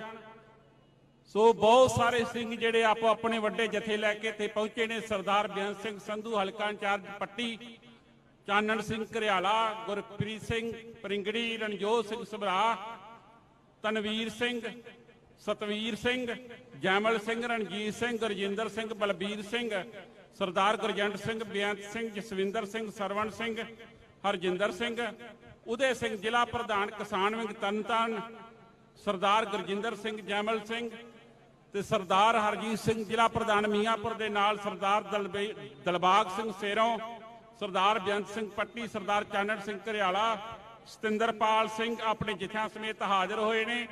ਸਰਦਾਰ ਜਸਬੀਰ ਸਿੰਘ, ਸਰਦਾਰ ਦਲਜੀਤ ਸਿੰਘ ਬਾਜਵਾ, ਦਫ਼ਤਰ ਸਕੱਤਰ ਸਰਦਾਰ ਹਰਪਾਲ ਸਿੰਘ, ਸ਼ੇਰ ਪ੍ਰਤਾਪ ਸਿੰਘ ਖਡੂਰ ਸਾਹਿਬ ਤੋਂ ਇੱਥੇ ਹਾਜ਼ਰ ਹੋਏ ਨੇ। ਅਸੀਂ ਉਹਨਾਂ ਦਾ ਤਹਿ ਦਿਲੋਂ ਧੰਨਵਾਦ ਕਰਦੇ ਹਾਂ।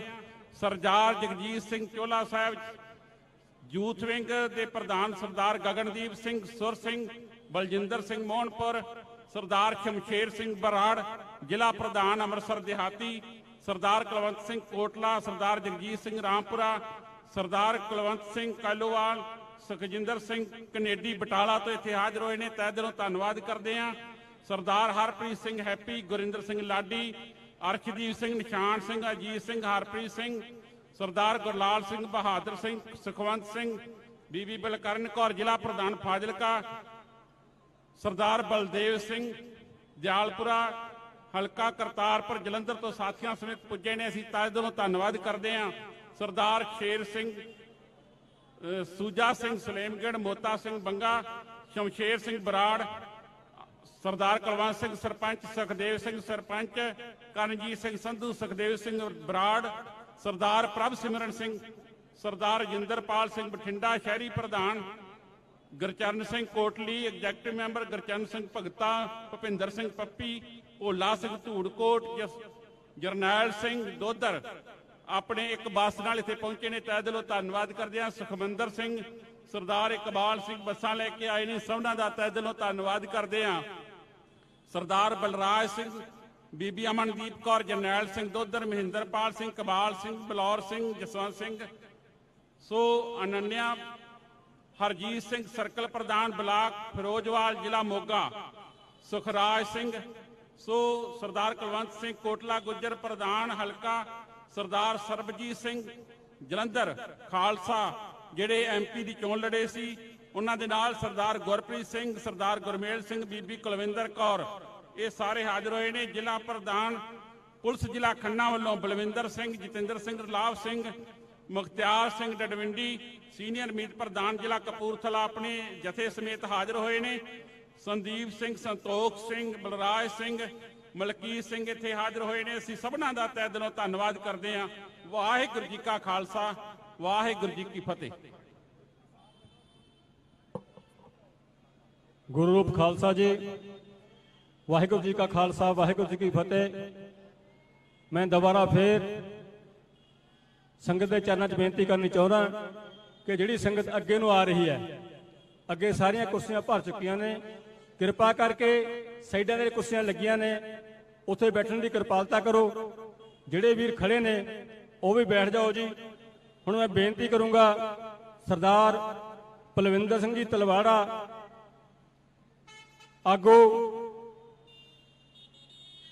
ਵਾਰਸ ਪੰਜਾਬ ਦੇ ਦੀਪ ਸਿੱਧੂ ਦੇ ਨਜ਼ਦੀਕੀ, ਉਹਨਾਂ ਨੂੰ ਬੇਨਤੀ ਕਰੂੰਗਾ ਕਿ ਉਹ 10 ਮਿੰਟ ਲਈ ਆਪਣੇ ਵਿਚਾਰ ਸਾਂਝੇ ਕਰਨਗੇ ਔਰ ਕਿਰਪਾ ਕਰਕੇ 10 ਮਿੰਟ ਲਈ ਆਪਣੇ ਵਿਚਾਰ ਸਾਂਝੇ ਕਰਨਗੇ। ਤਲਵਾੜਾ ਸਾਹਿਬ ਜੀ, ਆਓ ਜੀ।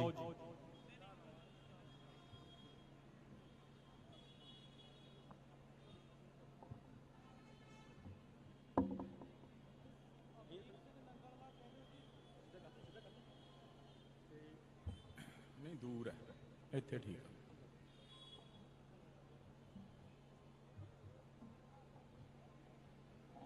ਪੈਰ ਰੱਖੋ।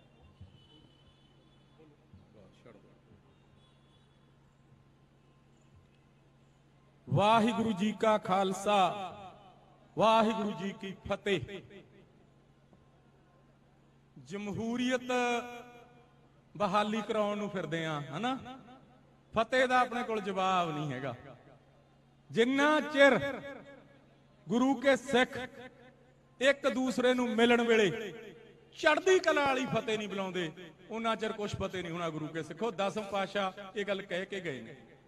ਹੁਣ ਦੇਖਦੇ ਆਂ ਵੀ ਕਿੰਨੇ ਕੁ ਬੰਦੇ ਜਮਹੂਰੀਅਤ ਬਹਾਲੀ ਲਈ ਆਏ ਨੇ ਤੇ ਕਿੰਨੇ ਕੁ ਦੇਖਣ ਆਏ ਨੇ ਕਿ ਮਾਨ ਸਾਹਿਬ ਦੀਆਂ ਲੱਤਾਂ 'ਚ ਕਿੰਨੀ ਕੁ ਜਾਨ ਹੈ। ਮੈਂ ਫਤਿਹ ਗਜਾਊਂਗਾ, ਜਕਾਰਾ ਗਜਾਊਂਗਾ।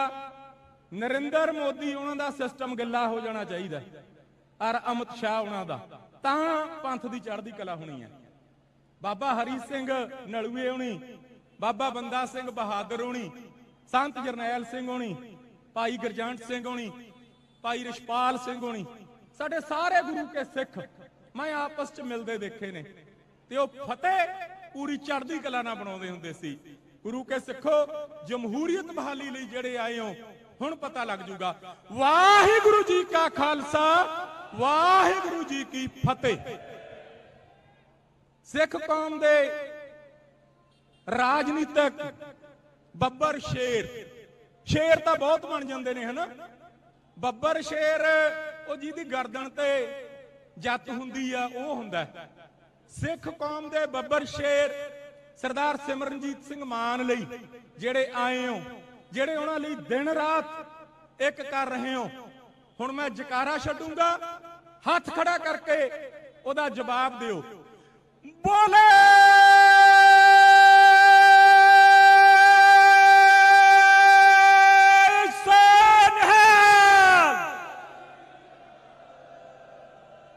ਹੁਣ ਆਇਆ ਮਾੜਾ ਜਿਹਾ ਬੋਲਣ ਦਾ ਸਵਾਦ ਵੀ ਆਊਗਾ। ਹੁਣ ਤੋਂ 10 ਮਿੰਟ ਗਿਣ ਲਿਓ ਜੀ, ਆ ਤਾਂ ਤੁਹਾਨੂੰ ਕਾਇਮ ਕਰਨਾ ਸੀ। ਅਕਾਲ ਤਖਤ ਸਾਹਿਬ ਦੇ ਸਨਮੁਖ ਦਰਬਾਰ ਸਾਹਿਬ ਦੀ ਧਰਤੀ ਤੇ ਗੁਰੂ ਕੇ ਸਿੱਖੋ, ਅੱਜ ਆਪਾਂ ਜਮਹੂਰੀਅਤ ਦੀ ਬਹਾਲੀ ਲਈ ਇਕੱਠੇ ਹੋਏ ਆ। ਤੁਸੀਂ ਸੋਚ ਕੇ ਦੇਖੋ ਕਿ ਜਿਸ ਦੇਸ਼ ਵਿੱਚ ਸਿੱਖਾਂ ਦੀ ਜਮਹੂਰੀਅਤ ਦੀ ਬਹਾਲੀ ਹੋ ਨਹੀਂ, ਉੱਥੇ ਆਪਣਾ ਅਸਥਾਨ ਕੀ ਹੋਊਗਾ। ਸਰਦਾਰ ਸਿਮਰਨਜੀਤ ਸਿੰਘ ਮਾਨ ਜਿਹੜੇ ਰਾਜਨੀਤਿਕ ਤੌਰ ਤੇ ਹਮੇਸ਼ਾ ਪੰਥ ਲਈ, ਪੰਜਾਬ ਲਈ ਡਟ ਕੇ ਖੜਦੇ ਨੇ, ਉਹਨਾਂ ਦਾ ਸਾਥ ਦੇਣਾ ਪੈਣਾ ਰਾਜਨੀਤਿਕ ਤੌਰ ਤੇ ਔਰ ਧਾਰਮਿਕ ਤੌਰ ਤੇ। ਪਿਛਲੇ ਦਿਨੀ ਸੰਗਰੂਰ ਦੇ ਵਿੱਚ ਚੋਣ ਹੋਈ, ਸਰਦਾਰ ਸਿਮਰਨਜੀਤ ਸਿੰਘ ਮਾਨ ਉਹਨਾਂ ਨੇ ਡਟ ਕੇ ਇੰਡੀਅਨ ਸਟੇਟ ਦੇ ਖਿਲਾਫ ਚੋਣ ਲੜੀ। ਹੁਣ ਜਮਹੂਰੀਅਤ ਬਹਾਲੀ ਦੇ ਨਾਲ ਜਿਹੜੀਆਂ ਮਸ਼ੀਨਾਂ ਜੀਆਂ ਰੱਖੀ ਫਿਰਦੇ ਨੇ, ਇਹਨਾਂ ਦਾ ਵੀ ਐਲਾਨ ਕਰੋ ਵੀ ਇਹ ਵੀ ਚੁਕਾਉਣੀਆਂ ਨੇ, ਕਿਉਂਕਿ ਇੰਡੀਅਨ ਸਟੇਟ ਜਿਹਨੂੰ ਚਾਹੇ ਜਿਤਾ ਸਕਦੀ ਹੈ, ਜਿਹਨੂੰ ਚਾਹੇ ਹਰਾ ਸਕਦੀ ਹੈ। ਮਸ਼ੀਨਾਂ ਦੇ ਵਿੱਚ ਕੀ ਹੈ ਜੀ? ਅਮਰੀਕਾ, ਕੈਨੇਡਾ, ਇੰਗਲੈਂਡ, ਫਰਾਂਸ, ਕਿਤੇ ਵੀ ਮਸ਼ੀਨਾਂ ਦੀ ਵਰਤੋਂ ਨਹੀਂ ਹੋ ਰਹੀ। ਭੁੱਖਾ ਮਰਦਾ ਦੇਸ਼, ਗਲੀਆਂ ਨਾਲੀਆਂ ਤੇ ਖੜਾ ਦੇਸ਼ 70 ਸਾਲ ਦੀ ਆਜ਼ਾਦੀ 'ਚ, ਤੇ ਮਸ਼ੀਨਾਂ ਵਰਤ ਰਹੇ ਨੇ। ਮਸ਼ੀਨਾਂ ਨੂੰ ਚਲਾਉਂਦਾ ਕੌਣ ਹੈ? ਮਸ਼ੀਨਾਂ ਨੂੰ ਚਲਾਉਂਦੇ ਨੇ ਅੰਬਾਨੀ ਔਰ ਅਡਾਨੀ। ਜਮਹੂਰੀਅਤ ਦੀ ਬਹਾਲੀ ਵਾਸਤੇ ਸਰਦਾਰ ਸਿਮਰਨਜੀਤ ਸਿੰਘ ਮਾਨ ਲਗਾਤਾਰ ਸੰਘਰਸ਼ ਕਰ ਰਹੇ ਨੇ। ਲੋਕ ਸਭਾ ਦੀਆਂ, ਵਿਧਾਨ ਸਭਾ ਦੀਆਂ ਚੋਣਾਂ ਕਿਉਂ ਨਹੀਂ ਲੇਟ ਹੁੰਦੀਆਂ? ਸਾਡੇ ਧਾਰਮਿਕ ਸਥਾਨਾਂ ਦੀਆਂ ਚੋਣਾਂ ਕਿਉਂ ਲੇਟ ਹੋ ਰਹੀਆਂ ਨੇ? ਇਹ ਗੱਲ ਆਪਾਂ ਸਾਰਿਆਂ ਨੂੰ ਸਮਝਣ ਦੀ ਲੋੜ ਹੈ। ਪੰਜਾਬ ਦਾ ਜਣਾ ਕਣਾ ਉੱਠ ਕੇ ਇਹ ਗੱਲ ਕਹਿ ਦਿੰਦਾ ਕਿ ਸਿੱਖੋ, ਤੁਹਾਡੇ ਕੋਲ ਲੀਡਰ ਨਹੀਂ ਹੈ, ਤੁਹਾਡੇ ਕੋਲ ਰਾਜਨੀਤਿਕ ਲੀਡਰ ਨਹੀਂ ਹੈ। ਲੀਡਰ ਹੈਗਾ, ਗੁਰੂ ਕੇ ਸਿੱਖੋ, ਆਪਾਂ ਨੂੰ ਪਛਾਣੇ ਨਹੀਂ ਹੈਗੀ। ਬੈਠਾ ਪੰਥ ਦਾ ਜਰਨੈਲ, ਸਿੱਖ ਕੌਮ ਦਾ ਇੱਕ ਬਹੁਤ ਲੀਡਰ ਸਰਦਾਰ ਸਿਮਰਨਜੀਤ ਸਿੰਘ ਮਾਨ। ਜਦੋਂ 1999 ਚ ਸਰਦਾਰ ਸਿਮਰਨਜੀਤ ਸਿੰਘ ਮਾਨ ਉਹਨਾਂ ਨੇ, ਉਸ ਵੇਲੇ ਹਲਕਾ ਤਰਨਤਾਰਨ ਹੁੰਦਾ ਸੀ, ਉੱਥੋਂ ਚੋਣ ਲੜੀ। ਜਿਹੜੀਆਂ ਗੱਲਾਂ ਪੰਥ ਨਾਲ, ਕੌਮ ਨਾਲ ਕੀਤੀਆਂ, ਕਦੇ ਉਹਨਾਂ ਤੋਂ ਭੱਜਿਆ ਯਾਰ। 3 ਵਾਰ ਆਪਾਂ ਮੈਂਬਰ ਪਾਰਲੀਮੈਂਟ ਬਣਾਤਾ। ਇੰਡੀਅਨ ਸਟੇਟ ਦੀਆਂ 3 ਵਾਰ ਸਾਡੇ ਬੱਬਰ ਸ਼ੇਰ ਨੇ ਪੂੰਛਾਂ ਚਕਾ ਕੇ ਰੱਖੀਆਂ। ਮੈਂਬਰ ਪਾਰਲੀਮੈਂਟ ਤਾਂ 47 ਤੋਂ ਬਾਅਦ ਹੋਰ ਵੀ ਜਾਂਦੇ ਨੇ। ਮੈਂ ਇੱਕ ਮੈਂਬਰ ਪਾਰਲੀਮੈਂਟ ਨੂੰ ਪੁੱਛਿਆ, ਮੈਂ ਕਿਹਾ ਜੀ ਸਵੇਰ ਤੋਂ ਬਹਿ ਜੰਨੇ ਹੋ, ਸ਼ਾਮ ਨੂੰ ਕਾਹਤੇ ਆਉਨੇ ਹੋ, ਪੰਥਕ ਹੈ? ਉਹਦਾ ਜਵਾਬ ਸੀ, ਕਹਿੰਦਾ ਚਾਹ ਵੀ ਫ੍ਰੀ ਹੈ, ਰੋਟੀ ਵੀ ਫ੍ਰੀ ਹੈ ਤੇ ਕੋਕ ਵੀ ਕਹਿੰਦਾ 10 ਦਾ ਮਿਲ ਜਾਂਦਾ, ਕਹਿੰਦਾ ਤਾਂ ਬੈਠੇ ਰਹੀਦਾ। ਉਹ ਵਾਹ ਤੁਹਾਡੇ ਸਿੱਖਾਂ ਦੇ ਲੀਡਰੋ, ਤੁਸੀਂ ਪੰਥ ਨੂੰ ਅੱਗੇ ਲੈ ਕੇ ਜਾਏਂਗੇ। ਜਿਹੜਾ ਮੌਜੂਦਾ ਸਮੇਂ ਇੰਡੀਅਨ ਸਟੇਟ ਦੇ ਖਿਲਾਫ ਬਹੁਤ ਵੱਡੀ ਜੰਗ ਪੋਲੀਟੀਕਲ ਤੌਰ ਤੇ ਸਰਦਾਰ ਸਿਮਰਨਜੀਤ ਸਿੰਘ ਮਾਨ ਉਹਨਾਂ ਨੇ ਵਿੱਢੀ ਹੋਈ ਆ। ਕਦੇ ਕਿਸੇ ਲੀਡਰ ਦੀ ਚਿੱਠੀ ਦਿੱਲੀ ਤੋਂ ਗਾਹਾਂ ਦੇਖੀ ਆ ਚੱਲਦੀ? ਮੈਨੂੰ ਹੱਥ ਖੜਾ ਕਰਕੇ ਦੱਸ ਦਿਓ। ਗੁਰੂ ਕੇ ਸਿੱਖੋ, 10ਵੇਂ ਪਾਤਸ਼ਾਹ ਨੇ ਇੰਨੀ ਕੁ ਜੁਰਤ ਬਖਸ਼ੀ ਹੈ ਕਿ ਸੱਚ ਚਾਹੇ ਕਿਸੇ ਦੇ ਸਾਹਮਣੇ ਬੋਲਣਾ ਪੈ ਜਾਵੇ, ਮੈਂ ਕਦੇ ਗੁਰੇਜ਼ ਨਹੀਂ ਕੀਤਾ। ਅਸੀਂ ਵੀ ਸਰਦਾਰ ਸਿਮਰਨਜੀਤ ਸਿੰਘ ਮਾਨ ਉਹਨਾਂ ਤੋਂ ਪਹਿਲਾਂ ਦੇ ਪੰਥ ਲਈ, ਪੰਜਾਬ ਲਈ ਤੁਰੇ ਫਿਰਦੇ ਆ। ਜਦੋਂ 99 ਚ ਸਰਦਾਰ ਸਿਮਰਨਜੀਤ ਸਿੰਘ ਮਾਨ ਉਹਨਾਂ ਨੇ ਚੋਣ ਲੜੀ ਸੀ, ਉਸ ਵੇਲੇ ਵੀ ਸਾਡਾ ਪਰਿਵਾਰ 10-12 ਦਿਨ ਤਰਨ ਲਾ ਕੇ ਆਇਆ ਸੀਗਾ। ਕਦੇ ਅਹੁਦੇ ਨਹੀਂ ਮੰਗੇ, ਕਦੇ ਪੰਥ ਨੂੰ ਕੋਈ ਉਲਾਂਭਾ ਨਹੀਂ ਦਿੱਤਾ। ਪੰਥ ਦੇ ਉੱਤੇ ਜਿੰਨੀਆਂ ਭੀੜਾਂ ਪਈਆਂ ਸਰਦਾਰ ਮਾਨ ਦੇ ਨਾਲ, ਸਾਰੇ ਪੰਥਕ ਜਰਨੈਲਾਂ ਦੇ ਨਾਲ ਆਪਣੇ ਪਿੰਡੇ ਤੇ ਹੰਡਾਈਆਂ। ਕਦੇ ਨਹੀਂ ਪੰਥ ਨੂੰ ਕੁਝ ਕਿਹਾ, ਕਿਉਂਕਿ ਜੋ ਕੁਝ ਹੈ ਉਹ ਸਾਰਾ 10ਵੇਂ ਪਾਤਸ਼ਾਹ ਦਾ ਹੈ।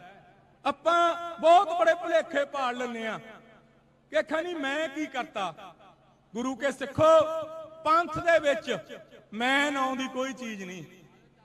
ਅੱਜ ਸੰਗਰੂਰ ਤੋਂ ਹਰਾ ਕੇ ਸਰਦਾਰ ਸਿਮਰਨਜੀਤ ਸਿੰਘ ਮਾਨ ਨੂੰ ਇੰਡੀਅਨ ਸਟੇਟ ਰਾਮ ਦੀ ਨੀਂਦ ਸੌਣਾ ਚਾਹੁੰਦੀ ਸੀ। ਜਿੱਦਣ ਦਾ ਬੱਬਰ ਸ਼ੇਰ ਹਾਰਿਆ, ਉਹਨਾਂ ਦੇ ਕੰਨ 4 ਵਾਰ ਪੱਟਦਾ ਦਿਹਾੜੀ 'ਚ। ਪਹਿਲਾਂ 1 ਵਾਰ ਪੱਟਦਾ ਸੀ, ਹੁਣ ਰੋਜ਼ ਮਰੋੜ ਦਿੰਦਾ। ਚੀਕਾਂ ਕਢਾਈਆਂ ਪਈਆਂ ਨੇ ਸਾਰੀ ਦੁਨੀਆ 'ਚ। ਮੈਂਬਰ ਪਾਰਲੀਮੈਂਟ ਤਾਂ ਆਪਾਂ ਹੋਰ ਵੀ ਬਣਾਏ ਨੇ। ਆਪਾਂ ਇੱਕ ਮੈਨੂੰ ਬੜਾ ਰੋਸ ਹੈ ਹਨਾ, ਮੈਂ ਅੱਜ ਖੁੱਲ ਕੇ ਗੱਲਾਂ ਕਰਨੀਆਂ। ਮੈਨੂੰ ਸਟੇਜ ਸੈਕਟਰੀ ਸਾਹਿਬ ਕਹਿੰਦੇ 7.5 ਮਿੰਟ ਲੈ ਲਾ। ਮੈਂ ਕਿਹਾ 10 ਤੋਂ ਘੱਟ ਨਹੀਂ ਭਰਾਵਾ, ਗੱਲ ਬਣਨੀ ਨਹੀਂ ਰਹਿਣੇ ਦੇ। ਸਤਿਕਾਰਯੋਗ ਨੇ। ਇੱਕ ਸੁਖਪਾਲ ਸਿੰਘ ਖਹਿਰਾ ਦੀ, ਜਾਣਦਾ ਜੀ ਉਹਨੂੰ ਕੋਈ? ਕਿਸੇ ਨੇ ਦੇਖਿਆ? ਇੰਡੀਅਨ ਸਟੇਟ ਦਾ ਚੂਹਾ ਇੰਡੀਅਨ ਸਟੇਟ ਦੀ ਪੱਟੀ ਹੋਈ ਖੱਡ 'ਚ ਵੜ ਗਿਆ ਤੇ ਸਾਡਾ ਬੱਬਰ ਸ਼ੇਰ ਫੇਰ ਗਰਾਊਂਡ ਤੇ ਬੁੱਕਦਾ ਫਿਰਦਾ ਹੈ। ਆਪਾਂ ਸੁਖਪਾਲ ਸਿੰਘ ਖਹਿਰੇ ਨੂੰ ਵੀ ਪੰਥਕ ਬਣਾ ਲਿਆ ਯਾਰ। ਉਹਦੀਆਂ ਕਰਤੂਤਾਂ, ਉਹਦੇ ਪਰਿਵਾਰ ਦੀਆਂ ਆਪਾਂ ਦੇਖੀਆਂ ਹੀ ਨਹੀਂ। ਸਿੱਖ ਕੌਮ ਦੇ ਜਰਨੈਲ ਭਾਈ ਰਿਸ਼ਪਾਲ ਸਿੰਘ ਛੰਦਣਾ ਜਾਣਦੇ ਹੋ? ਸਾਡਾ ਰਿਸ਼ਤੇਦਾਰ ਸੀ। ਉਹਨਾਂ ਦਾ ਬੇਟਾ ਬੈਠਾ ਹੈ ਅਮਰਤਪਾਲ। ਇਹ 45 ਦਿਨ ਦਾ ਸਾਡੇ ਕੋਲ ਆਇਆ ਸੀ। 45 ਦਿਨ ਦਾ ਸੀ। ਇਸ ਨੌਜਵਾਨ ਨੂੰ ਗੁਰੂ ਕੇ ਸਿੱਖੋ, ਲੁਧਿਆਣੇ ਤੋਂ ਸਾਡੇ ਪੰਥਕ ਸ਼ੇਰ ਸਰਦਾਰ ਸਿਮਰਨਜੀਤ ਸਿੰਘ ਮਾਨ ਨੇ ਲੋਕ ਸਭਾ ਦੀ ਟਿਕਟ ਦੇ ਦਿੱਤੀ। ਇੱਕ ਉੱਥੇ ਹੋਰ ਇੰਡੀਅਨ ਸਟੇਟ ਨੇ ਪੰਥਕ ਪੈਦਾ ਕਰ ਲਿਆ ਜਿਹਦਾ ਨਾਮ ਸੀ ਕਮਲਜੀਤ ਬਰਾੜ। ਮੈਂ ਉਸ ਸ਼ਖਸ ਨਾਲ ਕਦੇ ਜ਼ਿੰਦਗੀ 'ਚ ਹੱਥ ਵੀ ਨਹੀਂ ਮਿਲਾਇਆ। ਸਾਰੀ ਜ਼ਿੰਦਗੀ ਕਾਂਗਰਸ ਦੇ ਤਲਬੇ ਚੱਟਦਾ ਰਿਹਾ। ਪਿਛਲੇ ਦਿਨੀ ਉਹਦਾ ਬਾਪ ਫੇਰ ਕਾਂਗਰਸ 'ਚ ਰਲ ਗਿਆ। ਅੱਜ ਫੇਰ ਪੋਸਟਰ ਪਾਈ ਬੈਠੇ ਨੇ, ਕਹਿੰਦੇ ਜੀ ਮੁੰਡਾ ਪੰਥਕ ਹੈ। ਫਿਰ ਸਾਨੂੰ ਦੱਸੋ ਤਾਂ ਸਹੀ ਕਿ ਕਮਲਜੀਤ ਬਰਾੜ ਕੌਣ ਹੈ, ਉਹਦਾ ਪਰਿਵਾਰ ਕੌਣ ਹੈ। ਫਿਰ ਸਾਤੇ ਮਿਸਗਾਈਡ ਹੋ ਜਾਂਦਾ, ਕਹਿਣ ਲੱਗੇ ਹਨਾ। ਫਿਰ ਤੁਸੀਂ ਗੁੱਸਾ ਕਰਦੇ ਹੋ। ਪਿਤਾ ਕਾਂਗਰਸ 'ਚ ਵਾਪਸ ਕਰ ਗਿਆ। ਇੱਕ ਨਵੀਂ ਗੱਲ ਚੱਲੀ ਹੋਈ ਹੈ, ਕਹਿੰਦੇ ਬਈ ਘਰ ਵਾਪਸੀ ਕਰ ਲਈ। ਕੀ ਗੱਲ? ਜਦ ਲੁਧਿਆਣੇ ਤੋਂ ਖੜੇ ਸੀ, ਜਦ ਘਰ ਵਾਪਸੀ ਨਹੀਂ ਹੋਈ, ਭਾਈ ਰਿਸ਼ਪਾਲ ਸਿੰਘ ਛੰਦਣਾ ਦੇ ਬੰਦ ਕੱਟੇ ਗਏ। ਜੋ ਤਸ਼ੱਦਦ ਉਸ ਵੇਲੇ ਭਾਈ ਰਿਸ਼ਪਾਲ ਸਿੰਘ ਤੇ ਹੋਇਆ, ਅਸੀਂ ਅੱਖੀਂ ਦੇਖਿਆ। ਅਸੀਂ ਮਾਨ ਸਾਹਿਬ ਹੋਣੀ ਅਸੀਂ ਧਰਨਾ ਲਾਇਆ, ਉਹਦਾ ਸੰਸਕਾਰ ਕੀਤਾ, ਉਹਦੇ ਫੁੱਲ ਪਾ ਕੇ ਆਏ। ਬਹੁਤ ਚੜ੍ਹਦੀ ਕਲਾ ਵਾਲਾ ਗੁਰੂ ਕਾ ਸਿੱਖ ਸੀ। ਗੁਰੂ ਕੇ ਸਿੱਖੋ ਉਹਦੇ ਮੁੰਡੇ ਨੂੰ 10,000 ਵੋਟ ਪਾ ਕੇ ਨਾਰਿਆਂ ਤੱਕ ਸੀਮਤ ਹੋ ਗਏ। ਜਿੱਦਣ ਆਪਾਂ 10ਵੇਂ ਪਾਤਸ਼ਾਹ ਦੇ ਪੁੱਤਰ ਬਣ ਗਏ, ਜਿੱਦਣ ਤੁਸੀਂ ਅਸਲ ਖਾਲਸੇ ਬਣ ਗਏ, ਮੈਂ ਗਾਰੰਟੀ ਦਿੰਦਾ ਕਿ ਖਾਲਸਾ ਰਾਜ 2 ਘੰਟੇ ਚ ਆ ਜਾਊਗਾ। ਜਿੰਨਾ ਚਿਰ ਆਪਾਂ ਅਸਲੀ ਔਰ ਨਕਲੀ ਦੀ ਪਛਾਣ ਨਹੀਂ ਕਰਦੇ, ਉਹਨਾਂ ਚਿਰ ਕੁਝ ਨਹੀਂ ਹੋਣਾ। ਜਮਹੂਰੀਅਤ ਦੀ ਬਹਾਲੀ ਲਈ ਸਰਦਾਰ ਸਿਮਰਨਜੀਤ ਸਿੰਘ ਮਾਨ ਲੜ ਰਹੇ ਨੇ। ਆਓ ਡਟ ਕੇ ਇਹਨਾਂ ਦਾ ਆਪਾਂ ਸਾਥ ਦਈਏ, ਇਸ ਕੌਮੀ ਜਰਨੈਲ ਦੇ ਮੋਢੇ ਨਾਲ ਮੋਢਾ ਲਾ ਕੇ ਚੱਲੀਏ। ਮੈਂ 4 ਗੱਲਾਂ ਪੰਥ ਦੀਆਂ ਕੀਤੀਆਂ। ਜੇ ਸਰਦਾਰ ਸਿਮਰਨਜੀਤ ਸਿੰਘ ਮਾਨ ਹੋਣੀ ਇਜਾਜ਼ਤ ਦੇਣ, ਕਿਉਂਕਿ ਮੈਂ ਕਦੇ ਜ਼ਿੰਦਗੀ 'ਚ ਡਿਸਪਲਿਨ ਤੋਂ ਬਾਹਰ ਨਹੀਂ ਗਿਆ। ਗੁਰੂ ਕੇ ਸਿੱਖੋ ਪਰਸੋਂ 13 ਤਰੀਕ ਨੂੰ ਦਿੱਲੀ ਦਾ ਗੱਡੀ ਨੰਬਰ ਹਰਿਆਣੇ 'ਚ ਬੰਦੇ ਰਹਿੰਦੇ ਨੇ, 5ਵੀਂ ਵਾਰ ਮੈਨੂੰ ਫੇਰ ਮਾਰਨ ਵਾਸਤੇ ਆਏ। 5ਵੀਂ ਵਾਰ। ਕੱਲ ਸਾਰੀ ਦਿਨ ਪੰਜਾਬ ਪੁਲਿਸ ਨੇ ਸਾਡੇ ਪਿੰਡ ਨੂੰ ਛਾਉਣੀ 'ਚ ਬਦਲ ਕੇ ਰੱਖਿਆ। ਉਹ ਗੱਡੀ ਵੀ ਟਰੇਸ ਹੋ ਗਈ, ਉਹ ਬੰਦੇ ਵੀ 1-2 ਦਿਨ ਵਿੱਚ ਫੜੇ ਜਾਣਗੇ। 1983 ਤੋਂ ਮੈਂ ਨਿੱਜੀ ਤੌਰ ਤੇ ਦੱਸਣ ਲੱਗਿਆ, ਮੈਂ ਸ਼ਬਦ ਬਹੁਤ ਮਾੜਾ ਸੰਤ ਜਰਨੈਲ ਸਿੰਘ ਉਹਨਾਂ ਦੇ ਵੇਲੇ ਦਾ ਤੁਰਿਆ ਫਿਰਦਾ ਪੰਥ ਨਾਲ। ਜਿਹੜੇ ਸੰਘਰਸ਼, ਜਿਹੜਾ ਤਸ਼ੱਦਦ, ਜਿਹੜਾ ਦੌਰ ਅਸੀਂ ਪਿੰਡੇ ਤੇ ਹੰਢਾ ਲਿਆ, ਸ਼ਾਇਦ ਮੌਜੂਦਾ ਸਮੇਂ 'ਚ ਉਹ ਕਿਸੇ ਨੇ ਨਹੀਂ ਦੇਖਿਆ। ਉਹ ਦੌਰ ਬਹੁਤ ਖਤਰਨਾਕ ਦੌਰ ਸੀ। ਉਸ ਦੌਰ ਦੇ ਵਿੱਚ ਸਰਦਾਰ ਸਿਮਰਨਜੀਤ ਸਿੰਘ ਮਾਨ ਦੀ ਗੱਲ ਕਰਨੀ, ਸਾਡੇ ਕੌਮੀ ਯੋਧਿਆਂ ਦੀ ਗੱਲ ਕਰਨੀ, ਸਿੱਧੀ ਇੰਡੀਅਨ ਸਟੇਟ ਨੂੰ ਚੈਲੰਜ ਹੁੰਦਾ ਸੀ, ਕੋਈ ਨਹੀਂ ਸੀ ਬੋਲਦਾ। ਇਸ ਵਾਸਤੇ ਪਿਛਲੇ ਦਿਨਾਂ ਦੇ ਵਿੱਚ ਇੱਕ ਹੋਰ ਵੀ ਗੱਲ ਚੱਲੀ, ਮੇਰੀ ਗੱਲ ਗੌਰ ਨਾਲ ਸੁਣਿਓ। ਪਹਿਲੀ ਵਾਰ 1.5-2 ਸਾਲ ਪਹਿਲਾਂ ਮੈਨੂੰ ਮਾਰਨ ਦੀ ਕੋਸ਼ਿਸ਼ ਕੀਤੀ ਗਈ, ਜਦੋਂ ਅਸੀਂ ਨਾਭਾ ਜੇਲ੍ਹ 'ਚ ਸੀ 2012 'ਚ। ਉੱਥੇ 72 ਸਿੰਘ ਸੀ। ਉਸ ਵੇਲੇ ਉੱਥੇ ਇੱਕ ਗੈਂਗਸਟਰ ਸੀ ਕੋਈ, ਉਹ ਬਿਮਾਰ ਹੋ ਗਿਆ। ਉਹਨੂੰ 2 ਮਹੀਨੇ 2 ਥੈਲੀਆਂ ਦੁੱਧ ਦੀ ਲੋੜ ਸੀ। ਉਹਦੇ ਪੈਸੇ ਅਸੀਂ ਭਰੇ। ਸਾਡੀ ਜਿਹੜੀ ਟੀਮ ਸੀ 72 ਬੰਦਿਆਂ ਦੀ, ਸਰਦਾਰ ਮਾਨ ਨੇ ਮੇਰੀ ਡਿਊਟੀ ਲਾਈ ਹੋਈ ਸੀ ਕਿ ਨਾਭਾ ਜੇਲ੍ਹ ਦੇ ਵਿੱਚ ਰਾਸ਼ਨ ਤੁਸੀਂ ਦੇ ਕੇ ਆਉਣਾ। ਅਸੀਂ ਨਿੱਜੀ ਤੌਰ ਤੇ ਆਪਣੇ ਪਰਿਵਾਰ ਕੋਲੋਂ, ਆਪਣੇ ਸੱਜਣਾ ਮਿੱਤਰਾਂ ਕੋਲੋਂ, ਜਿੰਨਾ ਚਿਰ ਸ਼੍ਰੋਮਣੀ ਕਮੇਟੀ ਨੇ ਉੱਥੇ ਰਾਸ਼ਨ ਜਾਂਦਾ ਨਹੀਂ ਕਰਤਾ, ਅਸੀਂ ਲਗਾਤਾਰ ਦੇ ਕੇ ਆਉਂਦੇ ਰਹੇ। ਉਹ ਬੰਦੇ ਜਦੋਂ ਆਏ, ਉਹਨਾਂ ਨੇ ਆ ਕੇ ਕਿਹਾ ਕਿ ਤੁਸੀਂ ਉਹ? ਮੈਂ ਕਿਹਾ ਹਾਂਜੀ ਮੈਂ ਉਹੀ ਆ। ਕਹਿੰਦੇ ਤੁਸੀਂ ਉਹੀ ਹੋ ਜਿਹੜੇ ਦੀਪ ਸਿੱਧੂ ਨਾਲ ਹੁੰਦੇ ਸੀ? ਮੈਂ ਕਿਹਾ ਹਾਂਜੀ ਮੈਂ ਉਹੀ ਆ। ਤੇ ਉਹ 2 ਬੰਦੇ 6 ਬੰਦੇ ਸੀ, 4 ਬੰਦੇ ਸਵਿਫਟ ਗੱਡੀ 'ਚ ਸੀ ਤੇ 2 ਮੋਟਰਸਾਈਕਲ ਤੇ ਸੀਗੇ। ਉਹਨਾਂ ਨੇ ਗੋਡੀ ਹੱਥ ਲਾਇਆ ਤੇ ਉਹ ਮੁੜ ਗਏ। ਗੁਰੂ ਕੇ ਸਿੱਖੋ, ਮੈਂ ਆਪਣੀਆਂ ਇਹ ਗੱਲਾਂ ਸਾਰੇ ਪੰਥਕ ਲੀਡਰਾਂ ਨੂੰ ਦੱਸਤੀਆਂ, ਸਰਦਾਰ ਮਾਨ ਨੂੰ ਦੱਸਤੀਆਂ, ਹਜੂਰ ਸਾਹਿਬ ਵਾਲੇ ਬਾਬਿਆਂ ਨੂੰ ਦੱਸਤੀਆਂ, ਭਾਈ ਦਲਜੀਤ ਸਿੰਘ ਉਹਨਾਂ ਨੂੰ ਦੱਸਤੀਆਂ। ਪਿਛਲੇ ਦਿਨੀ ਵੀ ਇੱਕ ਵਿਵਾਦ ਚੱਲਿਆ ਸੀ ਕਿ ਸਰਦਾਰ ਹਰਮਿੰਦਰ ਸਿੰਘ ਉਹਨਾਂ ਨੂੰ ਕਿਉਂ ਮਾਰ ਦਿੱਤਾ।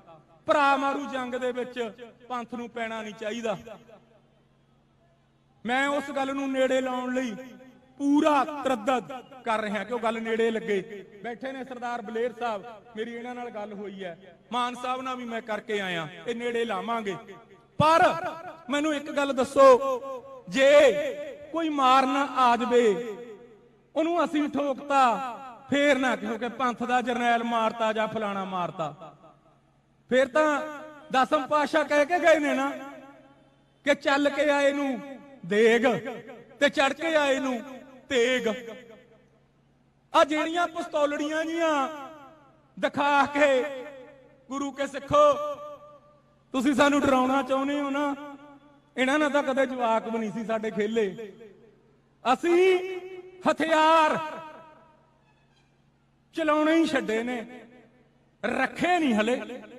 ਛੱਡਤਾ। ਮਾਨ ਸਾਹਿਬ ਦਾ ਸਾਥ ਦੇ ਰਹੇ ਹੈ ਕਿ ਸਰਦਾਰ ਮਾਨ ਰਾਜਨੀਤੀ ਦੇ ਵਿੱਚ ਇੰਡੀਅਨ ਸਟੇਟ ਨੂੰ, ਪੰਜਾਬ ਦੀਆਂ ਪੋਲੀਟੀਕਲ ਪਾਰਟੀਆਂ ਨੂੰ ਚੈਲੰਜ ਕਰ ਰਹੇ ਨੇ। ਮੈਂ ਇੱਥੋਂ ਇਹ ਐਲਾਨ ਕਰਦਾ ਕਿ ਸਰਦਾਰ ਮਾਨ ਨੂੰ ਮੈਂ ਸਾਰੀ ਗੱਲ ਦੱਸਤੀ, ਸਾਰੀ ਜਥੇਬੰਦੀ ਨੂੰ ਦੱਸਤੀ, ਜੇ ਸੂਈ ਦੇ ਨੱਕੇ ਜਿੰਨਾ ਵੀ ਸਾਡੀਆਂ 4 ਪੀੜ੍ਹੀਆਂ 'ਚ ਸਾਡਾ ਪਰਿਵਾਰ ਕਦੇ ਪੰਥ ਦੇ ਕਦੇ ਪੰਜਾਬ ਦੇ ਸੂਈ ਦੇ ਨੱਕੇ ਜਿੰਨਾ ਵੀ ਭੁਗਤਿਆ ਹੋਵੇ, ਮੈਨੂੰ ਅਕਾਲ ਤਖਤ ਸਾਹਿਬ ਤੇ ਸੱਦ ਲਿਓ, ਜਿਹੜੀ ਮਰਜ਼ੀ ਸਜ਼ਾ ਲਾ ਦਿਓ। ਜੇ ਪੰਥ ਕਹਿ ਦੂਗਾ ਕਿ ਆਹ ਗਦਾਰੀ ਕੀਤੀ ਹੈ, ਸਿਰ ਵਢਾ ਦਾਂਗੇ। ਦੀਪ ਸਿੱਧੂ ਕਹਿ ਕੇ ਗਿਆ ਸੀ ਨਾ ਕਿ ਪੰਥ ਦਾ ਮਿਹਣਾ ਨਾ ਕਦੇ ਲਿਓ। ਸਾਰੀ ਜ਼ਿੰਦਗੀ 12 ਸਾਲ ਦੀ ਉਮਰ ਦੇ ਤੁਰੇ ਫਿਰਦੇ, ਅੱਜ ਯਾਰ ਪੰਥ ਦਾ ਮਿਹਣਾ ਲਵਾਂਗੇ। ਇੱਕ ਆ ਹੋਰ ਚੱਲੀ ਹੈ, 7-8 ਦਿਨ ਹੋ ਗਏ, ਮਾਨ ਸਾਹਿਬ ਦੀ ਵੀ ਪੋਸਟ ਪਾਈ ਹੋਈ ਸੀ ਇੱਕ ਨੇ, ਥੱਲੇ ਕਮੈਂਟ ਕਰਦੇ ਨੇ ਕਿ ਲਓ ਜੀ 2 ਦੱਖੂ ਦਾਣਾ, ਹੈਨਾ। ਉਹ ਭਰਾਵੋ, ਆਹ ਲੜਾਈ ਨਹੀਂ ਸਾਨੂੰ ਲੜਨੀ ਆਉਂਦੀ। ਜੇ ਕਿਸੇ ਨੇ ਵਹਿਮ ਕੱਢਣਾ ਕੀ ਆਪਾਂ ਯਾਰ ਭਾੜੇ ਦੇ ਟੱਟੂਆਂ ਤੋਂ ਕਰਾਉਣਾ, ਕਦੇ 20 ਲੱਖ ਕਦੇ 30 ਲੱਖ, ਆਪਾਂ ਸਿੱਧਮ ਸਿੱਧਾ ਹੀ ਦੇਖ ਲੈਨੇ ਆ। 10ਵੇਂ ਪਾਤਸ਼ਾਹ ਦੇ ਪੁੱਤਰ ਐ, ਮਤ ਸਮਝਿਓ ਕਿ ਚੂੜੀਆਂ ਪਾਈਆਂ ਹੋਈਆਂ ਨੇ ਪਲਵਿੰਦਰ ਸਿੰਘ ਉਹਨਾਂ ਨੇ। ਕੌਮ ਦੇ ਜਰਨੈਲ ਹਲੇ ਜਿਉਂਦੇ ਨੇ, ਪੁੱਛ ਲਿਓ ਆਪਾਂ ਕੌਣ ਹੈ। ਮਾਨ ਸਾਹਿਬ ਜਦੋਂ ਇਸੜੂ ਕਾਨਫਰੰਸ ਹੋਈ ਸੀ, ਉਸ ਵੇਲੇ ਸਾਡੀਆਂ ਗੱਡੀਆਂ ਪੁਲਿਸ ਨੇ ਘੇਰ ਲੀਆਂ ਸੀ। ਉਹਦੇ ਵਿੱਚ ਸਾਡੇ ਕੋਲ ਲਾਇਸੈਂਸੀ ਅਸਲੇ ਸੀ, ਚਾੜਤੀਆਂ ਦੀਆਂ ਗੋਲੀਆਂ ਚੈਂਬਰ 'ਚ, ਗੱਡੀਆਂ 'ਚ ਅਸਲਾ ਛੱਡ ਕੇ ਨਹੀਂ ਭੱਜੇ, ਹੁਣ ਵੀ ਨਹੀਂ ਭੱਜਦੇ। ਪੰਥ ਨਾਲ ਵਾਅਦਾ ਕਰਦੇ ਆ ਕਿ ਤੁਸੀਂ, ਪਿਛਲੇ ਦਿਨੀ ਬਹੁਤ ਗੱਲ ਚੱਲੀ ਕਿ ਭਰਾ ਮਾਰੂ ਜੰਗ ਤੋਂ ਗਰੇਜ ਕਰੋ, ਮੈਂ ਗਰੇਜ ਕਰਦਾ। ਕੱਲ ਮੈਂ ਸਰਦਾਰ ਸਿਮਰਨਜੀਤ ਸਿੰਘ ਮਾਨ ਨੂੰ ਰਿਕਾਰਡਿੰਗਾਂ ਦਿਖਾਤੀਆਂ ਜੀ, ਸਾਰੇ ਜ਼ਿਲ੍ਹੇ ਦੀ ਪੁਲਿਸ ਪਿੰਡ ਰਹੀ। ਕੱਲ 13 ਤਰੀਕ ਨੂੰ 9:05 ਤੇ ਪਿੰਡ ਦੇ 12-13 ਕੈਮਰਿਆਂ 'ਚ ਸਾਰਾ ਕੁਝ ਕੈਦ ਹੋ ਗਿਆ। ਮਾਨ ਸਾਹਿਬ ਨੂੰ ਮੈਂ ਦਿਖਾਤਾ। ਫਿਰ 5-7 ਸਾਲ ਬਾਅਦ ਫਿਰ ਆਏ ਨਾ ਕਿਹੋ ਕਿ ਬੜੇ ਯਾਰ ਦਿਮਾਗ ਸੀਗੇ, ਬੜੀ ਆ ਗੱਲ ਸੀ, ਅਸੀਂ ਪਿੱਛੇ ਨਹੀਂ ਹਟਣਾ। ਇਹ ਗੱਲ ਯਾਦ ਰੱਖਿਓ। ਜੇ ਭਲੇਖਾ, ਜੇ ਪੰਥ ਲਈ ਲੜेंगे ਹੋ, ਕੌਮ ਲਈ ਲੜेंगे ਹੋ, ਕੁਲਵਿੰਦਰ ਸਿੰਘ ਨਾ ਆਵੇ ਤਾਂ ਦੱਸ ਦਿਓ। ਜੇ ਮਿਲ ਬੈਠ ਕੇ ਗੱਲ ਕਰਨੀ ਹੋਈ ਉਹ ਵੀ ਕਰ ਲਾਂਗੇ। ਯਾਰ ਅਸੀਂ ਗਿੱਦੜ ਐ, ਪਲਵਿੰਦਰ ਸਿੰਘ ਤਲਵਾੜਾ ਬ੍ਰੈਡ ਨਹੀਂ ਹੈਗਾ ਵੀ ਜਿਹਨੂੰ ਕੋਲਡ ਡਰਿੰਕ ਨਾ ਪੁੱਤ ਮੇਰੇ ਉਹ ਖਾ ਜਾਏਂਗੇ, ਉਹ ਆਂਦਰਾਂ ਕਰ ਦੂੰਗਾ, ਅੰਦਰੋਂ ਆਂਦਰਾਂ। ਯਾਦ ਰੱਖਿਓ। ਇਸ ਵਾਸਤੇ ਆਪਾਂ ਸਾਰੇ ਇਕੱਠੇ ਹੋਈਏ, ਫਿਰ ਬਾਅਦ ਚ ਰੌਲਾ ਨਾ ਪਾਵੇ ਕੌਮ। ਮੈਂ ਅੱਜ ਸਟੇਜ ਤੋਂ ਓਪਨਲੀ ਦੱਸ ਚੱਲਿਆ, ਸਰਦਾਰ ਮਾਨ ਦੀ ਇਲੈਕਸ਼ਨ ਦੇ ਵਿੱਚ ਮੈਨੂੰ ਉੱਥੇ ਗੈਂਗਸਟਰ ਮਾਰਨ ਆਏ, ਐਸਐਸਪੀ ਮਲੇਰਕੋਟਲੇ ਦੇ ਕਰਕੇ ਉਹਨਾਂ ਨੇ 25 ਬੰਦੇ ਲਾਏ ਉੱਥੇ, ਤਾਂ ਅਸੀਂ ਬਚ ਗਏ। ਯਾਰ ਕੋਈ ਕਸੂਰ ਹੋਵੇ ਦੱਸੋ। ਬੈਠੇ ਨੇ ਸਰਦਾਰ ਸਿਮਰਨਜੀਤ ਸਿੰਘ ਮਾਨ, ਅਕਾਲ ਤਖਤ ਸਾਹਿਬ ਤੇ ਦਰਖਾਸਤ ਦੇ ਦਿਓ। ਸੋਸ਼ਲ ਮੀਡੀਆ ਤੇ ਤਾਂ ਨਹੀਂ ਅਸੀਂ ਲੜ ਸਕਦੇ ਯਾਰ। ਸੋਸ਼ਲ ਮੀਡੀਆ ਸਾਨੂੰ ਤਾਂ ਲਾਈਕ ਕਮੈਂਟ ਜਿਹਾ ਵੀ ਨਹੀਂ ਕਰਨਾ ਆਉਂਦਾ। ਆ ਜਿਓ ਕਿਸੇ ਨੂੰ ਵਹਿਮ ਹੋਇਆ। ਲੜਾਈ, ਦੀਪ ਸਿੱਧੂ ਕਹਿੰਦਾ ਹੁੰਦਾ ਸੀ ਆਪਾਂ ਨੂੰ ਇਹੀ ਨਹੀਂ ਪਤਾ ਲੜਾਈ ਕਿਹਦੇ ਨਾਲ ਹੈ। ਉਹ ਲੜਾਈ ਤਾਂ ਪਤੰਦਰੋਂ ਇੰਡੀਅਨ ਸਟੇਟ ਨਾਲ ਹੈ। ਆਪਾਂ ਕਿਉਂ ਭਰਾ ਮਾਰੂ ਜੰਗਾਂ 'ਚ ਪੈਨੇ ਆ। ਇਹ ਤੋਂ ਗਰੇਜ ਕਰਾਓ ਮਾਨ ਸਾਹਿਬ। ਮੈਂ ਤੁਹਾਨੂੰ ਅੱਜ ਇਹ ਗੱਲ ਕਹਿਣ ਆਇਆ, ਫੇਰ ਨਾ ਕਹੀ ਜਾਇਓ ਕਿ ਹਾਜ਼ਰ ਜਵਾਬ ਬਹੁਤ ਸੀ ਜੀ, ਉਹਨਾਂ ਦਾ ਦਿਮਾਗ ਫਲਾਣੇ ਦਾ ਬਹੁਤ ਸੀ। ਮੈਂ ਨਾਉ ਇਸ ਕਰਕੇ ਨਹੀਂ ਲੈ ਰਿਹਾ ਕਿ ਉਹਦੇ ਬੰਦੇ ਹੈ ਨਹੀਂ। ਦੀਪ ਸਿੱਧੂ ਦੀ ਜਿਹੜੀ ਸੋਚ ਸੀ, ਵਾਰਸ ਪੰਜਾਬ ਦੀ ਜਥੇਬੰਦੀ ਉਹ ਤੋਂ ਭਟਕ ਗਈ। ਦੀਪ ਸਿੱਧੂ ਦਾ ਪਰਿਵਾਰ, ਉਹਦੀ ਜਿਹੜੀ ਸੋਚ ਸੀ ਉਹ ਤੋਂ ਭਟਕ ਗਿਆ। ਸਰਦਾਰ ਸਿਮਰਨਜੀਤ ਸਿੰਘ ਮਾਨ ਦੇ ਨਾਲ ਦੀਪ ਤੁਰਿਆ ਸੀ ਰਾਜਨੀਤਿਕ ਤੌਰ ਤੇ। ਉਹਨੇ ਕਿਹਾ ਸੀ ਕਿ ਬਾਬਾ ਜੀ ਮਰਦੇ ਦਮ ਤੱਕ ਸਰਦਾਰ ਸਿਮਰਨਜੀਤ ਸਿੰਘ ਮਾਨ ਦਾ ਸਾਥ ਦਿਓ। ਨਿਭਾ ਰਹੇ ਆ ਨਾ।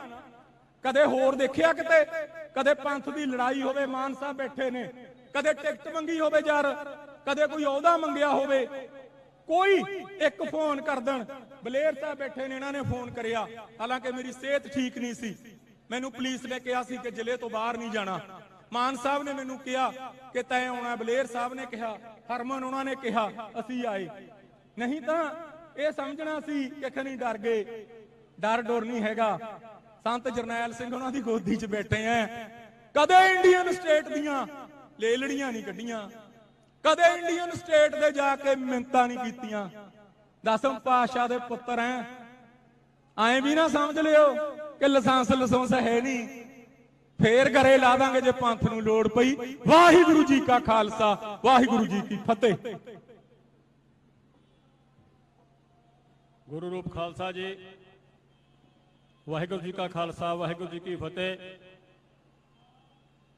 ਹੁਣ ਮੈਂ ਬੇਨਤੀ ਕਰੂੰਗਾ ਬੀਬੀ ਰਜਿੰਦਰ ਕੌਰ ਜੀ ਜੈਤੋਂ, ਮੈਂਬਰ PAC, ਉਹ 3 ਮਿੰਟ ਹੀ ਆਪਣੇ ਵਿਚਾਰ ਸਾਂਝੇ ਕਰਨਗੇ। ਬੀਬੀ ਰਜਿੰਦਰ ਕੌਰ ਜੀ ਜੈਤੋਂ, ਮੈਂਬਰ PAC।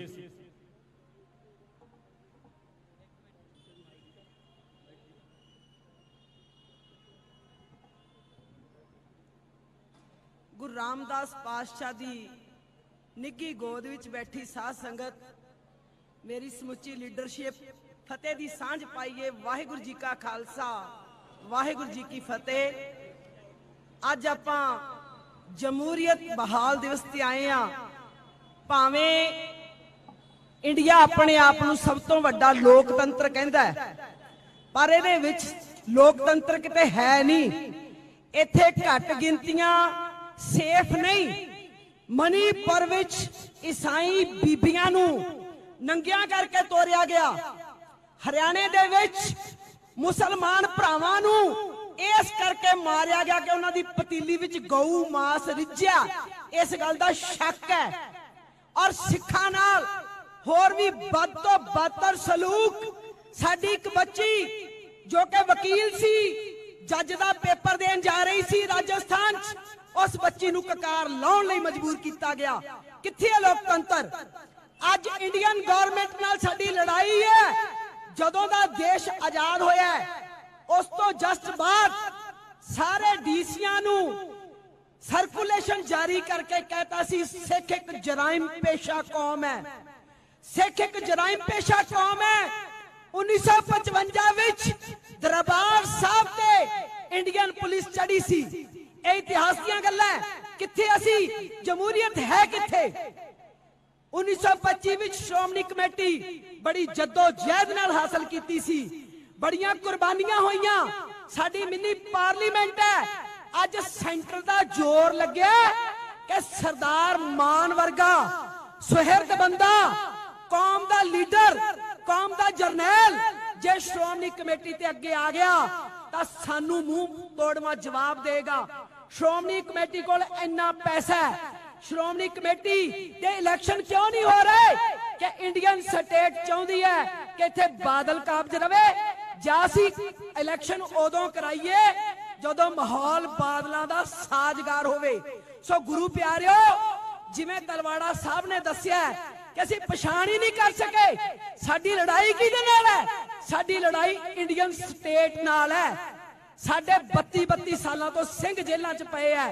ਪ੍ਰੋਫੈਸਰ ਭੁੱਲਰ ਵਰਗੇ ਸਿੰਘ ਜਿਨ੍ਹਾਂ ਦੀ ਦਿਮਾਗੀ ਹਾਲਤ ਵੀ ਪਤਲੀ ਹੋ ਚੁੱਕੀ ਹੈ ਔਰ ਐਡੇ ਸਾਡੇ ਨਾਲ ਮਾੜਾ ਬਿਹੇਵ ਕੀਤਾ ਜਾ ਰਿਹਾ ਹੈ। 327 ਸਰੂਪ ਸਾਡੇ ਚੋਰੀ ਹੋ ਗਏ। ਸਾਡੇ ਬੰਦੀ ਸਿੰਘ ਜੇਲ੍ਹਾਂ 'ਚ ਪਏ ਐ। ਸਾਡੇ ਪੰਜਾਬ ਵਿੱਚ ਨਸ਼ਾ ਪ੍ਰਮੋਟ ਕੀਤਾ ਜਾ ਰਿਹਾ ਹੈ। ਸਟੇਟ ਨੇ ਜ਼ੋਰ ਲਾ ਲਿਆ ਕਿ ਸਿੱਖਾਂ ਨੂੰ ਕਿਵੇਂ ਖਤਮ ਕਰਨਾ ਹੈ, ਪਰ ਬੜੇ ਢੰਗ ਤਰੀਕੇ ਨਾਲ ਇੰਡੀਅਨ ਸਟੇਟ ਨੇ ਪੰਜਾਬ ਵਿੱਚ ਨਸ਼ਾ ਪ੍ਰਮੋਟ ਕੀਤਾ ਹੈ। ਅੱਜ ਸਾਡੇ ਗੁਰੂ ਗ੍ਰੰਥ ਸਾਹਿਬ ਮਹਾਰਾਜ ਦੀ ਬੇਅਦਬੀ ਹੋਈ ਨੂੰ 9-10 ਸਾਲ ਹੋ ਗਏ। ਭਾਈ ਸੁਖਰਾਜ ਸਿੰਘ ਜੀ ਬੈਠੇ ਨੇ, ਮੋਰਚੇ ਲਾਲਾ ਹੰਪ ਗਏ, ਸਾਨੂੰ ਇਨਸਾਫ ਨਹੀਂ ਮਿਲਣਾ। ਮੈਂ ਤੁਹਾਨੂੰ ਇਹ ਗੱਲ ਦੱਸਣੀ ਚਾਹੁੰਦੀ ਆ, ਰਾਜ ਮੰਗਿਆ ਨਹੀਂ ਮਿਲਦੇ ਹੁੰਦੇ ਗੁਰੂ ਪਿਆਰਿਓ, ਖੋਣੇ ਪੈਂਦੇ ਆ। ਜਿੰਨੇ ਤੁਸੀਂ ਅੱਜ ਬੈਠੇ ਹੋ ਹਜ਼ਾਰਾਂ ਦੀ ਗਿਣਤੀ ਵਿੱਚ ਜਾਗਦੀਆਂ ਜ਼ਮੀਰਾਂ ਵਾਲਿਓ, ਅਸੀਂ ਸਰਕਾਰ ਨੂੰ ਦੱਸ ਦੇਣਾ ਚਾਹੁੰਦੇ ਆ ਕਿ ਸਿੱਖ ਤਾਂ 21 ਲੱਖ ਹੁੰਦਾ ਹੈ, ਪਰ ਅਸੀਂ ਅੱਜ ਇੱਥੇ ਹਜ਼ਾਰਾਂ ਦੀ ਗਿਣਤੀ ਵਿੱਚ ਹੈ।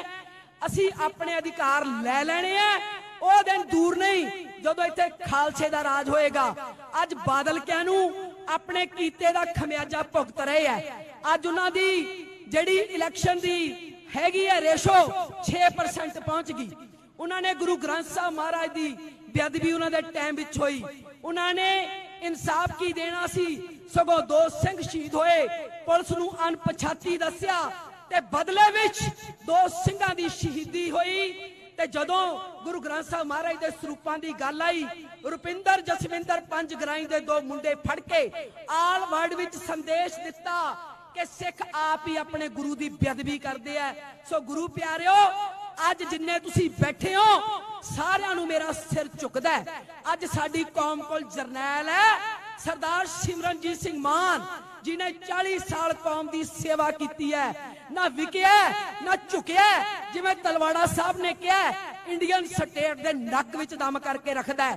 ਜੇ ਭਾਈ ਨਿੱਜਰ ਮਰਿਆ, ਜੇ ਭਾਈ ਖੰਡਾ ਮਾਰਿਆ ਸਰਕਾਰ ਨੇ, ਤਾਂ ਸਰਕਾਰ ਨੂੰ ਦੱਸਤਾ ਕਿ ਅਸੀਂ ਕੀ ਕੁਛ ਕਰ ਸਕਦੇ ਹਾਂ। ਇੰਨੀਆਂ ਬੇਨਤੀਆਂ ਪ੍ਰਵਾਨ, ਸਾਰੇ ਸਿੱਖਾਂ ਨੂੰ ਬੇਨਤੀ ਹੈ, ਭਾਈ SGPC ਦੀਆਂ ਵੋਟਾਂ ਬਣਵਾਓ ਤੇ ਆਪਣਾ ਦਾਈਆ ਨਹੀਂ ਛੱਡੀਦਾ ਹੁੰਦਾ, ਆਪਣਾ ਦਾਅਵੇਦਾਰੀ ਕਾਇਮ ਰੱਖੋ। ਪੱਕੇ ਪੈਰੀ ਹੋ ਕੇ ਆਪਾਂ ਇਲੈਕਸ਼ਨ ਲੜਨੀ ਹੈ ਔਰ ਇਹ ਬਾਦਲ ਕਿਆਂ ਤੋਂ ਖੋਣੀ ਹੈ ਤੇ ਆਪਣੇ ਸਿੱਖ ਕੌਮ ਦੇ ਇੰਸਟੀਚਿਊਟ, ਜਿੱਥੇ ਸਾਡੇ ਸਿੱਖਾਂ ਦੇ ਬੱਚੇ DC ਬਣਨ, SDM ਬਣਨ, ਸਾਡੇ ਸਿੱਖਾਂ ਦੇ ਬੱਚੇ SSP ਬਣਨ, ਸਿੱਖ ਕੌਮ ਕੋਲ ਕੋਈ ਆਪਣਾ ਹਸਪੀਟਲ ਹੋਵੇ ਜਿੱਥੇ ਸਿੱਖਾਂ ਦਾ ਫ੍ਰੀ ਇਲਾਜ ਹੋਵੇ। ਇੱਕ ਛੋਟੀ ਜੀ ਗੱਲ ਕਰਕੇ ਸਮਾਪਤੀ ਕਰਨੀ ਹੈ। 10 ਸਾਲ ਪਹਿਲਾਂ ਮੈਨੂੰ ਜੰਮੂ ਜਾਣ ਦਾ ਮੌਕਾ ਮਿਲਿਆ।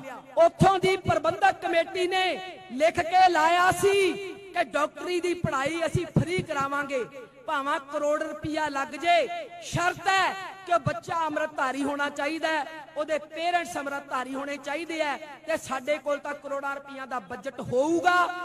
ਗੁਰੂ ਰਾਮਦਾਸ ਪਾਤਸ਼ਾਹ ਦੀ ਕਿਰਪਾ ਸਦਕਾ ਸ਼੍ਰੋਮਣੀ ਕਮੇਟੀ ਸਰਦਾਰ ਸਿਮਰਨਜੀਤ ਸਿੰਘ ਮਾਨ ਦੇ ਹੱਥਾਂ ਵਿੱਚ ਆਊਗੀ। ਇਹ ਪੈਸਾ ਸੁਹਿਰਦ ਕੰਮਾਂ ਤੇ ਲੱਗੂ, ਸਿੱਖ ਕੌਮ ਦੀ ਚੜ੍ਹਦੀ ਕਲਾ ਤੇ ਲੱਗੂ। ਇੰਨੀਆਂ ਬੇਨਤੀਆਂ ਪ੍ਰਵਾਨ। ਵਾਹਿਗੁਰੂ ਜੀ ਕਾ ਖਾਲਸਾ, ਵਾਹਿਗੁਰੂ ਜੀ ਕੀ ਫਤਿਹ।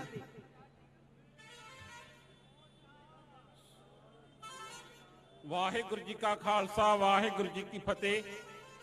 ਸੋ ਭਾਈ ਤੂਫਾਨ ਸਿੰਘ ਗੁਰਦਾਸਪੁਰ ਤੋਂ ਇੱਥੇ ਉਚੇਚੇ ਤੌਰ ਤੇ ਪਹੁੰਚੇ ਨੇ, ਉਹਨਾਂ ਦਾ ਤਹਿ ਦਿਲੋਂ ਧੰਨਵਾਦ। ਸਰਦਾਰ ਅਵਤਾਰ ਸਿੰਘ ਜੀ ਮੱਟੀਆਂ ਜਿਹੜੇ ਜਥਾ ਲੈ ਕੇ ਆਏ ਨੇ, ਸਰਦਾਰ ਸੂਰਤ ਸਿੰਘ ਸੰਧੂ ਮਮਦੋੜ ਤੋਂ, ਸਰਦਾਰ ਸੁਖਦੇਵ ਸਿੰਘ ਸੁੱਖਾ, ਸਰਦਾਰ ਜਸਵੰਤ ਸਿੰਘ ਭੁੱਲਰ, ਸਰਦਾਰ ਬਲਕਾਰ ਸਿੰਘ ਜੋਗੇਵਾਲਾ, ਸਰਦਾਰ ਸੁਖਜੀਤ ਸਿੰਘ ਮਖੂ, ਸਰਦਾਰ ਜੁਗਰਾਜ ਸਿੰਘ ਲਹਿਰਾ ਜਿਹੜਾ ਜੀਰੇ ਤੋਂ ਇੱਥੇ ਜਥੇ ਲੈ ਕੇ ਆਏ ਨੇ, ਸਰਦਾਰ ਗੁਰਦੀਪ ਸਿੰਘ ਢੁੱਡੀ ਪ੍ਰਧਾਨ ਫਰੀਦਕੋਟ ਜਿਹੜੇ ਜਥਾ ਲੈ ਕੇ ਆਏ ਨੇ, ਸਰਦਾਰ ਨਰਿੰਦਰ ਸਿੰਘ ਕਾਲਾਬੂਲਾ ਦੀ ਅਗਵਾਈ ਵਿੱਚ ਸਰਦਾਰ ਸੁਖਵਿੰਦਰ ਸਿੰਘ, ਬੀਬੀ ਮਣੀ ਕੌਰ, ਬੀਬੀ ਹਰਪਾਲ ਕੌਰ, ਬੀਬੀ ਪਰਮਜੀਤ ਕੌਰ, ਜਸਵਿੰਦਰ ਸਿੰਘ, ਪ੍ਰਗਟ ਸਿੰਘ, ਸਰਦਾਰ ਦਲੀਪ ਸਿੰਘ ਇੱਥੇ ਜਥੇ ਲੈ ਕੇ ਆਏ ਨੇ, ਉਹਨਾਂ ਦਾ ਤਹਿ ਦਿਲੋਂ ਧੰਨਵਾਦ।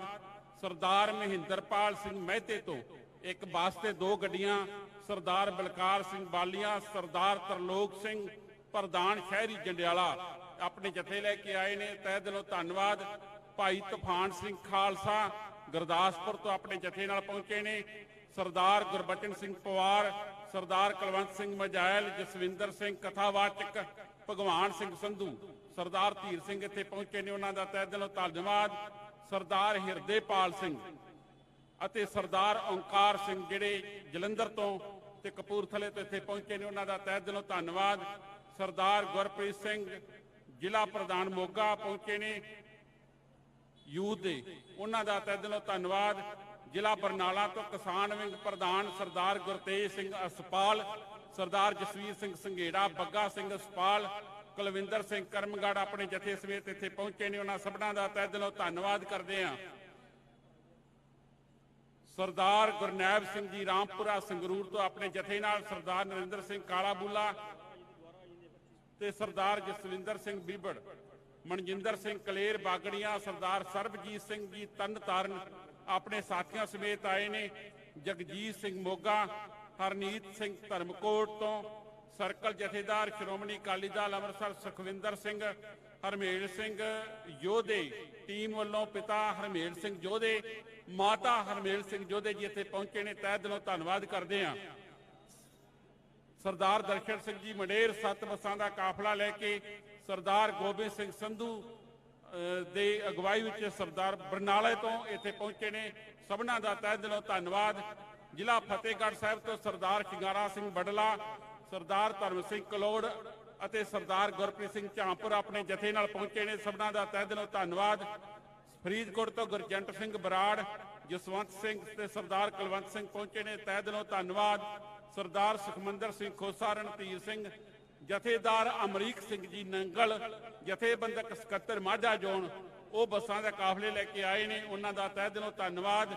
ਜਗਦੀਪ ਸਿੰਘ ਜੀ ਭੁੱਲਰ, ਦਾਰਾ ਸਿੰਘ, ਸੁਖਵਿੰਦਰ ਸਿੰਘ, ਕੁੰਦਨ ਸਿੰਘ, ਇਕਬਾਲ ਸਿੰਘ ਤੇ ਬਾਪੂ ਪ੍ਰਗਟ ਸਿੰਘ ਵਾਕੀ, ਜਿਨ੍ਹਾਂ ਨੂੰ ਅਕਸਰ ਤੁਸੀਂ ਵੀਡੀਓ ਵਿੱਚ ਵੇਖਦੇ ਜੇ, ਉਹ ਇੱਥੇ ਪਹੁੰਚੇ ਨੇ। ਸਰਦਾਰ ਜਤਿੰਦਰ ਸਿੰਘ ਜੀ ਥਿੰਦ, ਕਮਲਦੀਪ ਸਿੰਘ ਤੇ ਜਸਜੀਤ ਸਿੰਘ ਇੱਥੇ ਪਹੁੰਚੇ ਨੇ। ਸਭਨਾਂ ਦਾ ਤਹਿ ਦਿਲੋਂ ਧੰਨਵਾਦ ਕਰਦੇ ਹਾਂ। ਵਾਹਿਗੁਰੂ ਜੀ ਕਾ ਖਾਲਸਾ, ਵਾਹਿਗੁਰੂ ਜੀ ਕੀ ਫਤਿਹ। ਗੁਰੂ ਰੂਪ ਖਾਲਸਾ ਜੀ, ਵਾਹਿਗੁਰੂ ਜੀ ਕਾ ਖਾਲਸਾ, ਵਾਹਿਗੁਰੂ ਜੀ ਕੀ ਫਤਿਹ। ਹੁਣ ਮੈਂ ਬੇਨਤੀ ਕਰੂੰਗਾ ਸਰਦਾਰ ਜੁਝਾਰ ਸਿੰਘ ਜੀ, ਪ੍ਰਧਾਨ ਵਿਦਿਆਰਥੀ ਜਥੇਬੰਦੀ ਸੱਥ, ਉਹਨਾਂ ਨੂੰ ਕਿ ਉਹ ਵੀ 3 ਮਿੰਟ ਲਈ ਆਪਣੇ ਵਿਚਾਰ ਸਾਂਝੇ ਕਰਨਗੇ। ਸਰਦਾਰ ਜੁਝਾਰ ਸਿੰਘ ਜੀ, ਆਓ ਜੀ।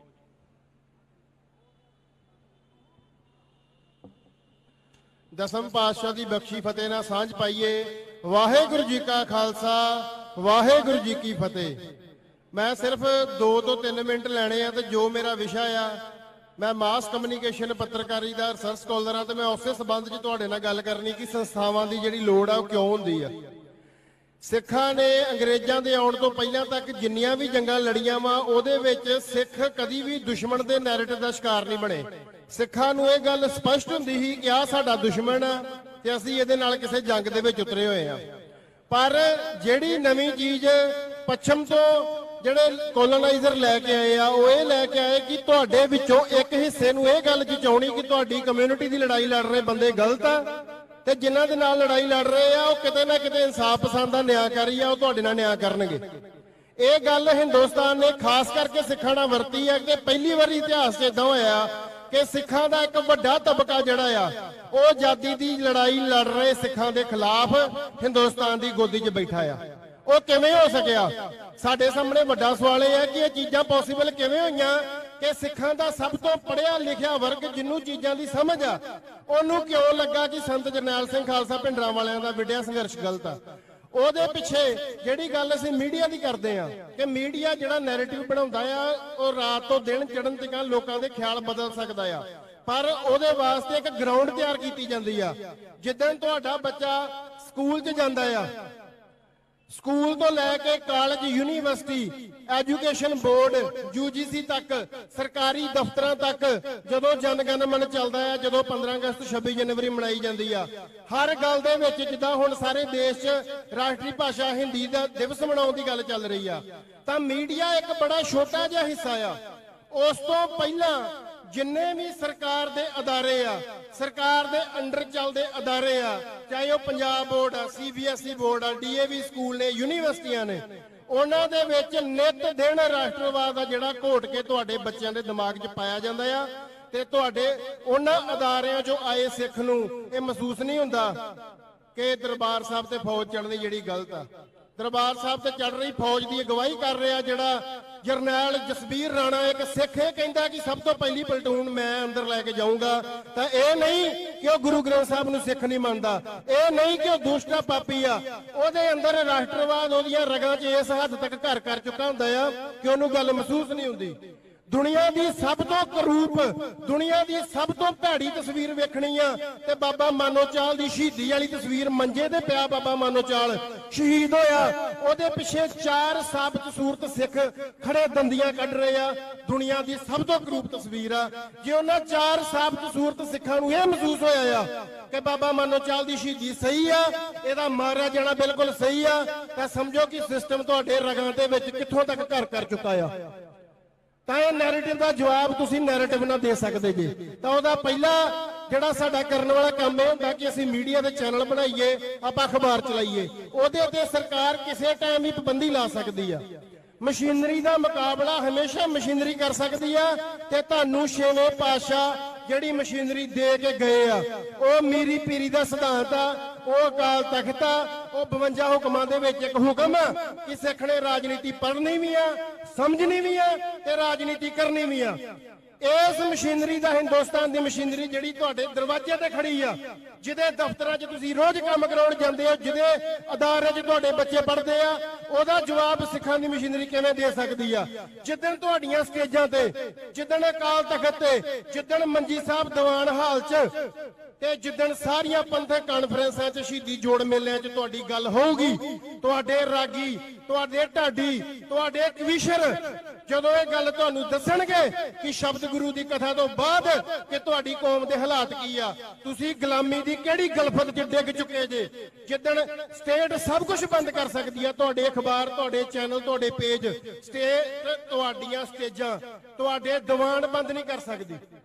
ਜਿੱਦਣ ਉਹਨਾਂ ਦੀਵਾਨਾਂ 'ਚ ਤੁਹਾਡੀ ਗੱਲ ਹੋਊਗੀ, ਤੁਹਾਡੀ ਗੁਲਾਮੀ ਦੀ ਗੱਲ ਹੋਊਗੀ, ਤੁਹਾਡੇ ਆਜ਼ਾਦੀ ਦੇ ਸੰਘਰਸ਼ ਦੀ ਗੱਲ ਹੋਊਗੀ, ਉਦੋਂ ਤੁਹਾਡੇ ਕੋਲੋਂ ਗੁਲਾਮੀ ਲੈਣੀ ਆ। ਇਹ ਕੰਮ ਸੰਤ ਜਰਨੈਲ ਸਿੰਘ ਖਾਲਸਾ ਭਿੰਡਰਾਂ ਵਾਲਿਆਂ ਨੇ ਮੰਜੀ ਸਾਹਿਬ ਦੀਵਾਨ ਹਾਲ ਤੋਂ ਬੋਲ ਕੇ ਦੱਸਿਆ ਸਿੱਖਾਂ ਨੂੰ। ਇਹ ਕੰਮ ਉਹਨਾਂ ਨੇ ਗੁਰੂ ਨਾਨਕ ਨਿਵਾਸ ਦੀ ਛੱਤ ਤੇ ਰੋਜ਼ ਸੰਗਤ ਦੇ ਮੁਖਾਤਬ ਹੋ ਕੇ ਦੱਸਿਆ। ਇਹ ਕੰਮ ਉਹਨਾਂ ਨੇ ਅਕਾਲ ਤਖਤ ਤੇ ਜੰਗ ਲੜ ਕੇ ਦੱਸਿਆ।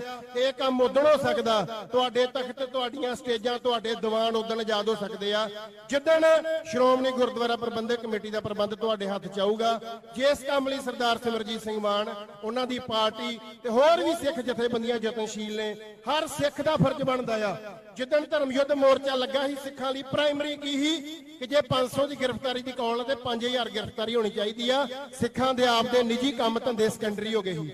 ਅੱਜ ਉਸੇ ਡੈਡੀਕੇਸ਼ਨ ਦੇ ਨਾਲ ਜੇ ਸਿੱਖ ਤੁਰਨਗੇ ਕਿ ਅਸੀਂ ਸ਼੍ਰੋਮਣੀ ਗੁਰਦੁਆਰਾ ਪ੍ਰਬੰਧਕ ਕਮੇਟੀ ਯਾਦ ਕਰਾਉਣੀ ਆ, ਆਪਦੀਆਂ ਸਟੇਜਾਂ ਯਾਦ ਕਰਾਉਣੀਆਂ, ਜਿੱਦਣ ਉਹਨਾਂ ਸਟੇਜਾਂ ਤੋਂ ਆਜ਼ਾਦੀ ਦੀ ਬਾਤ ਪਊਗੀ ਤੇ ਮੈਨੂੰ ਲੱਗਦਾ ਕਿ ਸਾਡੀਆਂ ਰਗਾਂ 'ਚ ਜਿਹੜਾ ਭਾਰਤੀ ਰਾਸ਼ਟਰਵਾਦ ਦਾ ਉਹ ਜ਼ਹਿਰ ਰਚ ਚੁੱਕਾ ਆ, ਉਹ ਫਿਰ ਬਾਹਰ ਨਿਕਲੂਗਾ। ਇੰਨੀਆਂ ਕੁ ਬੇਨਤੀਆਂ ਪ੍ਰਵਾਨ। ਵਾਹਿਗੁਰੂ ਜੀ ਕਾ ਖਾਲਸਾ, ਵਾਹਿਗੁਰੂ ਜੀ ਕੀ ਫਤਿਹ।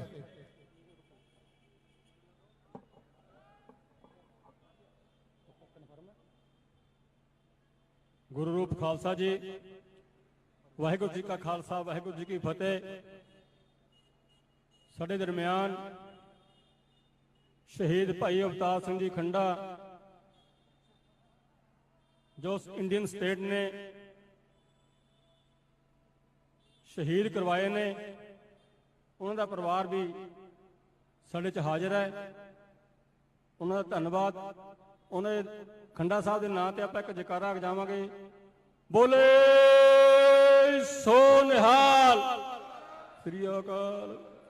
ਸੋ ਹੁਣ ਮੈਂ ਬੇਨਤੀ ਕਰੂੰਗਾ ਭਾਈ ਪਰਮਜੀਤ ਸਿੰਘ ਜੀ ਮੰਡ, ਐਕਟਿੰਗ ਪ੍ਰਧਾਨ ਦਲ ਖਾਲਸਾ, ਉਹ 5 ਮਿੰਟ ਲਈ ਆਪਣੇ ਵਿਚਾਰ ਸਾਂਝੇ ਕਰਨਗੇ। ਭਾਈ ਪਰਮਜੀਤ ਸਿੰਘ ਜੀ ਮੰਡ ਸਾਹਿਬ।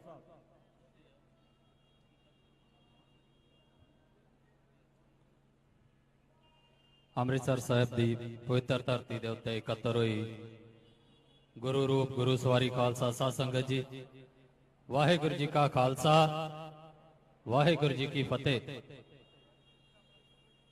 ਪਹਿਲੀ ਗੱਲ ਤਾਂ ਮੈਂ ਇਹ ਕਰਨੀ ਚਾਹੁੰਦਾ ਕਿ ਬਹੁਤ ਸਾਰੀਆਂ ਸਾਡੀਆਂ ਸਟੇਜਾਂ ਦੇ ਉੱਤੇ ਇੱਕ ਗੱਲ ਕੀਤੀ ਜਾਂਦੀ ਆ ਵੀ ਅਸੀਂ ਉਸ ਮੁਲਕ ਦੇ ਵਾਸੀ ਆ ਜਿੱਥੇ ਸਾਡੀਆਂ ਧੀਆਂ ਭੈਣਾਂ ਦੀ ਇੱਜ਼ਤ ਲੁੱਟੀ ਗਈ। ਕੀਤੀ ਜਾਂਦੀ। ਇਹ ਵੀ ਕਿਹਾ ਜਾਂਦਾ ਅਸੀਂ ਉਸ ਮੁਲਕ ਦੇ ਵਾਸੀ ਆ ਜਿੱਥੇ ਸਾਡਾ ਕਤਲੇਆਮ ਕੀਤਾ ਗਿਆ। ਉਹ ਵੀ ਕਿਹਾ ਜਾਂਦਾ ਜੀ ਅਸੀਂ ਉਸ ਮੁਲਕ ਦੇ ਵਾਸੀ ਆ ਜਿਨ੍ਹਾਂ ਦੀਆਂ ਫੌਜਾਂ ਸਾਡੇ ਅਕਾਲ ਤਖਤ ਸਾਹਿਬ ਨੂੰ ਢਹਿ ਢੇਰੀ ਕਰਨ ਆਈਆਂ। ਇਹਦੇ 'ਚ ਇੱਕ ਨਿੱਕੀ ਜੀ ਖਰਾਬੀ ਆ, ਜਿੰਨੀਆਂ ਗੱਲਾਂ ਮੈਂ ਬੋਲੀ ਉਹ ਖਰਾਬੀ ਨੂੰ ਸਮਝੋ, ਫਿਰ ਰਸਤੇ ਸਾਫ਼ ਹੋ ਜਾਣਗੇ। ਖਰਾਬੀ ਕੀ ਆ? ਅਸੀਂ ਉਸ ਮੁਲਕ ਦੇ ਵਾਸੀ ਆ ਨਹੀਂ, ਅਸੀਂ ਉਸ ਮੁਲਕ ਦੇ ਵਾਸੀ ਨਹੀਂ ਆ ਜਿਨ੍ਹਾਂ ਦੇ ਵਿੱਚ ਇਹ ਕੁਝ ਹੋਇਆ। ਇਹ ਸਾਰਾ ਕੁਝ ਹੋਇਆ ਹਿੰਦੁਸਤਾਨ ਦੇ ਵਿੱਚ, ਇਹ ਸਾਰਾ ਕੁਝ ਹੋਇਆ ਇੰਡੀਆ ਦੇ ਵਿੱਚ। ਸਾਡਾ ਮੁਲਕ ਪੰਜਾਬ ਆ, ਸਾਡਾ ਮੁਲਕ ਖਾਲਿਸਤਾਨ ਆ। ਜੇ ਸਾਡੇ ਪੰਜਾਬ ਦੇ ਵਿੱਚ ਸਾਡਾ ਕਤਲੇਆਮ ਜਾਂ ਸਾਡੀਆਂ ਭੀੜਾਂ ਨੇ ਜਾਂ ਸਾਡੇ ਬਹੁਤਾਤ ਗਿਣਤੀ ਨੇ ਕਿਸੇ ਦਾ ਕਤਲੇਆਮ ਕੀਤਾ ਤੇ ਤਾਂ ਦੱਸੋ। ਜੇ ਅਸੀਂ ਕਿਸੇ ਦਾ ਜਬਰ ਜਨਾਹ ਕੀਤਾ ਪੰਜਾਬ ਮੁਲਕ ਦੇ ਵਿੱਚ ਤੇ ਤਾਂ ਦੱਸੋ। ਇੱਥੇ ਥੋੜਾ ਜਿਹਾ ਕਰੈਕਟ ਕਰੀਏ, ਇਹ ਕਿਹਾ ਕਰੀਏ ਅਸੀਂ ਉਸ ਮੁਲਕ ਦੇ ਗੁਲਾਮ ਆ ਜਿਨ੍ਹਾਂ ਨੇ ਸਾਡੇ ਨਾਲ ਇਹ ਸਭ ਕੁਝ ਕੀਤਾ। ਸੋ ਆਪਣਾ ਮੁਲਕ ਸਾਫ਼ ਕਰੋ। ਹਿੰਦੁਸਤਾਨ ਸਾਡਾ ਮੁਲਕ ਨਹੀਂਗਾ। ਜਿਹੜੀ ਡੈਮੋਕ੍ਰੇਸੀ ਨੂੰ ਬਹਾਲ ਕਰਨ ਦੀ ਗੱਲ ਇੱਥੇ ਚੱਲਦੀ ਆ, ਇਹ ਵੀ ਇੱਕ ਤਰਾਸਦੀ ਆ। ਵੇਖੋ ਸਾਡੀ ਪੰਜਾਬ ਦੀ ਸਿੱਖਾਂ ਦੀ ਤਰਾਸਦੀ ਆ ਵੀ ਜਿਹੜਾ ਇੰਡੀਆ ਆਪਣੇ ਆਪ ਨੂੰ ਦੁਨੀਆ ਦਾ ਸਭ ਤੋਂ ਵੱਡਾ ਲੋਕਤੰਤਰਿਕ ਕਹਿੰਦਾ, ਜਿਸ ਮੁਲਕ ਦੇ ਅਸੀਂ ਗੁਲਾਮ ਆ, ਉਸ ਮੁਲਕ ਦੀ ਗੁਲਾਮੀ ਦੇ ਵਿੱਚ ਰਾਜਨੀਤੀ ਨੂੰ ਬਹਾਲ ਕਰਾਉਣ ਦੇ ਲਈ ਵੀ ਸਿੱਖਾਂ ਨੂੰ ਮਿੰਤਾਂ ਤੇ ਤਰਲੇ ਤੇ ਸਟੇਜਾਂ ਲਾਉਣੀਆਂ ਪੈਂਦੀਆਂ। ਤੇ ਫਿਰ ਕਾਹਦਾ ਲੋਕਤੰਤਰ ਹੈ? ਕਾਹਦੀਆਂ ਖੁਸ਼ੀਆਂ ਨੇ? ਸਾਡੇ ਲਈ ਕਾਹਦਾ ਇਹ ਲੋਕਤੰਤਰ ਹੈ? ਕੋਈ ਲੋਕਤੰਤਰ ਨਹੀਂ। ਚਲੋ ਜਿਹੜਾ ਅੱਜ ਦਾ ਪੁਆਇੰਟ ਆ ਮੈਂ ਉਹਦੇ ਤੇ ਆਵਾਂ। ਸ਼੍ਰੋਮਣੀ ਕਮੇਟੀ ਦੀ ਜਿਹੜੀਆਂ ਚੋਣਾਂ ਨੇ, ਇਹਦੀ ਬੁਨਿਆਦ, ਇਹਦੀ ਇੱਕ ਖਰਾਬੀ ਜਿਹੜੀ ਜੜ ਆ ਜਿੱਥੇ, ਉਹਨੂੰ ਵੀ ਸਾਨੂੰ ਫੜਨਾ ਚਾਹੀਦਾ। ਇਹ ਜੜ ਜਿੱਥੇ ਇੰਡੀਅਨ ਸਿਸਟਮ ਆ, ਜਿੱਥੇ ਭਾਰਤੀ ਸਿਸਟਮ ਹੈ, ਅਸੀਂ ਕਹਿੰਦੇ ਆ ਵੀ ਇੰਡੀਆ ਦੀ ਪਾਰਲੀਮੈਂਟ ਸਾਡੀਆਂ ਚੋਣਾਂ ਨਹੀਂ ਕਰਾਉਂਦੀ, ਪਰ ਉਹ ਕਿਉਂ ਨਹੀਂ ਕਰਾਉਂਦੀ? ਇੱਕ ਸਵਾਲ ਆ ਵੀ ਕਿਉਂ ਨਹੀਂ ਕਰਾਉਂਦੀ। ਉਹਦਾ ਸਾਰਾ ਇੱਕ ਮੋਟਾ ਜਿਹਾ ਜਵਾਬ ਦੇ ਦਿੰਦੇ ਆ ਵੀ ਜਦੋਂ ਤੱਕ ਉਹਨਾਂ ਕੋਲ ਬਾਦਲ ਵਰਗਾ ਨਹੀਂ ਆਊਗਾ ਉਹ ਚੋਣਾਂ ਨਹੀਂ ਕਰਾਉਣਗੇ। ਇਹ ਵੀ ਗੱਲ ਠੀਕ ਆ, ਪਰ ਫਿਰ ਇੱਕ ਸਵਾਲ ਬਣ ਜਾਂਦਾ ਵੀ ਜੇ ਬਾਦਲ ਵਰਗਾ ਵੀ ਉਹਨਾਂ ਦੇ ਕੋਲ ਹੋਵੇ ਜਾਂ ਨਹੀਂ ਹੋਵੇ ਤਾਂ 5 ਸਾਲ ਬਾਅਦ ਚੋਣਾਂ ਕਿਉਂ ਨਹੀਂ ਕਰਾਉਂਦੀ? 5 ਸਾਲ ਬਾਅਦ ਵੀ ਤੇ ਬਾਦਲ ਵਰਗਾ ਚੁਣ ਕੇ ਉਭਾਲ ਹੀ ਸਕਦੇ ਉੱਤੇ। ਉਹਦੀ ਬੁਨਿਆਦ, ਉਹਦੀ ਜੜ ਜਿੱਥੇ ਪਈ ਆ ਉਹ ਸਾਡੇ ਐਕਟ 'ਚ ਪਈ ਆ, ਜਿਹੜਾ 1925 ਵਾਲਾ ਹੈ। ਜਿਨ੍ਹਾਂ ਨੇ ਪੜਿਆ ਉਹਨਾਂ ਨੂੰ ਪਤਾ ਆ। ਔਰ 1925 ਦੇ ਵਿੱਚ ਤੇ ਹਿੰਦੁਸਤਾਨ ਦਾ ਰਾਜ ਨਹੀਂ। ਇਹਦਾ ਮਤਲਬ ਸਾਡੇ ਕੋਲੋਂ ਗਲਤੀ ਦੇ ਵਿੱਚ ਕਿਤੇ ਨਾ ਕਿਤੇ ਗਲਤੀ ਹੋਈ ਆ। ਕਾਲੀ ਦੇ ਵਿੱਚ ਉਹ ਗਲਤੀ ਕਿੱਥੇ ਹੋਈ? ਜਿੱਥੇ ਅਸੀਂ ਆਪਣੇ ਐਕਟ ਦੇ ਵਿੱਚ ਇਹ ਗੱਲ ਪ੍ਰਵਾਨ ਕਰ ਲਈ ਵੀ ਸ਼੍ਰੋਮਣੀ ਕਮੇਟੀ ਦਾ ਹਾਊਸ ਜਿਹੜਾ ਆ ਉਹਦੀਆਂ ਚੋਣਾਂ 5 ਸਾਲ ਬਾਅਦ ਹੋਣਗੀਆਂ, ਪਰ ਅੱਗੇ ਉਹਨਾਂ ਇੱਕ ਗੱਲ ਲਿਖੀ, ਜਿਹੜੀ ਅਗਲੀ ਲਾਈਨ ਆ ਉਹ ਬੜੀ ਖਤਰਨਾਕ ਆ। ਪਰ ਪਾ ਕੇ ਉਹਨਾਂ ਕਿਹਾ ਜਦੋਂ ਤੱਕ ਅਗਲਾ ਹਾਊਸ ਨਹੀਂ ਚੁਣਿਆ ਜਾਂਦਾ ਤੇ ਪਿਛਲਾ ਹਾਊਸ ਕੰਮ ਕਰਦਾ ਰਹੂਗਾ। ਇਹਦਾ ਮਤਲਬ ਕੀ ਹੋ ਗਿਆ ਵੀ 5 ਸਾਲ ਤੋਂ ਜੇ ਖਿੱਚਣਾ ਹੋਵੇ ਤੇ ਪਿਛਲੇ ਹਾਊਸ ਨੂੰ ਇਹ ਪਾਵਰ ਦੇਤੀ ਵੀ ਤੂੰ ਹੁਣ ਅੱਗੇ ਭਾਵੇਂ 10 ਸਾਲ ਤੇ 15 ਸਾਲ ਲੱਗਾ ਰਹਿ। ਸੋ ਸਾਨੂੰ ਉਹ ਵੀ ਦੂਰ ਕਰਨਾ ਪੈਣਾ ਜਦੋਂ ਕਦੇ ਸਾਡੇ ਕੋਲ ਤਾਕਤ ਆਵੇ। ਹੁਣ ਬੀਜੇਪੀ ਜਾਂ ਜਿਹੜਾ ਹਿੰਦੁਸਤਾਨ ਆ ਉਹਨੇ ਆਪਣੀ ਪ੍ਰੈਕਟਿਸ ਬਦਲ ਲਈ ਆ। ਇਹ ਗੱਲਾਂ ਹੁਣ ਮੈਨੂੰ ਲੱਗਦਾ ਸਾਨੂੰ ਇੱਕ ਪਾਸੇ ਰੱਖ ਦੇਣੀਆਂ ਚਾਹੀਦੀਆਂ, ਸਾਨੂੰ ਸਮਝ ਲੈਣੀਆਂ ਚਾਹੀਦੀਆਂ। ਹੁਣ ਉਹਨੂੰ ਬਾਦਲ ਵਰਗੇ ਨਹੀਂ ਚਾਹੀਦੇ। ਅਸੀਂ ਕਹਿੰਦੇ ਵੀ ਜਿੱਦਣ ਉਹਨਾਂ ਨੂੰ ਬਾਦਲ ਵਰਗੇ ਮਿਲਣਗੇ ਉਹ ਚੋਣਾਂ ਕਰਾਉਣਗੇ। ਨਹੀਂ, ਹੁਣ ਉਹਨਾਂ ਨੇ ਵਿਸਾਖੀਆਂ ਦਾ ਸਹਾਰਾ ਲੈਣਾ ਛੱਡਤਾ ਆ। ਹੁਣ ਬਾਦਲ ਧਿਰ ਵੇਖੋ ਤੁਸੀਂ, ਇਸ ਟਾਈਮ ਬਾਦਲ ਧਿਰ ਵੀ ਤਾਂ ਹੈਗੀ ਆ ਨਾ। ਜਦ ਜਿੱਦਣ ਸੀਗਾ ਬਾਦਲ ਉਦੋਂ ਕਿਹੜੀਆਂ ਇਹਨਾਂ 5 ਸਾਲ ਬਾਅਦ ਚੋਣਾਂ ਕਰਾ ਲਈਆਂ? ਕਾਰਨ ਕੀ ਆ? ਕਾਰਨ ਇਹ ਆ ਵੀ ਉਹਨਾਂ ਨੂੰ ਇਹ ਲੱਗਾ ਜਾਂ ਉਹਨਾਂ ਨੂੰ ਇਹ ਲੱਗਦਾ ਹੈਗਾ ਵੀ ਅਸੀਂ ਕਿਸੇ ਦਾ ਸਹਾਰਾ ਕਿਉਂ ਲੈਣਾ, ਸਿੱਧਾ ਆਓ। ਤੇ ਉਹਨਾਂ ਨੇ ਆਪਣੇ ਸਿੱਧੇ ਬੰਦੇ ਲਿਆਂਦੇ। ਤੁਸੀਂ ਵੇਖ ਲਓ ਹਜ਼ੂਰ ਸਾਹਿਬ ਦਾ ਹਾਲ ਕਮੇਟੀਆਂ ਦਾ। ਹਰਿਆਣਾ ਸਾਡੇ ਗਵਾਂਢ 'ਚ ਆ, ਦੱਸੋ ਕਿਸ ਨੂੰ ਭੁਲੇਖਾ ਰਹਿ ਗਿਆ ਵੀ ਬੀਜੇਪੀ ਤੋਂ ਵੱਖਰੇ ਨੇ? ਦੂਜੇ ਤਖਤਾਂ ਦਾ ਹਾਲ ਵੇਖੋ ਸਾਡਾ ਕੀ ਆ। ਤੇ ਉਹੀ ਕੰਮ ਹੁਣ ਉਹਨਾਂ ਨੇ ਇੱਥੇ ਕਰਨਾ। ਹੁਣ ਉਹਨਾਂ ਨੇ ਸਾਡੇ ਵਿੱਚੋਂ ਕਮਜ਼ੋਰ ਨਹੀਂ ਲੱਭਣੇ, ਉਹਨਾਂ ਆਪਣੇ ਤਿਆਰ ਕੀਤੇ ਹੋਏ ਬੰਦੇ ਸਾਡੇ ਇੱਥੇ ਲਿਆ ਕੇ ਫਿੱਟ ਕਰਨੇ ਆ ਤੇ ਉਹਦੇ ਤੇ ਉਹਨਾਂ ਦਾ ਜ਼ੋਰ ਲੱਗਾ ਆ। ਤੇ ਇਹ ਪਹਿਲੀ ਵਾਰੀ ਨਹੀਂ ਹੋਇਆ ਸਾਡੇ ਨਾਲ ਕਿ ਇੱਥੇ 11-12 ਸਾਲ ਦਾ ਜਾਂ 15 ਸਾਲ ਦਾ ਸਮਾਂ ਪੈ ਗਿਆ ਹੁਣ ਤੇ ਸਾਡੀਆਂ ਵੋਟਾਂ ਨਾ ਜਾਣ। ਮਾਨ ਸਾਹਿਬ ਬੈਠੇ ਨੇ, ਸਾਡਾ ਤੇ ਚਲੋ ਉਦੋਂ ਦਾ ਜਨਮ ਨਹੀਂ ਹੈਗਾ। ਤੁਹਾਨੂੰ ਯਾਦ ਹੋਊਗਾ ਸਾਰੇ ਬਜ਼ੁਰਗਾਂ ਨੂੰ 1979 ਦੀ ਹੋਈ ਚੋਣ 1996 'ਚ ਜਾ ਕੇ ਦੁਬਾਰਾ ਹੋਈ, 17-18 ਸਾਲ ਬਾਅਦ। ਸੋ ਇਹ ਸਾਡੇ ਨਾਲ ਐਵੇਂ ਚੱਲਦਾ ਰਹਿਣਾ। ਸਮੱਸਿਆ ਇਹ ਆ ਵੀ ਸਾਡੀਆਂ ਚੋਣਾਂ ਕਰਵਾਉਣ ਦੇ ਲਈ ਅਸੀਂ ਖੁਦ ਉਹਨੇ ਸਮਰੱਥ ਨਹੀਂ ਗਏ। ਸਾਡਾ ਫੈਸਲਾ ਇੰਡੀਆ ਦੀ ਪਾਰਲੀਮੈਂਟ ਕਰਦੀ। ਸੋ ਸਾਨੂੰ ਆਪਣੇ ਫੈਸਲੇ ਇੰਡੀਆ ਦੀ ਚੁੰਗਲ ਦੇ ਵਿੱਚੋਂ ਬਾਹਰ ਕੱਢਣੇ ਪੈਣਗੇ। ਸਾਡੀ ਹਰ ਤਾਕਤ ਇੰਡੀਆ ਨੇ ਆਪਣੇ ਕੰਟਰੋਲ 'ਚ ਰੱਖੀ ਹੋਈ ਹੈ। ਗੁਰਧਾਮ ਸਾਡੇ, ਗੁਰਦੁਆਰੇ ਸਾਡੇ, ਪ੍ਰਬੰਧ ਕਿੰਨਾ ਦੇ ਹੱਥਾਂ 'ਚ ਦੇਣਾ, ਕਦੋਂ ਦੇਣਾ, ਸਾਡੀਆਂ ਵੋਟਾਂ ਕਦੋਂ ਕਰਾਉਣੀਆਂ, ਉਹ ਤੈਅ ਕੌਣ ਕਰਦਾ? ਦਿੱਲੀ, ਇੰਡੀਆ ਦੀ ਪਾਰਲੀਮੈਂਟ। ਜ਼ਮੀਨ ਸਾਡੀ, ਇਹਦੇ ਉੱਤੇ ਕਿਸ ਤਰ੍ਹਾਂ ਦਾ ਕਾਨੂੰਨ ਲਾਗੂ ਹੋਣਾ ਤੈਅ ਕੌਣ ਕਰਦਾ? ਦਿੱਲੀ। ਸਾਡੇ ਪਾਣੀ, ਇਹਨਾਂ ਨੂੰ ਕਿੱਥੇ ਵਰਤਣਾ, ਕਿਵੇਂ ਵਰਤਣਾ ਤੈਅ ਕੌਣ ਕਰਦਾ? ਦਿੱਲੀ। ਸਾਡਾ ਬਾਰਡਰ ਨਾਲ ਦਾ ਏਰੀਆ BSF ਦੀਆਂ ਤਾਕਤਾਂ ਵਧਾ ਕੇ ਸਾਡੇ ਸ਼ਹਿਰਾਂ ਦੇ ਵਿੱਚ ਵਾੜਤਾ, ਅੰਮ੍ਰਿਤਸਰ ਵੀ ਉਹਦੇ ਵਿੱਚ ਵਾੜਤਾ, ਕੌਣ ਤੈਅ ਕਰਦਾ? ਦਿੱਲੀ। ਜਿਹੜਾ ਵਿੱਚ ਵਾਲਾ ਪੰਜਾਬ ਬਚ ਗਿਆ ਉੱਥੇ NIA ਵਰਗਿਆਂ ਨੂੰ ਅੰਨੀਆਂ ਤਾਕਤਾਂ ਦਿੱਤੀਆਂ।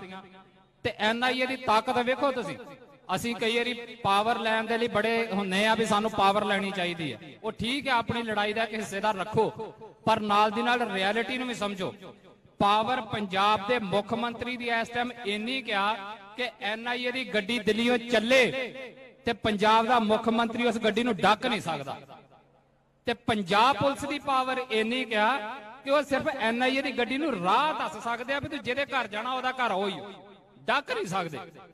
ਇੰਡੀਆ ਦੀ ਇੱਕ ਏਜੰਸੀ ਦੀ ਪਾਵਰ ਇੰਨੀ ਹੈ, ਉਹਨੇ ਤੇ ਪੰਜਾਬ ਨੂੰ, ਸਾਡੇ ਵਰਗੇ ਲੋਕਾਂ ਨੂੰ ਚਾਰੇ ਪਾਸਿਓਂ ਘੇਰਿਆ ਆ, ਤੇ ਅਸੀਂ ਕੀ ਕਰਦੇ ਪਏ? ਸੋ ਅਸੀਂ ਸਮਝੀਏ, ਜਦੋਂ ਅਸੀਂ ਹਾਲ ਦੁਹਾਈ ਪਾਉਂਦੇ ਆ ਸਟੇਜਾਂ ਤੋਂ, ਇਹ ਕਹਿੰਦੇ ਆ ਵੀ ਪੰਜਾਬ ਦੇ ਕੋਲੋਂ ਸਾਰੀਆਂ ਤਾਕਤਾਂ ਖੋਈਆਂ ਜਾ ਰਹੀਆਂ। NIA ਦੀ ਜਿਹੜੀ ਛਾਪੇਮਾਰੀ ਹੋਈ, ਤੁਸੀਂ ਉਹਨੂੰ ਸਾਰੀ ਨੂੰ ਗੱਲ ਨੂੰ ਸਮਝੋ। ਇਹ ਪਹਿਲੀ ਵਾਰੀ ਨਹੀਂ ਹੋਈ ਤੇ ਆਖਰੀ ਵਾਰੀ ਨਹੀਂ ਗਈ। UAPA ਪਹਿਲੀ ਵਾਰੀ ਨਹੀਂ ਲੱਗਾ ਤੇ ਆਖਰੀ ਵਾਰੀ ਨਹੀਂ ਲੱਗਾ। NSA ਪਹਿਲੀ ਵਾਰੀ ਨਹੀਂ ਲੱਗੀ ਤੇ ਆਖਰੀ ਵਾਰੀ ਨਹੀਂ ਲੱਗੀ।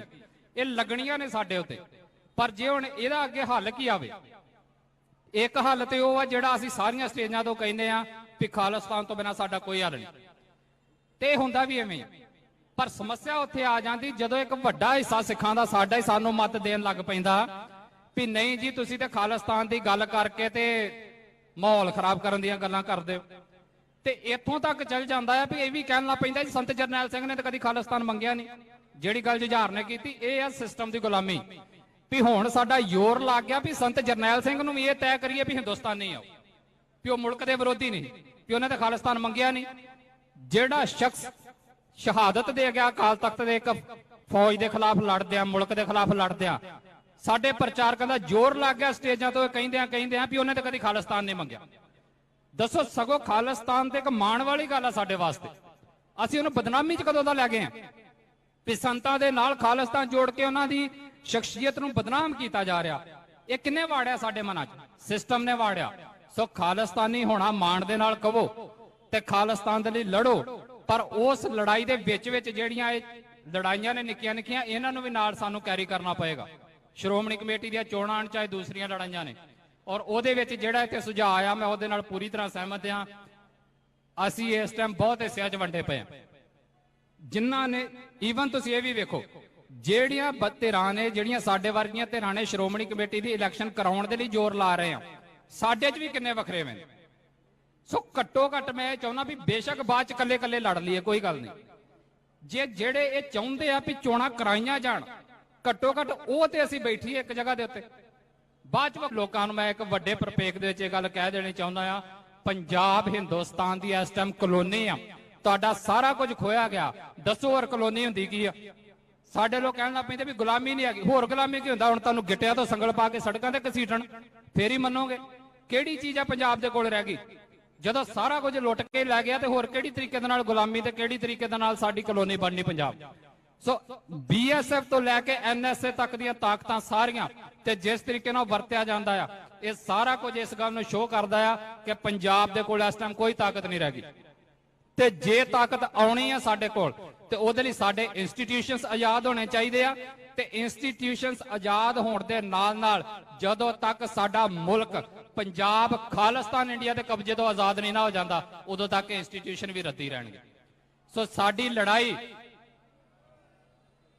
ਇਹ ਇੰਸਟੀਟਿਊਸ਼ਨਸ ਆਜ਼ਾਦ ਕਰਾਉਣ ਦੇ ਨਾਲ ਨਾਲ ਵੱਡੀ ਲੜਾਈ ਹਮੇਸ਼ਾ ਨੌਜਵਾਨੋ ਯਾਦ ਰੱਖਿਓ ਕਿ ਖਾਲਿਸਤਾਨ ਦੀ ਆਜ਼ਾਦੀ ਦੀ ਲੜਾਈ ਆਪਣੇ ਮੋਢਿਆਂ ਤੇ ਹਮੇਸ਼ਾ ਚੁੱਕੇ ਰੱਖਣੀ ਆ। ਔਰ ਜਦੋਂ ਤੱਕ ਉਹ ਨਹੀਂ ਬਣਦਾ ਉਦੋਂ ਤੱਕ ਸੰਘਰਸ਼ੀਲ ਰਹਿਣਾ ਆ ਔਰ ਮਾਣ ਦੇ ਨਾਲ ਕਹਿਣਾ ਹੈ ਕਿ ਅਸੀਂ ਖਾਲਿਸਤਾਨੀ ਆ, ਅਸੀਂ ਪੰਜਾਬੀ ਆ, ਨਾ ਕਿ ਹਿੰਦੁਸਤਾਨੀ। ਇੰਨੀਆਂ ਗੱਲਾਂ ਦੇ ਨਾਲ ਖੇਮਾ ਦਾ ਜਾ ਚੱਕਾਂ। ਵਾਹਿਗੁਰੂ ਜੀ ਕਾ ਖਾਲਸਾ, ਵਾਹਿਗੁਰੂ ਜੀ ਕੀ ਫਤਿਹ। ਭਾਈ ਮੰਡ ਸਾਹਿਬ ਦਾ ਬਹੁਤ ਧੰਨਵਾਦ। ਜਿੱਥੇ ਸਤਿਕਾਰਯੋਗ ਬੀਬੀਆਂ ਵੱਡੀ ਗਿਣਤੀ 'ਚ ਪੰਜਾਬ ਦੇ ਵੱਖ-ਵੱਖ ਕੋਨੇ 'ਚੋਂ ਚੱਲ ਕੇ ਆਈਆਂ ਨੇ, ਸਾਡੇ ਬਹੁਤ ਹੀ ਸਤਿਕਾਰਯੋਗ ਭੈਣ ਅੰਮ੍ਰਿਤਪਾਲ ਕੌਰ ਅਤੇ ਸਾਡੀ ਸਤਿਕਾਰਯੋਗ ਬੀਬੀ ਜੋ ਕਿ ਇਸਤਰੀ ਅਕਾਲੀ ਦਲ ਦੇ ਪ੍ਰਧਾਨ ਨੇ ਬੀਬੀ ਰਜਿੰਦਰ ਕੌਰ ਜੈਤੋ, ਉਹ ਆਪਣੇ ਵਿਚਾਰ ਰੱਖ ਕੇ ਗਏ ਨੇ। ਉਸੇ ਤਰ੍ਹਾਂ ਬੀਬੀ ਅਮਨਦੀਪ ਕੌਰ ਮੋਗੇ ਤੋਂ ਜੋ ਕਿ ਬੜੀ ਤਨਦੇਹੀ ਦੇ ਨਾਲ ਹਰ ਜਗ੍ਹਾ ਪਹੁੰਚਦੇ ਨੇ, ਉਹਨਾਂ ਦਾ ਧੰਨਵਾਦ ਹੈ। ਬੀਬੀ ਹਰਪਾਲ ਕੌਰ ਸੰਗਰੂਰ ਤੋਂ 20 ਬੀਬੀਆਂ ਦਾ ਜਥਾ ਲੈ ਕੇ ਕੱਲ ਰਾਤ ਦੇ ਪਹੁੰਚੇ ਨੇ, ਉਹਨਾਂ ਦਾ ਧੰਨਵਾਦ ਹੈ। ਬੀਬੀ ਸੁਖਜੀਤ ਕੌਰ ਕਪੂਰਥਲਾ ਦੇ ਪ੍ਰਧਾਨ ਨੇ, ਉਹਨਾਂ ਦਾ ਧੰਨਵਾਦ ਹੈ। ਇਸੇ ਤਰ੍ਹਾਂ ਬੀਬੀ ਅਮਨਦੀਪ ਸਿਮਰਨਜੀਤ ਕੌਰ ਲੁਧਿਆਣਾ, ਉਹਨਾਂ ਦਾ ਧੰਨਵਾਦ ਹੈ। ਬੀਬੀ ਕਮਲਜੀਤ ਕੌਰ ਬੰਗਾ, ਬੀਬੀ ਬਲਜੀਤ ਕੌਰ ਮੋਹਾਲੀ, ਬੀਬੀ ਕੁਲਵਿੰਦਰ ਕੌਰ ਗੁਰਦਾਸਪੁਰ, ਬੀਬੀ ਕੁਲਵਿੰਦਰ ਕੌਰ ਕਰਤਾਰਪੁਰ, ਬੀਬੀ ਕਮਲਜੀਤ ਕੌਰ ਜਲੰਧਰ, ਬੀਬੀ ਗੁਰਦੀਪ ਕੌਰ, ਬੀਬੀ ਮਨਜੀਤ ਕੌਰ ਗਾਗੜਾ, ਬੀਬੀ ਰਸਪਿੰਦਰ ਕੌਰ ਰਈਆ, ਬੀਬੀ ਗੁਰਮੀਤ ਕੌਰ, ਜੋ ਕਿ ਸਾਡੇ ਸਤਿਕਾਰਯੋਗ ਯੋਧੇ ਜਿਹੜੇ ਜੇਲ੍ਹ ਵਿੱਚ ਬੰਦ ਨੇ, ਉਹਨਾਂ ਦੇ ਸਤਿਕਾਰਯੋਗ ਮਾਤਾ ਨੇ, ਉਹਨਾਂ ਦਾ ਧੰਨਵਾਦ ਹੈ।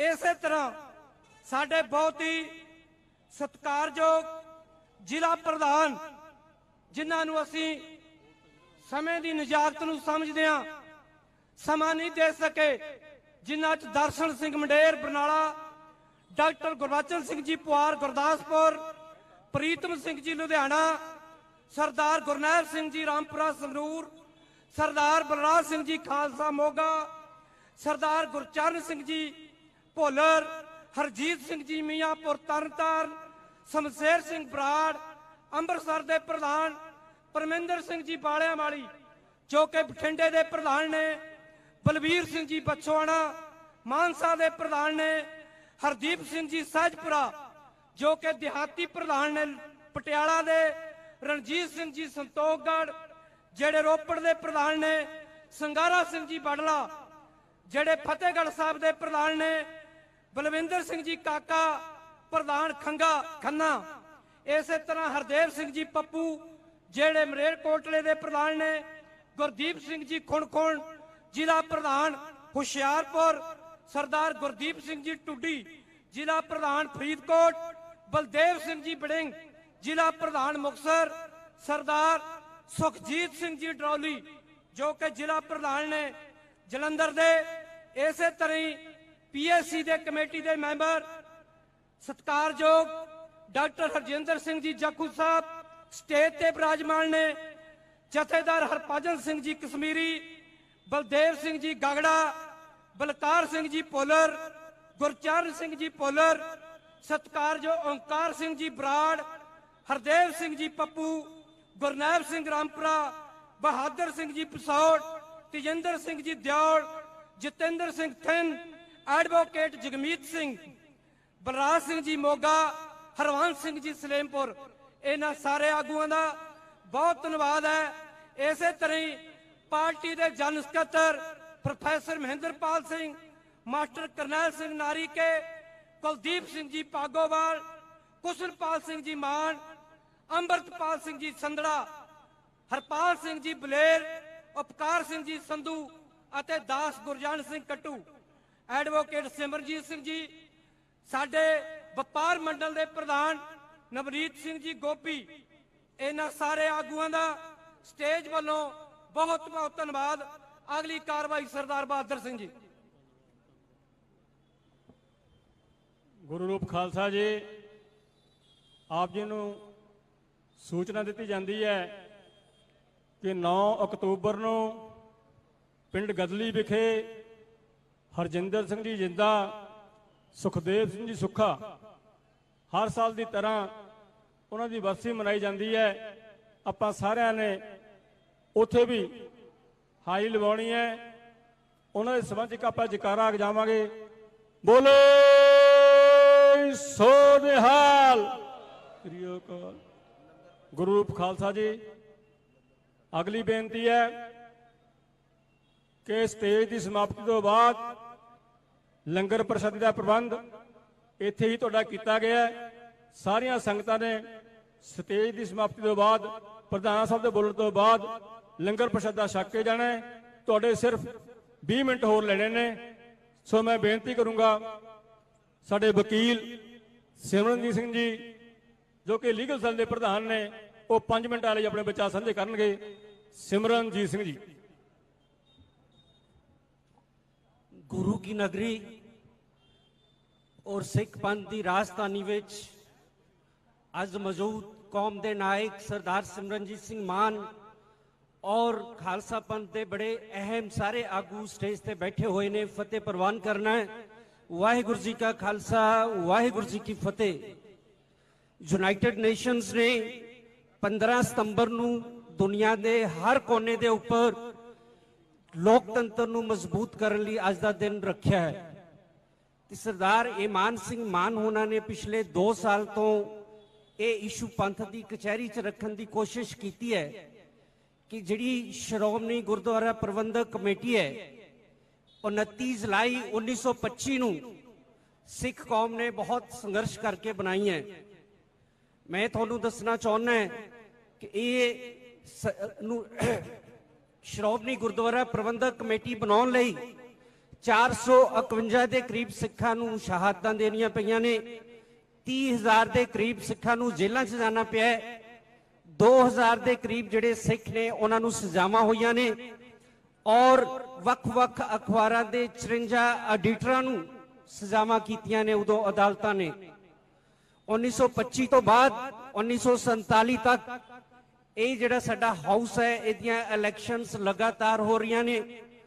1947 ਤੋਂ ਬਾਅਦ 67 ਵਿੱਚ ਚੋਣ ਹੁੰਦੀ ਹੈ, 67 ਤੋਂ ਬਾਅਦ 79 ਦੇ ਵਿੱਚ ਹੁੰਦੀ ਹੈ, 79 ਤੋਂ ਬਾਅਦ 96, ਫਿਰ 2004 ਤੇ ਫਿਰ ਹੁਣ 2024। ਜਿਹੜੀ ਇੱਥੋਂ ਦੀ ਸੁਪਰੀਮ ਕੋਰਟ ਹੈ ਉਹਦੇ ਫੁੱਲ ਬੈਂਚ 13 ਜੱਜਸ ਨੇ ਕਿਹਾ ਕਿ ਜਿਹੜੀਆਂ ਫ੍ਰੀ ਫੇਅਰ ਤੇ ਪੀਰੀਓਡਿਕਲ ਇਲੈਕਸ਼ਨਸ ਲੋਕਤੰਤਰ ਦੀ ਜਿੰਦ ਜਾਨ ਹੁੰਦੀਆਂ ਨੇ, ਪਰ ਇੱਥੋਂ ਦੀ ਹਕੂਮਤ ਜਿਹੜੀ ਹੈ ਸਿੱਖ ਪੰਥ ਦੀ ਇਲੈਕਸ਼ਨਸ ਨਹੀਂ ਕਰਾ ਰਹੀਆਂ। ਤੇ ਜਿਵੇਂ ਇੱਥੇ ਮੰਡ ਸਾਹਿਬ ਨੇ ਬੋਲਿਆ ਹੈ, ਜਿਹੜਾ ਐਕਟ ਹੈ ਉਹਦੇ ਵਿੱਚ ਡਰਾਬੈਕ ਹੈਗਾ, ਪਰ ਇਹ ਐਕਟ ਅੱਜ ਤੋਂ ਪੂਰਾ 100 ਸਾਲ ਪਹਿਲੇ ਬਣਿਆ ਹੈ, ਤਾਂ ਉਸ ਐਕਟ ਵਿੱਚ ਅਮੈਂਡਮੈਂਟ ਹੋ ਸਕਦੀ ਹੈ। ਜੇ ਹਿੰਦੁਸਤਾਨ ਦੇ ਸੰਵਿਧਾਨ ਵਿੱਚ 150 ਤੋਂ ਵੱਧ ਅਮੈਂਡਮੈਂਟਸ ਹੋ ਸਕਦੀਆਂ ਤੇ ਇਹਦੇ ਵਿੱਚ ਵੀ ਕੀਤੀ ਜਾ ਸਕਦੀ ਹੈ। ਹੁਣ ਮੈਂ ਤੁਹਾਨੂੰ ਲੇਖਾ ਜੋਖਾ ਕਰਾਂਗਾ ਅਸੀਂ ਗਵਾਇਆ ਕੀ ਹੈ। ਜਦੋਂ ਇਹ ਐਕਟ ਬਣਿਆ ਸੀ ਉਦੋਂ ਪਿਸ਼ਾਵਰ ਤੋਂ ਲੈ ਕੇ ਦਿੱਲੀ ਤੱਕ ਜਿੰਨੇ ਗੁਰਦੁਆਰਾ ਸਾਹਿਬ ਸੀ ਉਹ ਸ਼੍ਰੋਮਣੀ ਗੁਰਦੁਆਰਾ ਪ੍ਰਬੰਧਕ ਕਮੇਟੀ ਦੇ ਅਧੀਨ ਸੀ। 1947 ਤੋਂ ਬਾਅਦ ਤਖਤ ਹਜੂਰ ਸਾਹਿਬ, ਤਖਤ ਪਟਨਾ ਸਾਹਿਬ ਸਾਡੇ ਘੇਰੇ ਚੋਂ ਬਾਹਰ ਚਲਾ ਗਿਆ ਹੈ, ਉਹਦਾ ਪ੍ਰਬੰਧ ਇੰਡੀਅਨ ਸਟੇਟ ਚਲਾ ਰਹੀ ਹੈ। ਦਿੱਲੀ ਕਮੇਟੀ ਅਲੱਗ ਬਣ ਗਈ ਹੈ, ਜੰਮੂ ਕਸ਼ਮੀਰ ਦੀ ਕਮੇਟੀ ਅਲੱਗ ਹੈਗੀ ਹੈ, ਹਰਿਆਣੇ ਦੀ ਕਮੇਟੀ ਅਲੱਗ ਹੈ। ਹੁਣ ਪੰਜਾਬ ਦੇ ਨਾਲ ਕੱਲੀਆਂ 2 ਸੀਟਾਂ ਰਹਿ ਗਈਆਂ ਨੇ, ਚੰਡੀਗੜ੍ਹ ਦੀ ਸ਼੍ਰੋਮਣੀ ਕਮੇਟੀ ਦੀ ਸੀਟ ਹੈ, ਇੱਕ ਹਿਮਾਚਲ ਦੀ ਹੈ।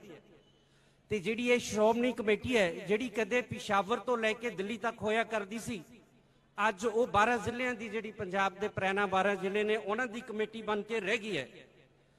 ਤੇ ਜਦੋਂ ਇਹ 1925 ਚ ਅਸੀਂ ਕਾਨੂੰਨ ਬਣਾਇਆ ਸੀ ਤਾਂ ਉਦੋਂ ਅੰਗਰੇਜ਼ ਕਹਿੰਦਾ ਸੀ ਕਿ ਇਹ ਜਿਹੜੀ ਤੀਸਰੀ ਐਂਗਲੋ ਵਾਰ ਸਿੱਖ ਜਿੱਤ ਗਏ ਨੇ, ਤੇ ਇਹ ਵੀ ਕਈ ਵਿਦਵਾਨਾਂ ਨੇ ਕਿਹਾ ਕਿ ਇਹ ਦੂਸਰੀ ਮਹਾਭਾਰਤ ਦੀ ਲੜਾਈ ਜਿਹੜੀ ਹੈ ਸਿੱਖਾਂ ਨੇ ਜਿੱਤੀ ਹੈ।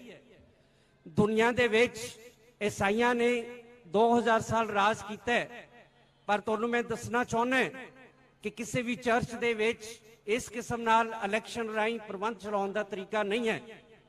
ਔਰ ਖਾਲਸਾ ਪੰਥ ਦੀ ਬਦੌਲਤ ਅੱਜ ਮੁਸਲਿਮ ਸ਼ਰਾਈਨ ਬੋਰਡ ਬਣਿਆ ਹੈ। ਜਿਹੜਾ ਹਿੰਦੂ ਸ਼ਰਾਈਨ ਬੋਰਡ ਹੈ ਉਹ ਵੀ ਸਾਡੀ ਸ਼੍ਰੋਮਣੀ ਕਮੇਟੀ ਤੋਂ ਬਾਅਦ ਸਰਕਾਰ ਲੈ ਕੇ ਆਈ ਹੈ।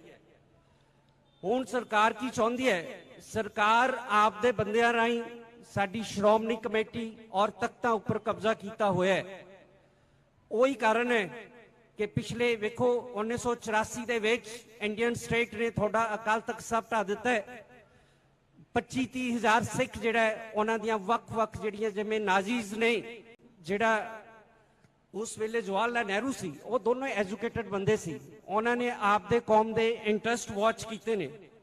ਤੇ ਇੱਕ ਕੌਮ ਦਾ ਇੱਕ ਬੜਾ ਵੱਡਾ ਨਾਮੀ ਸਾਇੰਟਿਸਟ ਹੋਇਆ ਆਇਨਸਟਾਈਨ, ਉਹ ਕਹਿੰਦਾ ਹੈ ਕਿ doing the same things again and again expecting different result is a foolish act. ਜਦੋਂ ਕੌਮ ਬਾਰ-ਬਾਰ ਬੇਈਮਾਨ ਲੀਡਰਾਂ ਨੂੰ ਚੁਣਦੀ ਹੈ, ਕਦੇ ਡਰਾਈਵਰਾਂ ਨੂੰ ਚੁਣਦੀ ਹੈ, ਜਦੋਂ ਤੱਕ ਤੁਸੀਂ ਸਹੀ ਕਿਸਮ ਦੇ ਬੰਦੇ ਜਿੱਤ ਕੇ ਨਹੀਂ ਭੇਜੋਗੇ ਕੌਮ ਦੇ ਹਾਲਾਤ ਇਹੀ ਰਹਿਣਗੇ। ਤੇ ਮੈਂ ਲਾਸਟ ਕਨਕਲੂਡ ਕਰਾਂਗਾ, ਇੱਥੇ ਤੁਹਾਡੇ ਅੰਮ੍ਰਿਤਸਰ ਦੀ ਧਰਤੀ ਅੰਗ ਸੀ, ਉਹਨਾਂ ਨੇ ਆਪਦੇ ਘੋੜੇ ਨੂੰ ਕਿਹਾ, ਮੈਂ ਕਨਕਲੂਡ ਕਰ ਰਿਹਾ ਸੀ, ਕਿ ਸਰਦਾਰਨੀ ਨੂੰ ਕਹਿ ਦਿਓ ਮੈਂ ਮੁੜ ਕੇ ਨਹੀਂ ਆਉਣਾ ਹੈਗਾ, ਮੈਂ ਜੰਗ 'ਚ ਸ਼ਹੀਦ ਹੋਣਾ ਹੈ। ਲੀਕ ਮਾਰ ਕੇ ਲੜੇ ਨੇ ਤੇ ਜਿਹੜੇ ਲੀਡਰ ਸਰੈਂਡਰ ਕਰ ਚੁੱਕੇ ਨੇ ਉਹ ਕੌਮ ਦੀ ਅਗਵਾਈ ਨਹੀਂ ਕਰ ਸਕਦੇ। ਖਾਲਸਾ ਪੰਥ ਨੂੰ ਇਹ ਸਮਝਣ ਦੀ ਲੋੜ ਹੈ। ਵਾਹਿਗੁਰੂ ਜੀ ਕਾ ਖਾਲਸਾ, ਵਾਹਿਗੁਰੂ ਜੀ ਕੀ ਫਤਿਹ। ਗੁਰੂ ਰੂਪ ਖਾਲਸਾ ਜੀ।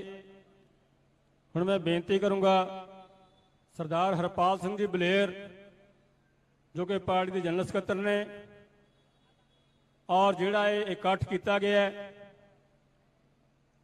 ਸਰਦਾਰ ਉਪਕਾਰ ਸਿੰਘ ਜੀ ਸੰਧੂ, ਹਰਪਾਲ ਸਿੰਘ ਜੀ ਬਲੇਰ, ਸਰ ਇਮਾਨ ਸਿੰਘ ਜੀ ਮਾਨ, ਇਹਨਾਂ ਦਾ ਬਹੁਤ ਵੱਡਾ ਯੋਗਦਾਨ ਹੈ। ਬਾਕੀ ਸਾਰੀ ਟੀਮ ਦਾ ਵੀ ਹੈ, ਪਰ ਮੇਨ ਇਹਨਾਂ ਨੇ ਬੜਾ ਨਿੱਠ ਕੇ ਕੰਮ ਕੀਤਾ ਹੈ ਤੇ ਸਿਹਰਾ ਇਹਨਾਂ ਨੂੰ ਜਾਂਦਾ ਹੈ। ਸੋ ਮੈਂ ਬੇਨਤੀ ਕਰੂੰਗਾ ਕਿ 5 ਮਿੰਟ ਲਈ ਉਹ ਆਪਣੇ ਵਿਚਾਰ ਸਾਂਝੇ ਕਰਨਗੇ। ਸਾਰੀਆਂ ਸੰਗਤਾਂ ਦੇ ਚਰਨਾਂ 'ਚ ਬੇਨਤੀ ਹੈ ਕਿ ਇਹਨਾਂ ਤੋਂ ਬਾਅਦ ਪ੍ਰਧਾਨ ਸ਼੍ਰੋਮਣੀ ਅਕਾਲੀ ਦਲ ਅੰਮ੍ਰਿਤਸਰ ਸਰਦਾਰ ਸਿਮਰਨਜੀਤ ਸਿੰਘ ਮਾਨ ਬੋਲਣਗੇ। ਸਾਰੀਆਂ ਸੰਗਤਾਂ ਕਿਰਪਾ ਕਰਕੇ ਬੈਠਣ, ਸਿਰਫ 15 ਮਿੰਟ ਤੁਹਾਡੇ ਲੈਣੇ ਨੇ। ਸਰਦਾਰ ਹਰਪਾਲ ਸਿੰਘ ਜੀ ਬਲੇਰ।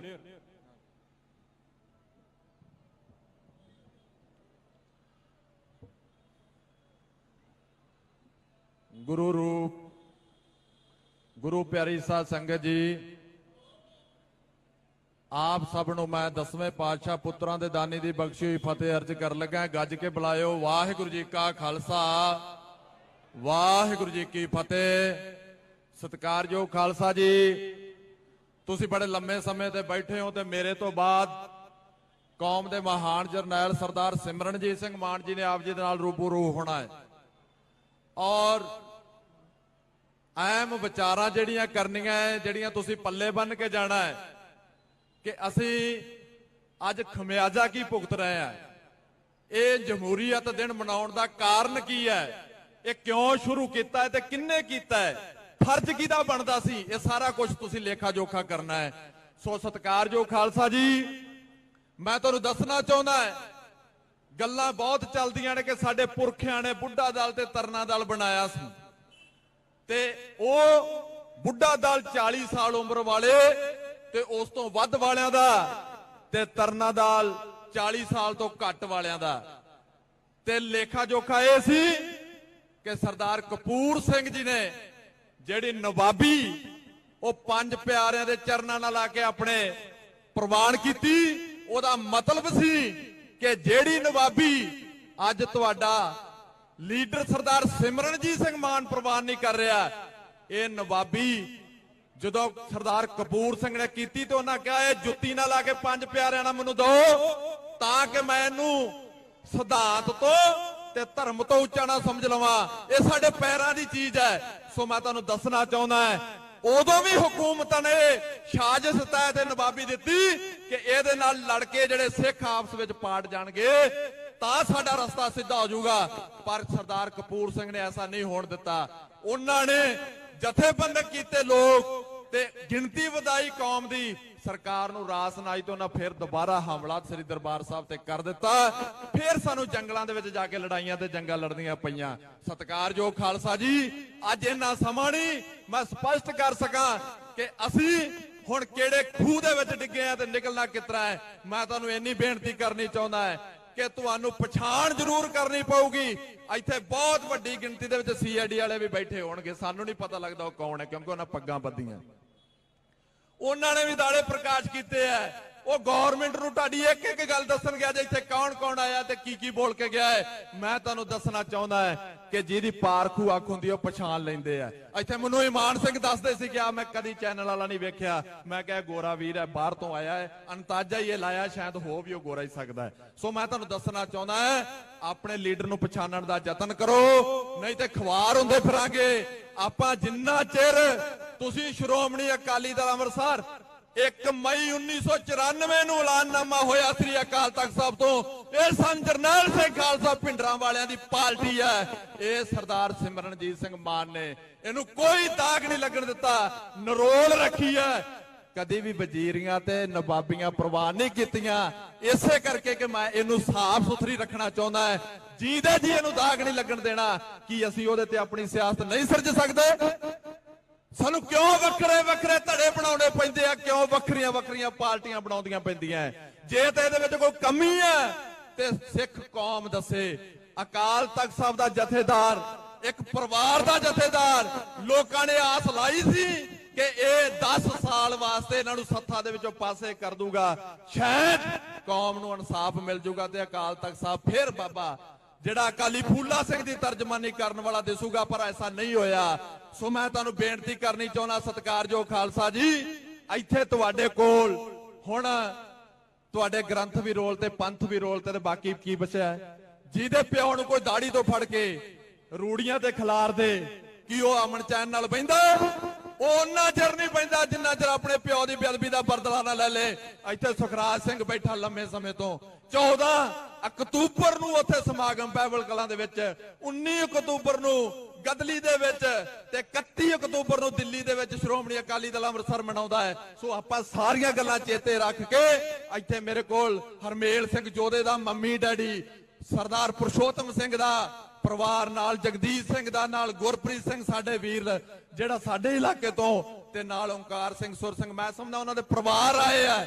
ਉਹ ਇਥੋਂ ਅੱਜ ਸਰਦਾਰ ਮਾਨ ਨੇ ਉਹਨਾਂ ਨੂੰ ਸਿਰੋਪਾ ਵੀ ਦੇਣਾ ਹੈ। ਉਹ 40 ਸਿੰਘ ਪੰਜਾਬ ਦੀਆਂ ਜੇਲ੍ਹਾਂ ਦੇ ਵਿੱਚ ਹੈ, ਜਿੱਥੇ ਡਿਬੜੂਗੜ੍ਹ ਦੇ ਵਿੱਚ ਭਾਈ ਅੰਮ੍ਰਿਤਪਾਲ ਸਿੰਘ ਦੇ ਨਾਲ ਸਿੰਘ ਬੰਦ ਹੈ। ਗਵਰਨਮੈਂਟ ਨਹੀਂ ਛੱਡਣਾ ਚਾਹੁੰਦੀ, ਪਰ ਉਹਨਾਂ ਦੇ ਘਰਾਂ ਤੇ NIA ਦੀਆਂ ਰੇਟਾਂ ਪੈਂਦੀਆਂ ਹੈ। ਉਹਨਾਂ ਦੇ ਇੱਕ ਦਹਿਸ਼ਤ ਦਾ ਮਾਹੌਲ ਬਣਾਇਆ ਜਾਂਦਾ ਹੈ। ਮੈਂ ਸਮਝਦਾ ਕਿ ਸਿੱਖ ਕੌਮ ਨੂੰ ਕਦੀ ਵੀ ਕੋਈ ਬਾਈਕਾਟ ਨਹੀਂ ਕਰਦਾ, ਭਾਵੇਂ ਹਥਿਆਰ ਫੜੇ ਜਾਣ, ਪਰ ਜਿਹਦੇ ਕੋਲੋਂ ਲక్ష్ਮੀ ਫੜੀ ਜਾਵੇ, ਮਾਨ ਸਾਹਿਬ ਕਹਿੰਦੇ ਉਹਦਾ ਬਾਈਕਾਟ ਕਰਦੇ। ਇਹਨਾਂ ਨੇ ਉਹ ਚੀਜ਼ ਬਣਾਉਣ ਦਾ ਯਤਨ ਕੀਤਾ ਹੈ। ਔਰ ਸਾਡੇ ਬੰਦੀ ਸਿੰਘ 35 ਸਾਲਾਂ ਤੋਂ ਅੰਦਰ ਹੈ, ਉਹਨਾਂ ਨੂੰ ਵੀ ਗਵਰਨਮੈਂਟ ਗਿਣੀ ਮਿਤੀ ਸਾਜ਼ ਤੇ ਰਿਹਾ ਨਹੀਂ ਕਰ ਰਹੀ। ਮੈਂ ਤੁਹਾਨੂੰ ਬੇਨਤੀ ਕਰਦਾ ਕਿ ਜੇ ਆਉਣ ਵਾਲੇ ਸਮੇਂ 'ਚ ਪੰਥ ਤੇ ਪੰਜਾਬ ਤੇ ਸ਼੍ਰੋਮਣੀ ਕਮੇਟੀ ਤੇ ਆਪਣੇ ਤਖਤਾਂ ਨੂੰ ਬਚਾਉਣਾ ਤੇ ਤੁਹਾਡੇ ਕੋਲ ਸਦੀਆਂ ਬਾਅਦ ਲੀਡਰ ਮਿਲਦਾ ਹੈ।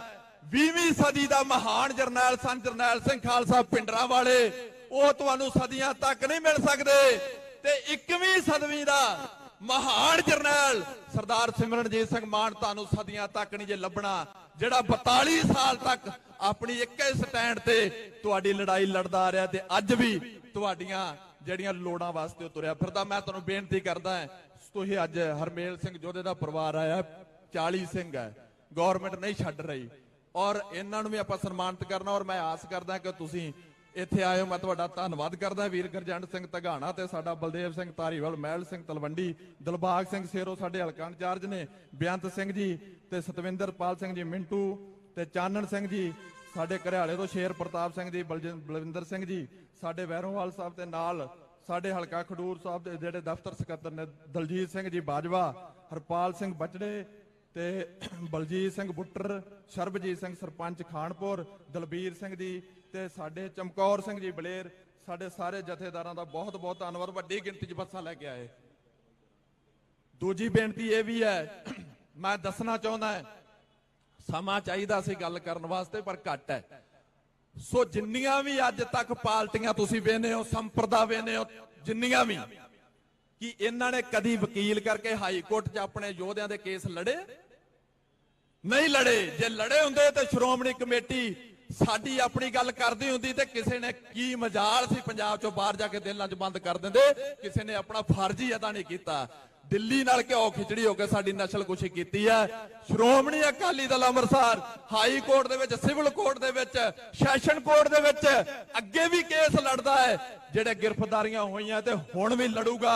ਮੈਂ ਦੱਸਣਾ ਚਾਹੁੰਦਾ ਜਿਹੜੇ 40 ਸਿੰਘ ਯੋਧੇ ਦੇ ਨਾਲ ਅੰਦਰ ਹੈ, ਉਹਨਾਂ ਦੇ ਕੇਸਾਂ ਦੀ ਪੈਰਵਾਈ ਵੀ ਸਰਦਾਰ ਸਿਮਰਨਜੀਤ ਸਿੰਘ ਮਾਨ ਦੀ ਜਥੇਬੰਦੀ ਕਰਦੀ ਹੈ। ਇੱਥੇ ਸਾਡੇ ਸਿਮਰਨਜੀਤ ਸਿੰਘ ਐਡਵੋਕੇਟ ਬੈਠੇ ਨੇ।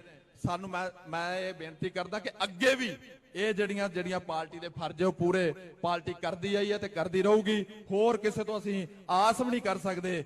ਸਾਡੇ ਯੂਥ ਦੇ ਪ੍ਰਧਾਨ ਗਗਨਦੀਪ ਸਿੰਘ, ਸ਼ਹਿਰੀ ਪ੍ਰਧਾਨ ਗੁਰਵਿੰਦਰ ਸਿੰਘ ਜੀ ਲਾਡੀ, ਉਦੇ ਸਿੰਘ ਜੀ ਕਿਸਾਨ ਵਿੰਗ ਦੇ ਸਾਡੇ ਜਿਹੜੇ ਨੇ ਪ੍ਰਧਾਨ ਨੇ ਜ਼ਿਲ੍ਹੇ ਦੇ, ਤੂਫਾਨ ਸਿੰਘ ਜੀ ਗੁਰਦਾਸਪੁਰ, ਪਰਮਜੀਤ ਸਿੰਘ, ਤੇ ਸਾਡੇ ਅਬੋਹਰ ਤੋਂ ਵੀ 26 ਸਿੰਘਾਂ ਦਾ ਜਥਾ ਲੈ ਕੇ ਬਖਸ਼ੀਸ਼ ਸਿੰਘ ਜਾਣਿਆ, ਇੰਦਰਜੀਤ ਸਿੰਘ, ਮੇਰੇ ਵੀਰ ਸਾਰੇ ਆਏ ਨੇ। ਲਖਵਿੰਦਰ ਸਿੰਘ ਜੀ ਹਲਕਾ ਇੰਚਾਰਜ ਦਾਰਾ, ਅਮਰਜੀਤ ਸਿੰਘ, ਕੁਲਵੰਤ ਸਿੰਘ ਤੇ ਮਲਕੀਤ ਸਿੰਘ ਜੀ ਆਏ ਨੇ। ਮੇਰੇ ਕੋਲ ਨਹੀਂ ਮੈਂ ਜਿਆਦਾ ਨਾਂ ਲੈ ਸਕਦਾ, ਪਰ ਮੈਂ ਇਹ ਆਸ ਕਰਦਾ ਹਾਂ ਕਿ ਤੁਸੀਂ ਜਿੰਨੀ ਗਿਣਤੀ 'ਚ ਆਏ ਹੋ, ਤੁਹਾਡਾ ਕੋਟ ਅਨਕੋਟ ਧੰਨਵਾਦ। ਔਰ ਹੋ ਸਕਦਾ ਅਗਲਾ ਸਾਲ ਆਪਾਂ ਨੂੰ, ਪਿਛਲੇ ਸਾਲ ਆਪਾਂ ਇਕੱਠ ਕੀਤਾ ਸੀ ਤੇ ਵੋਟਾਂ ਬਣਨੀਆਂ ਸ਼ੁਰੂ ਹੋ ਗਈਆਂ ਸੀ, ਸਾਰੋਂ ਸਾਹਿਬ ਨੇ ਵੋਟਾਂ ਬੁਲਾਉਣ ਦਾ ਐਲਾਨ ਕਰ ਦਿੱਤਾ ਸੀ। ਇਹ ਵੀ ਪ੍ਰਾਪਤੀ ਸ਼੍ਰੋਮਣੀ ਅਕਾਲੀ ਦਲ ਅੰਮ੍ਰਿਤਸਰ ਦੀ ਹੈ। ਤੁਹਾਨੂੰ ਮੈਂ ਦੱਸਣਾ ਚਾਹੁੰਦਾ 40 ਸਿੰਘਾਂ ਤੋਂ ਸ਼ੁਰੂ ਕੀਤਾ ਸੀ ਪ੍ਰੋਗਰਾਮ ਇਮਾਨ ਸਿੰਘ ਨੇ ਲੰਗਰ ਸਾਹਿਬ ਦੇ ਲਾਗੋਂ, ਤੇ ਅਸੀਂ 40 ਸਿੰਘਾਂ ਤੋਂ ਅੱਜ 7-8-10 ਹਜ਼ਾਰ ਦੇ ਲਾਗੇ ਆ ਗਏ ਆ। ਸੋ ਕਈ ਵਾਰ ਕਾਫਲੇ ਵੱਧਦੇ ਜਾਂਦੇ ਆ, ਜਰਨੈਲ ਮਹਿਸੂਸ ਕਰਦੇ ਆ ਕਿ ਸਾਡੀ ਪਾਰਟੀ ਜਿਹੜੀ ਆ ਚੜ੍ਹਦੀ ਕਲਾ 'ਚ ਜਾਵੇ। ਤੇ ਕਈ ਵਾਰ ਜਿਸ ਤਰ੍ਹਾਂ ਮੈਂ ਐਲਾਨਨਾਮੇ ਦੀ ਗੱਲ ਕੀਤੀ, ਤੌੜਾ, ਤਲਵੰਡੀ, ਬਾਦਲ ਸਾਹਿਬ, ਬਰਨਾਲਾ ਸਾਰੇ ਛੱਡ ਕੇ ਤੇ ਆ ਰਹਿ ਗਿਆ ਤੁਹਾਡੇ ਕੋਲ ਤੁਹਾਡਾ ਲੀਡਰ ਕੱਲਾ ਹੀ। ਇਹ ਕੌਣ ਹੈ? ਜਿਹੜਾ ਸੰਤ ਜਰਨੈਲ ਸਿੰਘ ਖਾਲਸਾ ਭਿੰਡਰਾਂ ਵਾਲਿਆਂ ਦੀ ਤਰਜਮਾਨੀ ਕਰਦਾ ਹੈ। ਜਿਹੜਾ ਕਦੇ ਵੀ ਆਪਣੇ ਜੀਂਦੇ ਜੀ ਝੁਕ ਨਹੀਂ ਸਕਦਾ, ਵੇਖ ਨਹੀਂ ਸਕਦਾ। ਤੁਸੀਂ ਉਹਦੇ ਮਗਰ ਲੱਗੋ ਜਿਹੜਾ ਤੁਹਾਨੂੰ ਕਦੇ ਵੀ ਕਿਤੇ ਖੂਚ ਨਾ ਸੁੱਟੇ। ਤੇ ਮੈਂ ਤੁਹਾਨੂੰ ਇਹ ਬੇਨਤੀ ਕਰਨੀ ਚਾਹੁੰਦਾ, ਸਤਿਕਾਰਯੋਗ ਖਾਲਸਾ ਜੀ, ਜਿੰਨੇ ਵੀ ਸਰਦਾਰ ਸਿਮਰਨਜੀਤ ਸਿੰਘ ਦੇ ਮਾਨ ਸਾਹਿਬ ਦੇ ਵਿਚਾਰ ਨੇ, ਇਹਨਾਂ ਨੂੰ ਪੱਲੇ ਬੰਨ ਕੇ ਜਾਇਓ, ਇਹਨਾਂ ਤੇ ਅਸਰ ਕਰਿਓ, ਤਾਂ ਕਿ ਆਉਣ ਵਾਲੇ ਸਮੇਂ 'ਚ ਆਪਾਂ ਆਪਣੇ ਤਖਤਾਂ ਦੀ ਸੇਵਾ ਵੀ ਆਪ ਕਰ ਸਕੀਏ। ਹਲਕਾ ਬਾਬਾ ਬਕਾਲਾ ਤੋਂ ਸ਼ਰਬਜੀਤ ਸਿੰਘ, ਗੁਰਵਿੰਦਰ ਸਿੰਘ ਜੀ ਪ੍ਰਧਾਨ ਤੇ ਬਚੜੇ ਸਾਹਿਬ ਜੀ, ਮੈਂ ਸਾਰੇ ਨਾਮ ਬੋਲ ਚੁੱਕਾ ਹਾਂ। ਅੱਜ ਇੱਥੇ ਆਪਾਂ ਨੂੰ ਲੋੜ ਹੈ ਸਰਦਾਰ ਮਾਨ ਦੀ ਹੁਣ ਗੱਲ ਸੁਣਨ ਦੀ। ਮੈਨੂੰ ਪਤਾ ਹੈ ਬੜੇ ਗਰਮੀ ਦੇ ਵਿੱਚ ਸਿੰਘ ਸਾਰੇ ਆਏ, ਬੱਸਾਂ ਭਰ ਕੇ ਲੈ ਕੇ ਆਏ ਆ। ਆਉਣ ਵਾਲੇ ਸਮੇਂ 'ਚ ਸਾਨੂੰ ਇਹ ਇਕੱਠ ਕਰਨ ਦੀ ਲੋੜ ਨਾ ਪਵੇ, ਸਾਡੀ ਇਲੈਕਸ਼ਨ ਹੋ ਜਾਵੇ। ਜੇ ਨਾ ਹੋਈ ਤੇ ਫਿਰ ਇਹਦੀ ਰੂਪ ਰੇਖਾ ਵੀ ਕੋਈ ਐਸੀ ਸਰਦਾਰ ਸਿਮਰਨਜੀਤ ਸਿੰਘ ਮਾਨ ਸਾਹਿਬ ਜੀ ਦੇ ਨਾਲ ਰਹਿ ਕਰਕੇ ਕਰਾਂਗੇ ਕਿ ਇੱਥੇ ਅੰਮ੍ਰਿਤਸਰ ਦੇ ਵਿੱਚ ਸਾਨੂੰ ਭਾਵੇਂ ਰੋਡ ਜਾਮ ਕਰਨੇ ਪੈਣ, ਵੱਡਾ ਇਕੱਠ, ਵਿਸ਼ਾਲ ਇਕੱਠ ਕਰਾਂਗੇ। ਇੰਨੀਆਂ ਬੇਨਤੀਆਂ ਦੇ ਨਾਲ ਬਹੁਤ ਬਹੁਤ ਧੰਨਵਾਦ। ਵਾਹਿਗੁਰੂ ਜੀ ਕਾ ਖਾਲਸਾ, ਵਾਹਿਗੁਰੂ ਜੀ ਕੀ ਫਤਿਹ। ਗੁਰੂ ਰੂਪ ਖਾਲਸਾ ਜੀ, ਹੁਣ ਮੈਂ ਬੇਨਤੀ ਕਰੂੰਗਾ ਕੌਮ ਦੇ ਨਿਧੜਕ ਜਰਨੈਲ, ਸ਼੍ਰੋਮਣੀ ਅਕਾਲੀ ਦਲ ਅੰਮ੍ਰਿਤਸਰ ਦੇ ਪ੍ਰਧਾਨ ਸਿਮਰਨਜੀਤ ਸਿੰਘ ਮਾਨ, ਉਹ ਤੁਹਾਡੇ ਨਾਲ ਆਪਣੇ ਵਿਚਾਰ ਸਾਂਝੇ ਕਰਨਗੇ। ਪ੍ਰਧਾਨ ਸਾਹਿਬ ਦੇ ਵਿਚਾਰਾਂ ਤੋਂ ਬਾਅਦ ਸਾਰੀਆਂ ਸੰਗਤਾਂ ਨੇ ਲੰਗਰ ਪ੍ਰਸ਼ਾਦਾ ਛਕ ਕੇ ਜਾਣਾ ਹੈ। ਪਿਛਲੇ ਪਾਸੇ ਟੇਬਲਾਂ ਤੇ ਸਾਰਾ ਲੰਗਰ ਪ੍ਰਸ਼ਾਦਾ ਲੱਗੂਗਾ, ਸਾਰਿਆਂ ਨੇ ਲੰਗਰ ਛਕ ਕੇ ਜਾਣਾ ਹੈ। ਸੋ ਉਸ ਤੋਂ ਪਹਿਲਾਂ ਆਪਾਂ ਨਾਰੇ ਵੀ ਲਾਵਾਂਗੇ ਔਰ ਪਰਿਵਾਰਾਂ ਦਾ ਸਨਮਾਨ ਵੀ ਕਰਾਂਗੇ। ਸਾਡੀ ਜਮਹੂਰੀਅਤ ਬਹਾਲ ਕਰੋ, ਸਾਡੀ ਜਮਹੂਰੀਅਤ ਬਹਾਲ ਕਰੋ। ਸੰਤ ਬਾਬਾ ਜਰਨੈਲ ਸਿੰਘ ਜੀ ਖਾਲਸਾ ਪਿੰਡਰਾਂ ਵਾਲੇ, ਸੰਤ ਬਾਬਾ ਜਰਨੈਲ ਸਿੰਘ ਜੀ ਖਾਲਸਾ ਪਿੰਡਰਾਂ ਵਾਲੇ, ਸਾਡੀ ਜਮਹੂਰੀਅਤ ਬਹਾਲ ਕਰੋ, ਸਾਡੀ ਜਮਹੂਰੀਅਤ ਬਹਾਲ ਕਰੋ। ਜੋ ਸਾਡੇ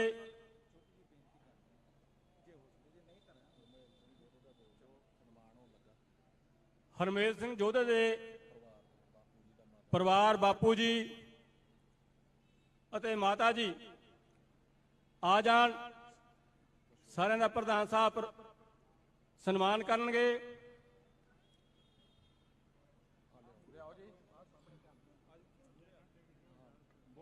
ਬੋਲੇ ਸੋ ਨਿਹਾਲ।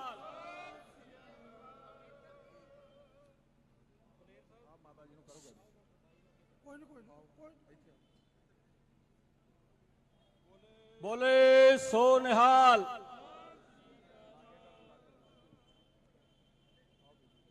ਹਰਜਿੰਦਰ ਸਿੰਘ ਜਿੰਦਾ ਦੇ ਭਰਾ ਜੀ, ਉਹ ਵੀ, ਉਹਨਾਂ ਨੂੰ ਵੀ ਸਨਮਾਨਿਤ ਕੀਤਾ ਜਾਊਗਾ। ਪਰਸ਼ੋਤਮ ਸਿੰਘ ਦੇ ਪਰਿਵਾਰ ਨੂੰ ਵੀ ਸਨਮਾਨਿਤ ਕੀਤਾ ਜਾ ਰਿਹਾ ਹੈ। ਜਗਦੀਸ਼ ਸਿੰਘ ਦੇ ਪਰਿਵਾਰ ਨੂੰ ਵੀ ਸਨਮਾਨਿਤ ਕੀਤਾ ਜਾ ਰਿਹਾ ਹੈ। ਬੋਲੇ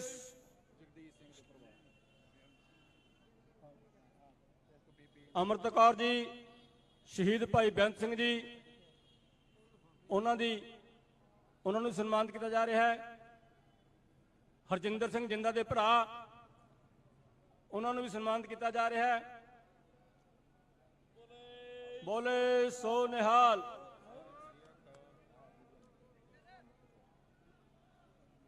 9 ਤਰੀਕ ਨੂੰ ਗਜ਼ਲੀ ਵਿਖੇ ਆਪਾਂ ਸਾਰਿਆਂ ਨੇ ਜ਼ਰੂਰ ਪਹੁੰਚਣਾ ਜੀ। ਬੋਲੇ ਸੋ ਨਿਹਾਲ।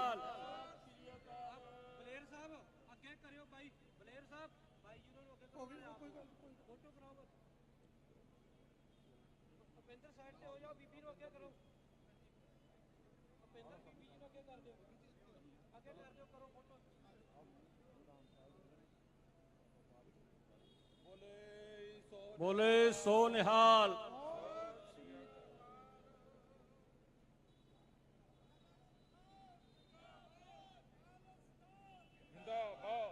ਸਾਰੀਆਂ ਸੰਗਤਾਂ ਦੇ ਚਰਨਾਂ 'ਚ ਬੇਨਤੀ ਹੈ ਕਿ ਪ੍ਰਧਾਨ ਸਾਹਿਬ ਬੋਲਣਗੇ, ਸਾਰੇ ਬੈਠੋ ਔਰ ਪ੍ਰਧਾਨ ਸਾਹਿਬ ਦੇ ਬੋਲਣ ਤੋਂ ਬਾਅਦ ਸਾਰਿਆਂ ਨੇ ਲੰਗਰ ਪ੍ਰਸ਼ਾਦਾ ਛਕ ਕੇ ਜਾਣਾ ਹੈ। ਹੁਣ ਮੈਂ ਬੇਨਤੀ ਕਰੂੰਗਾ ਸਰਦਾਰ ਸਿਮਰਨ ਸਿੰਘ ਮਾਨ, ਕੌਮ ਦੇ ਨਿਧੜਕ ਜਰਨੈਲ, ਉਹ ਆਪਣੇ ਵਿਚਾਰ ਤੁਹਾਡੇ ਨਾਲ ਸਾਂਝੇ ਕਰਨਗੇ। ਵਾਹਿਗੁਰੂ ਜੀ ਕਾ ਖਾਲਸਾ, ਵਾਹਿਗੁਰੂ ਜੀ ਕੀ ਫਤਿਹ। ਸਾਰੀਆਂ ਸੰਗਤਾਂ ਚਰਨਾਂ ਬੇਨਤੀ ਹੈ ਕਿ ਉਹ ਬੈਠ ਜਾਣ ਔਰ ਉਹਨਾਂ ਦੇ ਨਾਲ ਉਪਕਾਰ ਸਿੰਘ ਜੀ ਸੰਧੂ ਖੜੇ ਹੋਣਗੇ। ਬਾਕੀ ਸਾਰੇ ਅਸੀਂ ਬੈਠਾਂਗੇ। ਵਾਹਿਗੁਰੂ ਜੀ ਕਾ ਖਾਲਸਾ, ਵਾਹਿਗੁਰੂ ਜੀ ਕੀ ਫਤਿਹ।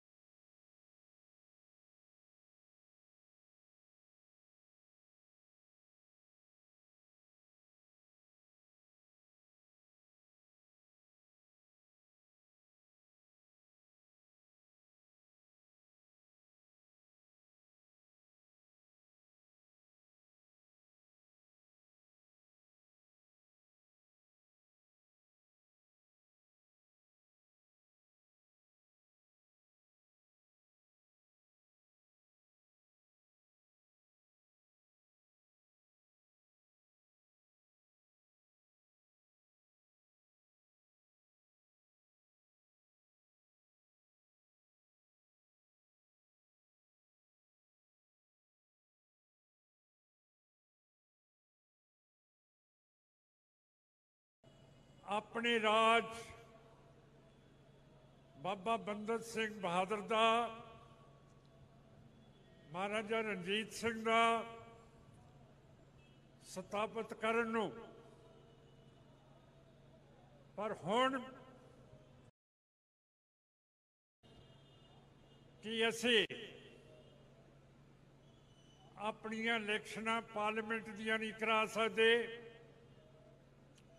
32 ਸਾਲਾਂ ਤੋਂ ਆਪਣੇ ਸਿੰਘ ਜੇਲ੍ਹਾਂ ਦੇ ਵਿੱਚ ਬੈਠੇ ਐ, ਉਹ ਨਹੀਂ ਛਡਾ ਸਕੇ। ਸੂਬੇ ਦੇ ਪੰਜਾਬੀ ਬੋਲਦੇ ਇਲਾਕੇ ਹਰਿਆਣੇ, ਰਾਜਸਥਾਨ, ਕਸ਼ਮੀਰ ਤੇ ਹਿਮਾਚਲ ਪ੍ਰਦੇਸ਼ ਰਹਿ ਗਏ ਐ, ਉਹ ਵਾਪਸ ਨਹੀਂ ਕਰਾ ਸਕੇ। ਇਹਦੀ ਵਜ੍ਹਾ ਕੀ ਹੈ? ਮੈਨੂੰ ਲੱਗਦਾ ਹੈ ਕਿ ਵਜ੍ਹਾ ਇਹ ਹੈ ਕਿ ਅਸੀਂ 77 ਸਾਲਾਂ ਦੇ ਵਿੱਚ ਗੁਲਾਮੀ ਨੂੰ ਕਬੂਲ ਕਰ ਲਿਆ। ਅੱਜ ਵੋਟਾਂ ਦਾ ਰਾਜ ਹੈ। ਅਮਨ ਪਸੰਦ ਤਰੀਕੇ ਦੇ ਨਾਲ ਆਪਾਂ ਆਪਣੀ ਹਕੂਮਤ ਕਾਇਮ ਕਰ ਸਕਦੇ ਹਾਂ, ਪਰ ਅਸੀਂ ਨਾ ਲੜਾਈ ਕਰਦੇ ਹਾਂ, ਨਾ ਵੋਟ ਪਾਉਂਦੇ ਹਾਂ, ਤੇ ਬਗੈਰ ਰਾਜ ਤੋਂ, ਬਗੈਰ ਇੱਜ਼ਤ ਤੋਂ ਆਪਾਂ ਲੱਗੇ ਤੁਰੇ ਫਿਰਦੇ ਹਾਂ।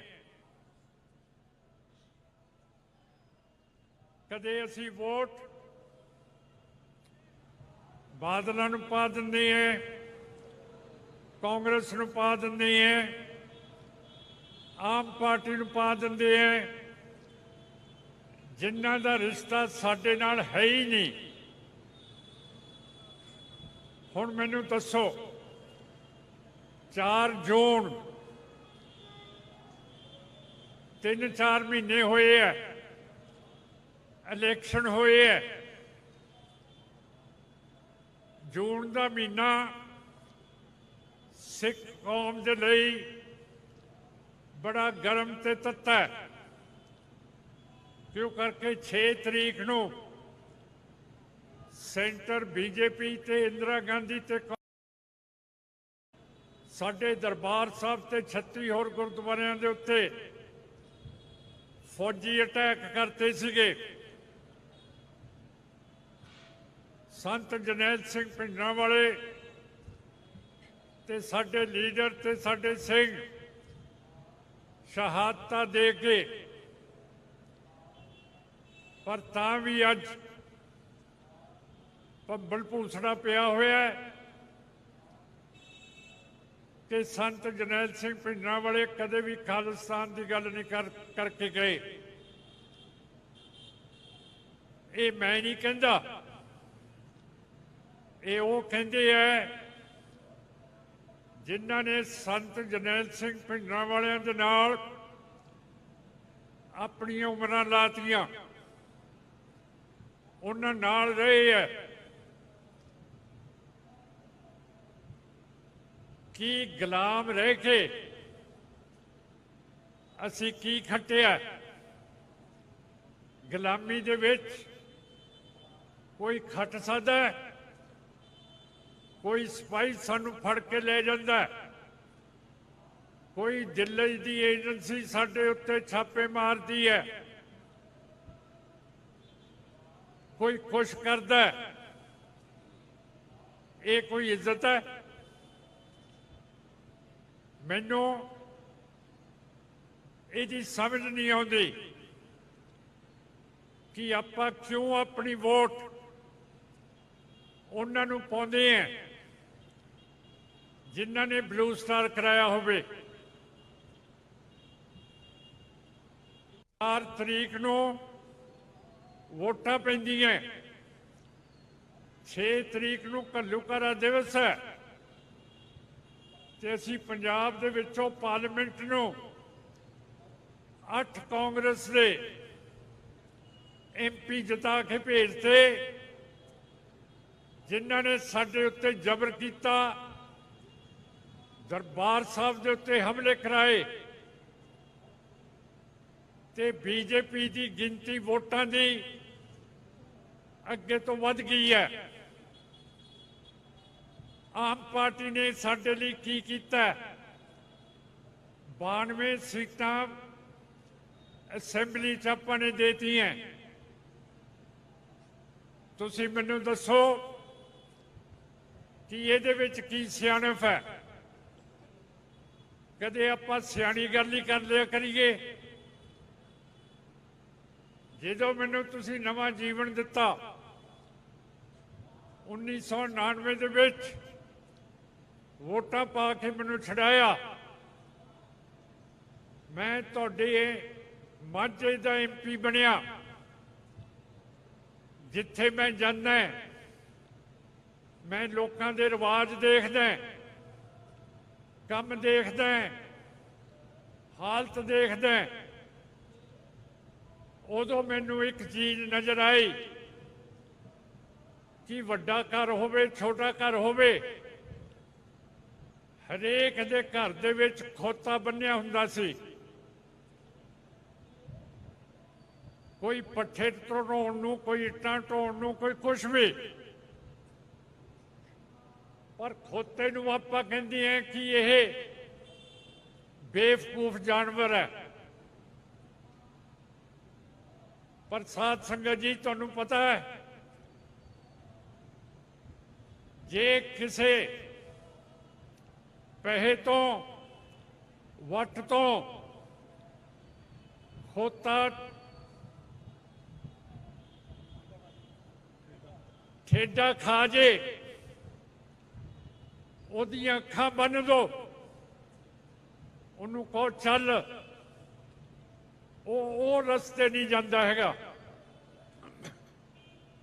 ਤੇ ਆਪਾਂ ਨੂੰ ਤਾਂ ਇਨਸਾਨੀਅਤ ਦਿੱਤੀ ਹੈ, ਸਾਡੇ ਗੁਰੂਆਂ ਨੇ ਬੁੱਧੀ ਦਿੱਤੀ ਹੈ। ਸਾਨੂੰ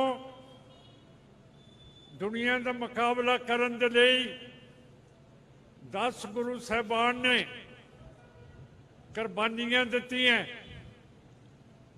ਦੂਜੀ ਪਾਤਸ਼ਾਹੀ ਅਮਨ ਪਸੰਦ ਸਾਧ ਸੀਗੇ, ਪਰ ਉਹਨਾਂ ਨੇ ਖਾੜੇ ਬਣਵਾਤੇ ਕਿ ਜੇ ਗੁਰੂ ਨਾਨਕ ਸਾਹਿਬ ਦਾ ਬਣਾਇਆ ਹੋਇਆ ਧਰਮ ਅਗਾਂਹ ਨੂੰ ਚੱਲਣਾ ਤਾਂ ਫਿਰ ਸਰੀਰ ਤਕੜੇ ਹੋਣੇ ਚਾਹੀਦੇ ਆ। ਤੀਸਰੀ ਪਾਤਸ਼ਾਹੀ ਨੇ ਸਾਨੂੰ ਗੋਇੰਦਵਾਲ ਸਾਹਿਬ ਬੋਲੀ ਦੇਤੀ ਕਿ ਸਿੱਖੀ ਦੇ ਵਿੱਚ ਜਾਤ ਪਾਤ ਨਹੀਂ ਹੋਊਗਾ, ਕੋਈ ਵੀ ਸਰੋਵਰ ਦੇ ਵਿੱਚ ਨਹਾ ਸਕਦਾ। ਚੌਥੀ ਪਾਤਸ਼ਾਹੀ ਨੇ ਸਾਨੂੰ ਇਹ ਆਪਣਾ ਧਾਰਮਿਕ ਸ਼ਹਿਰ ਦਿੱਤਾ, ਸਰੋਵਰ ਦਿੱਤਾ, ਜਿਹਦੇ ਸਾਰੇ ਕਿਸੇ ਵੀ ਜਾਤ ਦੇ ਇਸ਼ਨਾਨ ਕਰ ਸਕਦੇ ਹੈ। ਸਾਨੂੰ ਇੱਕ ਬਣਾਤਾ। ਪੰਜਵੇਂ ਪਾਤਸ਼ਾਹ ਨੇ ਦਰਬਾਰ ਸਾਹਿਬ ਦੇ ਤੇ, ਗੁਰੂ ਗ੍ਰੰਥ ਸਾਹਿਬ ਦੇ ਤੇ, ਛੇਵੇਂ ਪਾਤਸ਼ਾਹ ਨੇ ਅਕਾਲ ਤਖਤ ਸਾਹਿਬ ਮੀਰੀ ਤੇ ਪੀਰੀ ਦਾ ਸਿਧਾਂਤ ਦੇਤਾ। ਮੁਗਲ ਹਕੂਮਤ ਦੇ ਵਿੱਚ ਗੈਰ ਮੁਸਲਮਾਨ ਤਲਵਾਰ ਨਹੀਂ ਸੀ ਰੱਖ ਸਕਦਾ, ਸਾਨੂੰ ਤਾਰ ਦੇਤੀ। ਘੋੜੇ ਦੀ ਸਵਾਰੀ ਨਹੀਂ ਸੀ ਕਰ ਸਕਦਾ, ਘੋੜੇ ਦੀ ਸਵਾਰੀ ਦੇਤੀ। ਤਾਜ ਨਹੀਂ ਸੀ ਪਹਿਨ ਸਕਦਾ, ਤਾਜ ਦੇਤਾ। ਬਾਜ ਦੇ ਨਾਲ ਸ਼ਿਕਾਰ ਨਹੀਂ ਸੀ ਖੇਡ ਸਕਦਾ, ਬਾਜ ਦੇਤਾ। ਹੁਣ ਦੱਸੋ ਕੀ ਨਹੀਂ ਦਿੱਤਾ? ਸਤਵੇਂ ਪਾਤਸ਼ਾਹ ਦੇ ਪੁੱਤ ਨੇ ਰੰਗਦੇਵ ਦੀ ਅਦਾਲਤ ਦੇ ਵਿੱਚ ਜਾ ਕੇ ਬਾਣੀ ਨੂੰ ਉਲਟਾਤਾ ਤੇ ਸਤਵੇਂ ਪਾਤਸ਼ਾਹ ਨੇ ਆਪਣਾ ਪੁੱਤ ਸਾਹਿਬਜ਼ਾਦਾ ਪੰਥ ਦੇ ਵਿੱਚੋਂ ਬਰਖਾਸਤ ਕਰਤਾ। ਕੋਈ ਛੋਟੀ ਗੱਲ ਹੈ ਕਿ ਆਪਣੇ ਪੁੱਤ ਨੂੰ ਨਸੀਹਤ ਦਿੱਤੀ। ਨੌਵੇਂ ਪਾਤਸ਼ਾਹ ਨੇ ਕੀ ਨਹੀਂ ਕੀਤਾ? ਆਪਣੀ ਸ਼ਹਾਦਤ ਦੇਤੀ। ਤੇ 10ਵੇਂ ਪਾਤਸ਼ਾਹ ਨੇ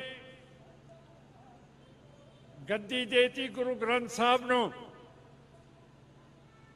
ਆਪਣਾ ਸਾਰਾ ਪਰਿਵਾਰ ਸ਼ਹੀਦ ਕਰਵਾਤਾ। ਦੱਸੋ ਸਾਥੋਂ ਕੀ ਲੁਕੋਇਆ? ਇੱਡੀ ਤਕੜੀ ਕੌਮ ਪੈਦਾ ਕਰਤੀ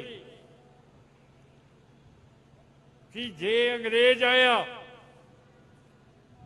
ਉਸ ਨੇ ਆਖਿਆ ਕਿ ਜੇ ਸਿੱਖ ਕੌਮ ਨੂੰ ਮੈਂ ਫੌਜ ਦੇ ਵਿੱਚ ਭਰਤੀ ਕਰ ਲਵਾਂ ਤੇ ਦੁਨੀਆ ਦਾ ਕੋਈ ਮੁਲਕ ਮੈਨੂੰ ਹਰਾ ਨਹੀਂ ਸਕਦਾ।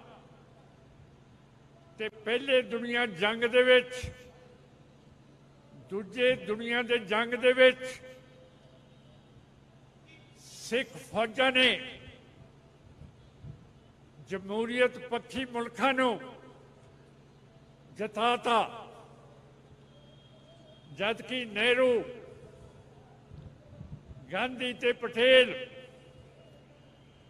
ਹਿਟਲਰ ਤੇ ਤੋਜੋ ਨੂੰ ਚਾਹੁੰਦੇ ਸੀ, ਜਿਨ੍ਹਾਂ ਨੇ ਜ਼ੁਲਮ ਬਹੁਤ ਕੀਤੇ, ਸਾਰਾ ਕੁਝ ਦੇਤਾ। ਪਰ ਆਪਾਂ ਵੋਟ ਜੇ ਮੰਗਦੇ ਆਂ, ਪਤਾ ਨਹੀਂ ਕੀ ਹੋ ਜਾਂਦਾ ਹੈ। ਜੇ ਗਿੱਦੜ ਦੇ ਗੂੰ ਦੀ ਲੋੜ ਪੈ ਜੇ ਤੇ ਪਹਾੜੀ ਚੜ ਜਾਂਦਾ ਹੈ। ਕੀ ਪਾਤਸ਼ਾਹ ਨੇ ਇਹੋ ਜਿਹੀ ਕੌਮ ਬਣਾਈ ਹੈ ਆਪਣੀ ਕਿ ਵੋਟ ਪਾਉਣ ਤੋਂ ਹੀ ਭਗੌੜੀ ਹੋਈ ਹੈ? ਮੈਨੂੰ ਤਾਂ ਬੜਾ ਤਰਸ ਆਉਂਦਾ ਹੈ ਆਪਣੀ ਗਰੀਬੀ ਵੱਲ ਦੇਖ ਕੇ, ਆਪਣੀ ਗੁਲਾਮੀ ਵੱਲ ਦੇਖ ਕੇ। ਜਦੋਂ 1999 ਦੇ ਵਿੱਚ ਮੈਨੂੰ ਤੁਸੀਂ ਰਿਹਾ ਕੀਤਾ, 4-5 ਮਹੀਨੇ ਮੈਂ ਇੱਧਰ ਅੰਮ੍ਰਿਤਸਰ, ਗੁਰਦਾਸਪੁਰ, ਫਿਰੋਜ਼ਪੁਰ ਜਿੱਥੇ ਜਿੱਥੇ ਜ਼ੁਲਮ ਹੁੰਦੇ ਸੀਗੇ ਉੱਥੇ ਫਿਰਦਾ ਤੁਰਦਾ ਰਿਹਾ। 4 ਮਹੀਨਿਆਂ ਤੋਂ ਬਾਅਦ ਮੇਰੇ ਬੀਬੀ ਜੀ ਨੇ, ਮਾਤਾ ਨੇ ਤੇ ਪਿਤਾ ਨੇ ਮੈਨੂੰ ਬੁਲਾ ਲਿਆ। ਕਹਿੰਦੇ ਬੈਠ ਸਾਡੇ ਕੋਲੇ। ਕਹਿੰਦੇ 4 ਮਹੀਨੇ ਹੋ ਗਿਆ, ਤੈਨੂੰ ਕਾਹਦੇ ਲਈ ਛਡਾਇਆ? ਤੂੰ ਕੀ ਕਰਨਾ ਚਾਹੁੰਦਾ ਸੀ? ਤੈਨੂੰ ਗੁਰੂ ਸਾਹਿਬ ਨੇ ਉਸ ਕੰਮ ਦੇ ਲਈ ਸਾਰਾ ਕੁਝ ਦੇਤਾ ਤੇ ਹੁਣ ਤੂੰ ਗੱਲ ਹੀ ਨਹੀਂ ਕਰਦਾ। ਬੀਬੀ ਜੀ ਕਹਿੰਦੇ ਕਿ ਦੇਖ ਸਿਮਰਨ, ਹੁਣ ਅਸੀਂ ਆਪਣੀ ਉਮਰਾਂ ਖਾਈ ਬੈਠੇ ਹਾਂ। ਜੇ ਤੂੰ ਖਾਲਿਸਤਾਨ ਤੋਂ ਪਿੱਛੇ ਹਟ ਗਿਆ, ਸਾਡੀ ਆਤਮਾ ਫੁੱਕੀ ਗਈ ਤੇ ਜਦੋਂ ਅਸੀਂ ਮਰ ਵੀ ਗਏ ਤਾਂ ਵੀ ਸਾਡੀ ਆਤਮਾ ਨੇ ਫੂਕਦੇ ਰਹਿਣਾ। ਤੂੰ ਬੰਦਾ ਬਣ। ਜੇ ਅਸੀਂ ਖਾਲਿਸਤਾਨ ਦੇ ਲਈ ਨਹੀਂ ਕਰ ਸਕੇ ਤੇ ਤੇਰੀ ਜੇ ਇੱਛਾ ਸੀਗੀ ਤੇ ਹੁਣ ਬਾਹਰ ਨਿਕਲ, ਕਦੇ ਕਿਤੇ ਕਦੇ ਕਿਤੇ। ਸੋ ਸਾਧ ਸੰਗਤ ਜੀ, ਜੇ ਤੁਹਾਡੇ ਮਾਪਿਆਂ ਨੇ ਕੱਲ ਮੈਨੂੰ ਕਲਨੌਰ 5 ਬੀਬੀਆਂ ਮਿਲੀਆਂ ਜਿਨ੍ਹਾਂ ਦੇ ਪੁੱਤ ਜਾਂ ਜਿਨ੍ਹਾਂ ਦੇ ਘਰ ਵਾਲੇ ਸ਼ਹੀਦ ਹੋ ਗਏ ਸੀਗੇ। ਧਰਮੀ ਫੌਜੀ ਮਿਲਦੇ ਹੈ, ਅਜੇ ਤੱਕ ਆਪਣੀ ਜਦੋਜਹਿਦ ਨੂੰ ਆਪਾਂ ਉਹਨਾਂ ਨਾਲ ਤੁਸੀਂ ਕੂਣਾ ਨਹੀਂ। ਤੇ ਫਿਰ ਅੱਜ ਸਾਰੇ ਪੰਜਾਬ ਤੋਂ ਬੀਬੀਆਂ ਆਈਆਂ, ਸਾਰੇ ਪਾਸੋਂ ਕੰਮ ਛੱਡ ਕੇ ਤੁਸੀਂ ਆਏ ਹੋ। ਇਹਦਾ ਕੀ ਫੈਸਲਾ ਹੋਊਗਾ ਕਿ ਹੁਣ ਅਸੀਂ ਬੰਦੇ ਦੇ ਪੁੱਤ ਬਣਨਾ ਕਿ ਐਵੇਂ ਅਸੀਂ ਛੋਕਰਿਆਂ ਵਰਗਣ ਆਪਣਾ ਟਾਈਮ ਜਾਇਆ ਕਰਨਾ? ਤੁਸੀਂ ਹੁਣ ਜਥੇਬੰਦਕ ਹੋਵੋ, ਆਪਾਂ SCPC ਦੀਆਂ ਵੋਟਾਂ ਲਈਏ, SCPC ਦੀ ਸੇਵਾ ਕਰੀਏ, ਗਰੀਬਾਂ ਦੇ ਲਈ ਸਕੂਲ ਬਣਾਈਏ, ਬਿਰਧਾਂ ਦੇ ਲਈ ਆਸਰੇ ਬਣਾਈਏ, ਸਾਰਾ ਕੁਝ ਕਰੀਏ। ਦੁਨੀਆ ਸਾਡੇ ਵੱਲ ਦੇਖ ਰਹੀ ਹੈ।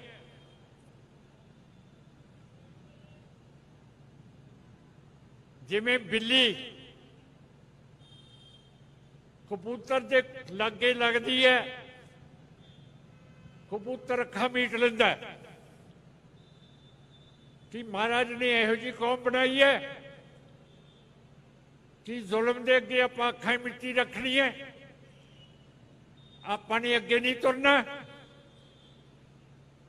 ਜੋ ਸਾਨੂੰ ਸਾਡੇ ਪਾਤਸ਼ਾਹ ਦੇ ਕੇ ਗਏ ਹੈ